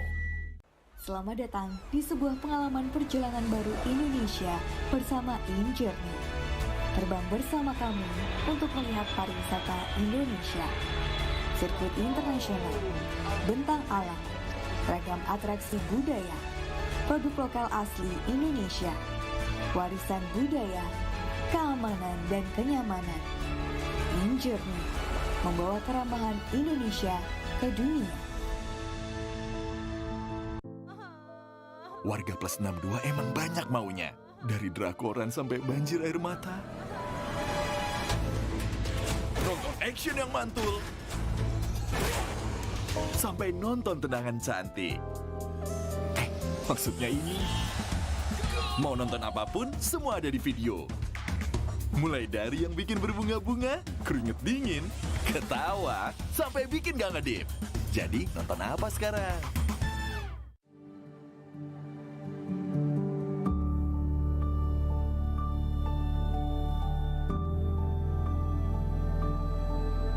All it takes is one dream. One dream that becomes a journey. To drive an ambition. Believing in yourself. Persevering challenges. Always focused on the dream. To grow aspirations. Having the will to keep going. Building a future with a legacy. Knowing dreams can come true. Over 11 years of growth. The spirit of entrepreneurship. Created possibilities.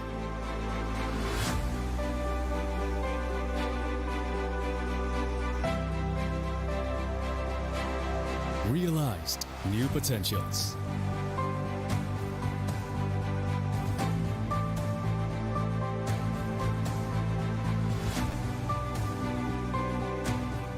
Innovate for the better.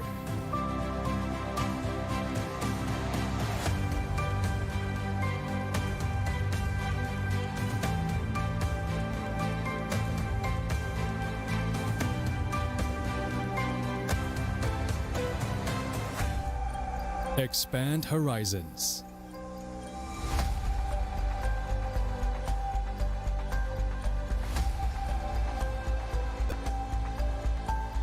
To change lives.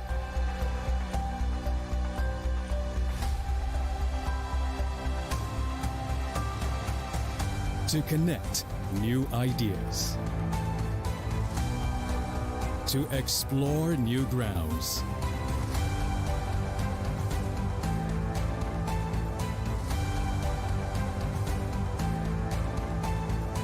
With the future in sight.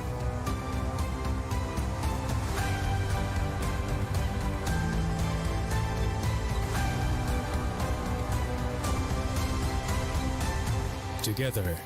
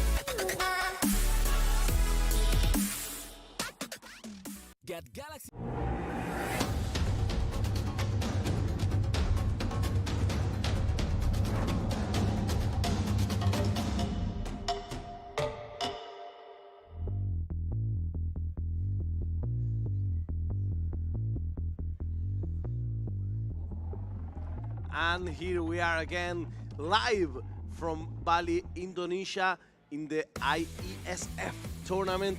I'm with my man Wetza.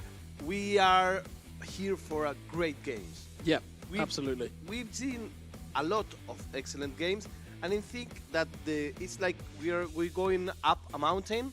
Each game is getting better than the one before. It's almost like these players are going out and going, after they've come off the games, they go, okay, we know you're up next, you top that. That's how it feels. It feels like they're just like, yeah, we're on stream, we'll make it work. And to be fair, we've had some absolute game-changing games today. Again, you know, we've just come off the back of Argentina versus Senegal. What a game that was!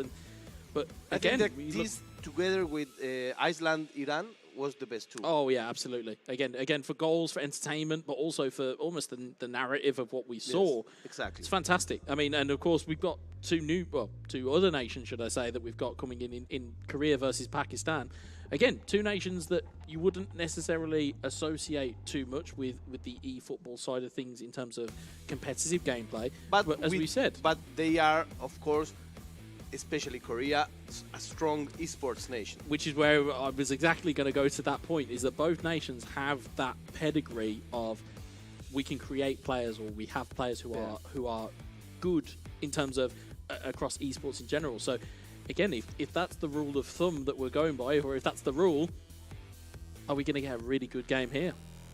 Okay, so we are going to check once again the team list for the groups. We have seen more of them coming and going. So the group A is Ghana, Uzbekistan, Montenegro, Suriname, Morocco. Group B, Bhutan, Bulgaria, Maldives, Korea, Pakistan. Group C for Chad, Trinidad, Tobago, Tunisia, Iraq, Portugal. Group D, Bosnia and Herzegovina, Brunei, Spain, Thailand, and Somalia. And that's not all, No, as we constantly say. Of course. There's another 12 groups. In Group E, you've got Iceland, Iran, North Macedonia, and Kyrgyzstan. You've got in Group F, it's Wales, United Arab Emirates, Namibia, and Djibouti. In Group G, you have Tajikistan, Syria, Honduras, and Bahrain. And Group H, you have Nigeria, Azerbaijan, Saudi Arabia, and Team IESF. But that's not all. As we said before, we have plenty more of groups, plenty more of nations represented here in this competition. And this go with the Group I,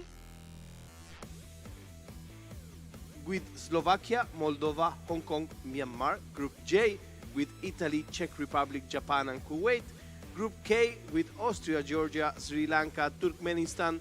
Group L, Luxembourg, Turkey, Slovenia, and Lebanon. I've met some of the players of some of these countries, and you know, I want to ask them for their telephone because I want to visit their countries.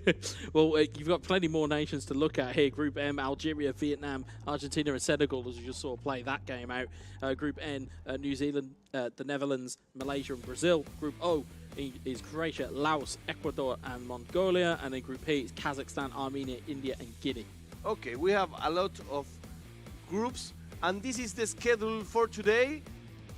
We are looking forward to Korea, Pakistan. Then we are seeing Djibouti versus United Arab Emirates, Kuwait, Czech Republic, and Spain, Thailand. Whoa, we are gonna end late. Yeah, I was going to say, I mean, you know, we talked about how many games that are on the roster and how much energy that we have seen pumped out into the de facto arena at the moment. Still got 4 more games to go, but the good news is we are halfway there. Yes, we are halfway. That's true. That's true. But that is only day 1. We've got so many more days to come yet. It's very nice for you at home to watch these games, to share it with us. We're very happy to be here with the best players in the world. And for that, we have the next game, as we say, is Korea versus Pakistan. 2 different styles of playing, 2 different styles of looking at the game. And I don't know if I have a prediction, because before I had, and later on we had the best match. So I think I will have a prediction, not on the graphic, just here. Just here. I think I will go with Korea. Yeah, I mean, I'm easy. Yeah, and again, I would happily take my wooden fence and sit on it at this point, because I am, especially with these two nations, I'd probably be looking to see how their games first form up. I think, again, if you looked at it just from a lineage point of view in terms of esports, you're probably edging towards Korea as the team to take it on. But that's not to say that Pakistan can't come here and prove a performance. But ultimately, as well, you've got to think about is that this is a brand new stage for some of these guys. Yes, so that's true. In reality, this is a place and a time to make almost yourself kind of infamous or famous. You want to put your kind of flag in the ground to go, yep, I represent Korea, or I represent Pakistan, and this is what we've done. And I think both teams are going to be capable of doing it. It's just going to be a case of who adjusts to this the most. Okay, well, my friend, it's time to go to the match. Let's see, what do we have? Whoa, different ages. The Pakistan player is a more senior player. The Korea is younger.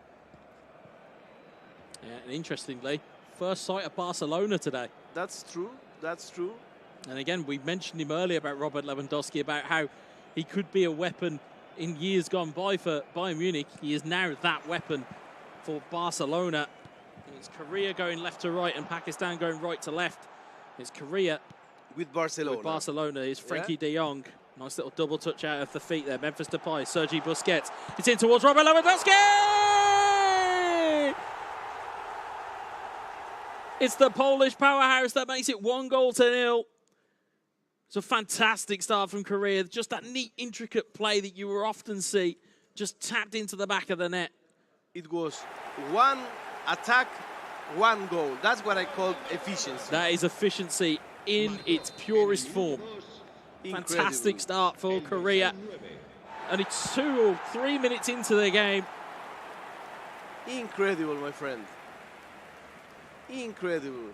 And again, you can see already the switches in mentality just to defend the kind of the kick-off areas of the game. You can see here, it's Robert Lewandowski once more in towards Memphis Depay. Here's Pedri.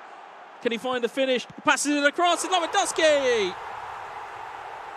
And be prepared. I think we are here for a huge score. Be prepared. Do you take anybody in world football in that area of the box other than Robert Lewandowski? No, I don't. It's apex predatory, but it was the bait and the timing. He could have took the shot with Pedri, took a time, realised where the pass was, realised what was going to happen, waited to see if there was a manual goal kick. Nothing happened. He was like, well, we'll play it across and we'll tap it in for 2-0. Wonderful start. 5 minutes, 2-0. That is shock and awe is what's happened here. I say, with due respect for the Pakistan player, we are here for a more than a one-digit score. Well, let's see how that pans out, because Pakistan do have a free kick. It's Leon Goretzka. It's Jamal Musiala. Lucas Hernandez given away to Frank Kessie. He's Pedri. Musiala once more. Wins it back. Lucas Hernandez takes a heavy touch. Does marginally get away with it, but Koundé will bring that forward. Here's Kessie to Sergio Busquets. Robert Lewandowski. Memphis Depay. There's overloads happening all over the field. It's Frankie de Jong closing in on goal! It's the Dutchman to make it 3-0. 3-0 in 11 first half minutes. And Korea look like they're on course to be an absolute wrecking ball. And they are dancing. You know, for these matches, we will need a rule, like on table tennis, that if you reach 11-0, the match ends. Well, this is the thing. And also, from a perspective of looking on it as a caster or as a commentator, as an analyst, how much of it is Korea being good and how much of it is Pakistan not quite having their level? Is it a case now, actually, Pakistan do have their level, it's just they're getting, as we said, counter-attacked, overloaded at will? Or is it a case that Korea were actually very good here, as we see Pedri in on goal once more. Got players across in the middle. One of them is Memphis Depay. He's gone for the cheeky lob. Now, I will point out to those at home who may look at that and go, that's a rather odd shot to take. That's a well-known, very good opportunity within esports, in the sense that you'll sometimes find that the goalkeeper will not quite react in the same way. And that's why you sometimes go for that lob into the opposite corner. Very interesting analysis of our man Wesa. And, you know, it's a match that has just started. We are 3-0. Korea has a great opportunity for this match. Could be more here. It's Robert Lewandowski. Super cancelled at the wrong time there. If he'd have followed through potentially with the driven shot or with the stunning strike, might have not found the back of the net anyway. But again, takes you a heavy touch when you do super cancel. Do you think super cancel is something easy to master for a newcomer to the game? Very easy in the sense of you can tap R2 when the power gauge is on. You can tap R2 and it will cancel any of your inputs.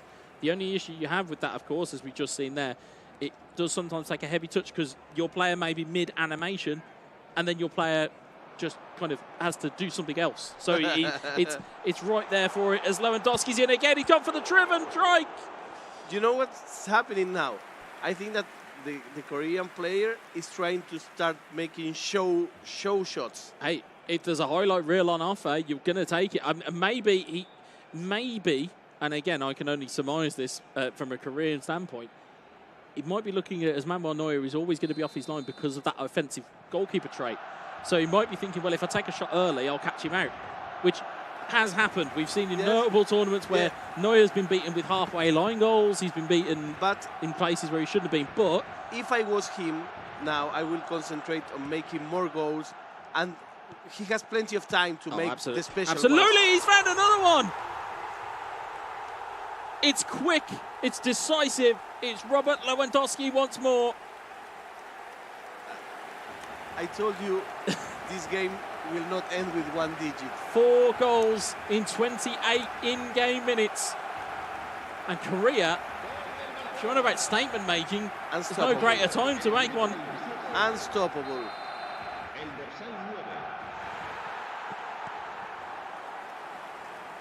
If this were me at home, I think it'd be a controller down moment. Really would be. Here's Upamecano though. Musiala, can Pakistan get something built up here? It's Choupo-Moting, it's dispossessed by Kese. And also something to be said about the selection choice of Barcelona, which we'll no doubt go into when we've got a bit more leeway of not thinking that there's another opportunity here. We might take some time to speak about that at half-time because, again, first time we've seen Barcelona in this environment, in uniform settings mode. And my word, has Korea made this pay? Yes, and this shows that it's not about the team, it's about how you use it, you know? Yep. We've seen different players with different teams offering different kind of shows. We saw Ray Molina using Bayern Munich. We saw Iran using Manchester United. And we're seeing Korea using Barcelona with the same results. Incredible play. Yeah, as you can hear, you may or may not be able to pick up over the microphones the animations in other games that are going on at the moment. Such is the passion and emotion that goes into these games that it's just pouring out of everybody. It's Kimmich though, tries to can't hold of the ball. It's Memphis Depay. Went for the early strike there. I'm not too sure if he was meaning to go for that or not. We are 40 minutes into the game. Barcelona in the hands of a Korean player is 4. And Bayern Munich. Brilliant play into play. Goes for the lob once more. I'm starting to believe you might be right about that show reel or show goals that we're looking for. I think certainly there's opportunities for Korea to really kind of put this game properly to bed, and they're just not quite taking them. But maybe that's a confidence level, maybe that's an arrogance level. As we said, there's a line between arrogance and confidence. But if you have like this level of playing, you know. Absolutely. Would he be doing this against Ray Molina, or would he be doing this against Mo Wachube? No. I don't think so. No. And that's no discrediting to the Pakistan representative. One shot on goal, and I think even at the time we saw the shot go, and the player looked at his controller as if to be like, I didn't need to do that. So I think looking at it, we've got to see a reaction now from Pakistan. We've got to see a reaction. Is it going to be something where we look at it and go, well, actually, you know, it was just Korea just came out of the blocks really quickly? Or are we going to see, well, actually, Pakistan aren't finding this level here? Because at the moment, Korea are absolutely in control. I think that the answer will come in this half. This half will paint the reality of these two players together. I think so. I think so. Look at it, quick free kick there. Kessie, Depay, double touch, goes for the controlled shot. And Neuer will grab that one into play. It's Benjamin Pavard. Towards Goretzka. Sane. Back to Goretzka. Musiala. Coman. Back to Musiala. Dispossessed once more. We talk about physicality in midfield. I'll point one out to you in just a moment as Depay goes through again. It's Robert Lewandowski back to Memphis Depay. It's 5. And I want to point out, and we will go back to him, I want to point out Frank Kessie in this environment. It is a great finish. It's great work from Korea, but it all comes from a dispossession. We talk about physicality in moments. You've got Jamal Musiala against Frank Kessie. And in terms of physicality, it's night and day. You don't have to lose the ball when you have a player like him in front. And here comes again. He's in again. It's to Depay. say 5, say 6. It's unbelievable gameplay here from Korea, but Pakistan looking to just, again, try and get something into this game is Gnabry. Gnabry, he's got Christensen for company. Frankie de Jong doing his defensive duties. We were talking about, or we were going to talk about the stats and talking about players that you would bring into the game here. Having Frankie de Jong and having Frank Kessie, it provides that balance. It's skill, and it's steel. You have that physicality, but you also have that player that's going to drive your team forward. You look at Memphis Depay, is the perfect little man to a Robert Lewandowski big man. There's so many different things you can do here, and it's just all one-way traffic. Here's Coman, goes for a shot. Well, a little bit wide of the post. And people are really enjoying this broadcast from IESF. We are live from Bali. Opa! It's the skill moves are coming in here. The confidence is there. It's Kessie to Koundé into the box. Ricochets off Lewandowski. Goes into the hands of Manuel Neuer. If you just tuned in, I'm Firita Catalano from Argentina. And here's my partner Gueza from the UK. Ball's going in again. It's really, really good. It's high-level eFootball being played by Korea. And this kind of answers my question in terms of pedigree. Yes. May not know the Korean representative now, or if you don't know him now, you certainly will now. It's putting statements in there to let people know who you are. And certainly he'll be able to pump his chest after this and say, yep, I've got my team on the board here. Yeah, and he has some strong plays, strong 88% of passes go by. And you see there Frank Kessie picking the ball up once more. Kessie back out to Koundé. So Rougeau, De Jong, Depay, De Jong! They are the masters of tiki-taka for a reason. Incredible, my friend. This is a superb result. It is 6 of the best. And bearing in mind, ladies and gentlemen, we are only 70 minutes in game, or 67 minutes in game. Still 20 minutes to go.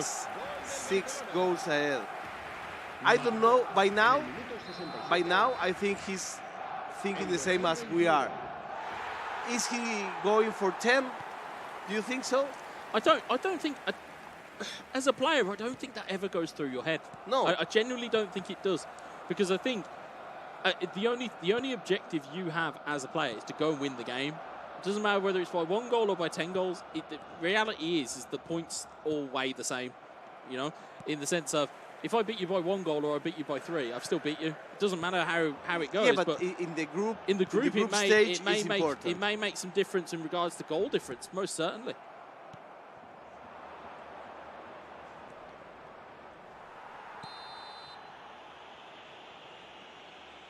As you say, free kick.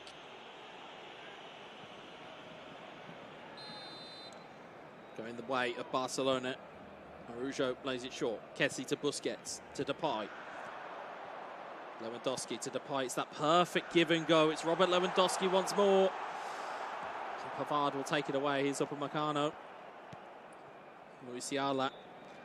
And that's where I think the physicality part of this comes in. Musiala, as skillful as Musiala is, when you're looking at matchups and who you're playing against, because these guys will see what teams have been selected beforehand. Yes, of course. You need the physical presence. You'll need Goretzka. You'll need Kimmich. You'll need Muller. You may not want to play with them, but the physicality aspect of this will force you to play with them because you have to. Same with Choupo-Moting, as you see him driving forward and straight into Araujo's challenge. He also has the luck to make that foul and not get called. Yeah, and again, in games like this or in tournaments like this as well, as good as you are on the sticks and as good as you are in the game, you still need a bit of luck. In the same way that real life football works, but you can see here it's almost mesmeric here. It's Pedri, it's Kessie, it's everyone's getting involved. It's Memphis Depay, goes to the strike, it's hit the save. Even Koundé's up from right back. Koundé didn't know what to do. He got caught in two minds there as to what to do. He went too sweet. Yes. Too sweet. I think he realised that he was controlling with the centre back and not with the centre forward. There's Choupo-Moting looking to just try and salvage something for Pakistan. Just looking to just try and do something here. And is Gnabry, can he go all the way? Oh, it's a violent strike. Just a little bit too far over the bar. But first real sign of dribbling acumen that we saw from Pakistan and also from mostly the players around the tournament. We've not seen that many dribbles. No, that's true. That's true. And perhaps it's like an antique style of playing. I enjoy it. I respect it because that's how we used to play back in the day. Yeah.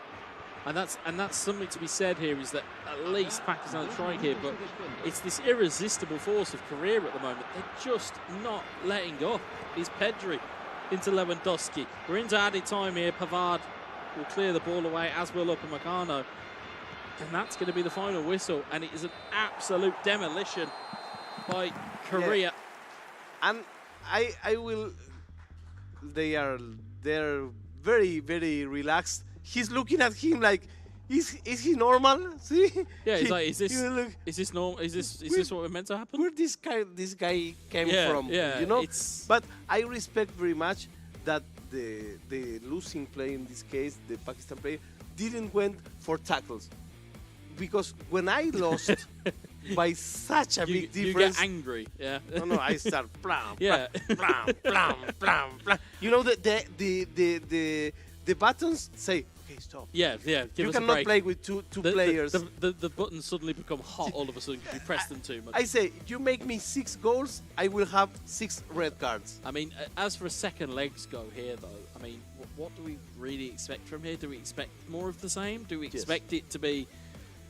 Do we expect it to be a walkover for Korea? Do we see a reaction from Pakistan? I can see the shake of the head and the nod of the head. I'm like, I think this match is closed. I mean, I hope not, because now I rule for the underdog, but I think this match is closed.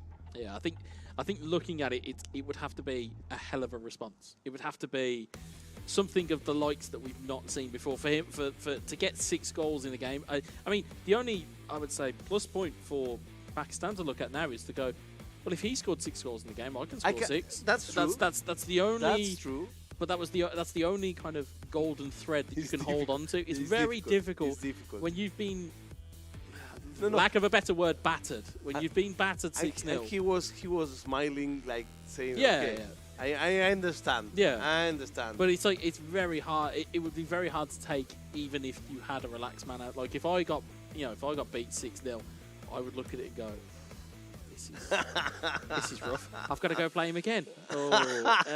You just have the doubts. You would have, I don't think I want to do this. Yeah. But it's a credit to, again, you look at the game style that we saw from Korea.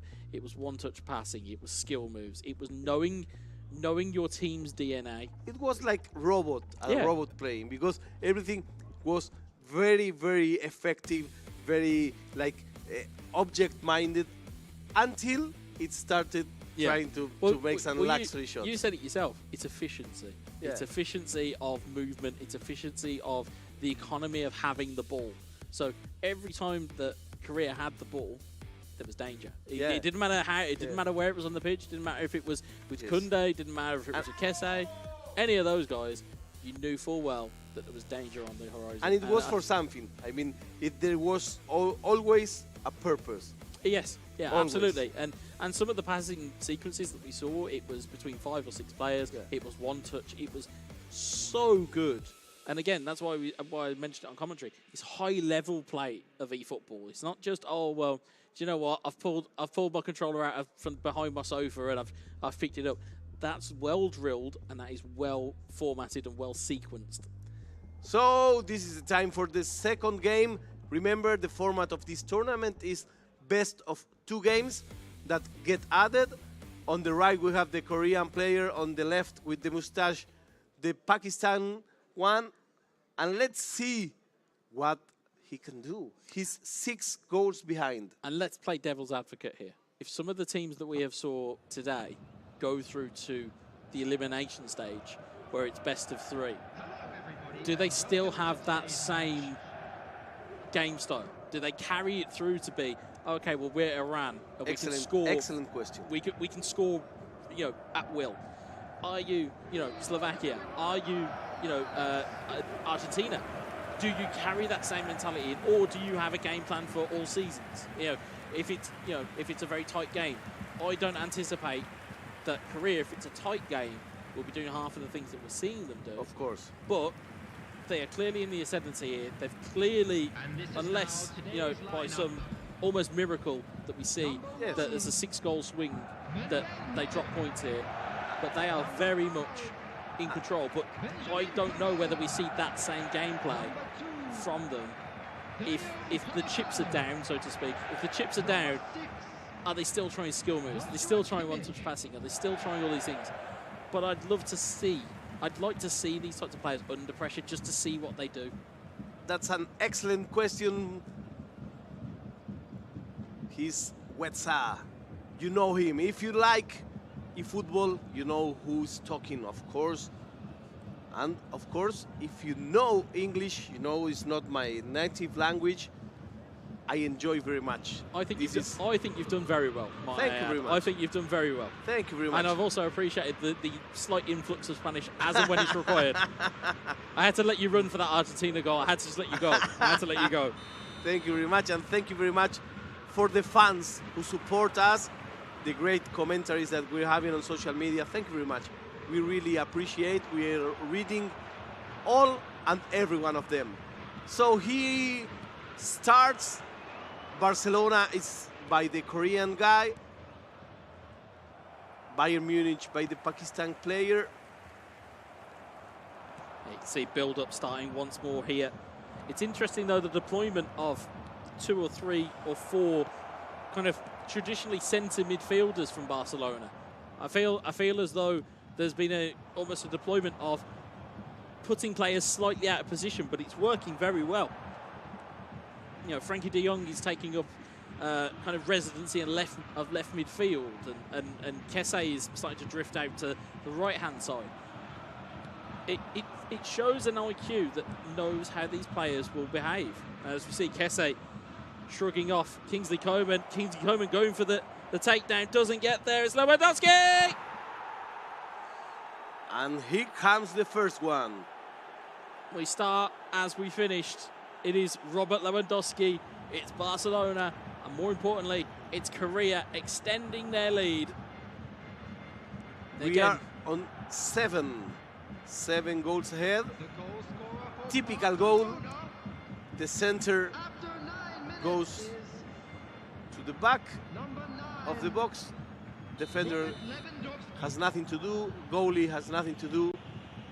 And Korea starts winning the second game. 1-0. Yeah, they've done very well here, just to again just pick up where they left off. And again, talk about strong runners. Frank Kese, Pedri, you can see them all just running at will here. Kese across the box to De Jong. Oh. I don't know whether that's. Do we count that as a mistake? I think we do, considering what we've seen from Korea so far. But I mean, he tried to be so precise, to choose the exact spot where that ball should end. Oh, it's a poor giveaway here by Pakistan. It's Pedri. And it's Lucas Hernandez that will take it away. But yeah, just tried a little bit too hard to find the corner of the net. Could have easily just tapped it in instead. Instead it will come this way forward. And Rougeau will just win that back. It's Pedri. Lewandowski on towards Kessie, but Upamecano takes it away once more. Again, that seems to be the same old story of just attack from Barcelona, and it's attack, attack, attack again. Here's Christensen to De Jong. Here's Depay. Upamecano takes it away. Here's Kimmich. Sane. Skeletske.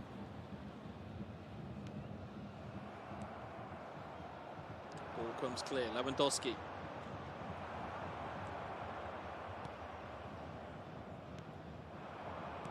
Choupo-Moting though, recovers it. Here's Coman. Musiala, Goretzka. Choupo-Moting. Can we see something from Pakistan? Here's Musiala. Back to Coman. Koundé intercepts it, finds a Rougeau. Here's Christensen. Busquets. Pedri. Lewandowski to Depay, onto De Jong. Now Korea is going for one more. Stopped in the way by a former teammate was Lewandowski. Here's Sane forwards Choupo-Moting. Just doesn't have the numbers there though to really put an attack down. Here's Busquets. Lewandowski to Depay. You know, for a minute I hear it as a lullaby because it was just Barcelona players being called. Yeah, but that's it. It's all Barcelona here, and it doesn't appear to be turning anytime soon. Here's Pedri. It's a one-man show, this match. Very much so. Memphis Depay, Kessie looking inside. Upamecano will turn it away though. Let's get Goretzka. Pedri intercepts it. Pedri to De Jong. Let's see what happens now. De Jong to Depay. Takes it out of his feet. Does well. There's challenges going in there from Bayern Munich. May need to just be careful there, does Pakistan. He was searching for a penalty. Yeah, I'm hoping not. Yeah, he was searching for a penalty. Here's Pedri. Kessie. Lewandowski. Depay. Depay baits and shoots. Good save from the goalkeeper. Corner ball. This game looks like, you know, when you played the old arcades and you have like the difficult, it's easy, normal. It's A, B, and a joystick against against the villain of the game. It's Depay. It's off the foot of the post. It's like the boss. Like this is the hard boss. Yeah, this is the hard level. This certainly is the hard level, especially with the way that Korea are playing. Again, if you are onlookers, or if you are, as we see, the notable people that are still in the room here, if you're onlookers looking at this, you don't really want Korea at any point. As Depay scores again, you don't want them because they're just irresistible at this moment in time. It's unbelievable gameplay. And with this, we come to 8 goals ahead. What a difference. Do you think this will be the record for this tournament? I think it's it'll be the record so far, most definitely. No, so far. Oh, so far, yeah, absolutely. And from what we've seen today is, as you alluded to beforehand, every game we've saw more and more goals. Yes. And it's almost as though it's a challenge of everybody going, well, I've scored 8, you go score 9. Yeah. But Korea don't look done here. It's almost that the job's not finished until that they have. Argentina scored 7 goals and Korea already has 8. Yeah. So that just shows you it's constantly being upped here, and the level that Korea are showing here. And we're still one half of the game away. I said 2 digits. Will we arrive to 2 digits? We'll see. I think there's enough time for that to happen, and I think the way that Korea are playing, absolutely. I can't see any reason why they won't. It's into the box. It goes all the way through and goes all the way out of play, and he's out for a goal kick. And again, it's a poor giveaway again from Pakistan, they passed it out of goal and they just picked it up and tried to take a shot there, did Barcelona, but there is half-time. Woo! I'm tired as if I was playing. This is terrible lesson. It's a workout. It is a workout. Yeah. As people will laugh at us and go, can't get tired, commentate. You absolutely can. But again, when the game is as furious in tempo as this game has been, as the game previously been, is there no surprise that the players will be fatigued, Of course. Cameramen will be fatigued, of course. the audio guys will be fatigued. Like there is a complete fatigue of woof. But this is amazing. We are here for one of the best matches that we've seen today in the start of this tournament. We are here in Bali, Indonesia. If you just tuned in, this is the first day of this tournament, the IESF. We have $25,000 in the prize pool just for this game. This tournament is really big, 6 games at least, with heavy competition. Yeah, and this goes to show just how heavy the competition is. Lewandowski's in again, good save from the goalkeeper. There's De Jong, just gets his feet set, and again, Pavard leaving his foot in. We were expecting a penalty. A penalty did not come, but this free kick is dangerous. Yeah, and it does also go to show that.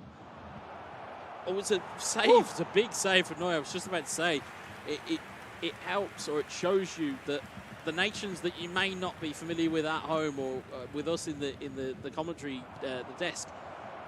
It doesn't matter anything. You'll soon find out about how good they are as Lewandowski makes his way in again. Deflected. Good save for the keeper. It's finally scrambled away by Kimmich. Wouldn't you exchange Lewandowski for another player at this point? Because he looks like tired.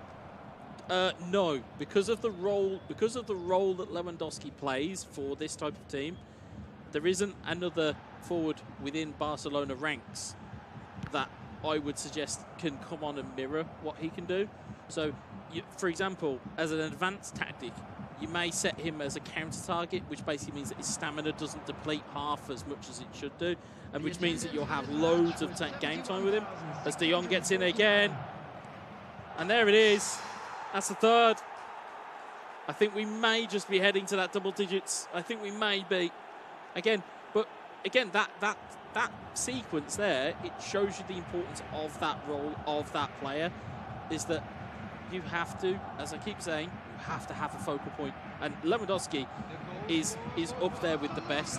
You know, of years gone past, it used to be, you know, Aubameyang, for example, yes, was a potent threat because it was speed and it was pace, but it was also power and the ability to finish. Lewandowski has all 3 of those, or 4 of those attributes as well. That's what makes him so dangerous. So it all depends on your play style. If you just use the player for what you need to use him, you can pass on the stamina thing. Yeah, so if you have a specific advanced instruction which is counter target, it basically encourages that player to stay forward, but as such it doesn't drain their fatigue. Normally you'll find that players will have half fatigue left by the time you get to the end of 90 minutes. So, but also you'll notice kind of in the bottoms of your screens, just underneath the players, you'll see them as they go here. Kesse is out of energy pretty much, but he's still on the field. As Depay gets in, and there it is. 10 of the best. As 4 promised. of them in this game. As promised. Korea have absolutely walked away with this. We said this on the first 5 virtual minutes of the first match, that we were going to a 2-digit games, and here we are. It's a great call from you. You can take all the credit in the world for that one. No, I don't think so. I just thought we would see a reaction from Pakistan. I just thought we might see something where it will be, oh, actually, we've got a bit of something behind us, but in effect, it just seems to have just been more of the same for Pakistan. A big shout out to Birmingham, all our friends watching at home. Cold, we are here at beautiful Bali. Don't rub it in on them. I have to go back to these people. Yeah. But you know, after the matches, I think we deserve the pool. Yeah. Well, maybe. I think at that stage, we might just.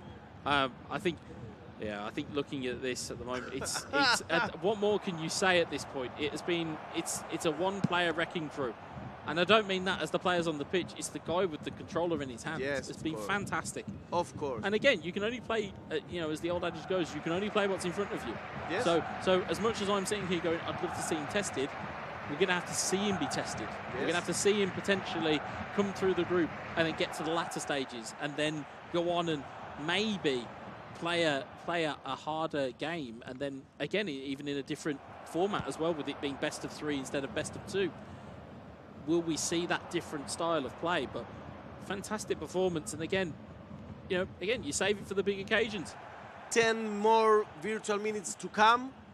Until now, Korea is 10 goals ahead of Pakistan. The most amazing match. Yeah, I'm looking for words. Yep. I don't know if it's amazing, if it's the broader, if it's the more different level match that we had. I think he's just found a different. Gear. I don't doubt for a second that Pakistan have got the ability, but at the moment, 1, they haven't shown it, and 2, they're just getting picked apart by Korea, left, right, and centre. It's very, very unbalanced. Oh very yeah, unbalanced absolutely. But it's not through a. One team on the virtual field is better than the other. No. It's the control. It's your players in front of the controllers, and certainly Korea have been absolutely well worth the price of admission for this. Yes. You can just see just how much room they have to play in as well. You can see in terms of the pressure. There's just no pressure really in and around what's going on here. You can see Depay, Pedri, Lewandowski. 2 added minutes. Tries to get it forward. Neuer. There's Kimmich. It's going to be. I think it will be the final whistle very shortly, but the result has been academic, arguably since the first game, and it is Korea coming away with a massive victory. 10-0. 10. Look. He's like he hasn't played. I've always noticed that about players from Korea or like Japan. They're always very chill, regardless of what the result is. You'd have to ask him what the result was. Yes. To know what the result was. Yes. Because you couldn't tell from his face. There was no pump fist. There was no emotional animation. Again, we saw it from Argentina in terms of jumping up and down and very, very, very animated. But you wouldn't know that from Korea. You would have no idea. You'd have to ask them what the result was. Concentration. But it's that. It's concentration, focus. Exactly. It's knowing the job and getting it done. And hopefully we will see more of that, because I very much enjoyed the game style of Korea, and I'd like to see a bit more of it. And I'd like to see them in a best-of-3 format. Okay, let's see the highlights. I think it's 2 hours, more or less, the highlight reel for this game. I think I've seen movies that have had a lesser runtime here. But again, it was all Barcelona. It was all Korea. And again, you just see the passages of play here. It's the passes. And again, this one here for me, it was that slight presence of mind to just take the extra touch with Pedri and just allow him the idea of playing that pass. Incredible match, incredible plays. This one was very nice, and you let us know that it's a very good shot. Yeah, the stunning strikes there. Again, you even said it in the first game. I may have been looking for highlight reels or for show goals. I think there was a little bit of that in game 1, but I think he realised. Yes. Okay, let me make sure it's absolutely clear that I'm ahead of this. Because, again, you wouldn't like to have the proverbial egg on your face if you've gone 3-0 up, you've started clowning about, and then all of a sudden you lose the lead. Yes. Because then you'd be like, oh, I had all these chances and I was just playing about. But I think that this wasn't the case. Yeah. In fact, he was very respectful for his opponent. I don't know if I could keep the respect with this kind of scoring. Yeah. But it was free. It was free scoring. It was just goals everywhere, and it was a danger. As we said, every time Korea got the ball, it was just danger. Yes. Every single time ball, whether it was tap-ins, whether it was curling strikes, whether it was controlled shots, whether it was anything. They just had control of the game everywhere. Well, this was the incredible game won by Korea. Korea 10, Pakistan 0. It was really, really incredible. We have some more matches ahead. Yep, we have still got some more. Plenty of things to do here. We are live from Bali in Indonesia.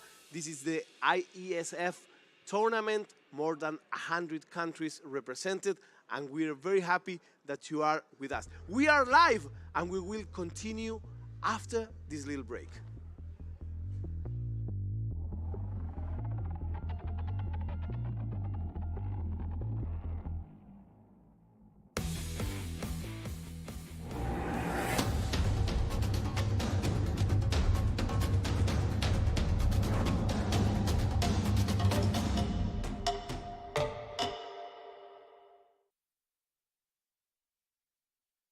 Get Galaxy A33 5G.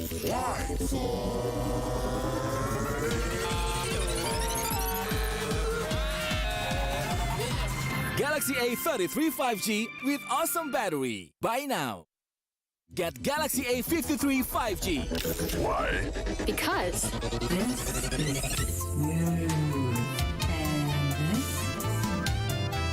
Galaxy A53 5G with awesome smooth display. Buy now.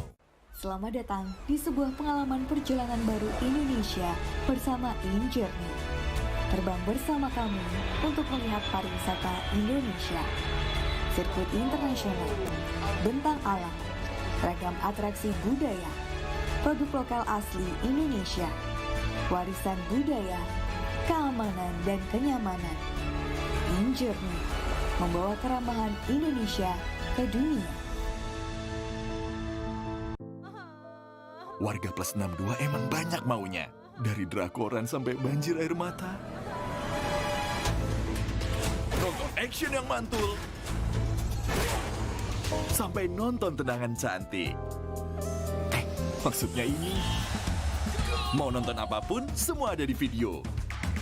Mulai dari yang bikin berbunga-bunga, keringet dingin, ketawa, sampai bikin gak ngedip. Jadi nonton apa sekarang?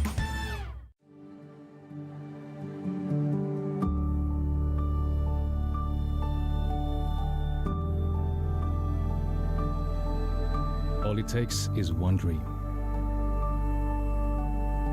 One dream that becomes a journey.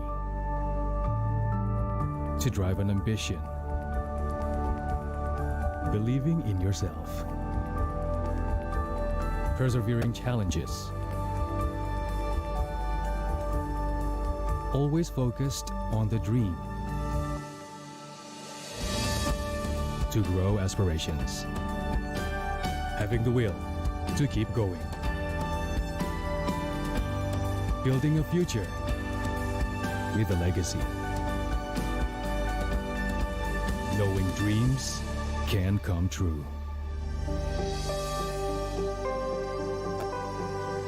Over 11 years of growth. The spirit of entrepreneurship. Created possibilities.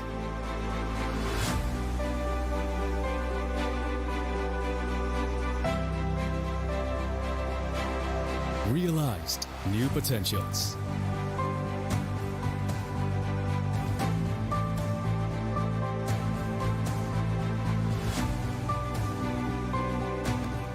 Innovate for the better.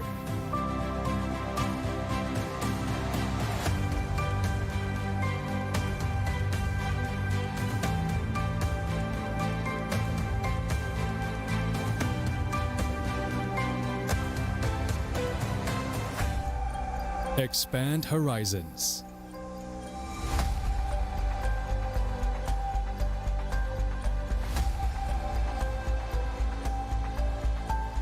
To change lives.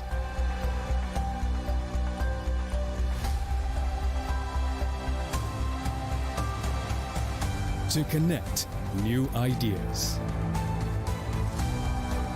To explore new grounds.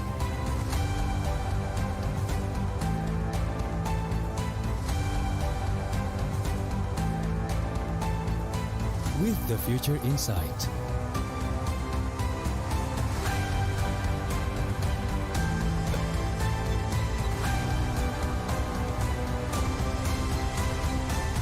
Together,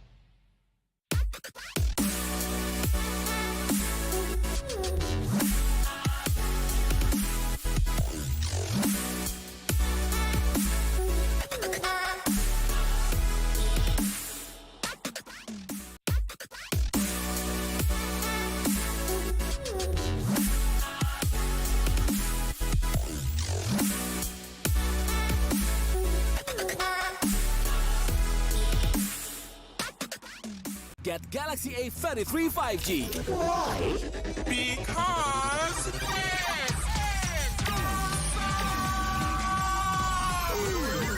Galaxy A33 5G with awesome processor. Buy now. Get Galaxy A53 5G. Why? Because This is smooth. And this? Galaxy A53 5G with awesome smooth display. Buy now. Selamat datang di sebuah pengalaman perjalanan baru Indonesia bersama InJourney. Terbang bersama kami untuk melihat pariwisata Indonesia.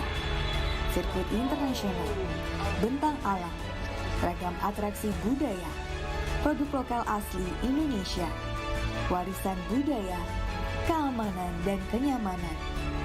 InJourney membawa keramahan Indonesia ke dunia. Warga plus 62 emang banyak maunya. Dari drakoran sampai banjir air mata. Nonton action yang mantul. Sampai nonton tendangan cantik. Maksudnya ini. Mau nonton apapun, semua ada di video. Mulai dari yang bikin berbunga-bunga, keringet dingin, ketawa, sampai bikin gak ngedip. Jadi nonton apa sekarang?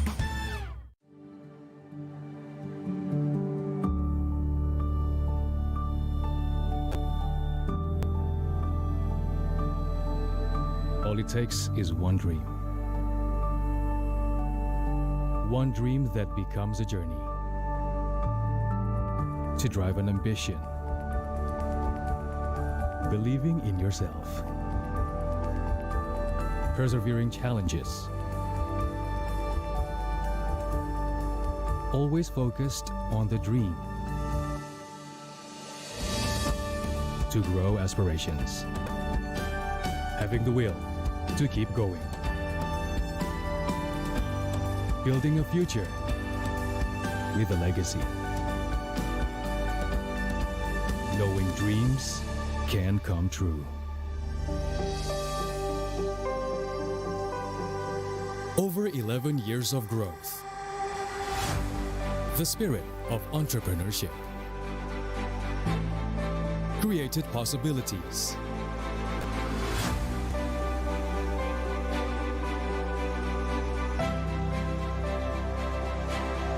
realized new potentials.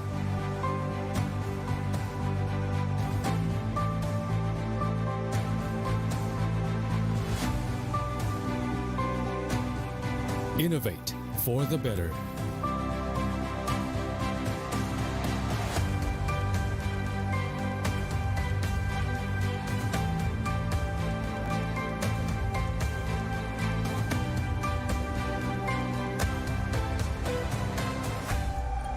Expand horizons.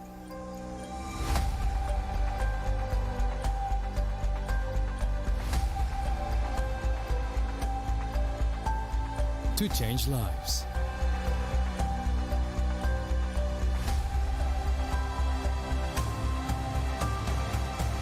To connect new ideas. To explore new grounds.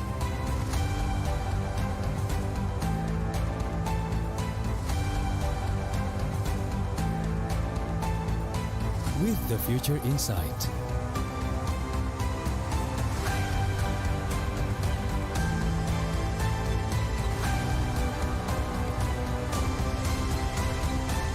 Together.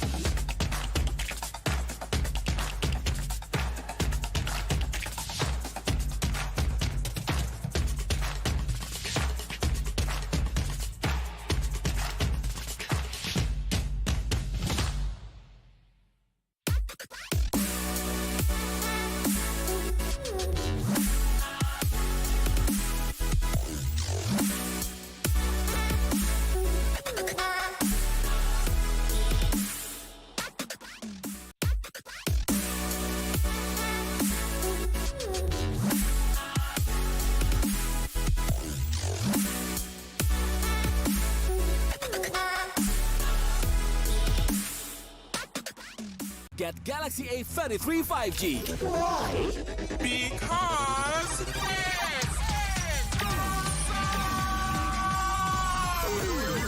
Galaxy A33 5G with awesome processor. Buy now. Get Galaxy A53 5G. Why? Because This is smooth. And this? Galaxy A53 5G with awesome smooth display. Buy now. Selamat datang di sebuah pengalaman perjalanan baru Indonesia bersama InJourney. Terbang bersama kami untuk melihat pariwisata Indonesia. Sirkuit internasional, bentang alam, ragam atraksi budaya, produk lokal asli Indonesia, warisan budaya, keamanan dan kenyamanan. InJourney membawa keramahan Indonesia ke dunia. Warga plus 62 emang banyak maunya. Dari drakoran sampai banjir air mata. Nonton action yang mantul. Sampai nonton tendangan cantik.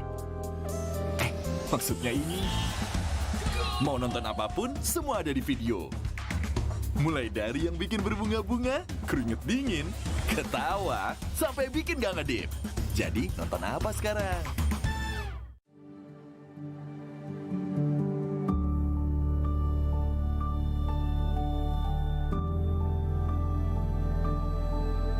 All it takes is one dream. One dream that becomes a journey. To drive an ambition.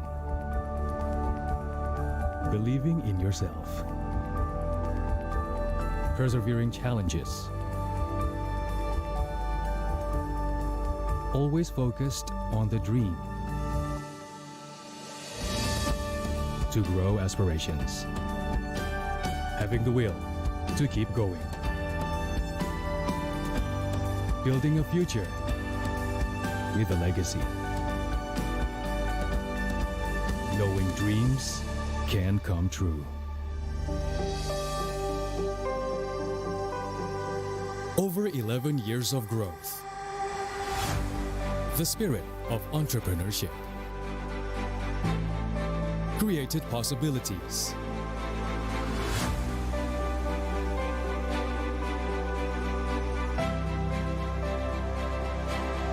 Realized new potentials.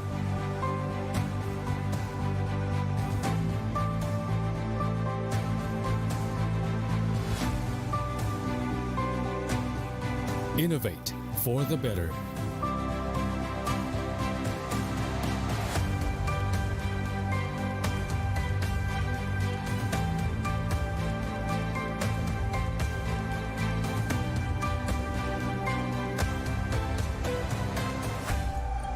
Expand horizons.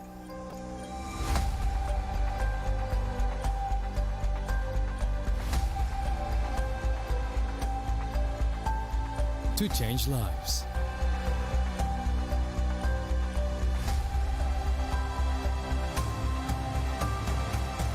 To connect new ideas. To explore new grounds.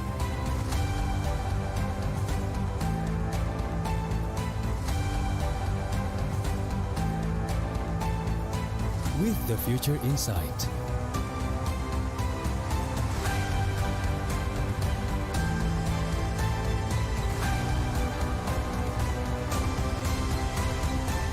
Together.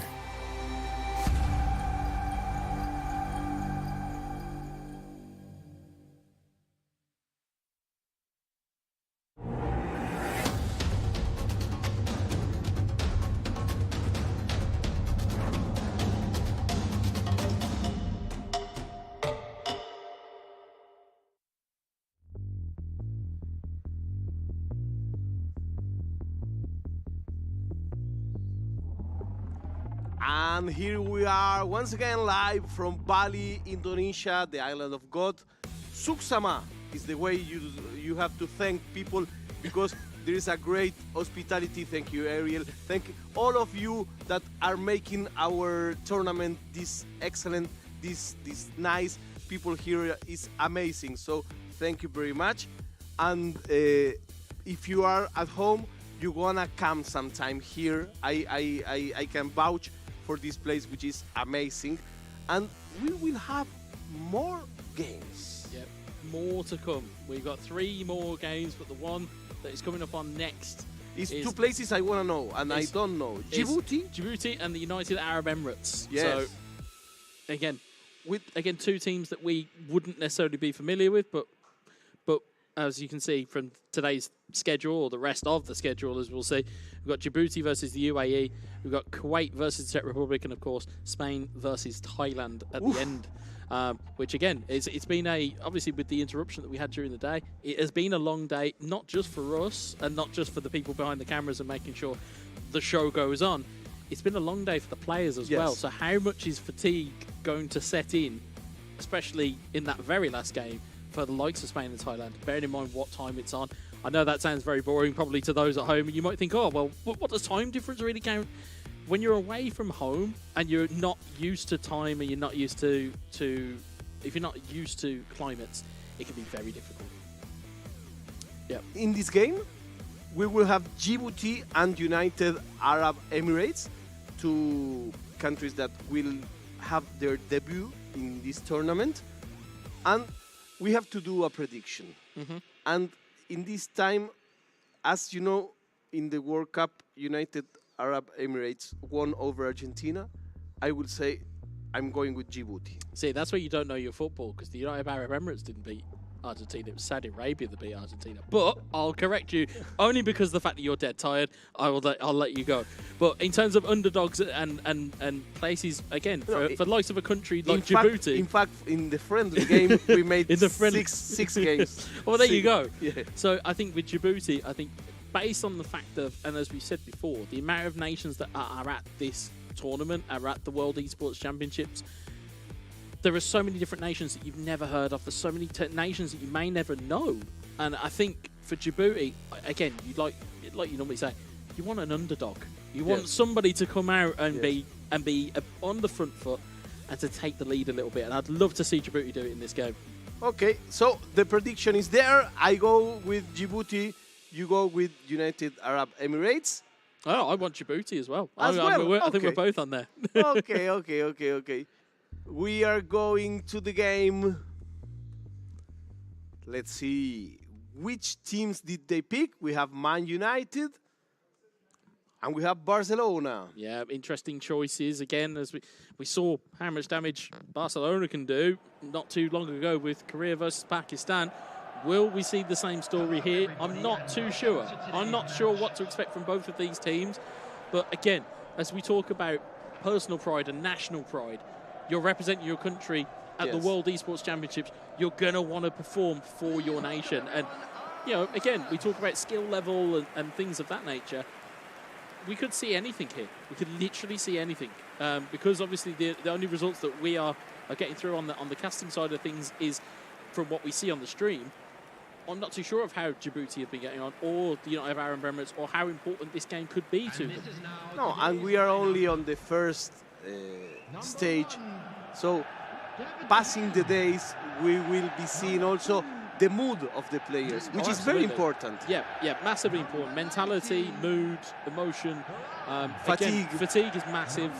Again, you know, for example, if we're looking at latter stages, if not the final stage, I know you alluded to earlier, we're not going to spoil it for the good people at home, but there may be just a little bit more that you've got to think about in terms of conditions and things of that nature, and how much that's going to play a part. But as we can see here, it's a front three, I believe that was, of Ferran Torres, Memphis Depay, and Robert Lewandowski.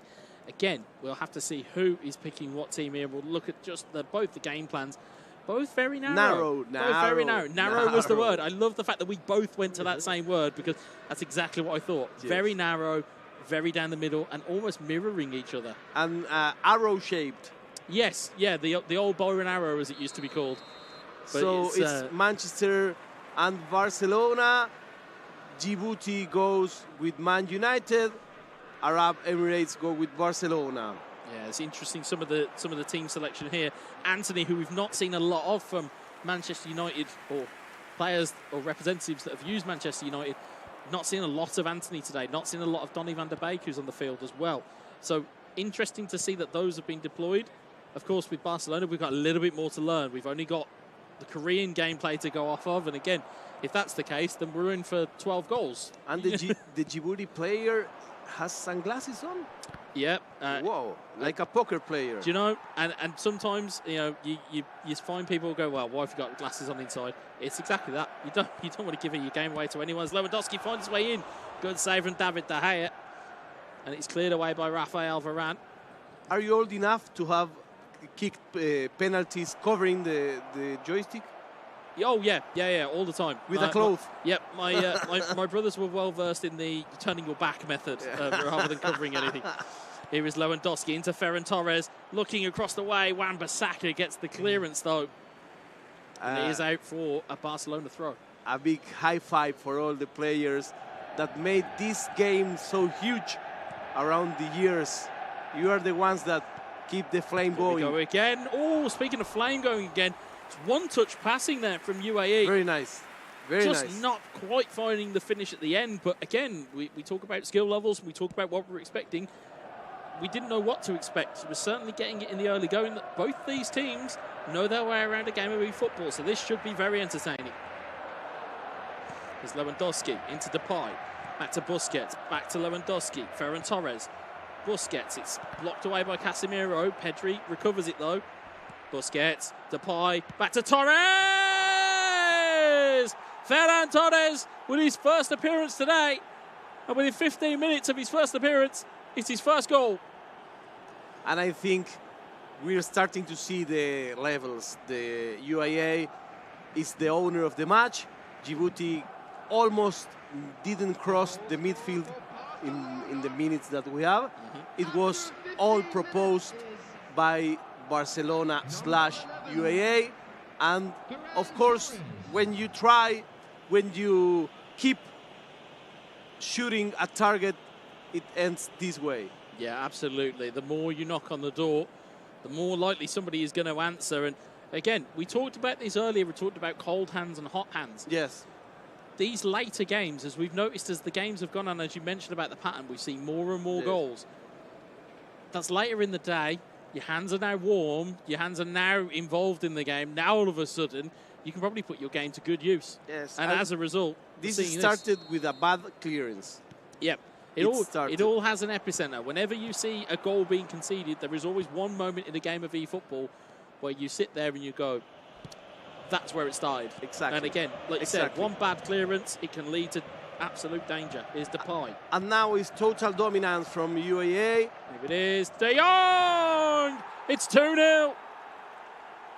The Dutchmen combine. Speaking of total dominance. It's total dominance and total football. They're all one and the same. A monologue starting, you know. We were pushing for the underdog, but this will be really steep. Yeah, it's going to be difficult. Got to get themselves back into the game. Djibouti, if they want to stand a chance in getting something out of this game, I think the next goal has to be theirs. Yes. Next goal has to be theirs. I think that next goal is the one that will mark the north of this game. Yeah, I think looking at it, it will be a deciding factor here. But it seems to be all UAE as Depay goes in. Stunning strike! What a goal! Mamadera. Memphis Depay, take a bow. What a strike that is. I think this game may break the 10 goals record. You said it once before and it happened. I know that there's no commentator's curse. What a finish that is, by the way. We talked about the stunning strikes and we talked about what's so special about them. It puts extra power onto your shots at the cost of accuracy. But of course, if you're Memphis Depay and if you are, the UAE and you're that well versed in how to strike them, you can find corners of the goal. And there is also very early in the match, so the player is full. Yes, exactly as well. Stamina will play a part. Whether you've got a player covering or a player pressuring you will play a part here.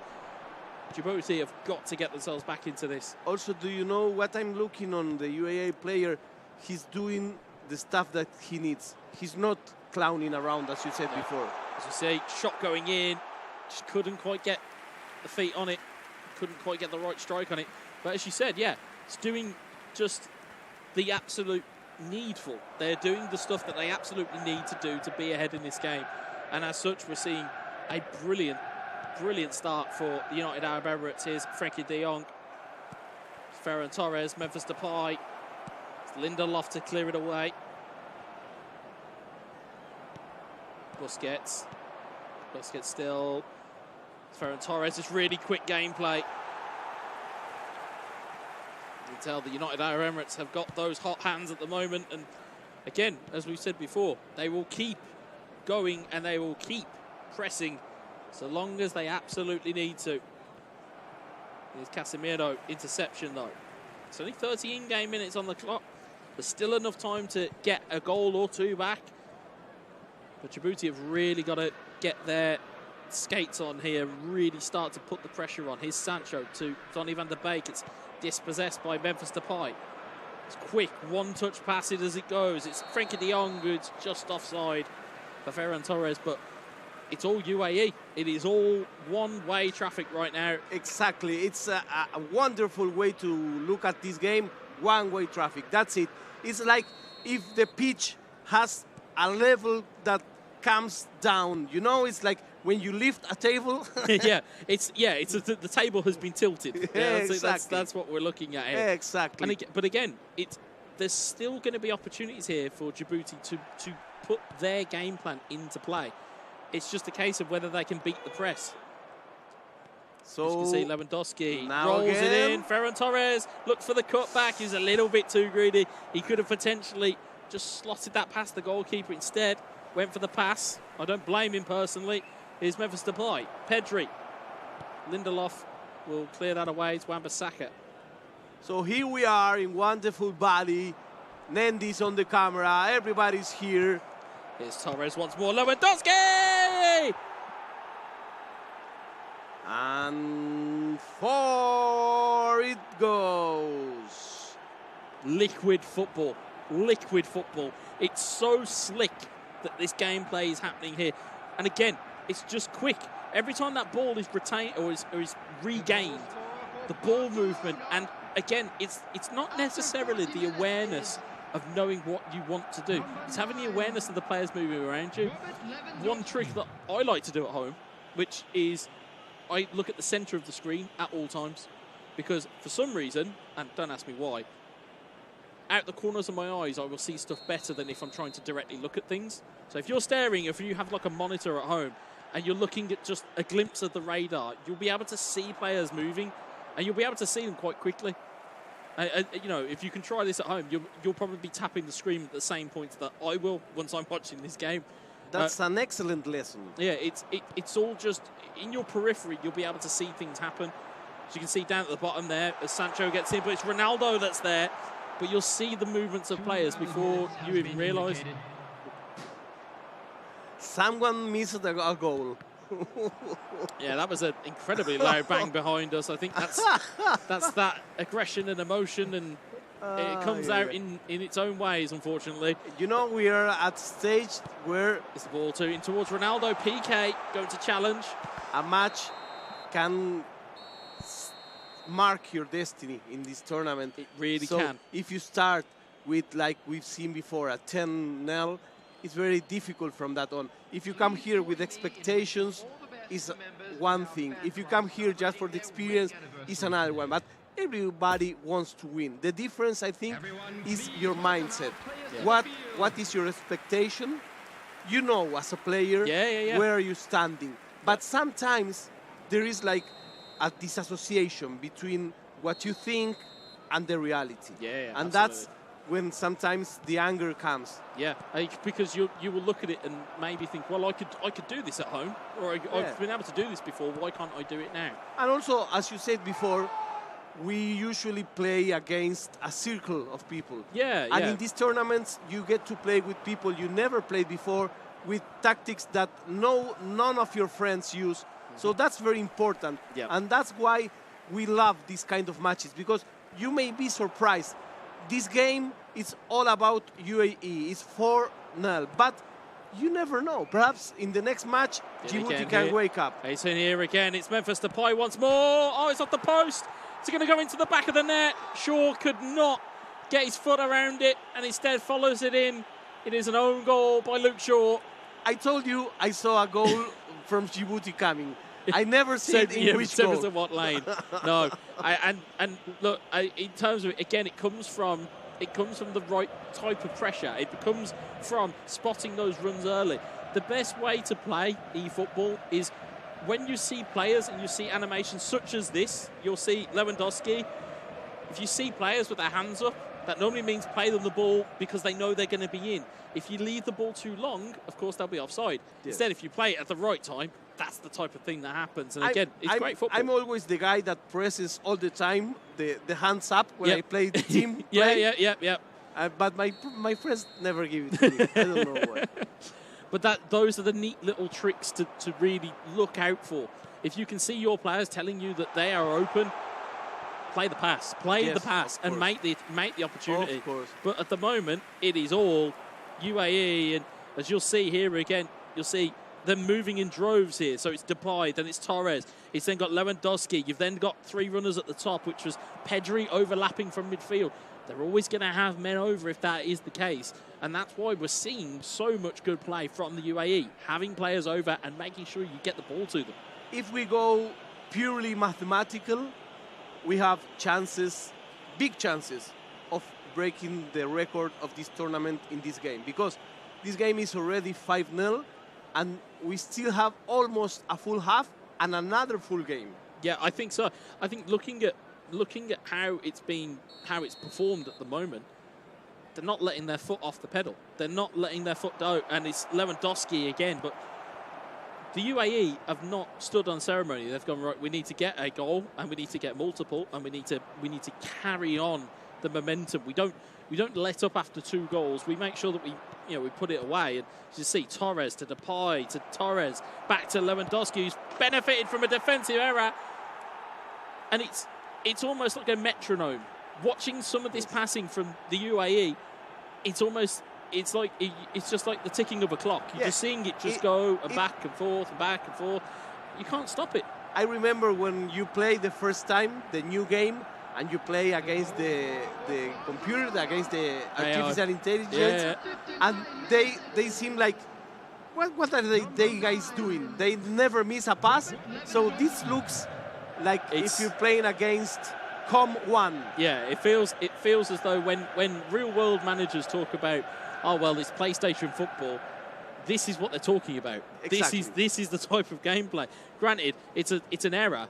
It's an error from the defender, and it's a heavy touch that's taken it away. But let's not take away from the passing move that led to that. And if we see this drawing, if we draw some lines, this would be like a Scottish shirt, with full crosses. Yep, absolutely. Because that's all it is. It's just back and forth. It's triangles. It's square football. It's all there. But it's all Barcelona. And at the risk of sounding like a broken record, if you can just see it here, you can just see the player movement. The player movement is so much different than when you see Djibouti attack. But I'm not sure, as we said before, I'm not sure how much it is that Djibouti are not being allowed to play their game, or just how good it is the UAE are. But certainly at the moment, I don't remember Djibouti showed it at target. That was a great move. That was such a good move. But yeah, I'm just looking at it now. You can just see it. It's ping, ping, ping. It's like seeing a pinball on a pinball machine. It just keeps moving, but it's all with intent. It's not wasted movement, as you said. With all due respect, it's like when you play with your cousin who doesn't plays video games, and he's like, okay, let's play one. Okay, let's do it. Where's Ronaldo? Hopefully can Djibouti try and get something moving. They can't. Instead, Memphis Depay has already got Ferran Torres running. Keep your eyes on the bottom of the screen. Robert Lewandowski's there. Good challenge from Rafael Varane. Whoa, that was not a foul. That was not a foul, no. Got the ball, then got all of the man, which was quite lucky he got the ball in the first place. Here's Donny van der Beek to Anthony Martial. Again, blocked off by Jules Koundé. There's Pedri. Depay. You see Lewandowski. You can see he's looking back to trigger that run. So if you're putting it back to your attacking midfielder and you've already set one player off on a run, it sets another player off. And you can see Torres, he's not contained once more. It's Lewandowski, and good Lindelof defending. has just about got away with that one.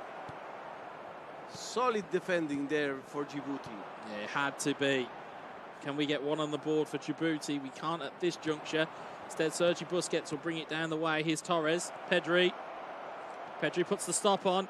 Puts it down to Depay. It's a sliding from Torres, and it is a foul. It's a logical loss of focus from UAE. When you have this difference, of course, you have to relax. I mean, it's natural. It is. It absolutely is. But you can see from, as we talked about physicality, we talked about, we talked about Manchester United, we talked about Bayern Munich, talking about Barcelona, we talked about Kesse, but their backline in terms of in stat balanced or uniform settings mode or uniform stats mode, they have an incredible backline. But it's you've got Christensen, you've got Araujo, you've got Koundé. You've got so many good physical defenders, but also on the flip side of it with Koundé, you have speed to go with that. So you have the kind of the best of both worlds. Meanwhile, they're free scoring, free flowing, and it's hit the post. I thought that was going to be offside for a moment. It's gone for a corner. But looking at this as well, though, you look at the attack-minded nature of it. You've got Pedri, you've got De Jong, you've got Lewandowski, Depay, Ferran Torres. You've got players who are mobile and are able to make those opportunities happen. It's Lewandowski. Back to Sergio Busquets. It's a foul given away.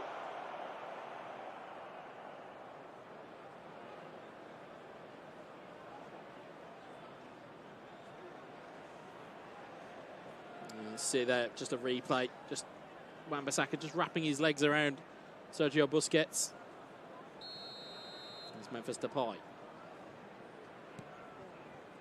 6-0 for UAE, who's playing with Barcelona. If you just tune in, we are at the group stage.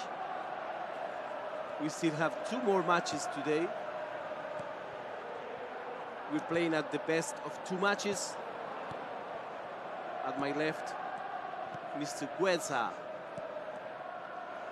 eFootball legend. Some people may say legend, others may disagree with you. No. You know this game as few people know this game. Well, there's certainly a couple of other characters that could happily be sat in this seat, but I'm very happy to be in this seat. As we see, it's Memphis Depay. Finish it off. Oh, it's been dispossessed, but not been given as a foul, so it's just a coming together. If you were racing, it's a racing incident, and that's about as much as it is. Well, to see poor ball given away, Torres. Oh, it's wide. So this kind of shot is the one you make when you're losing, not the one you make when you're winning. Well, actually, you say that, but I think it was the third goal from Barcelona was that stunning strike. But I mean, it was like in a rush. Yeah. So it's almost like you've pre-programmed it. As you can see, 6-0. 6-0. Whoa, that's amazing. But look at the chill of these players. They know they have what it makes to be here. They are the best in the world. But of course, as in all the competitions, you have different levels, you have different days. Perhaps you're a great player, but you don't have a good day on the first match. You can keep it up on the second one. It's difficult. It's 6 goals. It's a lot. Yeah, it's a lot to make up. And as we saw, I think it was earlier on today, we saw 6 goals. I believe it was from Korea in the first game. It's so hard to overhaul that as a lead that it's very hard for you to go into the next game and be like, oh, actually, I can make a difference here, because there's been such a, as you said, there's been such a marker put down by the fact that you've been beaten 6-0 that mentally you will go, I can't handle this. And the way that UAE are playing, I hasten to say, it's quite a European way of playing, in the sense of it's quick passes, it's quick touches, it's triggering runs, it's having, as we said, you go back to your central midfielder, but you've triggered a couple of other runs already, which means you've got a full wave of players going forward. It's a very European style of playing, and if they get through to elimination rounds, interesting to see how they come up against people. I will say something. When you're saying an European type of playing, you are talking about efficiency. And I was thinking this is a 6-0, but we didn't see a show. I mean, we see like a good machine. I was remembering like German teams. Efficiency. Not German teams this year. Yeah, I know what you mean though. Yeah, but it does. Yeah, it's doing, as you said on commentary, it's doing what you need to do, not what you want to do. Exactly. But on the other hand, Korea gave a show. Yes, yeah. And and Iran gave a show, and Argentina gave a show. So it's different type of playing, and this is also important when you start a tournament to see how each of them play and how will they play against each other. Yeah, well, it's what we said before when we were talking about some of the games that we had. Iceland versus Iran, for example, we were talking about how it's a culture clash. There's very different cultures here. There's very different ways of conduct, as it were. You will see some people, as we said, we saw Ray Molina punching the air and punching his chest. Some people, very stoic, as we saw. Korea, you would have to ask him what the result was to see what the result was. And it's the same with the UAE, is that, yeah, okay, they've just won 6-0, but you wouldn't know it because there was no noise, there was no fanfare, as it were. It was, I've won 6-0, that's what I needed to do. I'm going to go and win the second game, at least attempt to, and I'll be on my way. And we start to see candidates. We are almost reaching the end of the first day of the tournament, and by now you start to see the level of the players and you start to see different strategies. who picks this team does this, who picks these teams does this. But there are always exceptions. For now, most of the players are picking Manchester United, and in those cases we are not seeing like very different plays. The ones that pick Barcelona are the ones that made the most goals. That's another thing interesting. It's the fluidity that they have. So it's the ability to take that team and understand the DNA of it. I know I mentioned that earlier on. It's the DNA of a team. So, for example, when you think of Manchester United, you think of teams that have gone by in real world. It's wing play. It's getting counter-attacks on. And that's what they have. They do have that. They have a focal point in Ronaldo. They've got Martial. They've got Rashford. They've got Antony. And they've got Sancho. They've got able-bodied wingers to get forward. They have Bruno in midfield. They have Casemiro to hold down the fort. So they have players that they can use. Bayern Munich, for example, we've spoken about their depth chart already. Barcelona, we've spoken about it in the previous broadcast. I personally love it when my esports athletes, who I watch, are the guys who then go, I see the DNA of a team and I fit my gameplay to their strengths. Because I'm not a fan of the cookie cutter formations of, well, we just play 4-3-3 and it's just the way we play. I much prefer it when players take their own ID and go, okay, well, actually, I'm going to import it onto that team, but I'm going to take their ID and import it onto me. And there's then that kind of that synergy almost between the two. I love watching Barcelona, especially at this point in time with these two, with both Korea and UAE. They've been fantastic. And as you said, scored the most goals. This is the analysis of Weza. Of course, you know, if you know this game, you know why it's so important to hear the people that knows. So we're going to the second match. This tournament we play to the best of two. Thank you very much for all the people in the chat. People from Brazil, people from Italy, people from the UK, people from Senegal. Thank you very much for being there. We really enjoy and we are really thankful for all the comments. And we are coming to the second match from Djibouti against UAE. Coming up next, Kuwait against Czech Republic and Spain against Thailand. Have an eye for these matches because we know the players and they are really good. Yeah, I think looking at it again, as we said, I'm more interested as to how the fatigue is setting because we, you know, in between the breaks where we've stepped outside, we can feel the heat and we can feel how hot it is.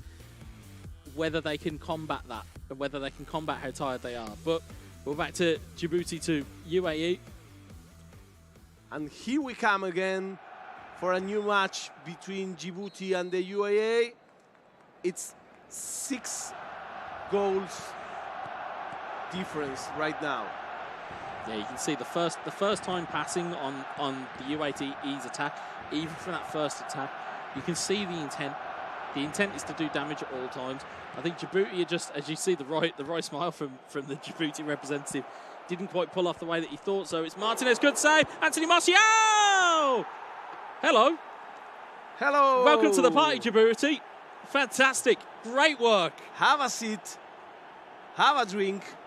And we are here for miracles to happen. No, they couldn't, could they? They couldn't. You never know. They couldn't. Well, if UAE can score 6, I'm just saying. But as we talked about it, there was a wry smile from Djibouti just before this happened, as that something had happened that they didn't quite anticipate. Said it's Lissandro Martinez with the header on goal. I'm pretty sure his GPS is off because he's not meant to be in that penalty box.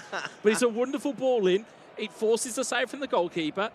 A pretty poor goalkeeping, I must say. And Anthony Martial, again, you talk about putting it in precise places. He could have easily put it in the opposite corner. Instead, goes back the other way, so the keeper is already falling, and it's 1-0. So, do we have a game on here? I think we might just have the makings of one. So, Djibouti has some energy left. Yes, of course. They certainly do, but it's Ferran Torres is in again, and he's rolled it across. It's Lewandowski. No sooner do we think that there could be a comeback. UAE are like, hold on just 1 second. Okay. Put the comeback party on hold and let's just chill out here. Yeah, I think you had the honor goal. Okay, now let's start playing again. Yeah, again, you have to have the awareness when you have these types of opportunities, because it's, as you've said, it's so easy. It's so easy to just sit there and go, oh, and I didn't see that pass was on. Or, you know, like how you said when it's like online team play, for example, you like waving at people. Yeah. It's so easy to miss that pass is on. But it's the ability to find the pass. And that's what has always struck me about teams and about players. It's always having the awareness of knowing where the rest of your team are. And again, slide across again. It's Lewandowski. It's nearly an open goal. He's not going to miss. The hope lasted just 2 minutes. It was what it took the UAE to get the equalizer. This match is 1-1, but the overall score is 7 from UAE to 1 in Djibouti. Here's Wan-Bissaka into Casemiro. Casemiro onto Ronaldo. Ronaldo into McTominay. It's Ronaldo! He's just fired over. What an opportunity that was for Djibouti to get back in front here. Great build-up once more, though, from Djibouti. Is this more of what we should see from Djibouti? Because certainly this is a lot more of a livelier start than we saw in the game one. You know, when you are 6 goals behind, is the moment that you really play how you like. It's freedom. You have nothing to lose. Yeah, it's freedom. So, okay, I will play as I like. I will not speculate anymore. And, you know, perhaps it may work. You never know. It may work. We can see here Martinez, though. He's giving the ball away to Ferran Torres. Lewandowski to Depay. Torres into Lewandowski! What a goal! It's ball movement, it's confidence, it's everything you need from the UAE. And we are already on the number 8. You see the inquest going on at the Man United defence. I don't think there's much more you can do when you can see such a free-flowing gameplay as you're seeing right now from the UAE and from Barcelona. Again, comes from a very poor giveaway. You know, we did say there is always an epicenter for mistakes to happen, and that is one of them. You give the ball away in your own half against the run of play, as you can see here, but brilliant roll in from there from Ferran Torres. And again, the confidence of the first-time strike for Robert Lewandowski launched into the back of the net. And that amazing football. They're back in the lead. From the UAE, we are watching the second match. The overall score climbs up to 8-1. And, you know, I know that we are going for a new record. Yeah. I must tell you. I was going to say, you keep calling these records, but the problem is they keep happening as Torres ends up getting through on goal. Ferran Torres! It's there again! How many times are we going to have to say the name Ferran Torres? You have to prepare your throat because you will say it many times. I need a soundboard of these Barcelona players. It's so good at the moment. Again, we talk about positions and we talk about abilities and we talk about things to do. People start hugging each other. It's a stunning strike. It's a stunning strike again.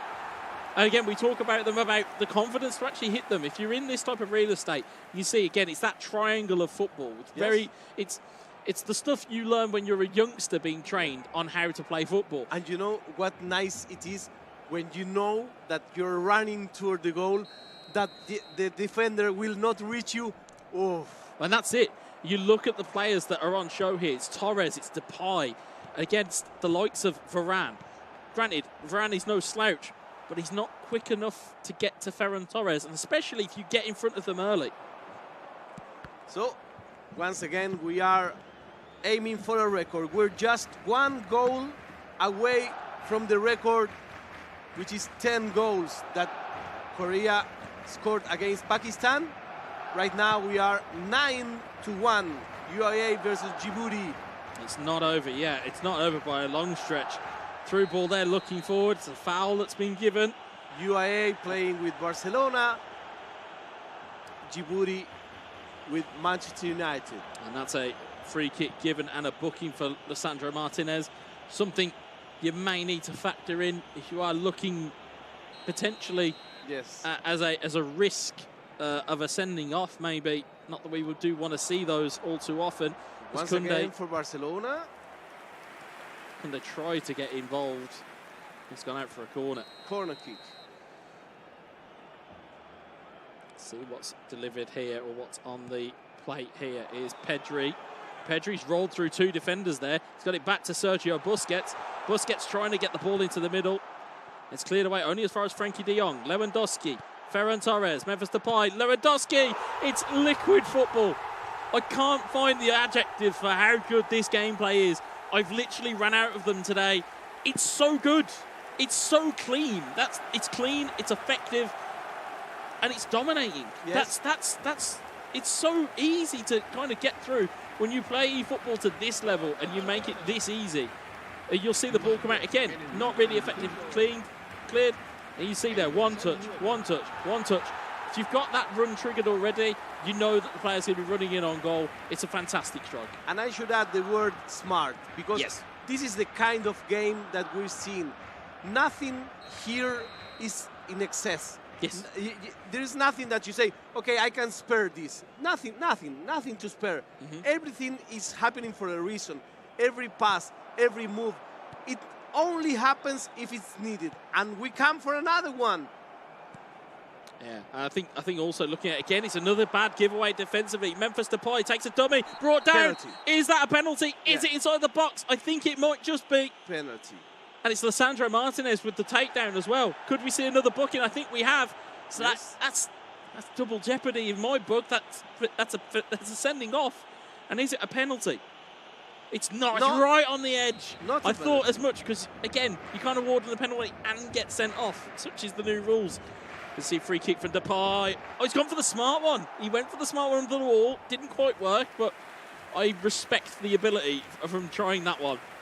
It's very rare that you see that one, a low free kick. And we don't have yet the ability to put someone sleeping behind. Not yet, no. That's reliably informed, as that's called in the UK as a draft excluder. That's what we call it. As the ball goes wide out into Koundé. It's Frankie de Jong. There's Eric Garcia. Again, another one of those physical occupants that we expect from this Barcelona side. But Lewandowski just trying to wriggle through, but it's fallen out to Marcus Rashford. Again, the 10 men of Djibouti have not made any changes from what I understand. So if Barcelona are not careful with this here, there's a defensive hole to exploit here. As you can see, 3 players running on, one of them being Pedri. He's robbed the ball off Rafa Varane's feet. It's Pedri, taken down by the keeper. It's a penalty again. Now we have a penalty. Well, I say it's a penalty again. What am I talking about? It's our first penalty. You can see the team remonstrating with the referee.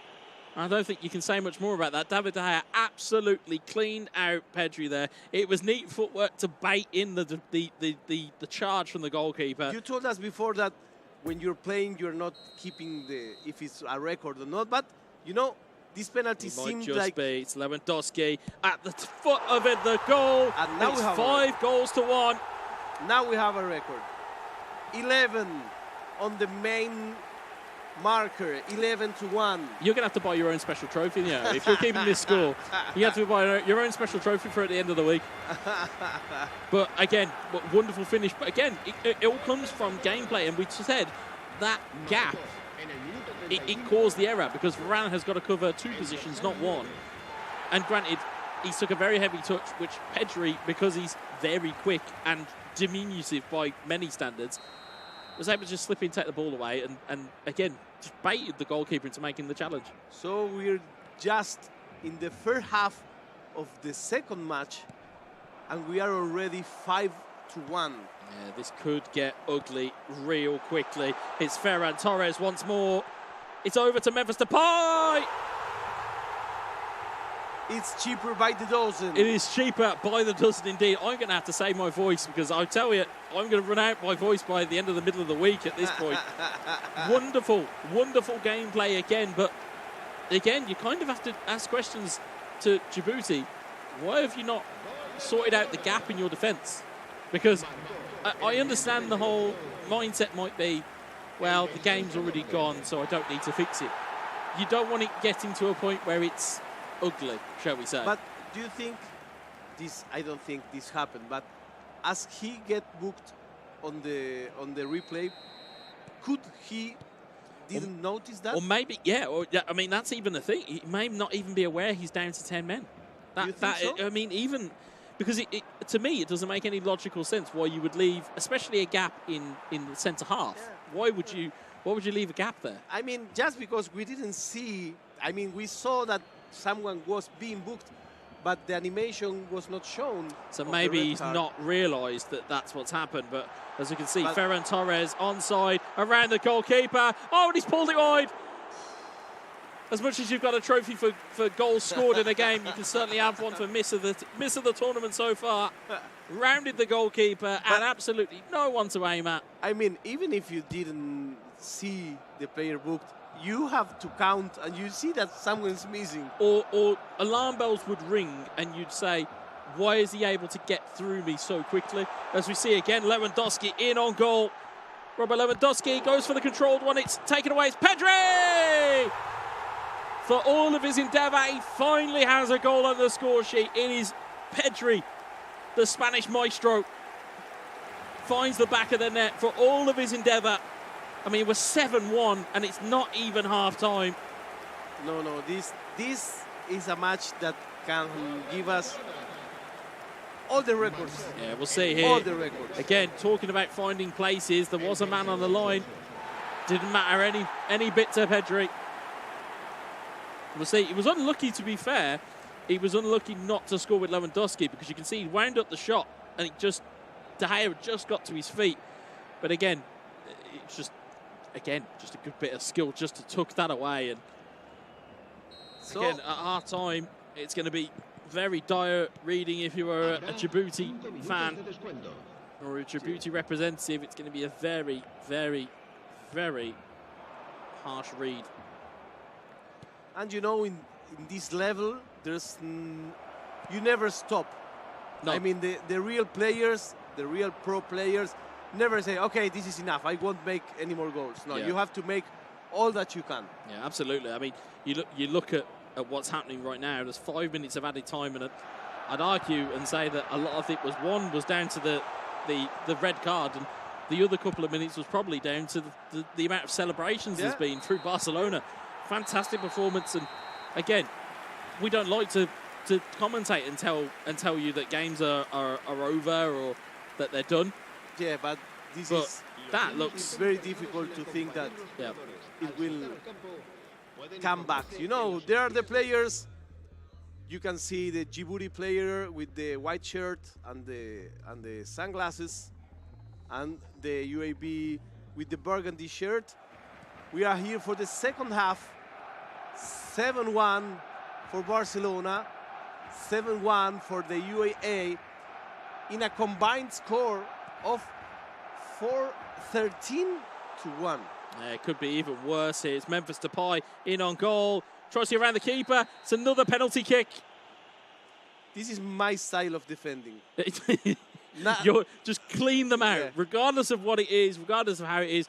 And of course, it's another penalty given away by David De Gea, but it's another penalty, which, again, you can see why it's been given, and you can see how the UAE are making them be given. And expect the red cards. Coming up next, the red cards. Yeah, coming up next, there potentially could be a red card. It's Robert Lewandowski.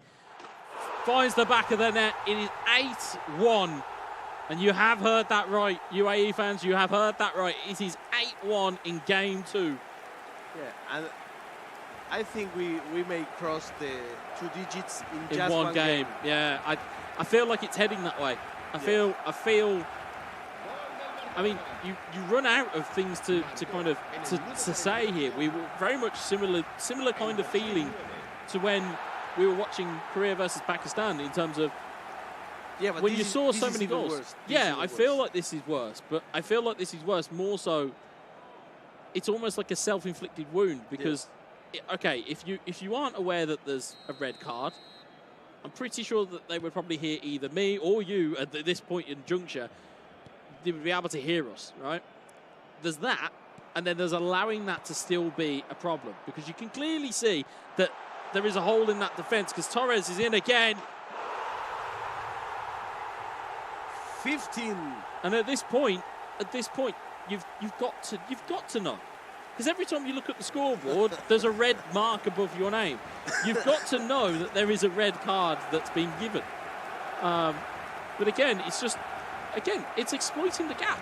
That's all it is. And the majority of the goals since the sending off for Barcelona, it hasn't needed to be intricate. It hasn't needed to be 2 or 3 touch passes.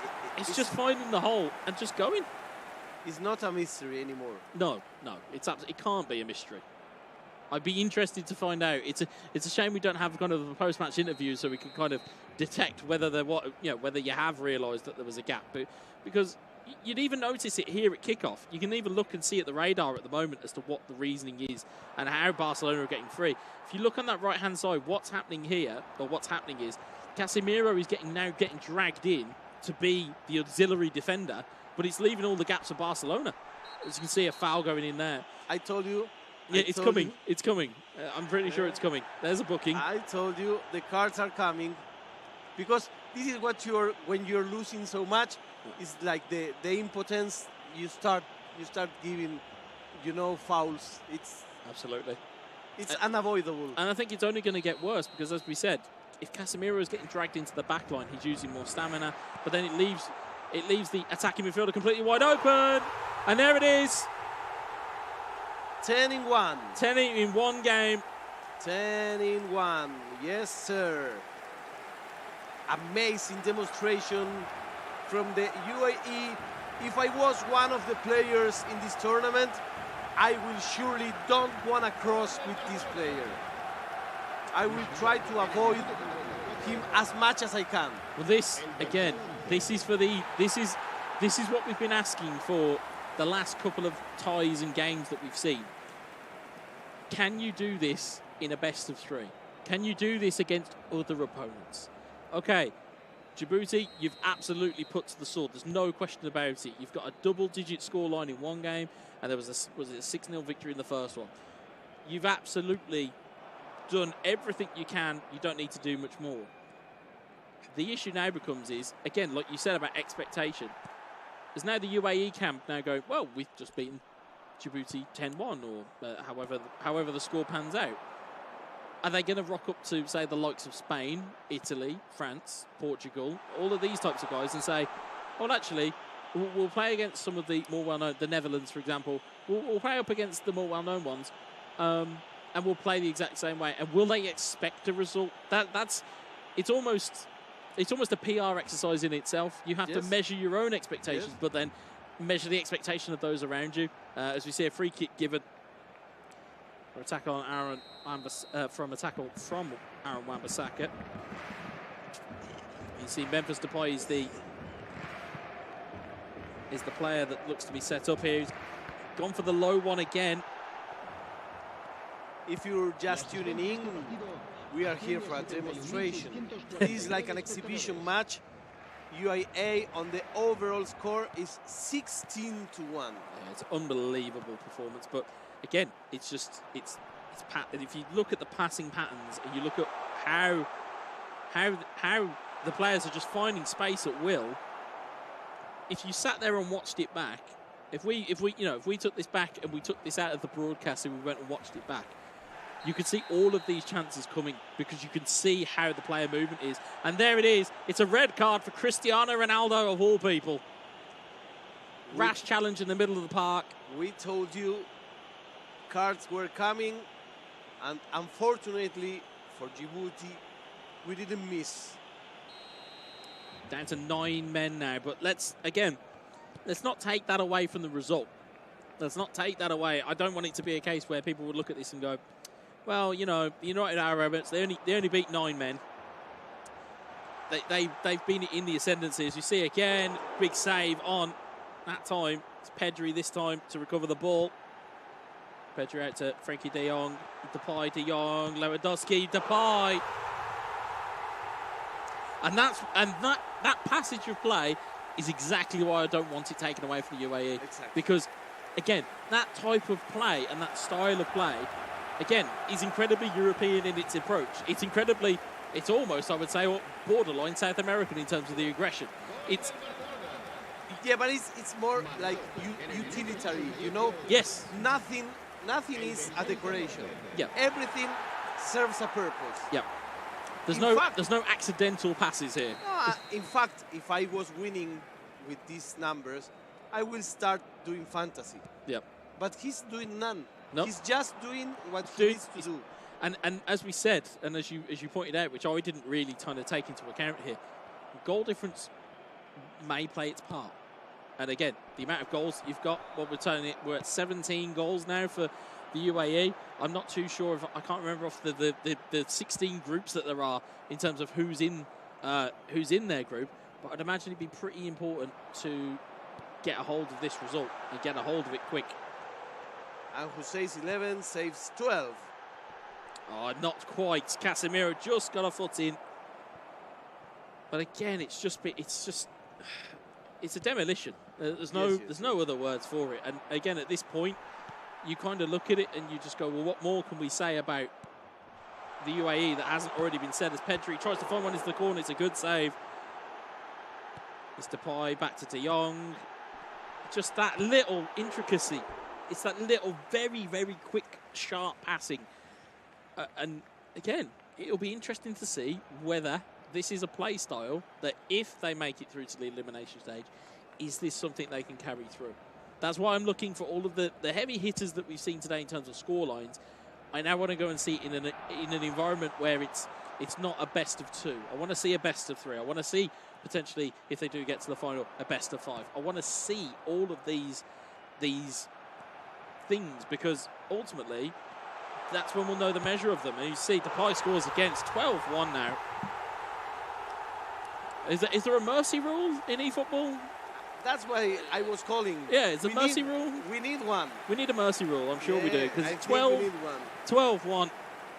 I mean, of course, if you're a United Arab Emirates fan, you aren't going to care what less. You're just going to be going, yep, we scored 12. This is great. This is great. We scored 18 goals in a two-legged affair. No, and I say, if you're the Djibouti player, how are you going to the next match? I see, now that in itself, I'm not sure how you would recover from such a heavy defeat. I mean, there's heavy defeats, and there's what we're seeing now. There's like it's like as you said, it's like you've got the boss level, which was hard, and then you've got like, you know, new game plus. It's like it's all of a sudden it's a completely different level. Like eFootball Ragnarok. Yeah, exactly. Yeah, it's literally that. It's just, well, you know, what more can you? I mean, I don't know how you would have a team talk with the Djibouti representative either. Like if you were like a team or there, but you can see just getting through again and again and again. There is and maybe it's a case that mentally he probably seen the 6-0 in the first game and went, do you know what? Regardless of what happens, I'm not going to change anything in the second game. I'll get 2 sendings off, or I'll get 3 sendings off, or whatever. You know, however many players get sent off. I don't care how many goals we concede. I'm just gonna, you know, have fun with it. You can just see, oh, Pedri puts it wide. But back in the day, when you have this kind of score, you will blame it on the controller. You gave me the bad controller. You'd blame the controller, you'd blame the wind, you'd blame the console, you would blame the TV, you would blame the monitor, you'd blame everything. You would literally go, it was everybody else's fault but mine. But I don't even really think you can put a fault here, because the United Arab Emirates is what we've just seen. It's 13-1 now. They have been irresistible. So as much as I'd love to sit here and go, do you know what? It's Djibouti have had this happen to them. They have that. They've just, sometimes you just hold your hands up and say, I've been outplayed, and this is one of those moments. Yes.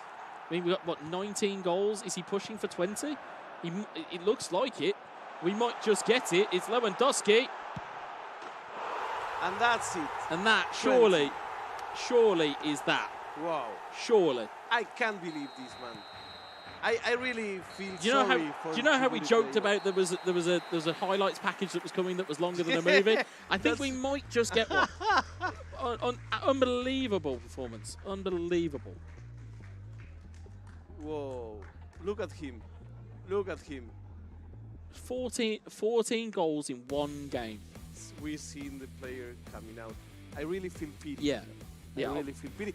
These things may happen. I mean, yeah, it's something that may happen. It's in the deck. That card is in the deck. Nobody wants to pick it. Someone sometimes will beat yeah, you of this course. hard. Yeah, of course. And of course, there's a winner and loser in every game. It's just, unfortunately, it's a heavy-handed defeat. It's not just that what you've just seen there, ladies and gentlemen, is not just a regular defeat. That there is, as we joked about on commentary, it's controller down, it's monitor off, it's don't let me touch the game again. That's what it can do. What I like about this is that this puts pressure on the other players that had big wins, like Korea, like Iran, like Argentina. So it says to them, okay, don't be so confident. Yeah, absolutely. And this is the thing. If these, let's just play devil's advocate for just a second.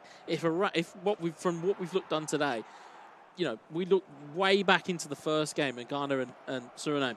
If Suriname can be stubborn and score one goal, be great for them. Because again, if you've got the likes of Iran who are free scoring, if you've got Slovakia who are free scoring, if you've got Argentina who are free scoring, Korea, all of these teams, somebody's going to be somebody's roadblock.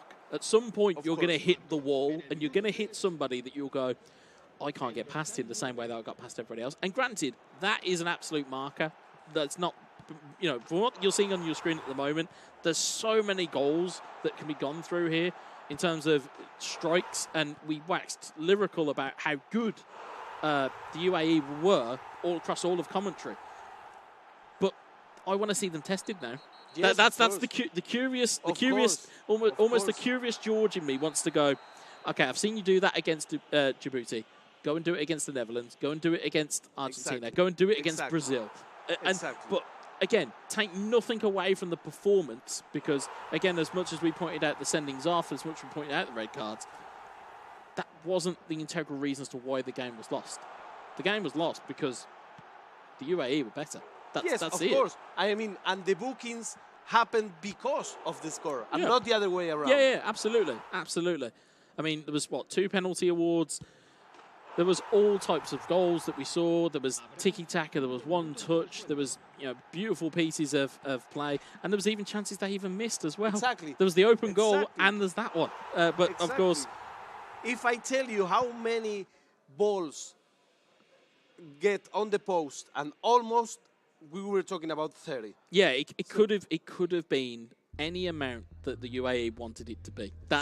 And that's the scary part for it, realistically, is how good they were. You could have just done whatever you wanted. So this is an excellent tournament that we're having. We're having a lot of goals. We're having different styles of playing. We have the great Wesa analysis, and we have still more matches to come. We're looking forward to Kuwait, Czech Republic, and Spain. Will close today's lineup with a very important game against Thailand. Jose is the player from Spain. We all know him. It's a big player with big titles in the Europeans, in the World Championships. So please stand by, be here. This is the IESF tournament in Bali. We are with the great Wesa, and we're very happy to be with you.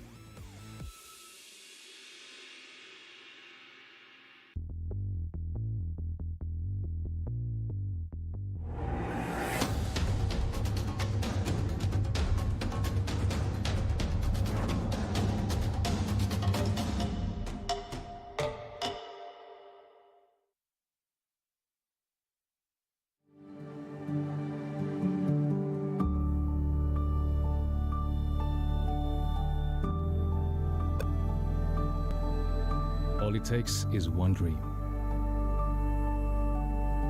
One dream that becomes a journey. To drive an ambition.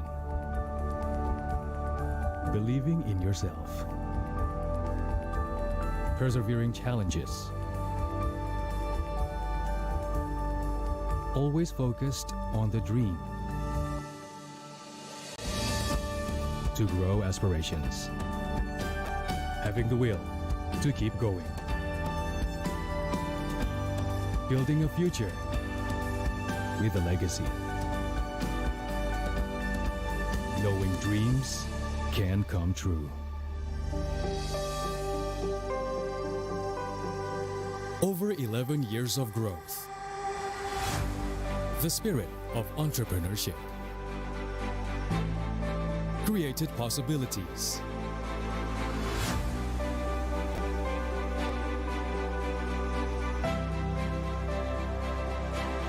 Realized new potentials.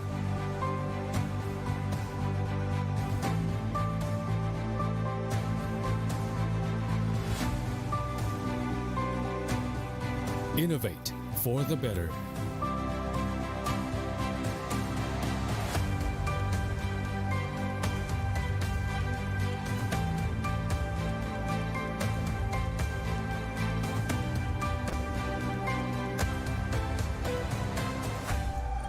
Expand horizons.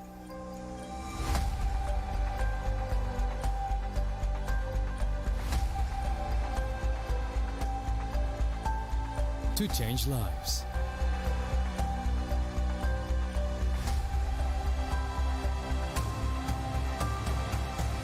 To connect new ideas. To explore new grounds.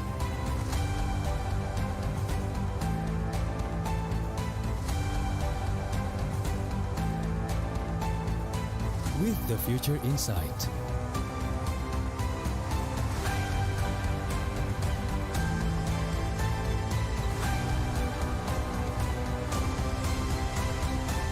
Together.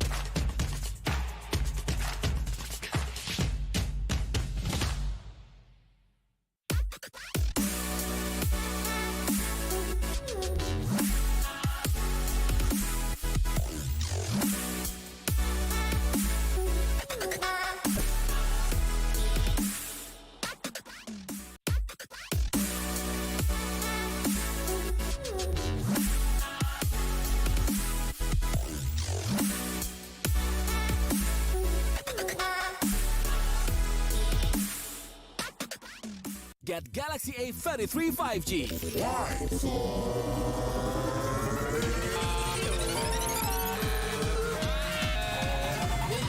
Galaxy A33 5G with awesome battery. Buy now. Get Galaxy A53 5G. Why? Because This is smooth. And this?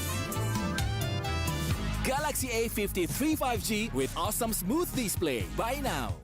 Selamat datang di sebuah pengalaman perjalanan baru Indonesia bersama InJourney. Terbang bersama kami untuk melihat pariwisata Indonesia. Sirkuit internasional, bentang alam, ragam atraksi budaya, produk lokal asli Indonesia, warisan budaya, keamanan dan kenyamanan. InJourney membawa keramahan Indonesia ke dunia. Warga plus 62 emang banyak maunya. Dari drakoran sampai banjir air mata. Nonton action yang mantul. Sampai nonton tendangan cantik. Maksudnya ini. Mau nonton apapun, semua ada di video. Mulai dari yang bikin berbunga-bunga, keringet dingin, ketawa, sampai bikin gak ngedip. Jadi nonton apa sekarang?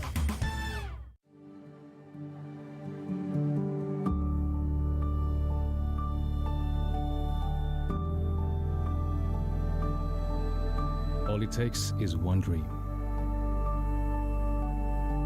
One dream that becomes a journey. To drive an ambition. Believing in yourself. Persevering challenges. Always focused on the dream. To grow aspirations. Having the will to keep going.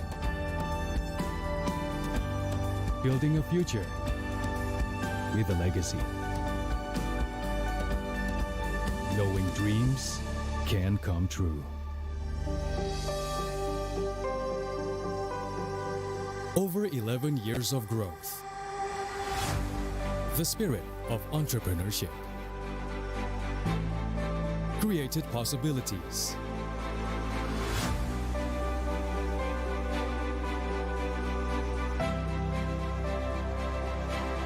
Realized new potentials.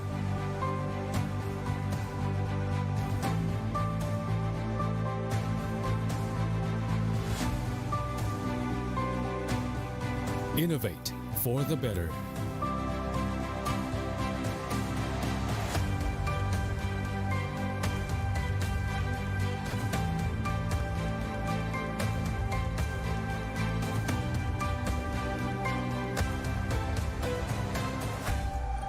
Expand horizons.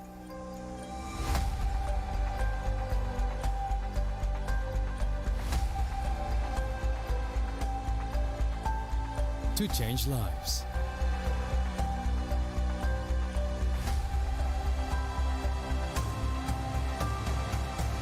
To connect new ideas. To explore new grounds.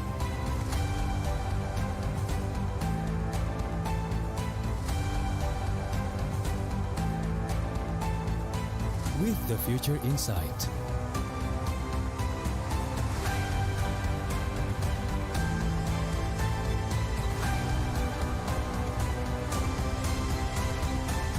Together.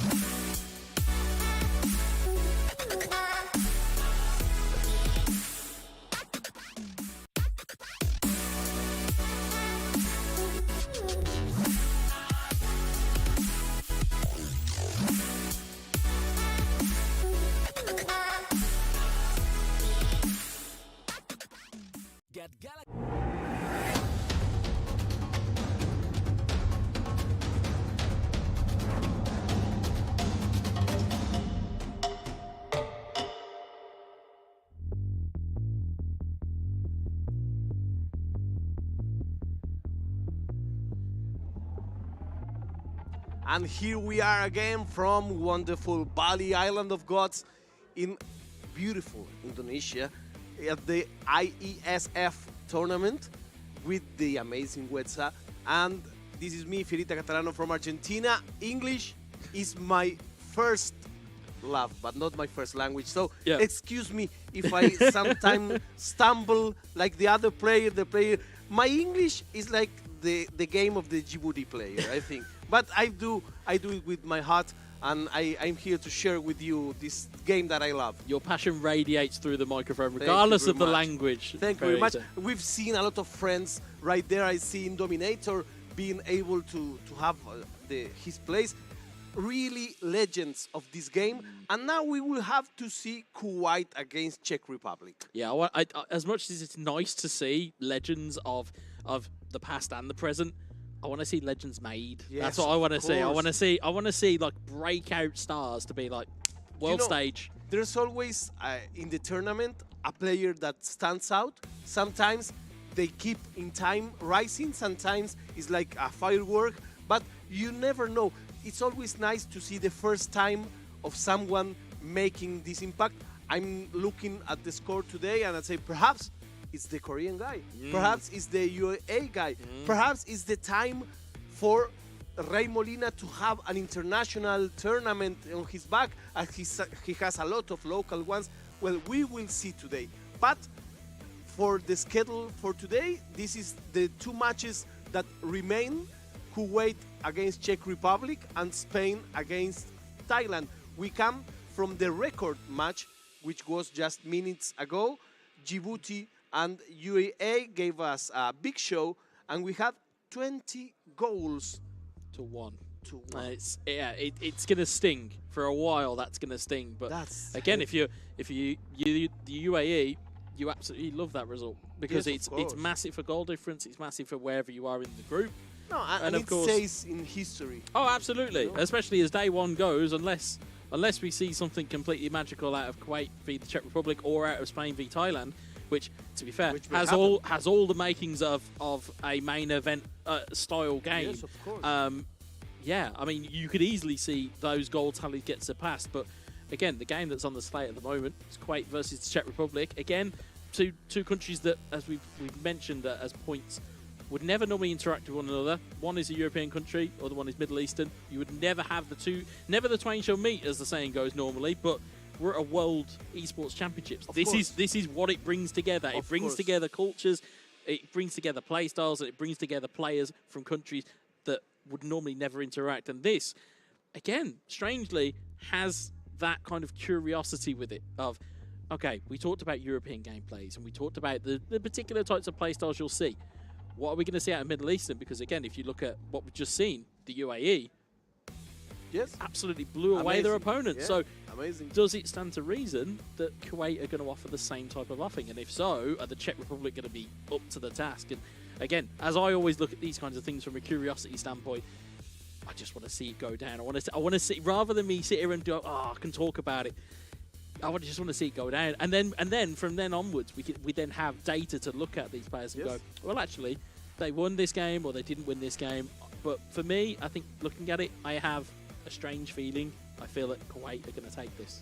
So you are picking Kuwait. I'm picking as Kuwait. Your prediction. I'm taking Kuwait for this one. I think in that case, I will go with Czech Republic. Czech Republic for me with the pivo. That's how you call the beer in the Czech Republic, and Aterdelnik, and you will with Kuwait. Yeah, I'm with Kuwait, yeah. So you're trying to harbour on the days of Davor Suker and Pavel Nedved, whereas I'm looking for new age footballers. And again, although these countries are obviously, these players are representing their countries, the very flip side of it is, it all depends on what their team selection is going to be now. We looked at obviously it's all the official licensed teams that you can select. There's obviously quite a few of them that you can go through. Obviously, we've seen 3 or 4 being used. I think so far today we've seen Manchester United, Bayern Munich, we've seen Barcelona, and we've seen AC Milan. That was the outlier. It'd be interesting to see who brings what to the table here, or do they go to type and we see Man United versus Man United, or do we see something different?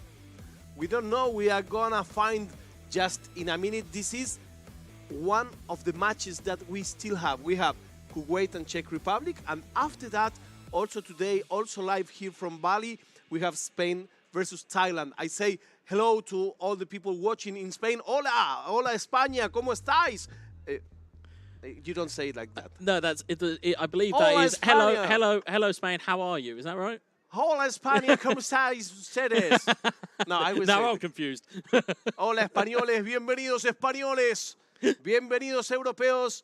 So this match it's Barcelona will be v Barcelona. Barcelona against Barcelona. Bienvenidos catalanes. Kuwait with Barcelona against Czech Republic with Barcelona. But it'll be interesting now because we talked about the physicality that we've seen, or you see from the backline of Barcelona. But now it's going to go against the attacking line that we've constantly spoken about of Torres, Depay, and Lewandowski. Exactly. And as you said before, it's nice when you have the same team because it's all about the player. There's absolutely. no excuse. Absolutely. It goes down to team selection. It goes down to game plan choice. As you can see here, four at the back, it's Araujo, I think Marcos Alonso, which again, it's a bit of a strange one from me.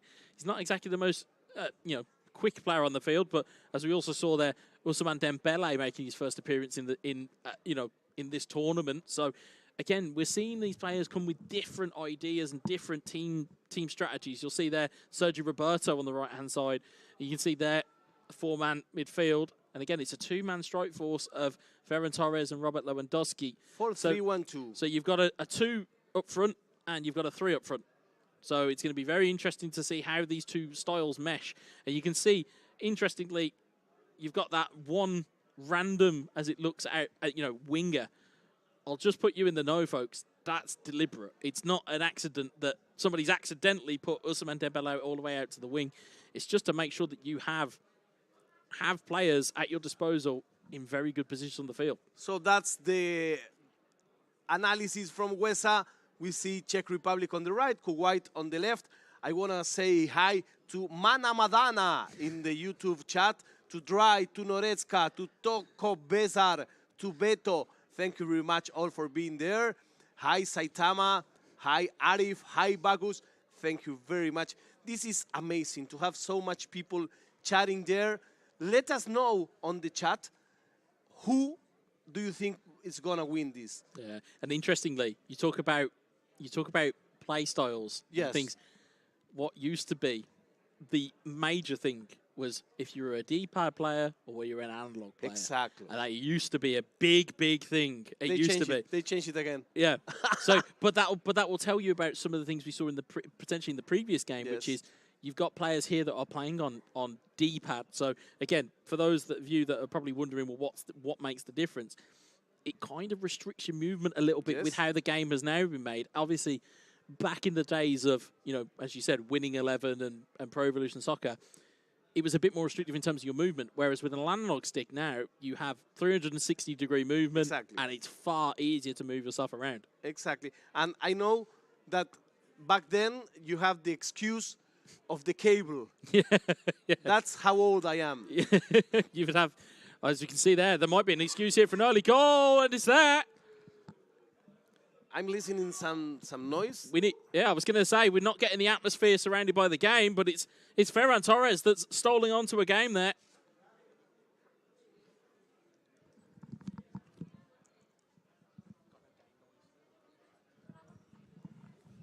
You can see Ferran Torres is the guy that has given, it's Kuwait with the early lead. Kuwait goes ahead on the marker. Yeah, you'll see the goal back here. Again, routine kind of gameplay. Just cleared. Tried to be cleared by Marcos Alonso on his weak foot. Ricocheted into the back of the net.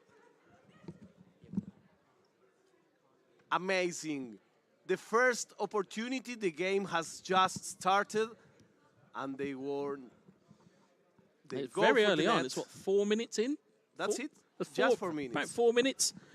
As you can see, Ferran Torres trying to sort out his putting game as his celebration there, but again, very early lead. Let's see if they make some modifications.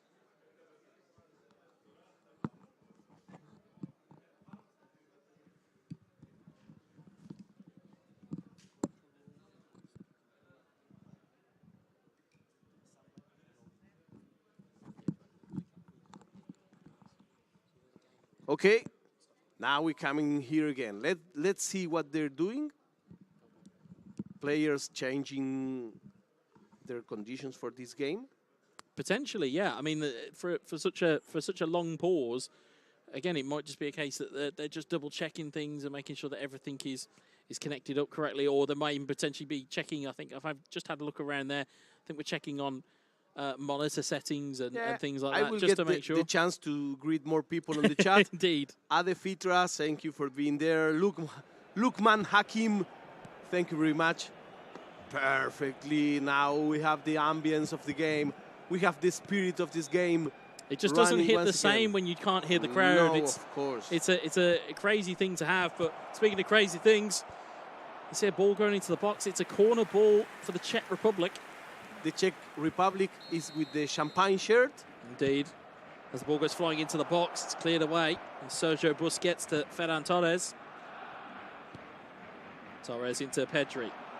Pedri looking forward again, just can't get past that last man. Instead, the ball will fall kindly into the path of the Czech Republic. Here's Kessie to Pedri. So right now, for the predictions, is Huesa the one? At the moment, it may, but it could still change. It's only one goal so far, and as we've seen from previous games, there's a lot of goals that can be scored in one game. True. That's true. One goal is not advantage in this game. No, one goal is probably 1-0 is probably the worst result that you want. No, at least this early on. No, it's the worst result is if you're 0-1, not 1-0. No, I mean as in via risk. I know. But you know, every time they say no, 1-0 is a bad result. 2-0, no. Well, certainly from a risk standpoint, you don't want to then, you don't want to have that confidence going into the game. As Torres goes for the header, Steiger makes the save. I will take the 1-0. You can keep the 0-15. Well, certainly from a next goal standpoint, you're going to have the confidence of taking the lead, which obviously we see a lot from players. But you can see here just controlling or trying to start to control the ball. But again, Czech Republic with some good pressure. Here's Kessie. Kessie regains the ball. Pedri into De Jong. Back to Marcus Logan. Is trying to... Just trying to get something going. And again, it was that early cross of Marcos Alonso. That kind of makes sense now as to why he's playing. Because, again, left-footed, left-back, being able to whip the ball in with an early cross. He may get some dividends at the end of it. But at the moment, not a lot. Again, 20 minutes in-game gone. It's not really too much to speak about in terms of big chances apart from the goal. And even that came from a mistake. The more matches that you see, the more that you understand the game and that you understand why the players make the things they make. Absolutely, absolutely. The more you will watch characters and players of these qualities, and the more you get to understand the personal sides of things, and again, the intangible qualities that these players possess, the more you'll understand why, I'm probably sat here and they're sat there with a controller. Great ball into the box, and it's just wide of the post. You can see at the moment it appears to be the Czech Republic who were just trying to get back in the ascendancy here. We're having a great crowd over YouTube. Big shout for all of them. Hopefully they can be rewarded with a Czech Republic goal. Driven cross into the box. Oh, it's off the bar. What a big chance that was. Ball still not cleared. It's Kessie and he can't get it under his belt. That was amazing. Big opportunity there for the Czech Republic, but instead the ball comes the other way. It wouldn't be the first time today that we've seen woodwork be hit and then the opponent then score. Here's Frankie de Jong. On to Koundé, back to Torres, back to Koundé. You see ball being driven. Marcos Alonso to whip that ball in. Ball is still there to be won. It's Busquets who challenges up against it. You can see a defensive line push from Kuwait just to try and create a bit of pressure going forward and potentially catch an offside. Here's De Jong. It's through to Ferran Torres. Big manual save in. Although goalkeeper has nearly caused an error. Oh la la. It almost made an own goal. That is almost an own goal. But Kuwait live to fight another day. They are still 1-0 up. But pressure is mounting here as the header comes in. It was cleared away. But there's only one man up. And as you can see at the radar at the bottom of your screen, it's that Ousmane Dembele that's on the right wing, but it won't matter anyway at the moment as Marcos Alonso goes back in, looking for the cross. It was deflected. You know, the marker says that Kuwait is winning, but the last 30 virtual minutes, everything was in the hands of the Czech Republic. Yes, it's what we call against the run of play. And that's what it certainly feels like. It feels like, oh, well, there's a goal that's gone in, but it was a mistake. That's all that's caused it. And the Czech Republic seem to be all back under pressure, all back on top of things. They just haven't got a goal to show for it yet. And I say yet because, again, looking at the pressure and looking at how well the Czech Republic are playing at the moment, you back them to score next. And is Marcos Alonso onto Sergio Busquets, who can't find a ball through. Instead, it's Pedri on the attack. Potentially a man down the bottom of your screen. If you can see him, he's out of shot at the moment. It wasn't Lewandowski. It's that Dembele that's loitering on that wing. And again, I would say to yourselves, if you've got a player to keep an eye on, it's Kuwait's Dembele. Keep an eye on where his positioning is, because at all times he will provide an option. But all of a sudden, it's broken out into a really tight game, which is what we kind of want. Nothing to do with the other games. Yeah, compared to what we've seen, this is a tactical game, and it's a balanced game. Oh, absolutely. The level of the two players is really comparable. Absolutely. I think the balance between two players, obviously we're seeing a balance between lineups as well, because they're both Barcelona. We're seeing a balance of everything. So again, like I said, if you look back at the highlights, which I'm sure we will after the second game is concluded, the goal was just a nothing goal. Yes. If you conceded it at home, you would be livid. You'd be so angry. Yes. Because you just look at it. It was a mistake. It's a mistake. It's playing it across the back. Well, it's not even a mistake. He's tried to clear the ball. Yes. It's been charged down. It's ricocheted into the path of I think it was Torres. And now it's the Czech Republic that takes the intent of the game. Absolutely. It goes. Big shot. Big shot in, but ter Stegen was equal to it. Here's Pedri. And as we said, it's all been the Czech Republic at the moment. It's Frankie de Jong out wide to Ousmane Dembele. Again, a player just to keep your eye on, folks. He will always be there to be an option. It's Frank Kesse. It's Torres looking for Lewandowski. He eventually gets the ball there to him. It's Torres. De Jong. He's got players at the back post if he can find them. Instead, it's cleared away. He's coming and coming, trying and trying. Driven ball into the box. PK with a header clear. Sergio Busquets, can pressure be applied? It can't. And there could be a very quick counter on here if the cards are played correctly. Here's Pedri. Pedri still there to recover it. Still finds it to Ferran Torres. Torres to De Jong. Pedri. De Jong looking for that one more pass. It's Robert Lewandowski. Can't take it into his grasp. Very balanced game. It is very, very balanced indeed. And now you can feel a little bit of Kuwait just getting the right side of things now. Frankie de Jong back to Ousmane Dembele. Nice little double touch. Tries there, but there wasn't really a man to face up there. So I'm wondering why that was done. It's almost a nothing skill move at that point. There's nobody there to really affect. And as a result, it's a poor giveaway. And Marcos Alonso looking to lead the charge. It's Frankie de Jong. Back to Alonso. Back to de Jong. Torres. Pedri. Pedri looking to be hassled, and he gets the ball out to Sergio Roberto. It's Kesse, Sergio Roberto, Lewandowski. Oh, it's a lovely lofted pass. It's just not quite there. And again, that attacking mindset is on here. It's Dembele. Great little skill there. Takes it through to de Jong. Onto Lewandowski. Tries to take the shot. Good defending. This is one of the more tight games, but I don't mind having a tight affair here. And it's a physical game. Absolutely. It's a tactical game. There's no place for fantasy, no place for luxury. They do play by play, punch by punch. Not that I like to quote my dad too many times, but it's either a want or a need. And if you need to do it, you just get on and do it. And that's exactly what's happening here.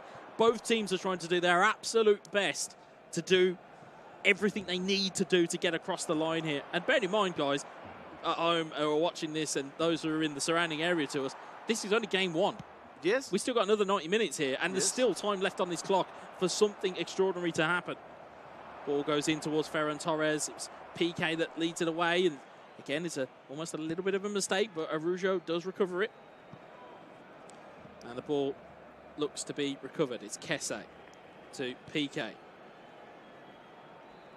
PK to Sergio Roberto. Ball given away again, but just managed to win it back. Ball is scooped forward in hope rather than expectation. So after the goal, all the rest of the match was in the hands of the Czech Republic. I think they've had a lot of chances in the early going, and you can just see there are moments where Kuwait are trying to just make sure that they get back into this. And by get back into it, I mean just as a game style. As De Jong goes to drill one into the box. It's fallen out to Sergio Busquets. I think that Kuwait has a great defense, and he knows it. And so he's not caring so much about attacking. He made that goal. He's defending. He knows he will have more space and more opportunities. He may do, but if the Czech Republic can find the way out of this Barcelona prison that they've been locked in going forward, it's going to be very, very interesting indeed. But there's only 7 in-game minutes left on the clock. There's not been any substitutions from my understanding. No. So again, you're looking at it from a standpoint, you'll look there as well, the almost mirror image or the opposites of the attack and defensive attacking biases down at the bottom of your screen.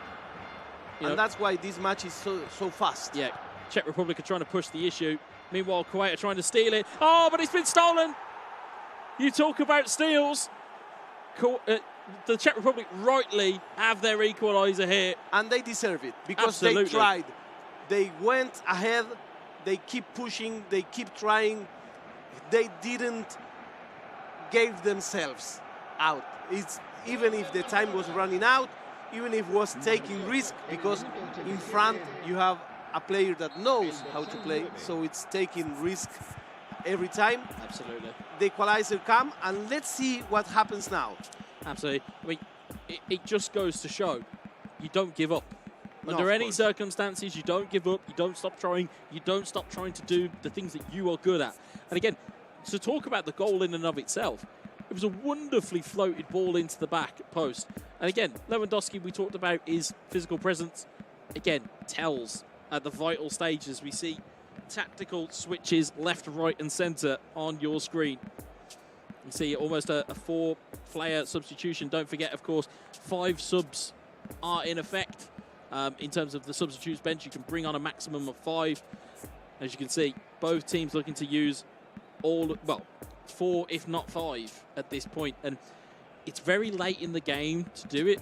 We're talking last 10 minutes. And they are studying each other, what the other guys do. Yeah, they're reacting to what each other are doing.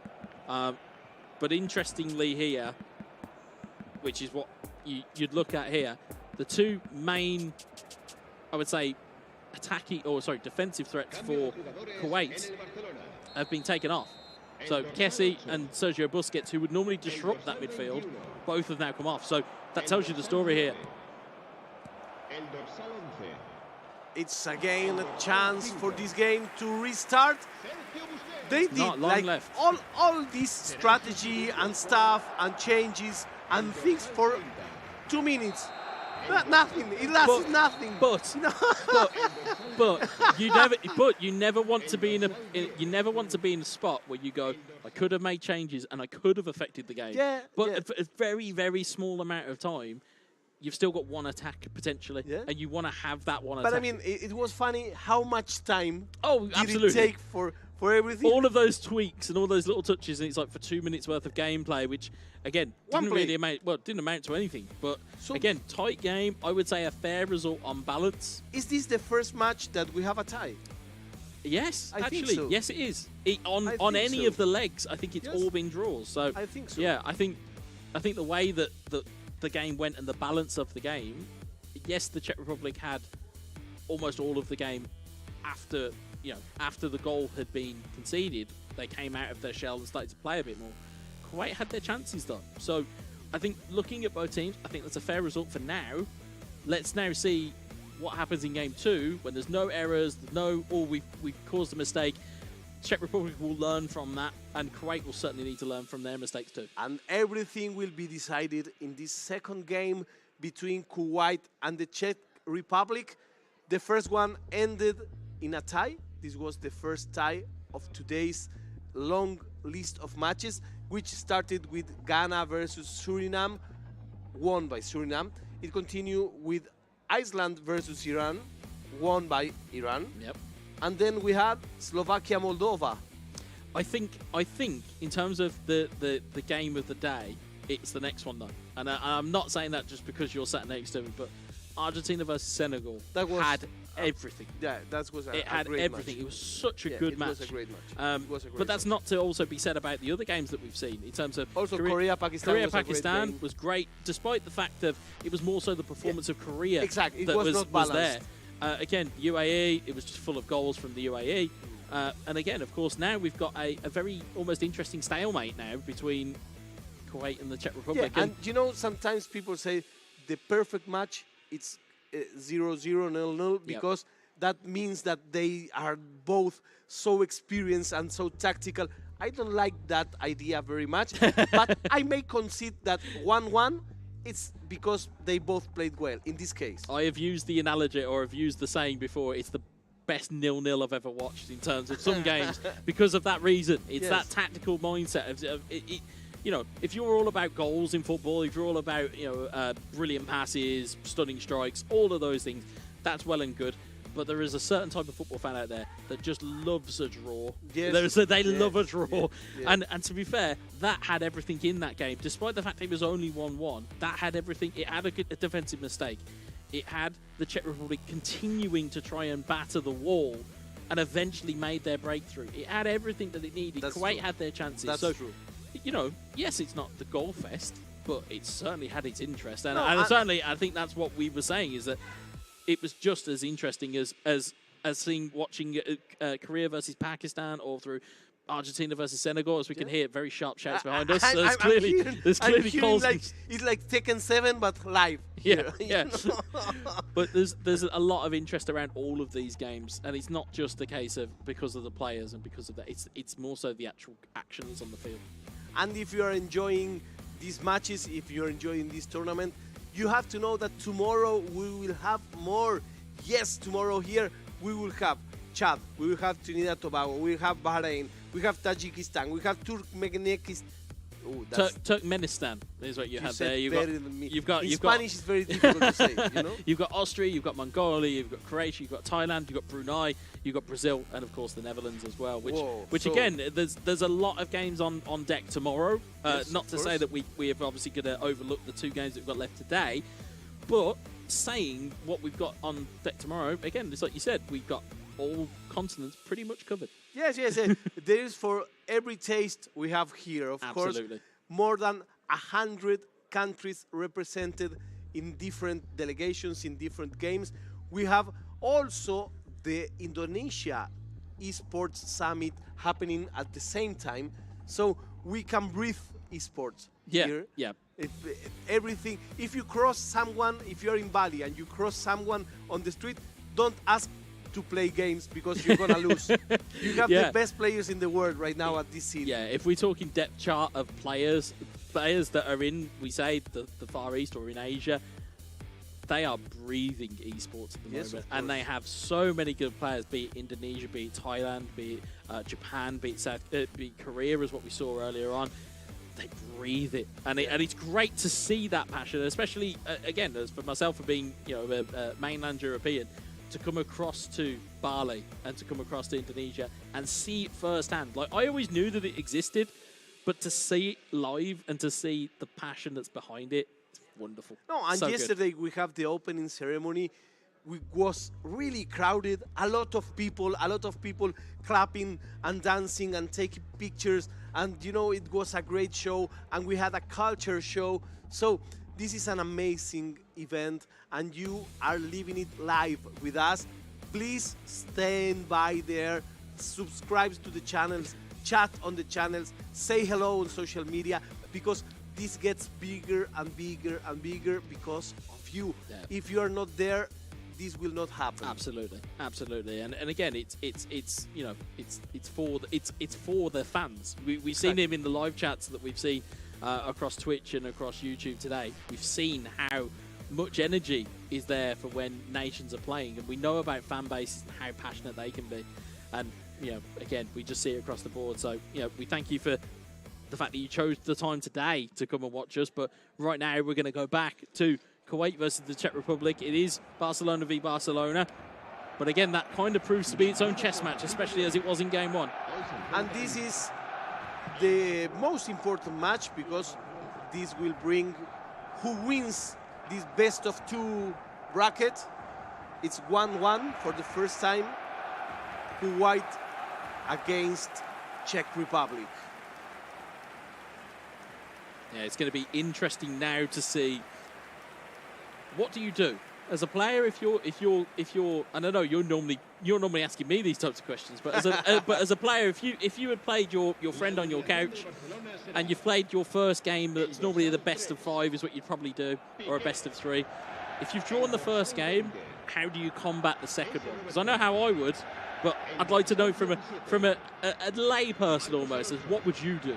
Well, I think that I have, on the first half, I want to put the record straight. I want to make all the goals I can on the first half. And on the second one, I will make some changes and I will put the bus. Yep, that's exactly what I would do. It's honestly, you're halfway to being a pro player before you even realise. No, I cannot. I made a promise. It's what you have to, at this level. That's exactly what you need to do. You need to get in early, get your goal or get a couple of goals, give yourself a cushion, and then manage the game. Yes, and manage. It's not necessarily going and playing in the corner from 20 minutes in, or it's not a case of, oh well, we'll just play around the back for 5 minutes. What we mean is quality of possession. If you've got the ball in the opponent's half and all you're doing is just moving around the edge of their box, that's positive possession, and you're able to keep a hold of it and you're able to make it work. Whereas it's easier to say than to do. Oh, of course it is. Because the threat is you'd go, oh, I can see there's a pass on there and I'll take a shot. And instead, actually, that might not necessarily be the best option. See, left to right is the Czech Republic, now in the home kit of Barcelona. Yes. And Kuwait are in the champagne number from right to left. Here is Kesse to Sergio Roberto. Kesse receives it back again, but Sergio Busquets will remove that from the field of players. Marcos Alonso.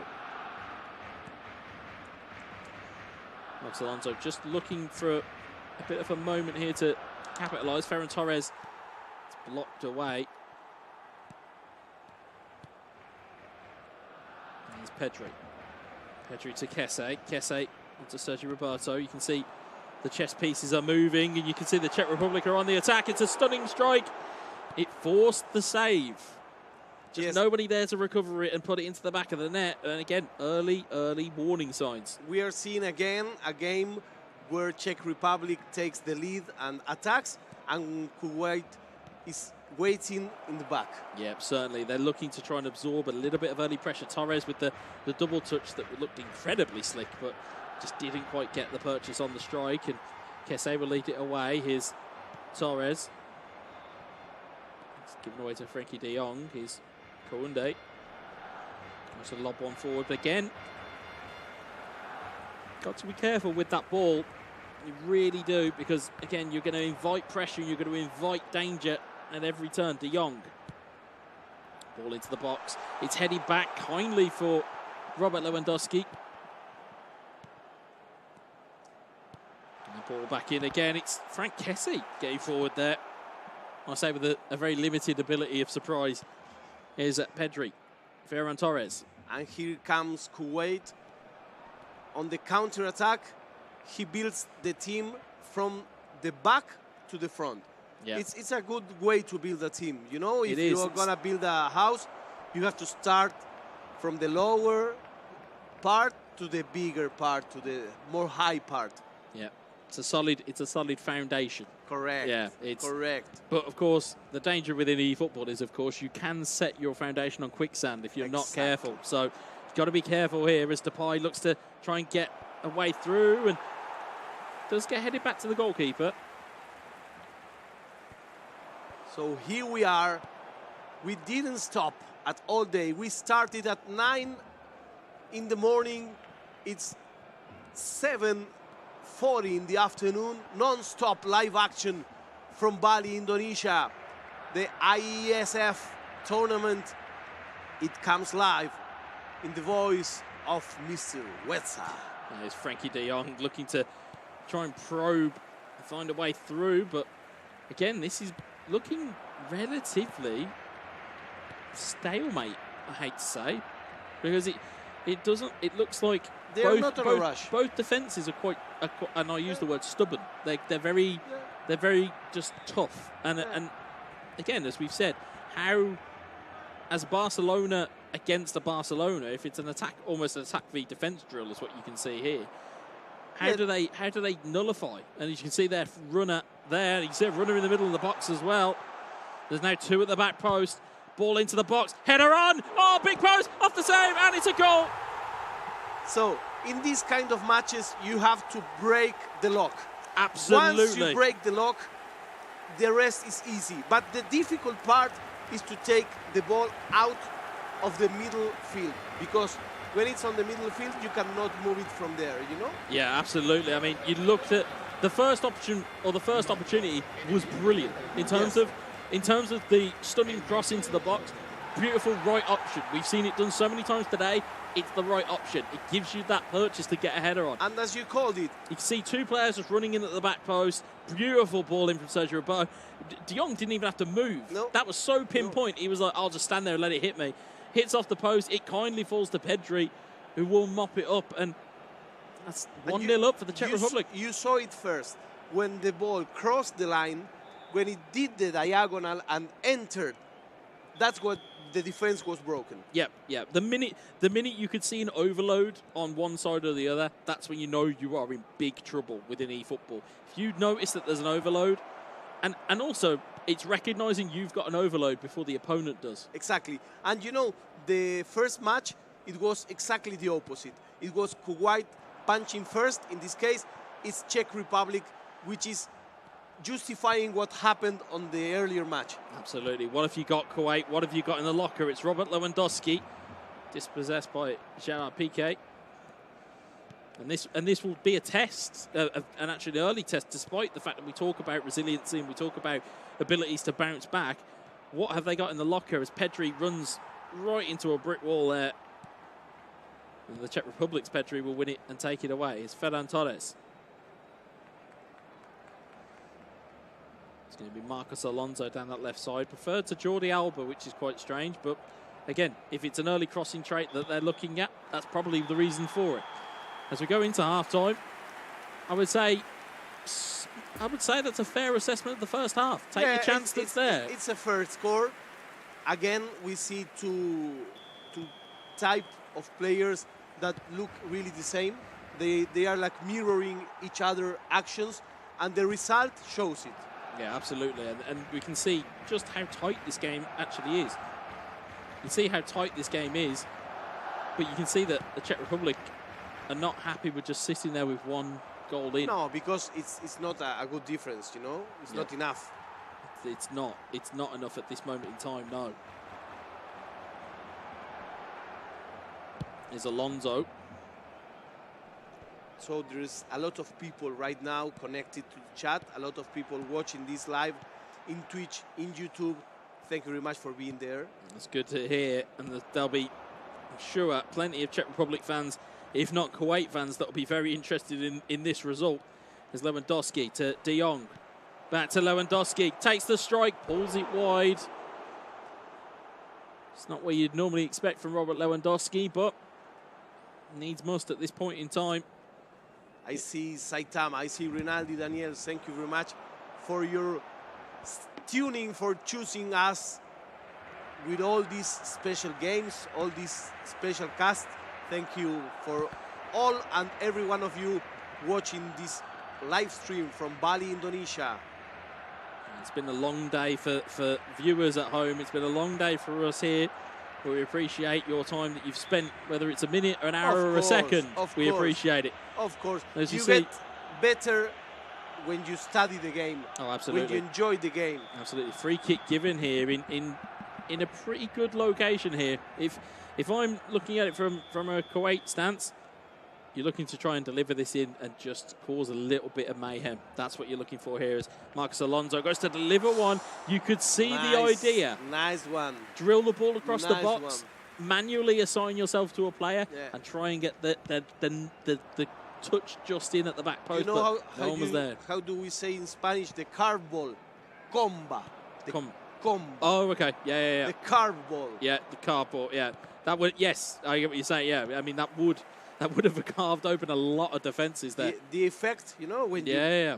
Boom. Was sliced, would have gone completely through everyone, but there was nobody there to profit. But here's Robert Lewandowski again, just slightly too eager to make that pass.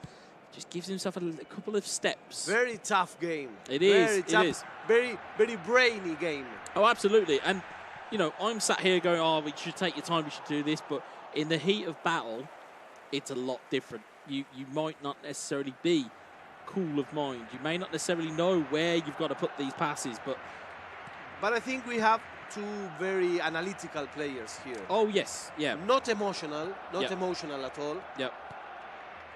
I would say so. I think looking at the way that they are competing with one another, it's very much by the numbers. Here's Ferran Torres, takes a dummy, plays it back inside. It's Frenkie de Jong, takes an extra dummy. He tried to fake. He tried to fake the that shot one. and Yeah. tried to maybe buy a foul, but it's Torres, it's Depay, it's back to Ferran Torres. He's in again. Torres! And you can see what that means. Equaliser for Kuwait.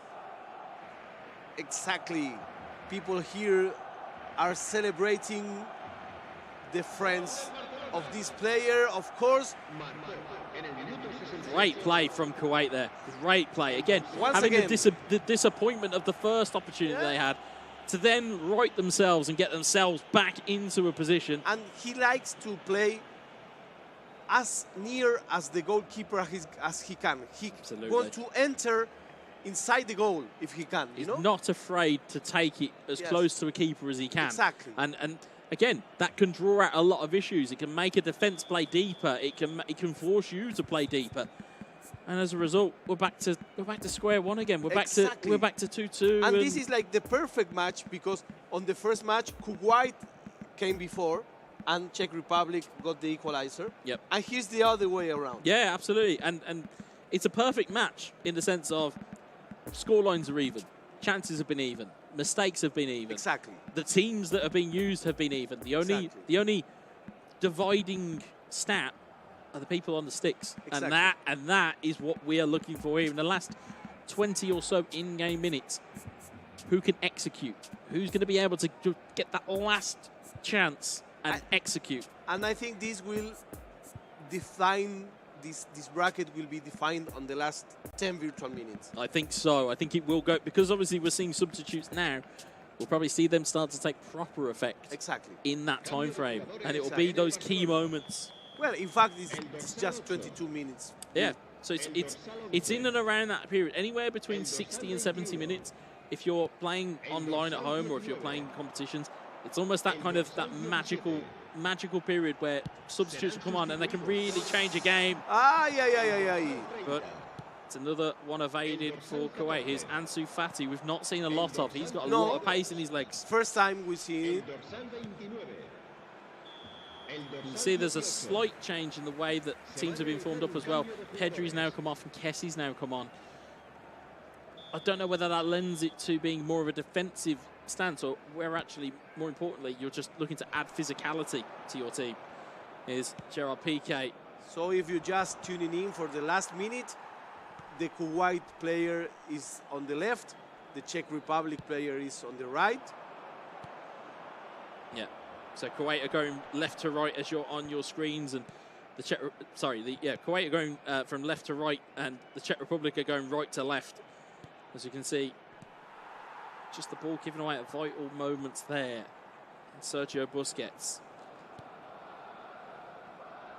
Gavi onto Jordi Alba. Alba to Sergio Busquets. Casado. To Pablo Torre. Just see. It's a very, looking for very that one strategically moment. played match. It really is. Ball playing at its finest here, but it doesn't result in a chance. Not straight away, though. We've still got time on the clock here. There's and nobody, 8 minutes. Nobody wants to take attention from their defense, you know? Yeah. I think if you're both players here, you want the last chance on the game. Exactly. Because, again, if you can sink somebody with the last chance, they've got no time to recover. Exactly, exactly. And they are like clockwork players. Yeah, very much so. As we can see, ball getting moved around with no real wastage here. It's Jordi Alba to Gavi. Casado looks long and forward. Can't get the ball to him. What are we looking at here? 2 minutes plus stoppage time. Ball's going to be kicked long. That's a very high punt, as we see there, but it's cleared away. Jordi Alba, Busquets, Gavi, Torre. We're into injury time here. Last chance could be with the Czech Republic, but it's going to go back the other way. This will look to be the last chance of the game here. It's Ansu Fati into Lewandowski. How vital could this be? It proves to be nothing. At the moment, though, ball comes back. Is Ansu Fati? Oh, he's miscontrolled. That miscontrol was the end of the match. It's painful, but it is our first draw on the stream. Exactly. And it was not just a draw on the score, but I think it was the first draw on a match level. Yeah, they absolutely. Were exact mirrors, one of another. The first match, Kuwait coming up first. Second match, Czech Republic coming up first. Exactly the same match.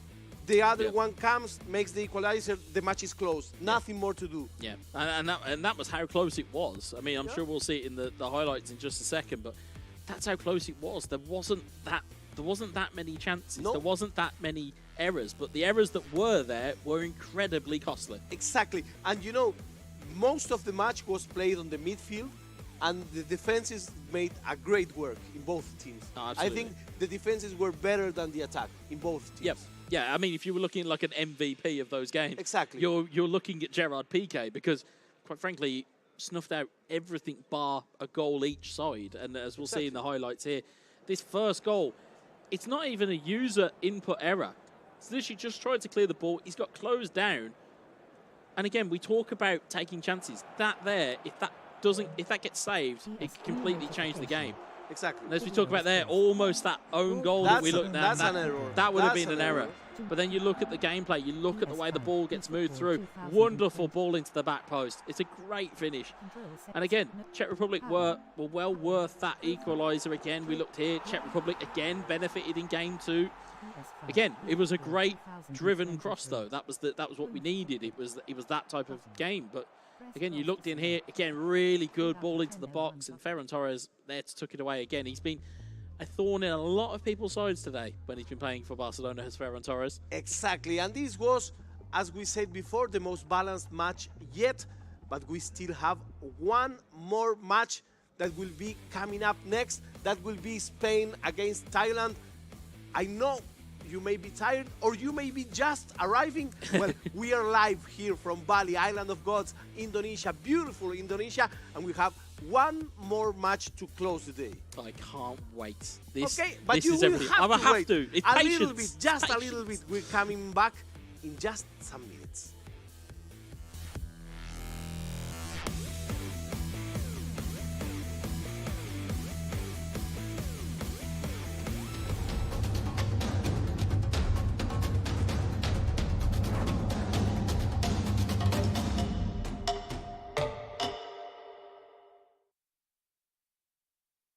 Get Galaxy A33 5G.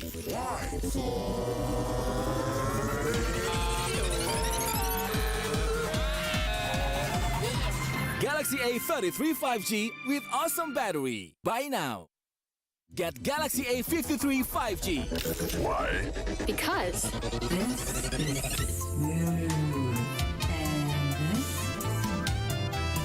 Galaxy A53 5G with awesome smooth display. Buy now. Selamat datang di sebuah pengalaman perjalanan baru Indonesia bersama InJourney. Terbang bersama kami untuk melihat pariwisata Indonesia. Sirkuit internasional, bentang alam, ragam atraksi budaya, produk lokal asli Indonesia, warisan budaya, keamanan dan kenyamanan. InJourney membawa keramahan Indonesia ke dunia. Warga plus 62 emang banyak maunya. Dari drakoran sampai banjir air mata. Nonton action yang mantul. Sampai nonton tendangan cantik. Maksudnya ini, mau nonton apapun, semua ada di video. Mulai dari yang bikin berbunga-bunga, keringet dingin, ketawa, sampai bikin gak ngedip. Jadi nonton apa sekarang?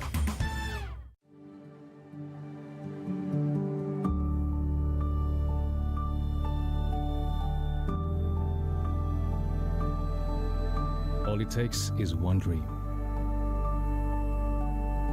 One dream that becomes a journey. To drive an ambition. Believing in yourself. Persevering challenges.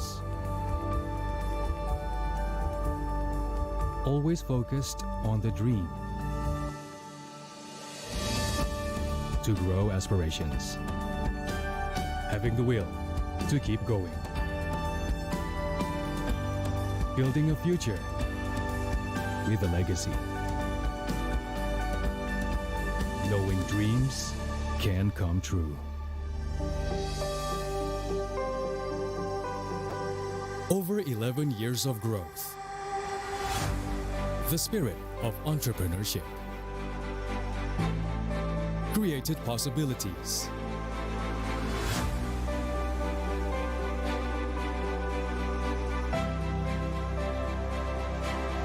Realized new potentials.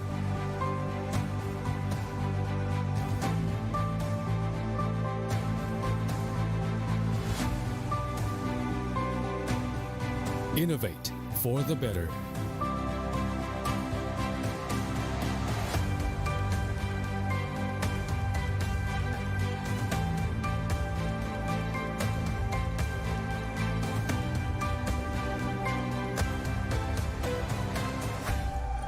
Expand horizons.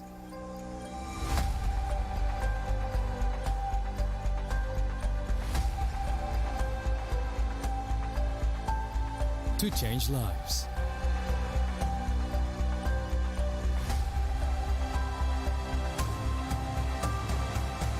To connect new ideas. To explore new grounds.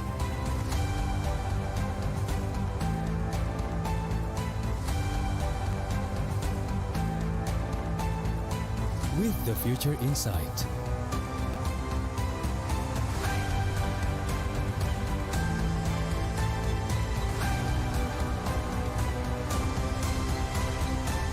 Together.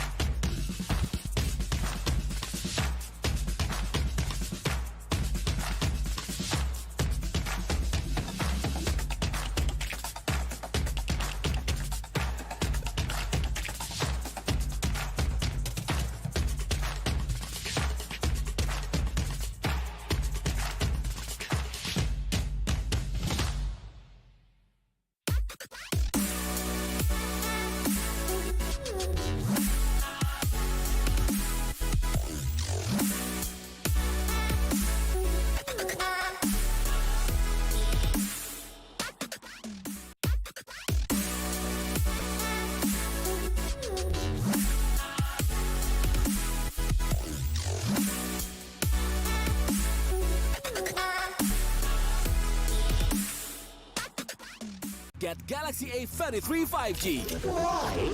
Because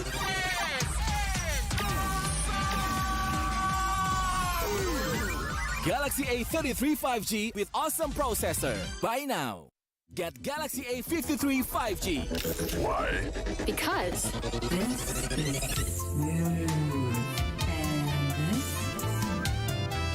Galaxy A53 5G with awesome smooth display. Buy now. Selamat datang di sebuah pengalaman perjalanan baru Indonesia bersama InJourney. Terbang bersama kami untuk melihat pariwisata Indonesia. Sirkuit internasional, bentang alam, ragam atraksi budaya, produk lokal asli Indonesia, warisan budaya, keamanan dan kenyamanan. InJourney membawa keramahan Indonesia ke dunia. Warga plus 62 emang banyak maunya. Dari drakoran sampai banjir air mata. Nonton action yang mantul. Sampai nonton tendangan cantik. Maksudnya ini. Mau nonton apapun, semua ada di video. Mulai dari yang bikin berbunga-bunga, keringet dingin, ketawa, sampai bikin gak ngedip. Jadi nonton apa sekarang?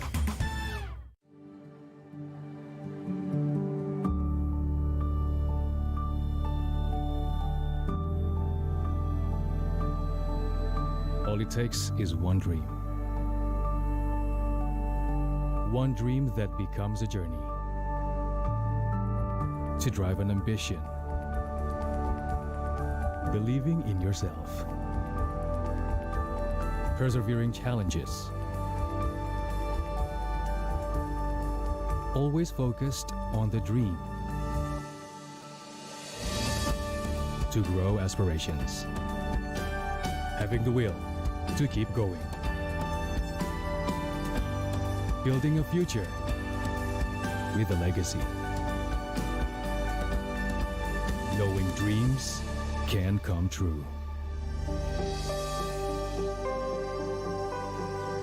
Over 11 years of growth.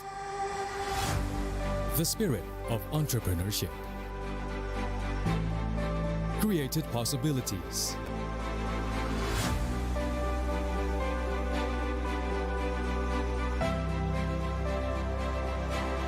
Realized new potentials.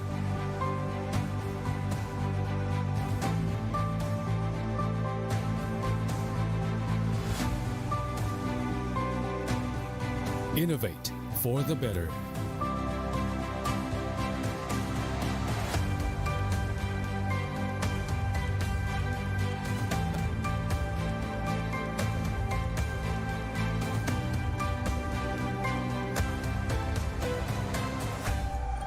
Expand horizons.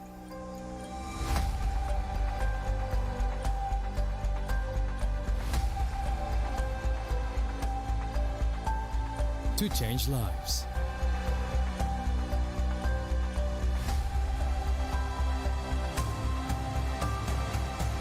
To connect new ideas. To explore new grounds.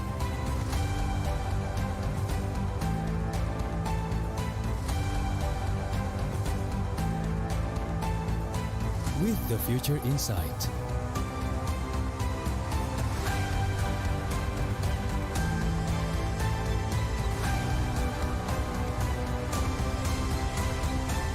Together.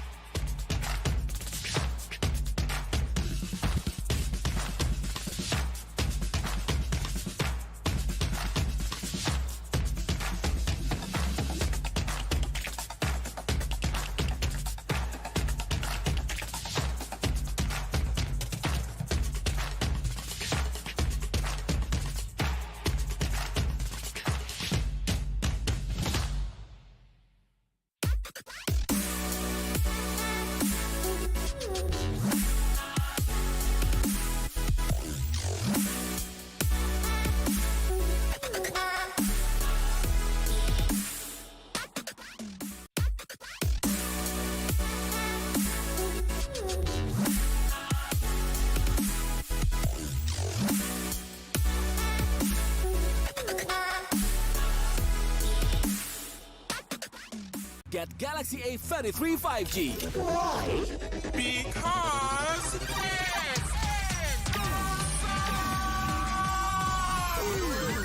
Galaxy A33 5G with awesome processor. Buy now. Get Galaxy A53 5G. Why? Because This is smooth. And this? Galaxy A53 5G with awesome smooth display. Buy now. Selamat datang di sebuah pengalaman perjalanan baru Indonesia bersama InJourney. Terbang bersama kami untuk melihat pariwisata Indonesia. Sirkuit internasional, bentang alam, ragam atraksi budaya, produk lokal asli Indonesia, warisan budaya, keamanan dan kenyamanan. InJourney membawa keramahan Indonesia ke dunia. Warga plus 62 emang banyak maunya.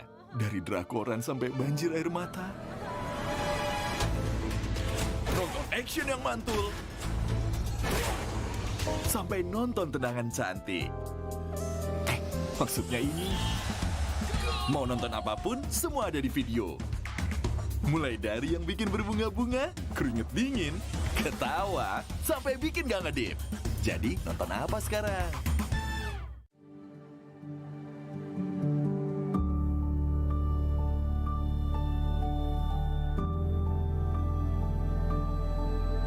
All it takes is one dream.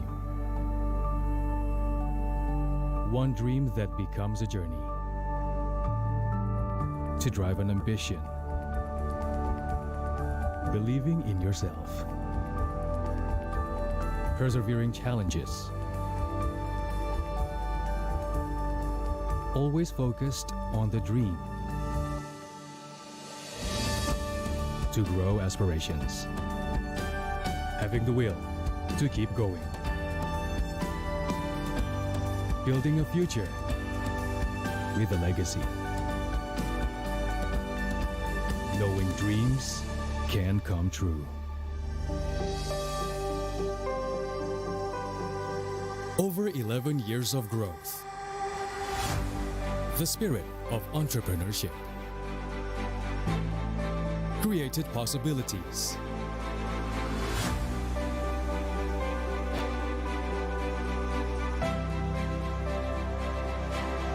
Realized new potentials.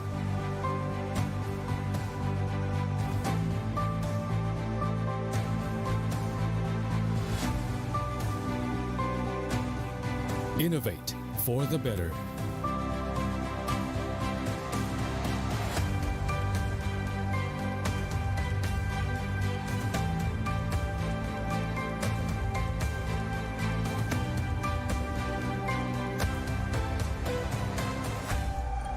Expand horizons.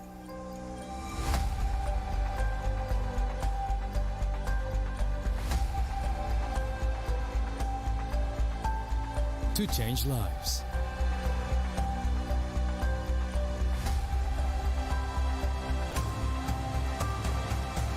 To connect new ideas. To explore new grounds.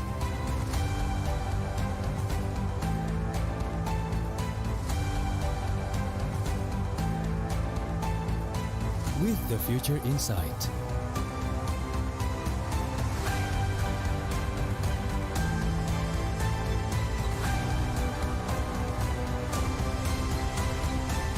Together.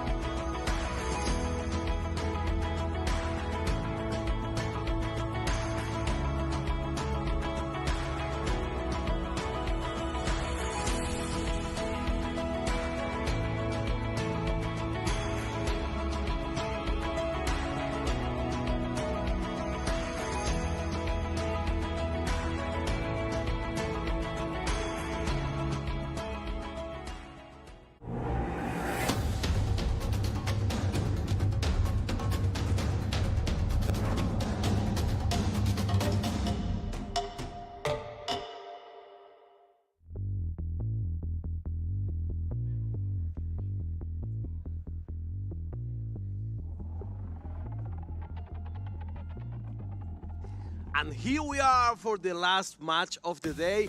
And I must say, one of the most expected matches of the day, because we will have Spain and Thailand. Yeah, the fact that we've made quite a few jokes about how long this day has been, this is the tonic. If you've been watching us from the very beginning, first off, thank you very much for staying tuned in. Second of all, you are about to have a treat here. You're going to have, arguably, I would say, the main event of the evening. If this was a boxing promotion or a pay-per-view, this is what this is. It's two heavyweight nations and two heavyweight players going up against one another. This is the matches that we had today. This is the schedule that we are closing. This is the last match of the day, which started with Ghana against Suriname, continue with Iceland versus Iran. Well, we had a very important schedule this day that is ending with Spain versus Thailand. Yeah, it's going to be crazy. And in terms of the players that we have on offer, you've got Jose representing Spain. Of course, if you are viewers of esports within eFootball, you may be familiar with eFootball Championship Pro. Of course. Represent very proudly of Bayern Munich. I wouldn't be surprised if we see Bayern Munich being fielded by Spain, just as but it would be a natural progression. But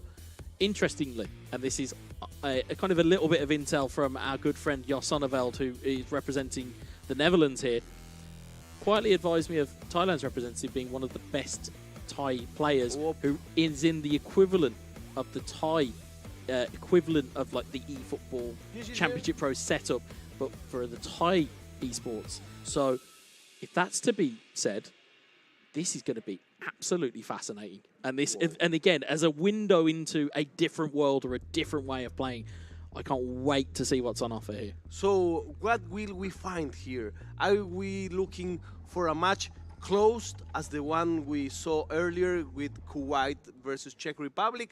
Are we looking for a match like Senegal and Argentina with two different, very kind of different style of play, and who makes the bigger damage is the one who takes the match? I don't know. For me, it's a mystery. Yeah, and that's the beauty of it. As casters, we can sit here and be like, this is a mystery, but we get to watch this, and as do the viewers at home. We all get to watch it together and find out what this is going to be. So here we have the players. Jose in the red shirt, of course, with the yellow Spanish flag, and on the other hand, the Thai player. Yeah, this is going to be very interesting. Like I said, I'm interested to see who we're fielding here. Oh, no. Oh, interesting. Very interesting. Throw out the Bayern Munich prediction. It's Barcelona versus Inter Milan. There's another one in your bingo card if you're playing at home of teams you can see fielded within this tournament. Inter Milan make their debut here and have their own set of players that could be causing chaos, but it is Barcelona and it is Jose in with Dembele, but it's cleared away for a corner. This has now took a completely different turn for me. This match will be a very quick match. I think we are going to be seeing sprints like crazy. Absolutely. I just smell that. Absolutely. Bit of trickery from Jose. Old school gamers will remember you can freeze your target on a corner and you can make your opponent think, oh, he's going to the edge of the box. Oh, no, he's not. He's going there. Be very mindful because you can set this freeze at any time. So be very careful. It might go to the edge of the box. It might not. You've just got to find out when it goes in the box. As it is effectively cleared away by Inter Milan. Here's Ansu Fati. Little double touch. There's one of them. Opa. There's a dummy. I was asking for ball dribbling. Into the box. Lewandowski. It's far more wide than it needed to be. Typical Jose playing. Typical Jose playing. Absolutely. He goes to the front. He goes very aggressively. He goes to the goal. Yeah, there's a lot to be said for the Spaniards' gameplay, but let's see what Thailand's representative can give us. Again, you've got attacking weaponry. You've got the likes of Romelu Lukaku. You have Lautaro Martinez, who you will know all too well. You've got the likes of Brozovic, Barella. You've got so many weapons that you can use, and it'll be the first time we've seen them today. Is this a shock tactic, or are we seeing something a little bit different as Dembele looks to get in on the party here? A little bit of trickery. Gets around Gagliardini. It's into Lewandowski. Can't quite get his shot away. It's Ansu Fati. It's back out to Depay. In towards Lewandowski!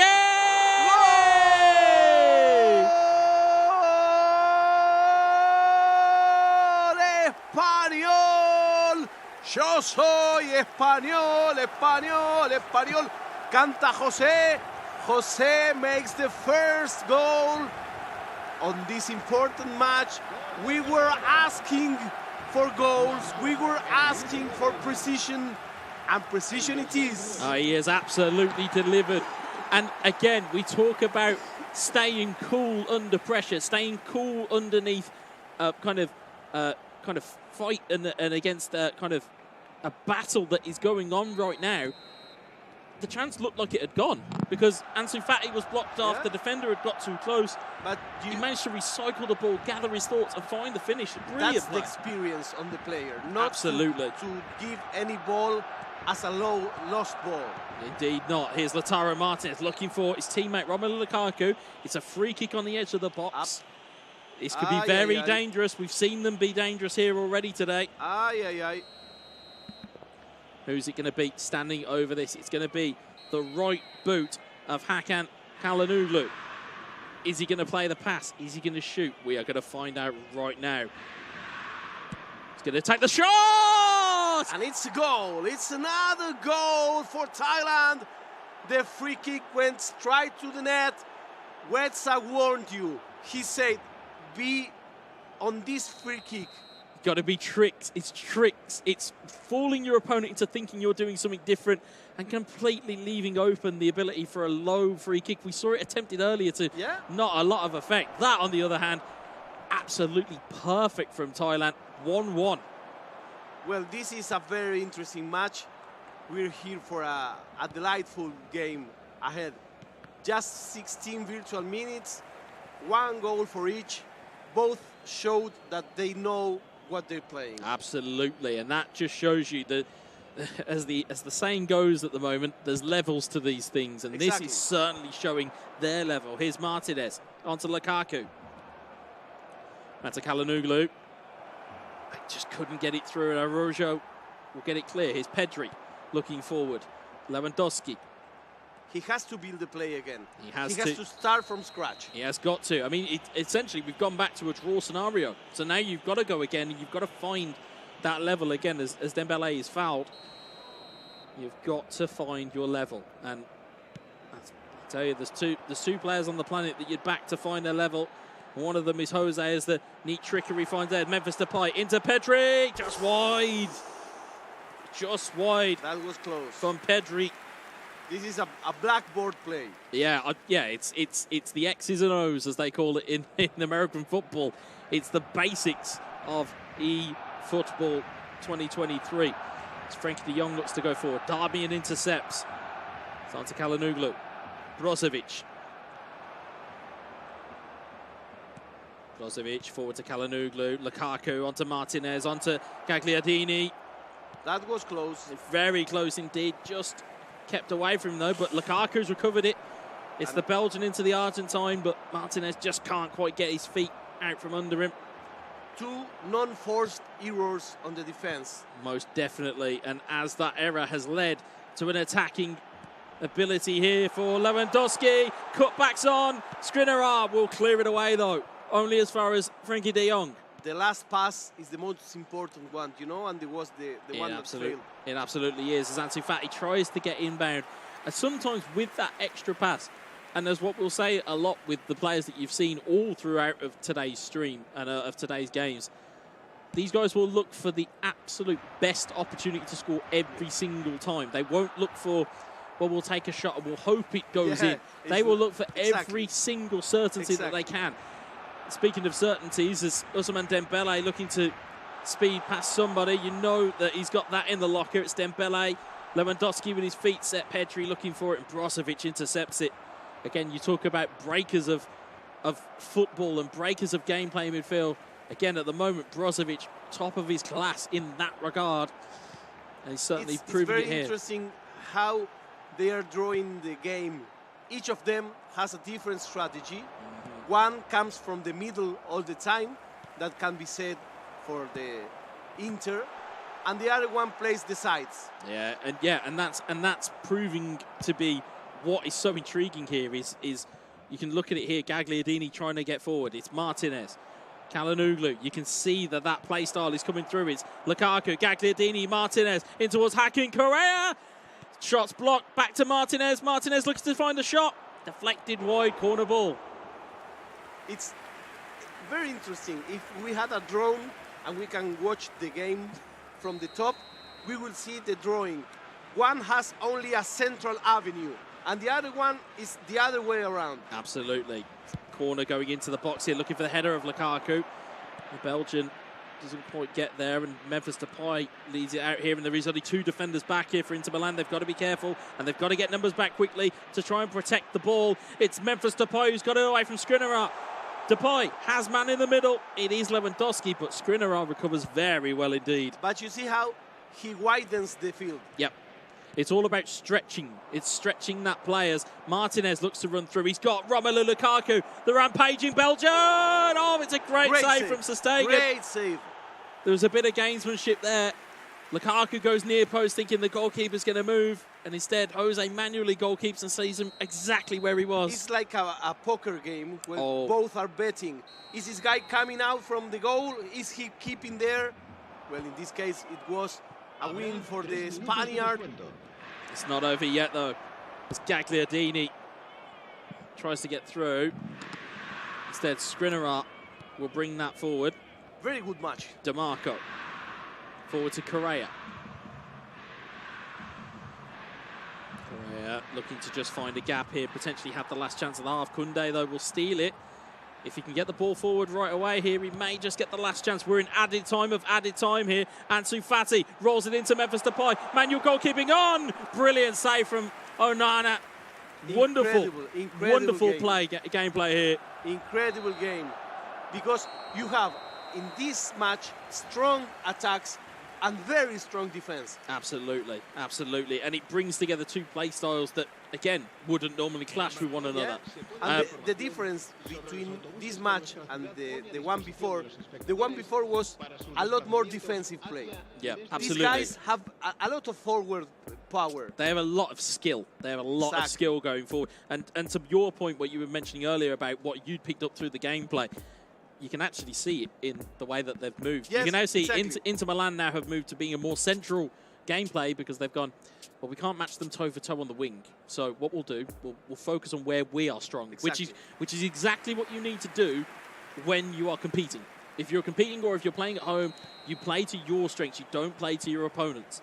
And as such, we'll see it leading off here by Joaquin Correa. It's Gagliardini. Ball's going through. Lukaku, Martinez nearly there. Nearly gets through. But nearly is not close enough. Here's Depay to Ansu Fati to Robert Lewandowski. Ansu Fati recovers. Covers the ball. It's in towards Memphis Depay. Depay, can he get the ball clear? He can't. It's Darmian that will block it. Couldn't get a clear shot on goal. And again, we talk about physicality. It's none more so than Romelu Lukaku. If you're talking about physical presences in a game of football, that is not a man that I would want to go toe-to-toe with, let alone virtually.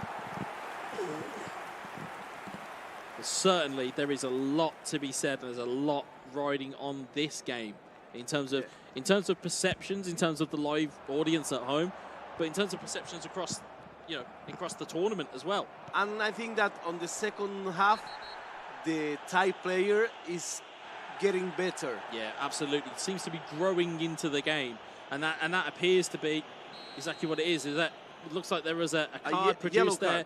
It was a yellow, thankfully for Barcelona and for Spain. But here's Lautaro Martinez, lines it up to Gagliardini. Beautiful threaded ball, Correa, and it's another goal in this case for Thailand. We said it just seconds ago. The Thai game was climbing, was getting bigger and bigger, was growing in intensity and in precision. And in the 3 touches, the goal is kissing the net. It definitely is. It definitely is kissing the net at this point in time. And again, it's a vital goal. As you rightly said, second half, first virtual 10 minutes, it's been Inter Milan growing into the game. But we know that there is danger coming in the way of Ansu Fati. Double touch around the corner, nearly there. Dembele just kisses the side netting and not the real netting, and as a result, it stays 2-1 to Inter Milan, and Thailand have got their tails up. Yes. Good response from Jose. Yeah, needed good it. Response. Needs it. Needs that confidence to say, I can still put my game plan on this guy. He doesn't seem mashed, but the punch, by the earlier punch. It's a knockdown, not a knockout. That's what we're looking at here. Exactly. It's a knockdown, but Spain are still in this, but so are Thailand, and this could go either way here as Lewandowski tries to get forward. Gagliardini will recover the ball. Brozovic forward to Kalanoglu. Pedri intercepts it. Ball robbed high upfield. Again, Brozovic again, as we said, having that physical presence in midfield, it just provides you a base. It's a very good player, the Thai player. Yeah, very, very good indeed, but we've still got a very, very good player on the other side of his good footwork from Depay. It's parried wide to Lewandowski. Can't get the shot off. Excellent saving. It's an excellent save. It's great footwork from Depay, but Lewandowski just couldn't find his feet that time to get the ball in. We saw for the second time in a row excellent manual goalie abilities on the Thai player. Absolutely, and as I've said before, I have called it out in many tournaments here, past and present, in terms of, that's a terrible manual goalkeeping. Some of the manual goalkeeping we saw today is first class, and no more so than that save there. And it may define a match. Oh, absolutely. If we see this same action with an automatic goalkeeping, that was a goal. Yeah, oh, absolutely. For sure. Absolutely. And you can see the two or three players that Thailand have brought on here. Henrik Mkhitaryan, again, traditional number 10, but can control a game. Nico Barella, massively underrated as a footballer across the board. But let's look over to the other side as well. We've got Ferran Torres, who we have said his name more times than I think I've said my own today. Right? You've also got Gavi, who's brought on. Rafinha, who we've not seen anybody in Barcelona use. Nobody use it. But he's very, very quick.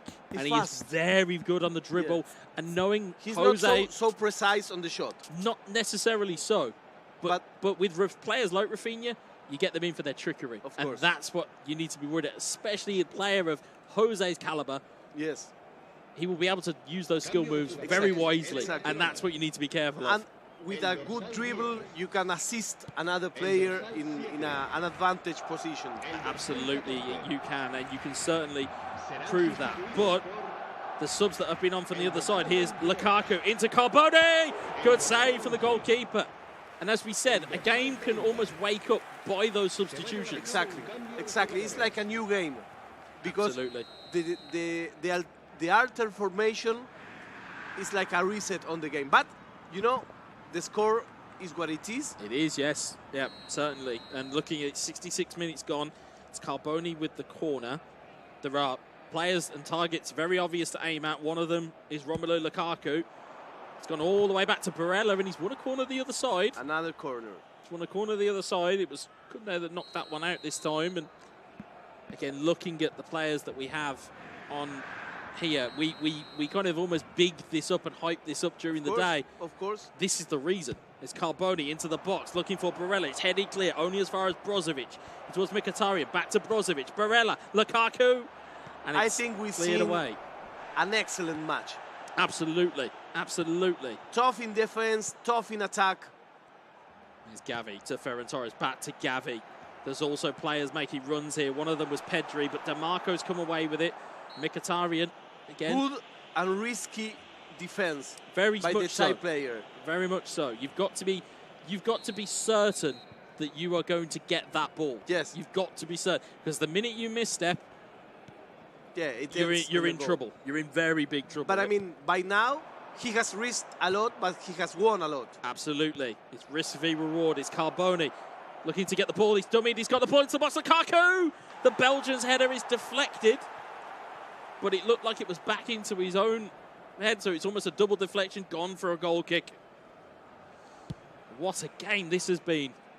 Very interesting game to learn, to watch. Fun game to watch, but also a deep game to learn. Definitely, definitely. It's one of those games where you could probably sit here in silence and it would do all the talking for you, but fortunately, guys, you've got to put up with me and Guillermo.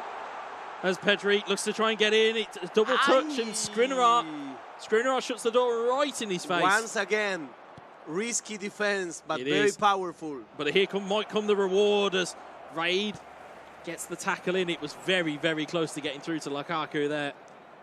As Gavi, Spanish wonderkid, tries to light this Barcelona team on fire. And can Jose and Spain, can they find a way? Here's Rafinha. Again, we talked about his trickery. There's a dummy for one. Looks to try and line it up. Gets the Exactly nice as little you touch told there. us. Exactly as we said. It's Ferran Torres. Exactly as we said once more, but he doesn't quite get the finish. And Inter are stubborn. If you talk about Italian football, the stereotype is they're resourceful defensively. Il Catenaccio. Exactly, El Catenaccio, indeed. But it's Carboni gets taken away. But that's what it is. It's stubborn defending. It's rugged is the word I'm looking for. It's rugged defending. As you can see, Martinez trying to find a way through. But they are like playing against a mirror. They are. They're certainly playing against a player of equal talents, which is always the best types of games to watch. Here's Ferran Torres. Time is ticking down. Only 3 minutes virtually in game here. And will Thailand look to try and kill the game off, or will they look to try and increase their lead? It looks like it's the latter at the moment. Here's Mkhitaryan. Has got players in the centre. It's a neat little back heel to Carboni. Players in the box and over Lukaku. Excellent back It's heel. great defending. It's great back heels. Excellent back heel because it was necessary. Absolutely. It was not doing for trick shot. Yeah, you're not doing it for style points. Exactly. Absolutely. But It was Inter, necessary, and he get 2 players off him. Absolutely. But yeah, we've got Ferran Torres, Pedri, Gavi. Last chance saloon for Spain. And Barella will launch that clear, and that's going to be the full-time whistle. Very, very interesting match. Very interesting match. It started on Jose's side. It started being won by Spain. Came ahead on the marker, 1-0, and he could flip it. Absolutely, and it was the coolness that impressed me so much about the Thai representative. It was the coolness to be able to go, I've conceded, I'm going to keep playing. I'm going to keep playing, I'm going to patience, karma, let's just relax, we've got this covered, it's going to be fine. And as we saw, Inter as a team within eFootball, as we've talked about all day, we've talked about weapons and we've talked about players that you can use.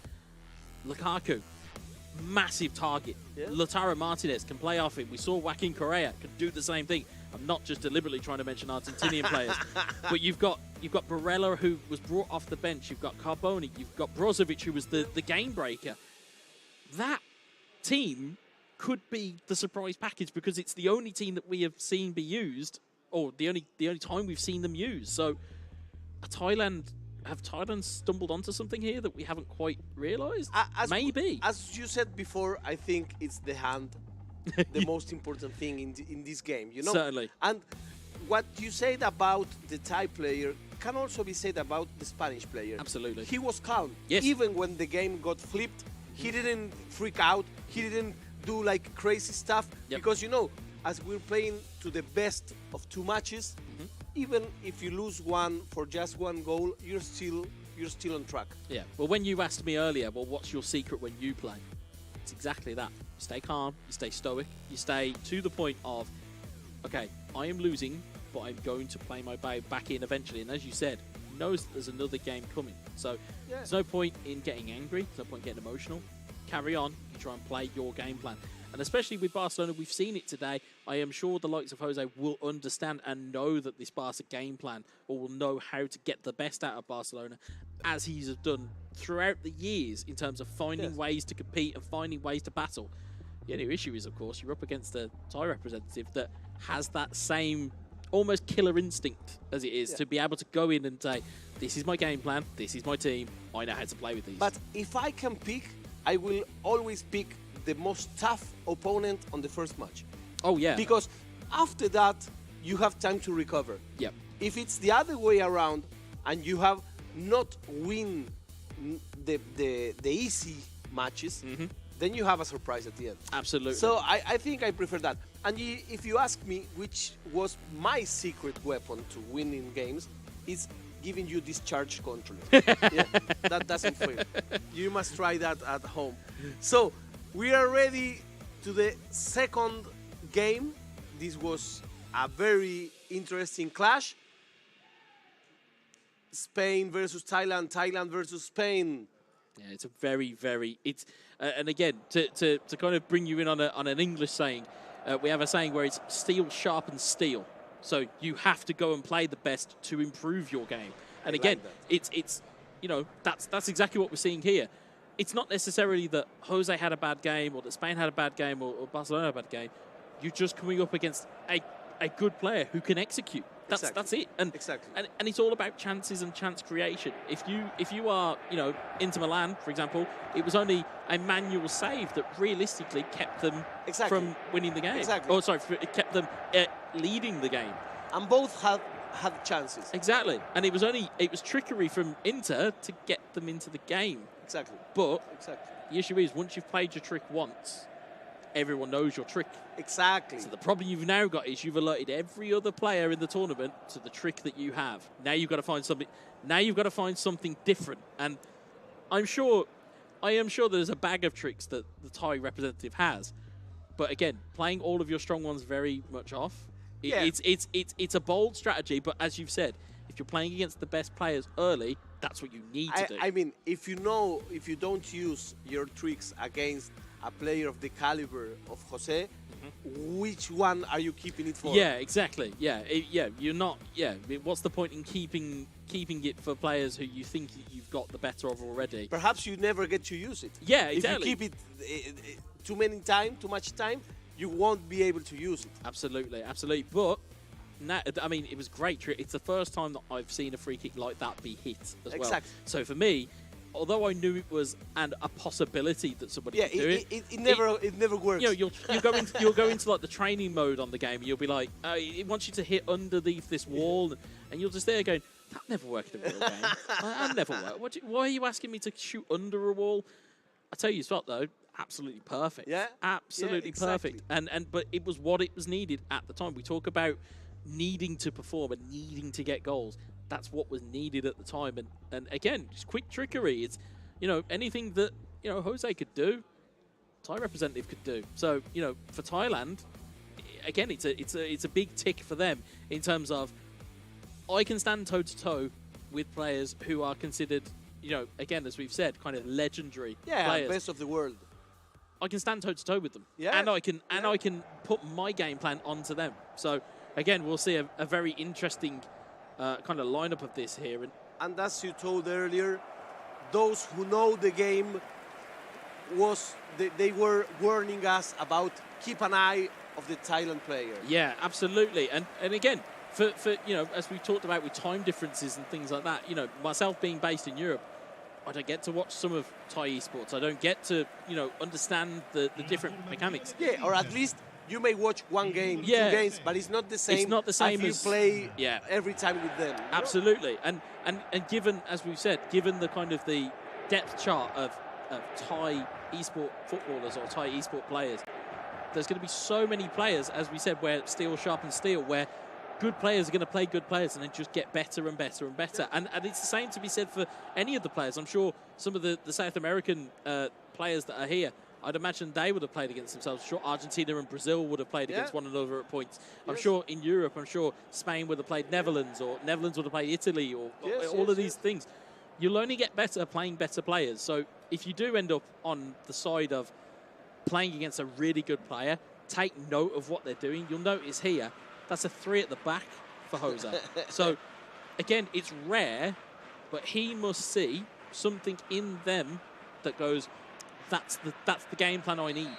But it is a risky strategy because, of course, 3 at the back means you're going to be at 3v3 a lot of times. And you're playing against someone that knows how to attack. Exactly. And that in itself is the critical moment that we're going to see here. As Steven de Vrij has come in for Inter Milan just to add a little bit of added physicality. But here's Pedri to Ansu Fati. Back to Pedri. Pedri looking to get that ball forward. It's fallen to Memphis Depay. Here's Ansu Fati trying to get it away, but it's Matteo Darmian who will take it away. If you just tune in, we are watching Thailand against Spain. The first match was 2-1 for Thailand. And in the second match, we are having Barcelona in the hands of Jose from Spain. and Inter de Milan in the hands of the Thai representative. Big interception there from Calhanoglu, but couldn't quite be the profit of it. And as we'll see here, you can just see it developing. You can see that Dembele is coming back to try and help on that right-hand side. You've got Ansu Fati who will drift backwards to try and help on the other side. So it's almost a de facto kind of 5-3-2 when it's needed. Here's Memphis Depay in the box, though. Looking to try and get some type of angle, but it's Calhanoglu that will clear it away. It's on towards Romelu Lukaku, but he can't win the header. It's down to Frenkie de Jong. Here's Ansu Fati on the left-hand side again. Expect quick feet from the Spaniard. And by Spaniard, I mean all of them. Ansu Fati and Jose. Here's De Jong. Pedri. In towards Depay. And it's Onana that will gobble that up and will take that under a play. And tell everyone just to kind of relax a little bit. Here's Calhanoglu onto Correa. You see that attacking triangle kind of forming already, where Correa is the kind of the point man and Martinez and Lukaku are trying to run off here. We promised you a good closer for the day, and this is an excellent one. Absolutely. And my commentary colleague to my right, I can see he's almost mesmerised by how this ball is moving across the field. If only you could see the intent. It's mesmeric. I'm looking at it like a magic show, you know? It's like a fan. It's like a fan as Depay tries to make his way in. And that's what this game will do to you. You'll look at it and go, do you know what? I'm just fan of good football. And that's what we're seeing. We're seeing it at its premium level as Pedri double touches. Busquets, Depay, De Jong, spotted early by Gagliardini. Look, it was just one defender holding the attack, and it was enough. It was enough, but that is it. It's what is effective. It's not what's flashy. It's not, it's last-ditch challenges or it's slide tackles. It's what's the effective way to stop this ball. If it's one player, it's one player. As you see Lewandowski, you can see already the movement in the middle trying to be negated by Thailand, but Pedri will keep the ball alive here. It's like a chess game. It very much is. It's going to be one slip here or there as Ansu Fati tries to get the ball into the box. It's Matteo Darmian that will lead that away. And again, the onus or the pressure is on Spain as we see the ball break to Depay. Jose is here again. Just can't quite get there. It's Skriniar again, heralded as one of the best centre-backs in football at the moment. You can see why, but he's going to be under pressure some more, but he just sticks a big boot out and takes it away again. Excellent defending from Thailand. It's great defending from Thailand indeed. Here's Koundé under a bit of pressure, but takes it away from Lautaro Martinez. Koundé to Pedri. This is the last match of today. It is. What a match we have in store. Onus and pressure is on Jose. Yes. All because there is a one-goal difference. Exactly. And they know their roles. They do indeed. Now, is he going to be brave enough to take a shot, or is it going to be a pass? No, it's a pass. It's well, we say it's a pass, but we thought we were getting a pass earlier, and it ended up in the back of the net. But it is a pass, though. It goes to Pedri. It wasn't the intended receiver. It's gone to Dembele. Lewandowski! And you said it before, Wesa. It's just one small error what defines a match. Absolutely. A very slight error. A very small. It's just one thing that comes unexpected, and these players, they don't forgive. Absolutely. If they have the chance, you cannot give them like a centimeter. It bounces. That there, it's the ricochet is not the mistake. The mistake here is it's the bait and switch that happened before the kick was taken. Exactly. Drags Ansu Fati out to the wing, makes people think, ball's going to Ansu Fati. Instead, no, it's going to go to Pedri where you've not marked him, and he's able to play that ball in, and that's where the chaos ensues. Yes. Well, that's where you get the deflection, but it is without the bounce, it's no goal. It's no goal. Absolutely, absolutely. But again, will Spain mind? Absolutely not. They're one goal ahead, and they're back in the game here. Exactly. But Correa is leading it down the right-hand side as Lukaku gets a shot off, and it does cause a save, but nobody is there for Thailand to mop up. There is as Raid. Do you think that the play right after a goal is the most difficult play to defend? Absolutely. I think not only as a player do you on the sticks switch off, you have to be mindful that you accordingly drag players back to make sure that in terms of like through balls and long balls and things like that aren't necessarily exploited. You've got to make sure that every base is covered. We saw that earlier on today with name escaped. I believe it was Iceland, where Iran took the lead straight after Iceland had scored. So yeah, a lot of comebacks are really fast. They have to be indeed. Here's Memphis Depay, double touch around the corner, but not quite there for De Vries. Lewandowski to Dembele, Ansu Fati.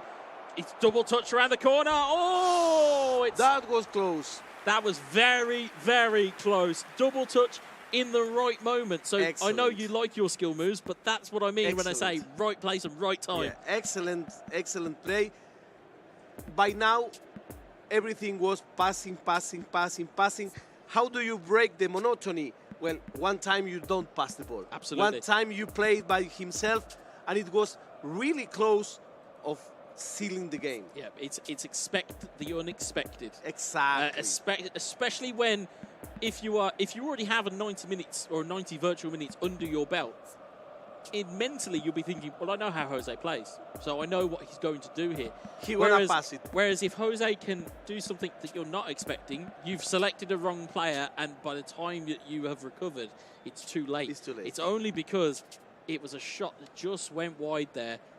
He just didn't quite get the right result that he wanted. But we are coming up to half time, and as it stands, this will touch, in terms of what we're going to look at, it will touching on potentially be a draw. If this stays as it is, it's a draw. But I don't think that this is the end of the matter for either one of these players. I don't think it's the end of the game. I don't think it's the end of goals that we're going to see either. As we see a limited shot of the stats there. 61% possession. There's been 4 shots all game, but it's a real midfield battle. Yes. That's what that stat tells you. It's a midfield battle. But it's a nice battle. Oh, it's not boring. It's a fun game to watch. Yeah, like you said, this is something you could easily set your watch to and watch this all day. Because, in terms of the quality that's on show, we're seeing controlling gameplay in the middle of the park. It's Ousmane Dembele trying to move infield here. It's Pedri. Let us know on the chat, who are you rooting for? Who are your prediction is going to win today? It's going to be Ansu Fati, potentially double touch though. And again, we talk about those tricks and what you've done and what you've done so far. It's got to a point now where Thailand are anticipating the double touch. Yes. So rather than go diving in for a challenge or go to the other side, they know which side that Jose is going to go. But it's always a bet. Oh, yeah, absolutely. Because there'll be one time where he goes the other way and they're in trouble. As we see here, Memphis Depay. But what would you do? You have to make it that way. You have to make a choice. One way or the other, you've got to choose. It's like the penalties, you cannot, if you stand on the middle, it's goal. Yeah, absolutely. Absolutely. It's Brozovic, though, Gagliardini. Out wide towards Correa. Koundé gets the challenge and wins the header and sets his team off and running here. You can see Lewandowski in the middle of your picture. Opa. And you can see Memphis Depay running at the back post as well. Is Ousmane Dembele. Can he get the knock across? He can, but it's Skriniar that makes the challenge. Now it recovers, Jose.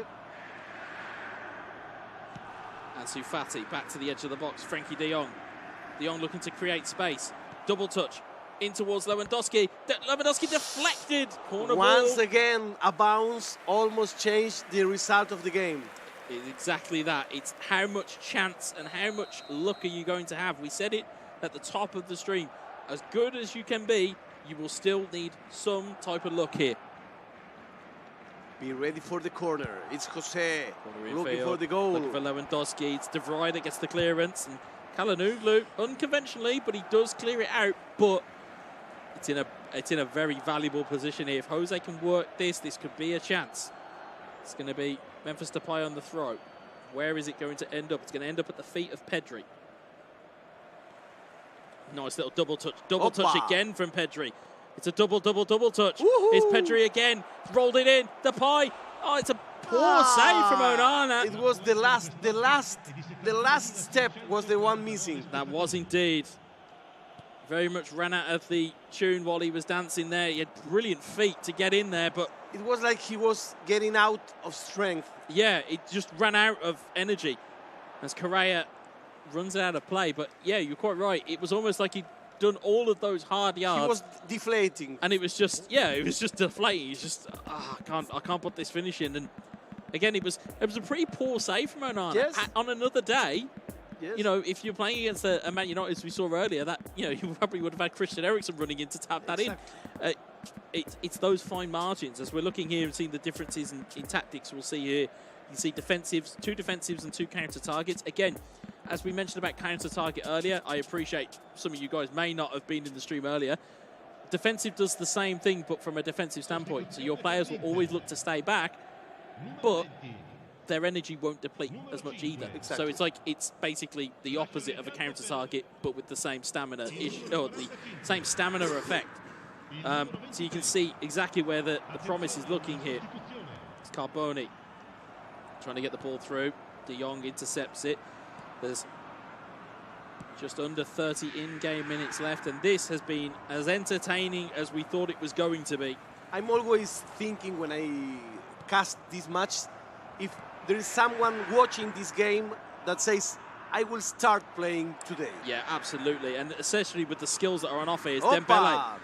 The Rabona trap gets it through the middle into Pedri. Pedri, though, blocked off by Darmian, and there's Inter Milan defenders everywhere. Every ball is a divided ball. Absolutely. Well, it's always there for the taking as Ferran Torres steals a step on Steven de Vrij. The ball goes across and DeMarco will clear. Good cross. It's good, but it's not quite there yet. Carboni gives away a silly foul if you were looking at it. And if you've seen what we've seen already from free kicks, we know that these guys have got plenty in the locker to do. But I think this is mental fatigue also. It could be. It could be. Here's Ferran Torres potentially to receive the ball. I only say potentially because we've seen so many trick plays from free kicks. Here's Frankie de Jong. De Jong just trying to swing it into anywhere that will do. It's fallen to Ferran Torres. Big save from Andre Onana. Once again, a slight mistake almost broke the game. Almost. And it's still not over. Although that attack is, and it's just run out disappointingly. But again, we talk about manual saves. It's big saves that are coming in from Thailand. Massive saves that are potentially stealing in fact, a point here. I think that Thailand builds his game from the goal. The strength of his goalie, the strength of his defense is what then makes him be able to score. Absolutely. I think looking at the way that, as we said about the way that they've set up, if you look DeMarco, De Vrij, Skriniar, Darmian, Onana in goal, if you know that your defence is taken care of, if you know that your defence, I don't have to worry, it's fine, that's cool. I've got Brozovic as a security guard if it needs be. We've got, just double check the name there, we've got Aslani on in place of him, but you know you have a security guard there. So if you defensively know that you don't need to worry, you have that freedom and that kind of confidence that you can fly forward.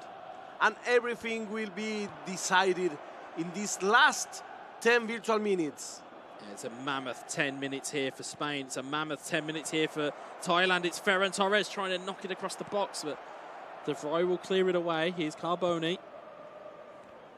Everything is tied. Everything is tied, everything is tight, and everything's on the line here. Yeah, in terms of the importance. Obviously, we haven't seen their results today, or in terms of what they've been doing. But you can imagine it would be a statement to competition. Of course. Of here's where we are. As Gavi looks to receive the ball. Gavi looks to dribble into the box here. He's got Barella trailing him in his corner, and you can see interestingly, Jose's on one defensive. As in the defensive mentality, you can see Thailand are attacking. Yes. So Thailand are looking to try and get forward here. But also he's not desperate. No, he's not gone all-out attack. He's not gone committed too many bodies. But again here, this could be a real game changer. It's Rafinha into the box. It's headed away. I say headed away. It's headed into the path of the goalkeeper. It's Lewandowski on the bounce. Just one mistake gives you a game. He's alive. That's what it was. It's the alive to the ball popping up in a fashion that you don't expect. Ball goes into the box. It's bounced off of, if you'll see it again here, it's that driven corner that we see so much during eFootball, Esports. It's a driven cross. It kind of almost bounces off Onana. It goes out into a clearance, as we'll see once more here. You see, just flicked on at the post, bounces off Onana. Defender just tries to clear it. And again, we talk about them as much as the clearances are on. And it looked almost like the Lewandowski defender did what you have to do. Just did it, and it's pressure on the ball. Yeah, and exactly. as a result, you can now see full defensive capabilities, or all-out defence is now being called upon here. And will he change now? I think Spain are looking to try and close this out, but it's not over yet. Barella, good save from Spain. Just Again, as we were talking, the ball after the goal is the most difficult ball in the game. it absolutely is, and it took a manual goalkeeping to stop that. So again, much to be said about Spain's ability at manual goalkeeping. Here's Rafinha. Looks to make a step. Rafinha still there again. Quick feet from the Brazilian. Good defending. Damian, who's challenged, and it looks like that might be a contentious call. I think the referee looks to have given that as a penalty. I'm not sure. It's a penalty. But it is a penalty. I personally wouldn't have called it. But again, if you're a Spain fan or if you're Jose, you're not going to care at this point. A little bit of gamesmanship showing the guide, thinking about where he might be going. It's Lewandowski. Oh, it's a Panenka. Whopa. Panenka down the middle. Whopa, whopa, whopa, whopa. Panenka it is. And the Iceman of days past, Jose, that championship mentality, that championship DNA, coolness under pressure. There's nothing else like it, and it will be Spain that take this final tie. Incredible, my friend. Incredible. In just the last 10 virtual minutes, as we said, excuse me, because I want to brag about this, because as we said, the last 10 virtual minutes defined the match. Absolutely. And it's also come off of that golden period of where substitutions are made. So it's anywhere between 60 and 70 minutes if those get made. Of course, it's not too over yet, though, as Martinez tries to get in the box. Correa, big save from Marc-Andre ter Stegen. So how much this save costs? Oh, it's massive. It's massive because, again, you don't want to give any additional opportunities. If that goes in, there is still time on the clock then for another opportunity. So, again, it's at worth, this point... It's worth a goal. Oh, of course, yeah. It's almost double points, as it were. Yeah. But looking at this here, time is ticking down, and this will be Spain's last action here. And there goes the final whistle in an exhilarating game. Spain take the lead and take the tie. And we were talking about how important this game was, and it didn't disappoint at all. Absolutely not. It did not disappoint for drama, for quality, for skill that we saw on display, both, as we said, on the offensive and the defensive side of the ball. It was fantastic to watch. You could, as we said, you could have easily sat there and watched that in silence, and you still would have been just as much enjoyable as probably listening to us talk. Of course, I want to see the highlights. I want to see the goals again. This was an excellent match. I think looking at it, if you cancel out the goals, the main talking points are there. It's both of the manual goalkeeping on both sides of the ball. There were so many good manual goalkeeping opportunities and so many taken by Inter Milan and by Thailand that you just thought at some point Spain would be thinking, how do we beat this guy? Let's see the highlights of this excellent match. Yeah, I'm hoping to see a lot of these saves because, again, it will start off here. Again, it was that small chance that was there for Lewandowski. And instead here, again, defensively, you see, just kept the ball alive. Lewandowski rolls his defender, and that was the one time where Thailand were just too aggressive with their challenges. But again, the trickery that we saw there, fantastic goal from Thailand. Again, manual goalkeeping coming to the aid of Thailand. And then you can see here from Correa finding that finish, brilliant arrow into the back of the net. And then we're looking here in terms of, as we said, it was trickery of a free kick, making people think you're going in a different direction.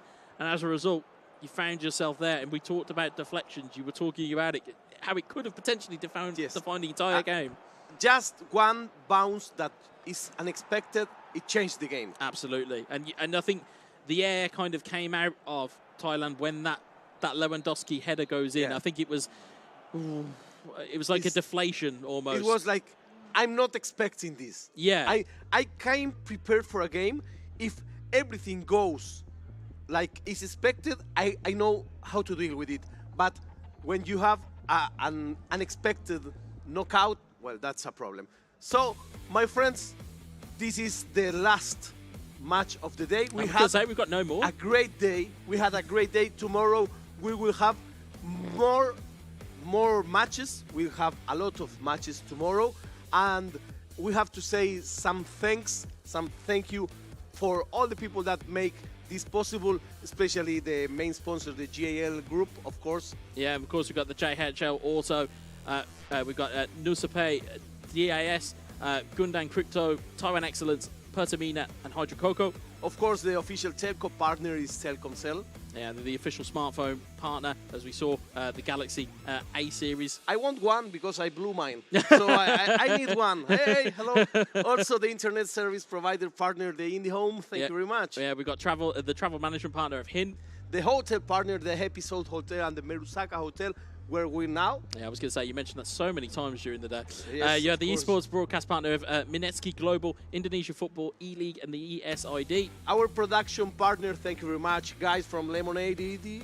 Fantastic. And then our media partners, we've got Trans2Ju, Deticom, esport.id, Vio.com, Dunia Games, Dens TV, Dens Play, Miraputia, apologies for my pronunciation, Bola Score, Kami Bajak. And then, of course, in the government side of things and our government support that we had Kim and Pat Pavraketh, Kemen Pora, Koni, NOC, and wonderful Indonesia. Wonderful Indonesia it is. We're enjoying very much our stay here in Bali. We will see you again tomorrow. We hope for you to be here. We have Chad, Trinidad, Tobago, Bahrain, Tajikistan, Turkmenistan, Austria. A lot of things tomorrow. We got so many games. Thank you very much, Wetza. It was a pleasure. Absolute pleasure. Sharing this tournament with you. I will see you tomorrow, my friend. Absolutely. Bright and early. See you tomorrow. Bye.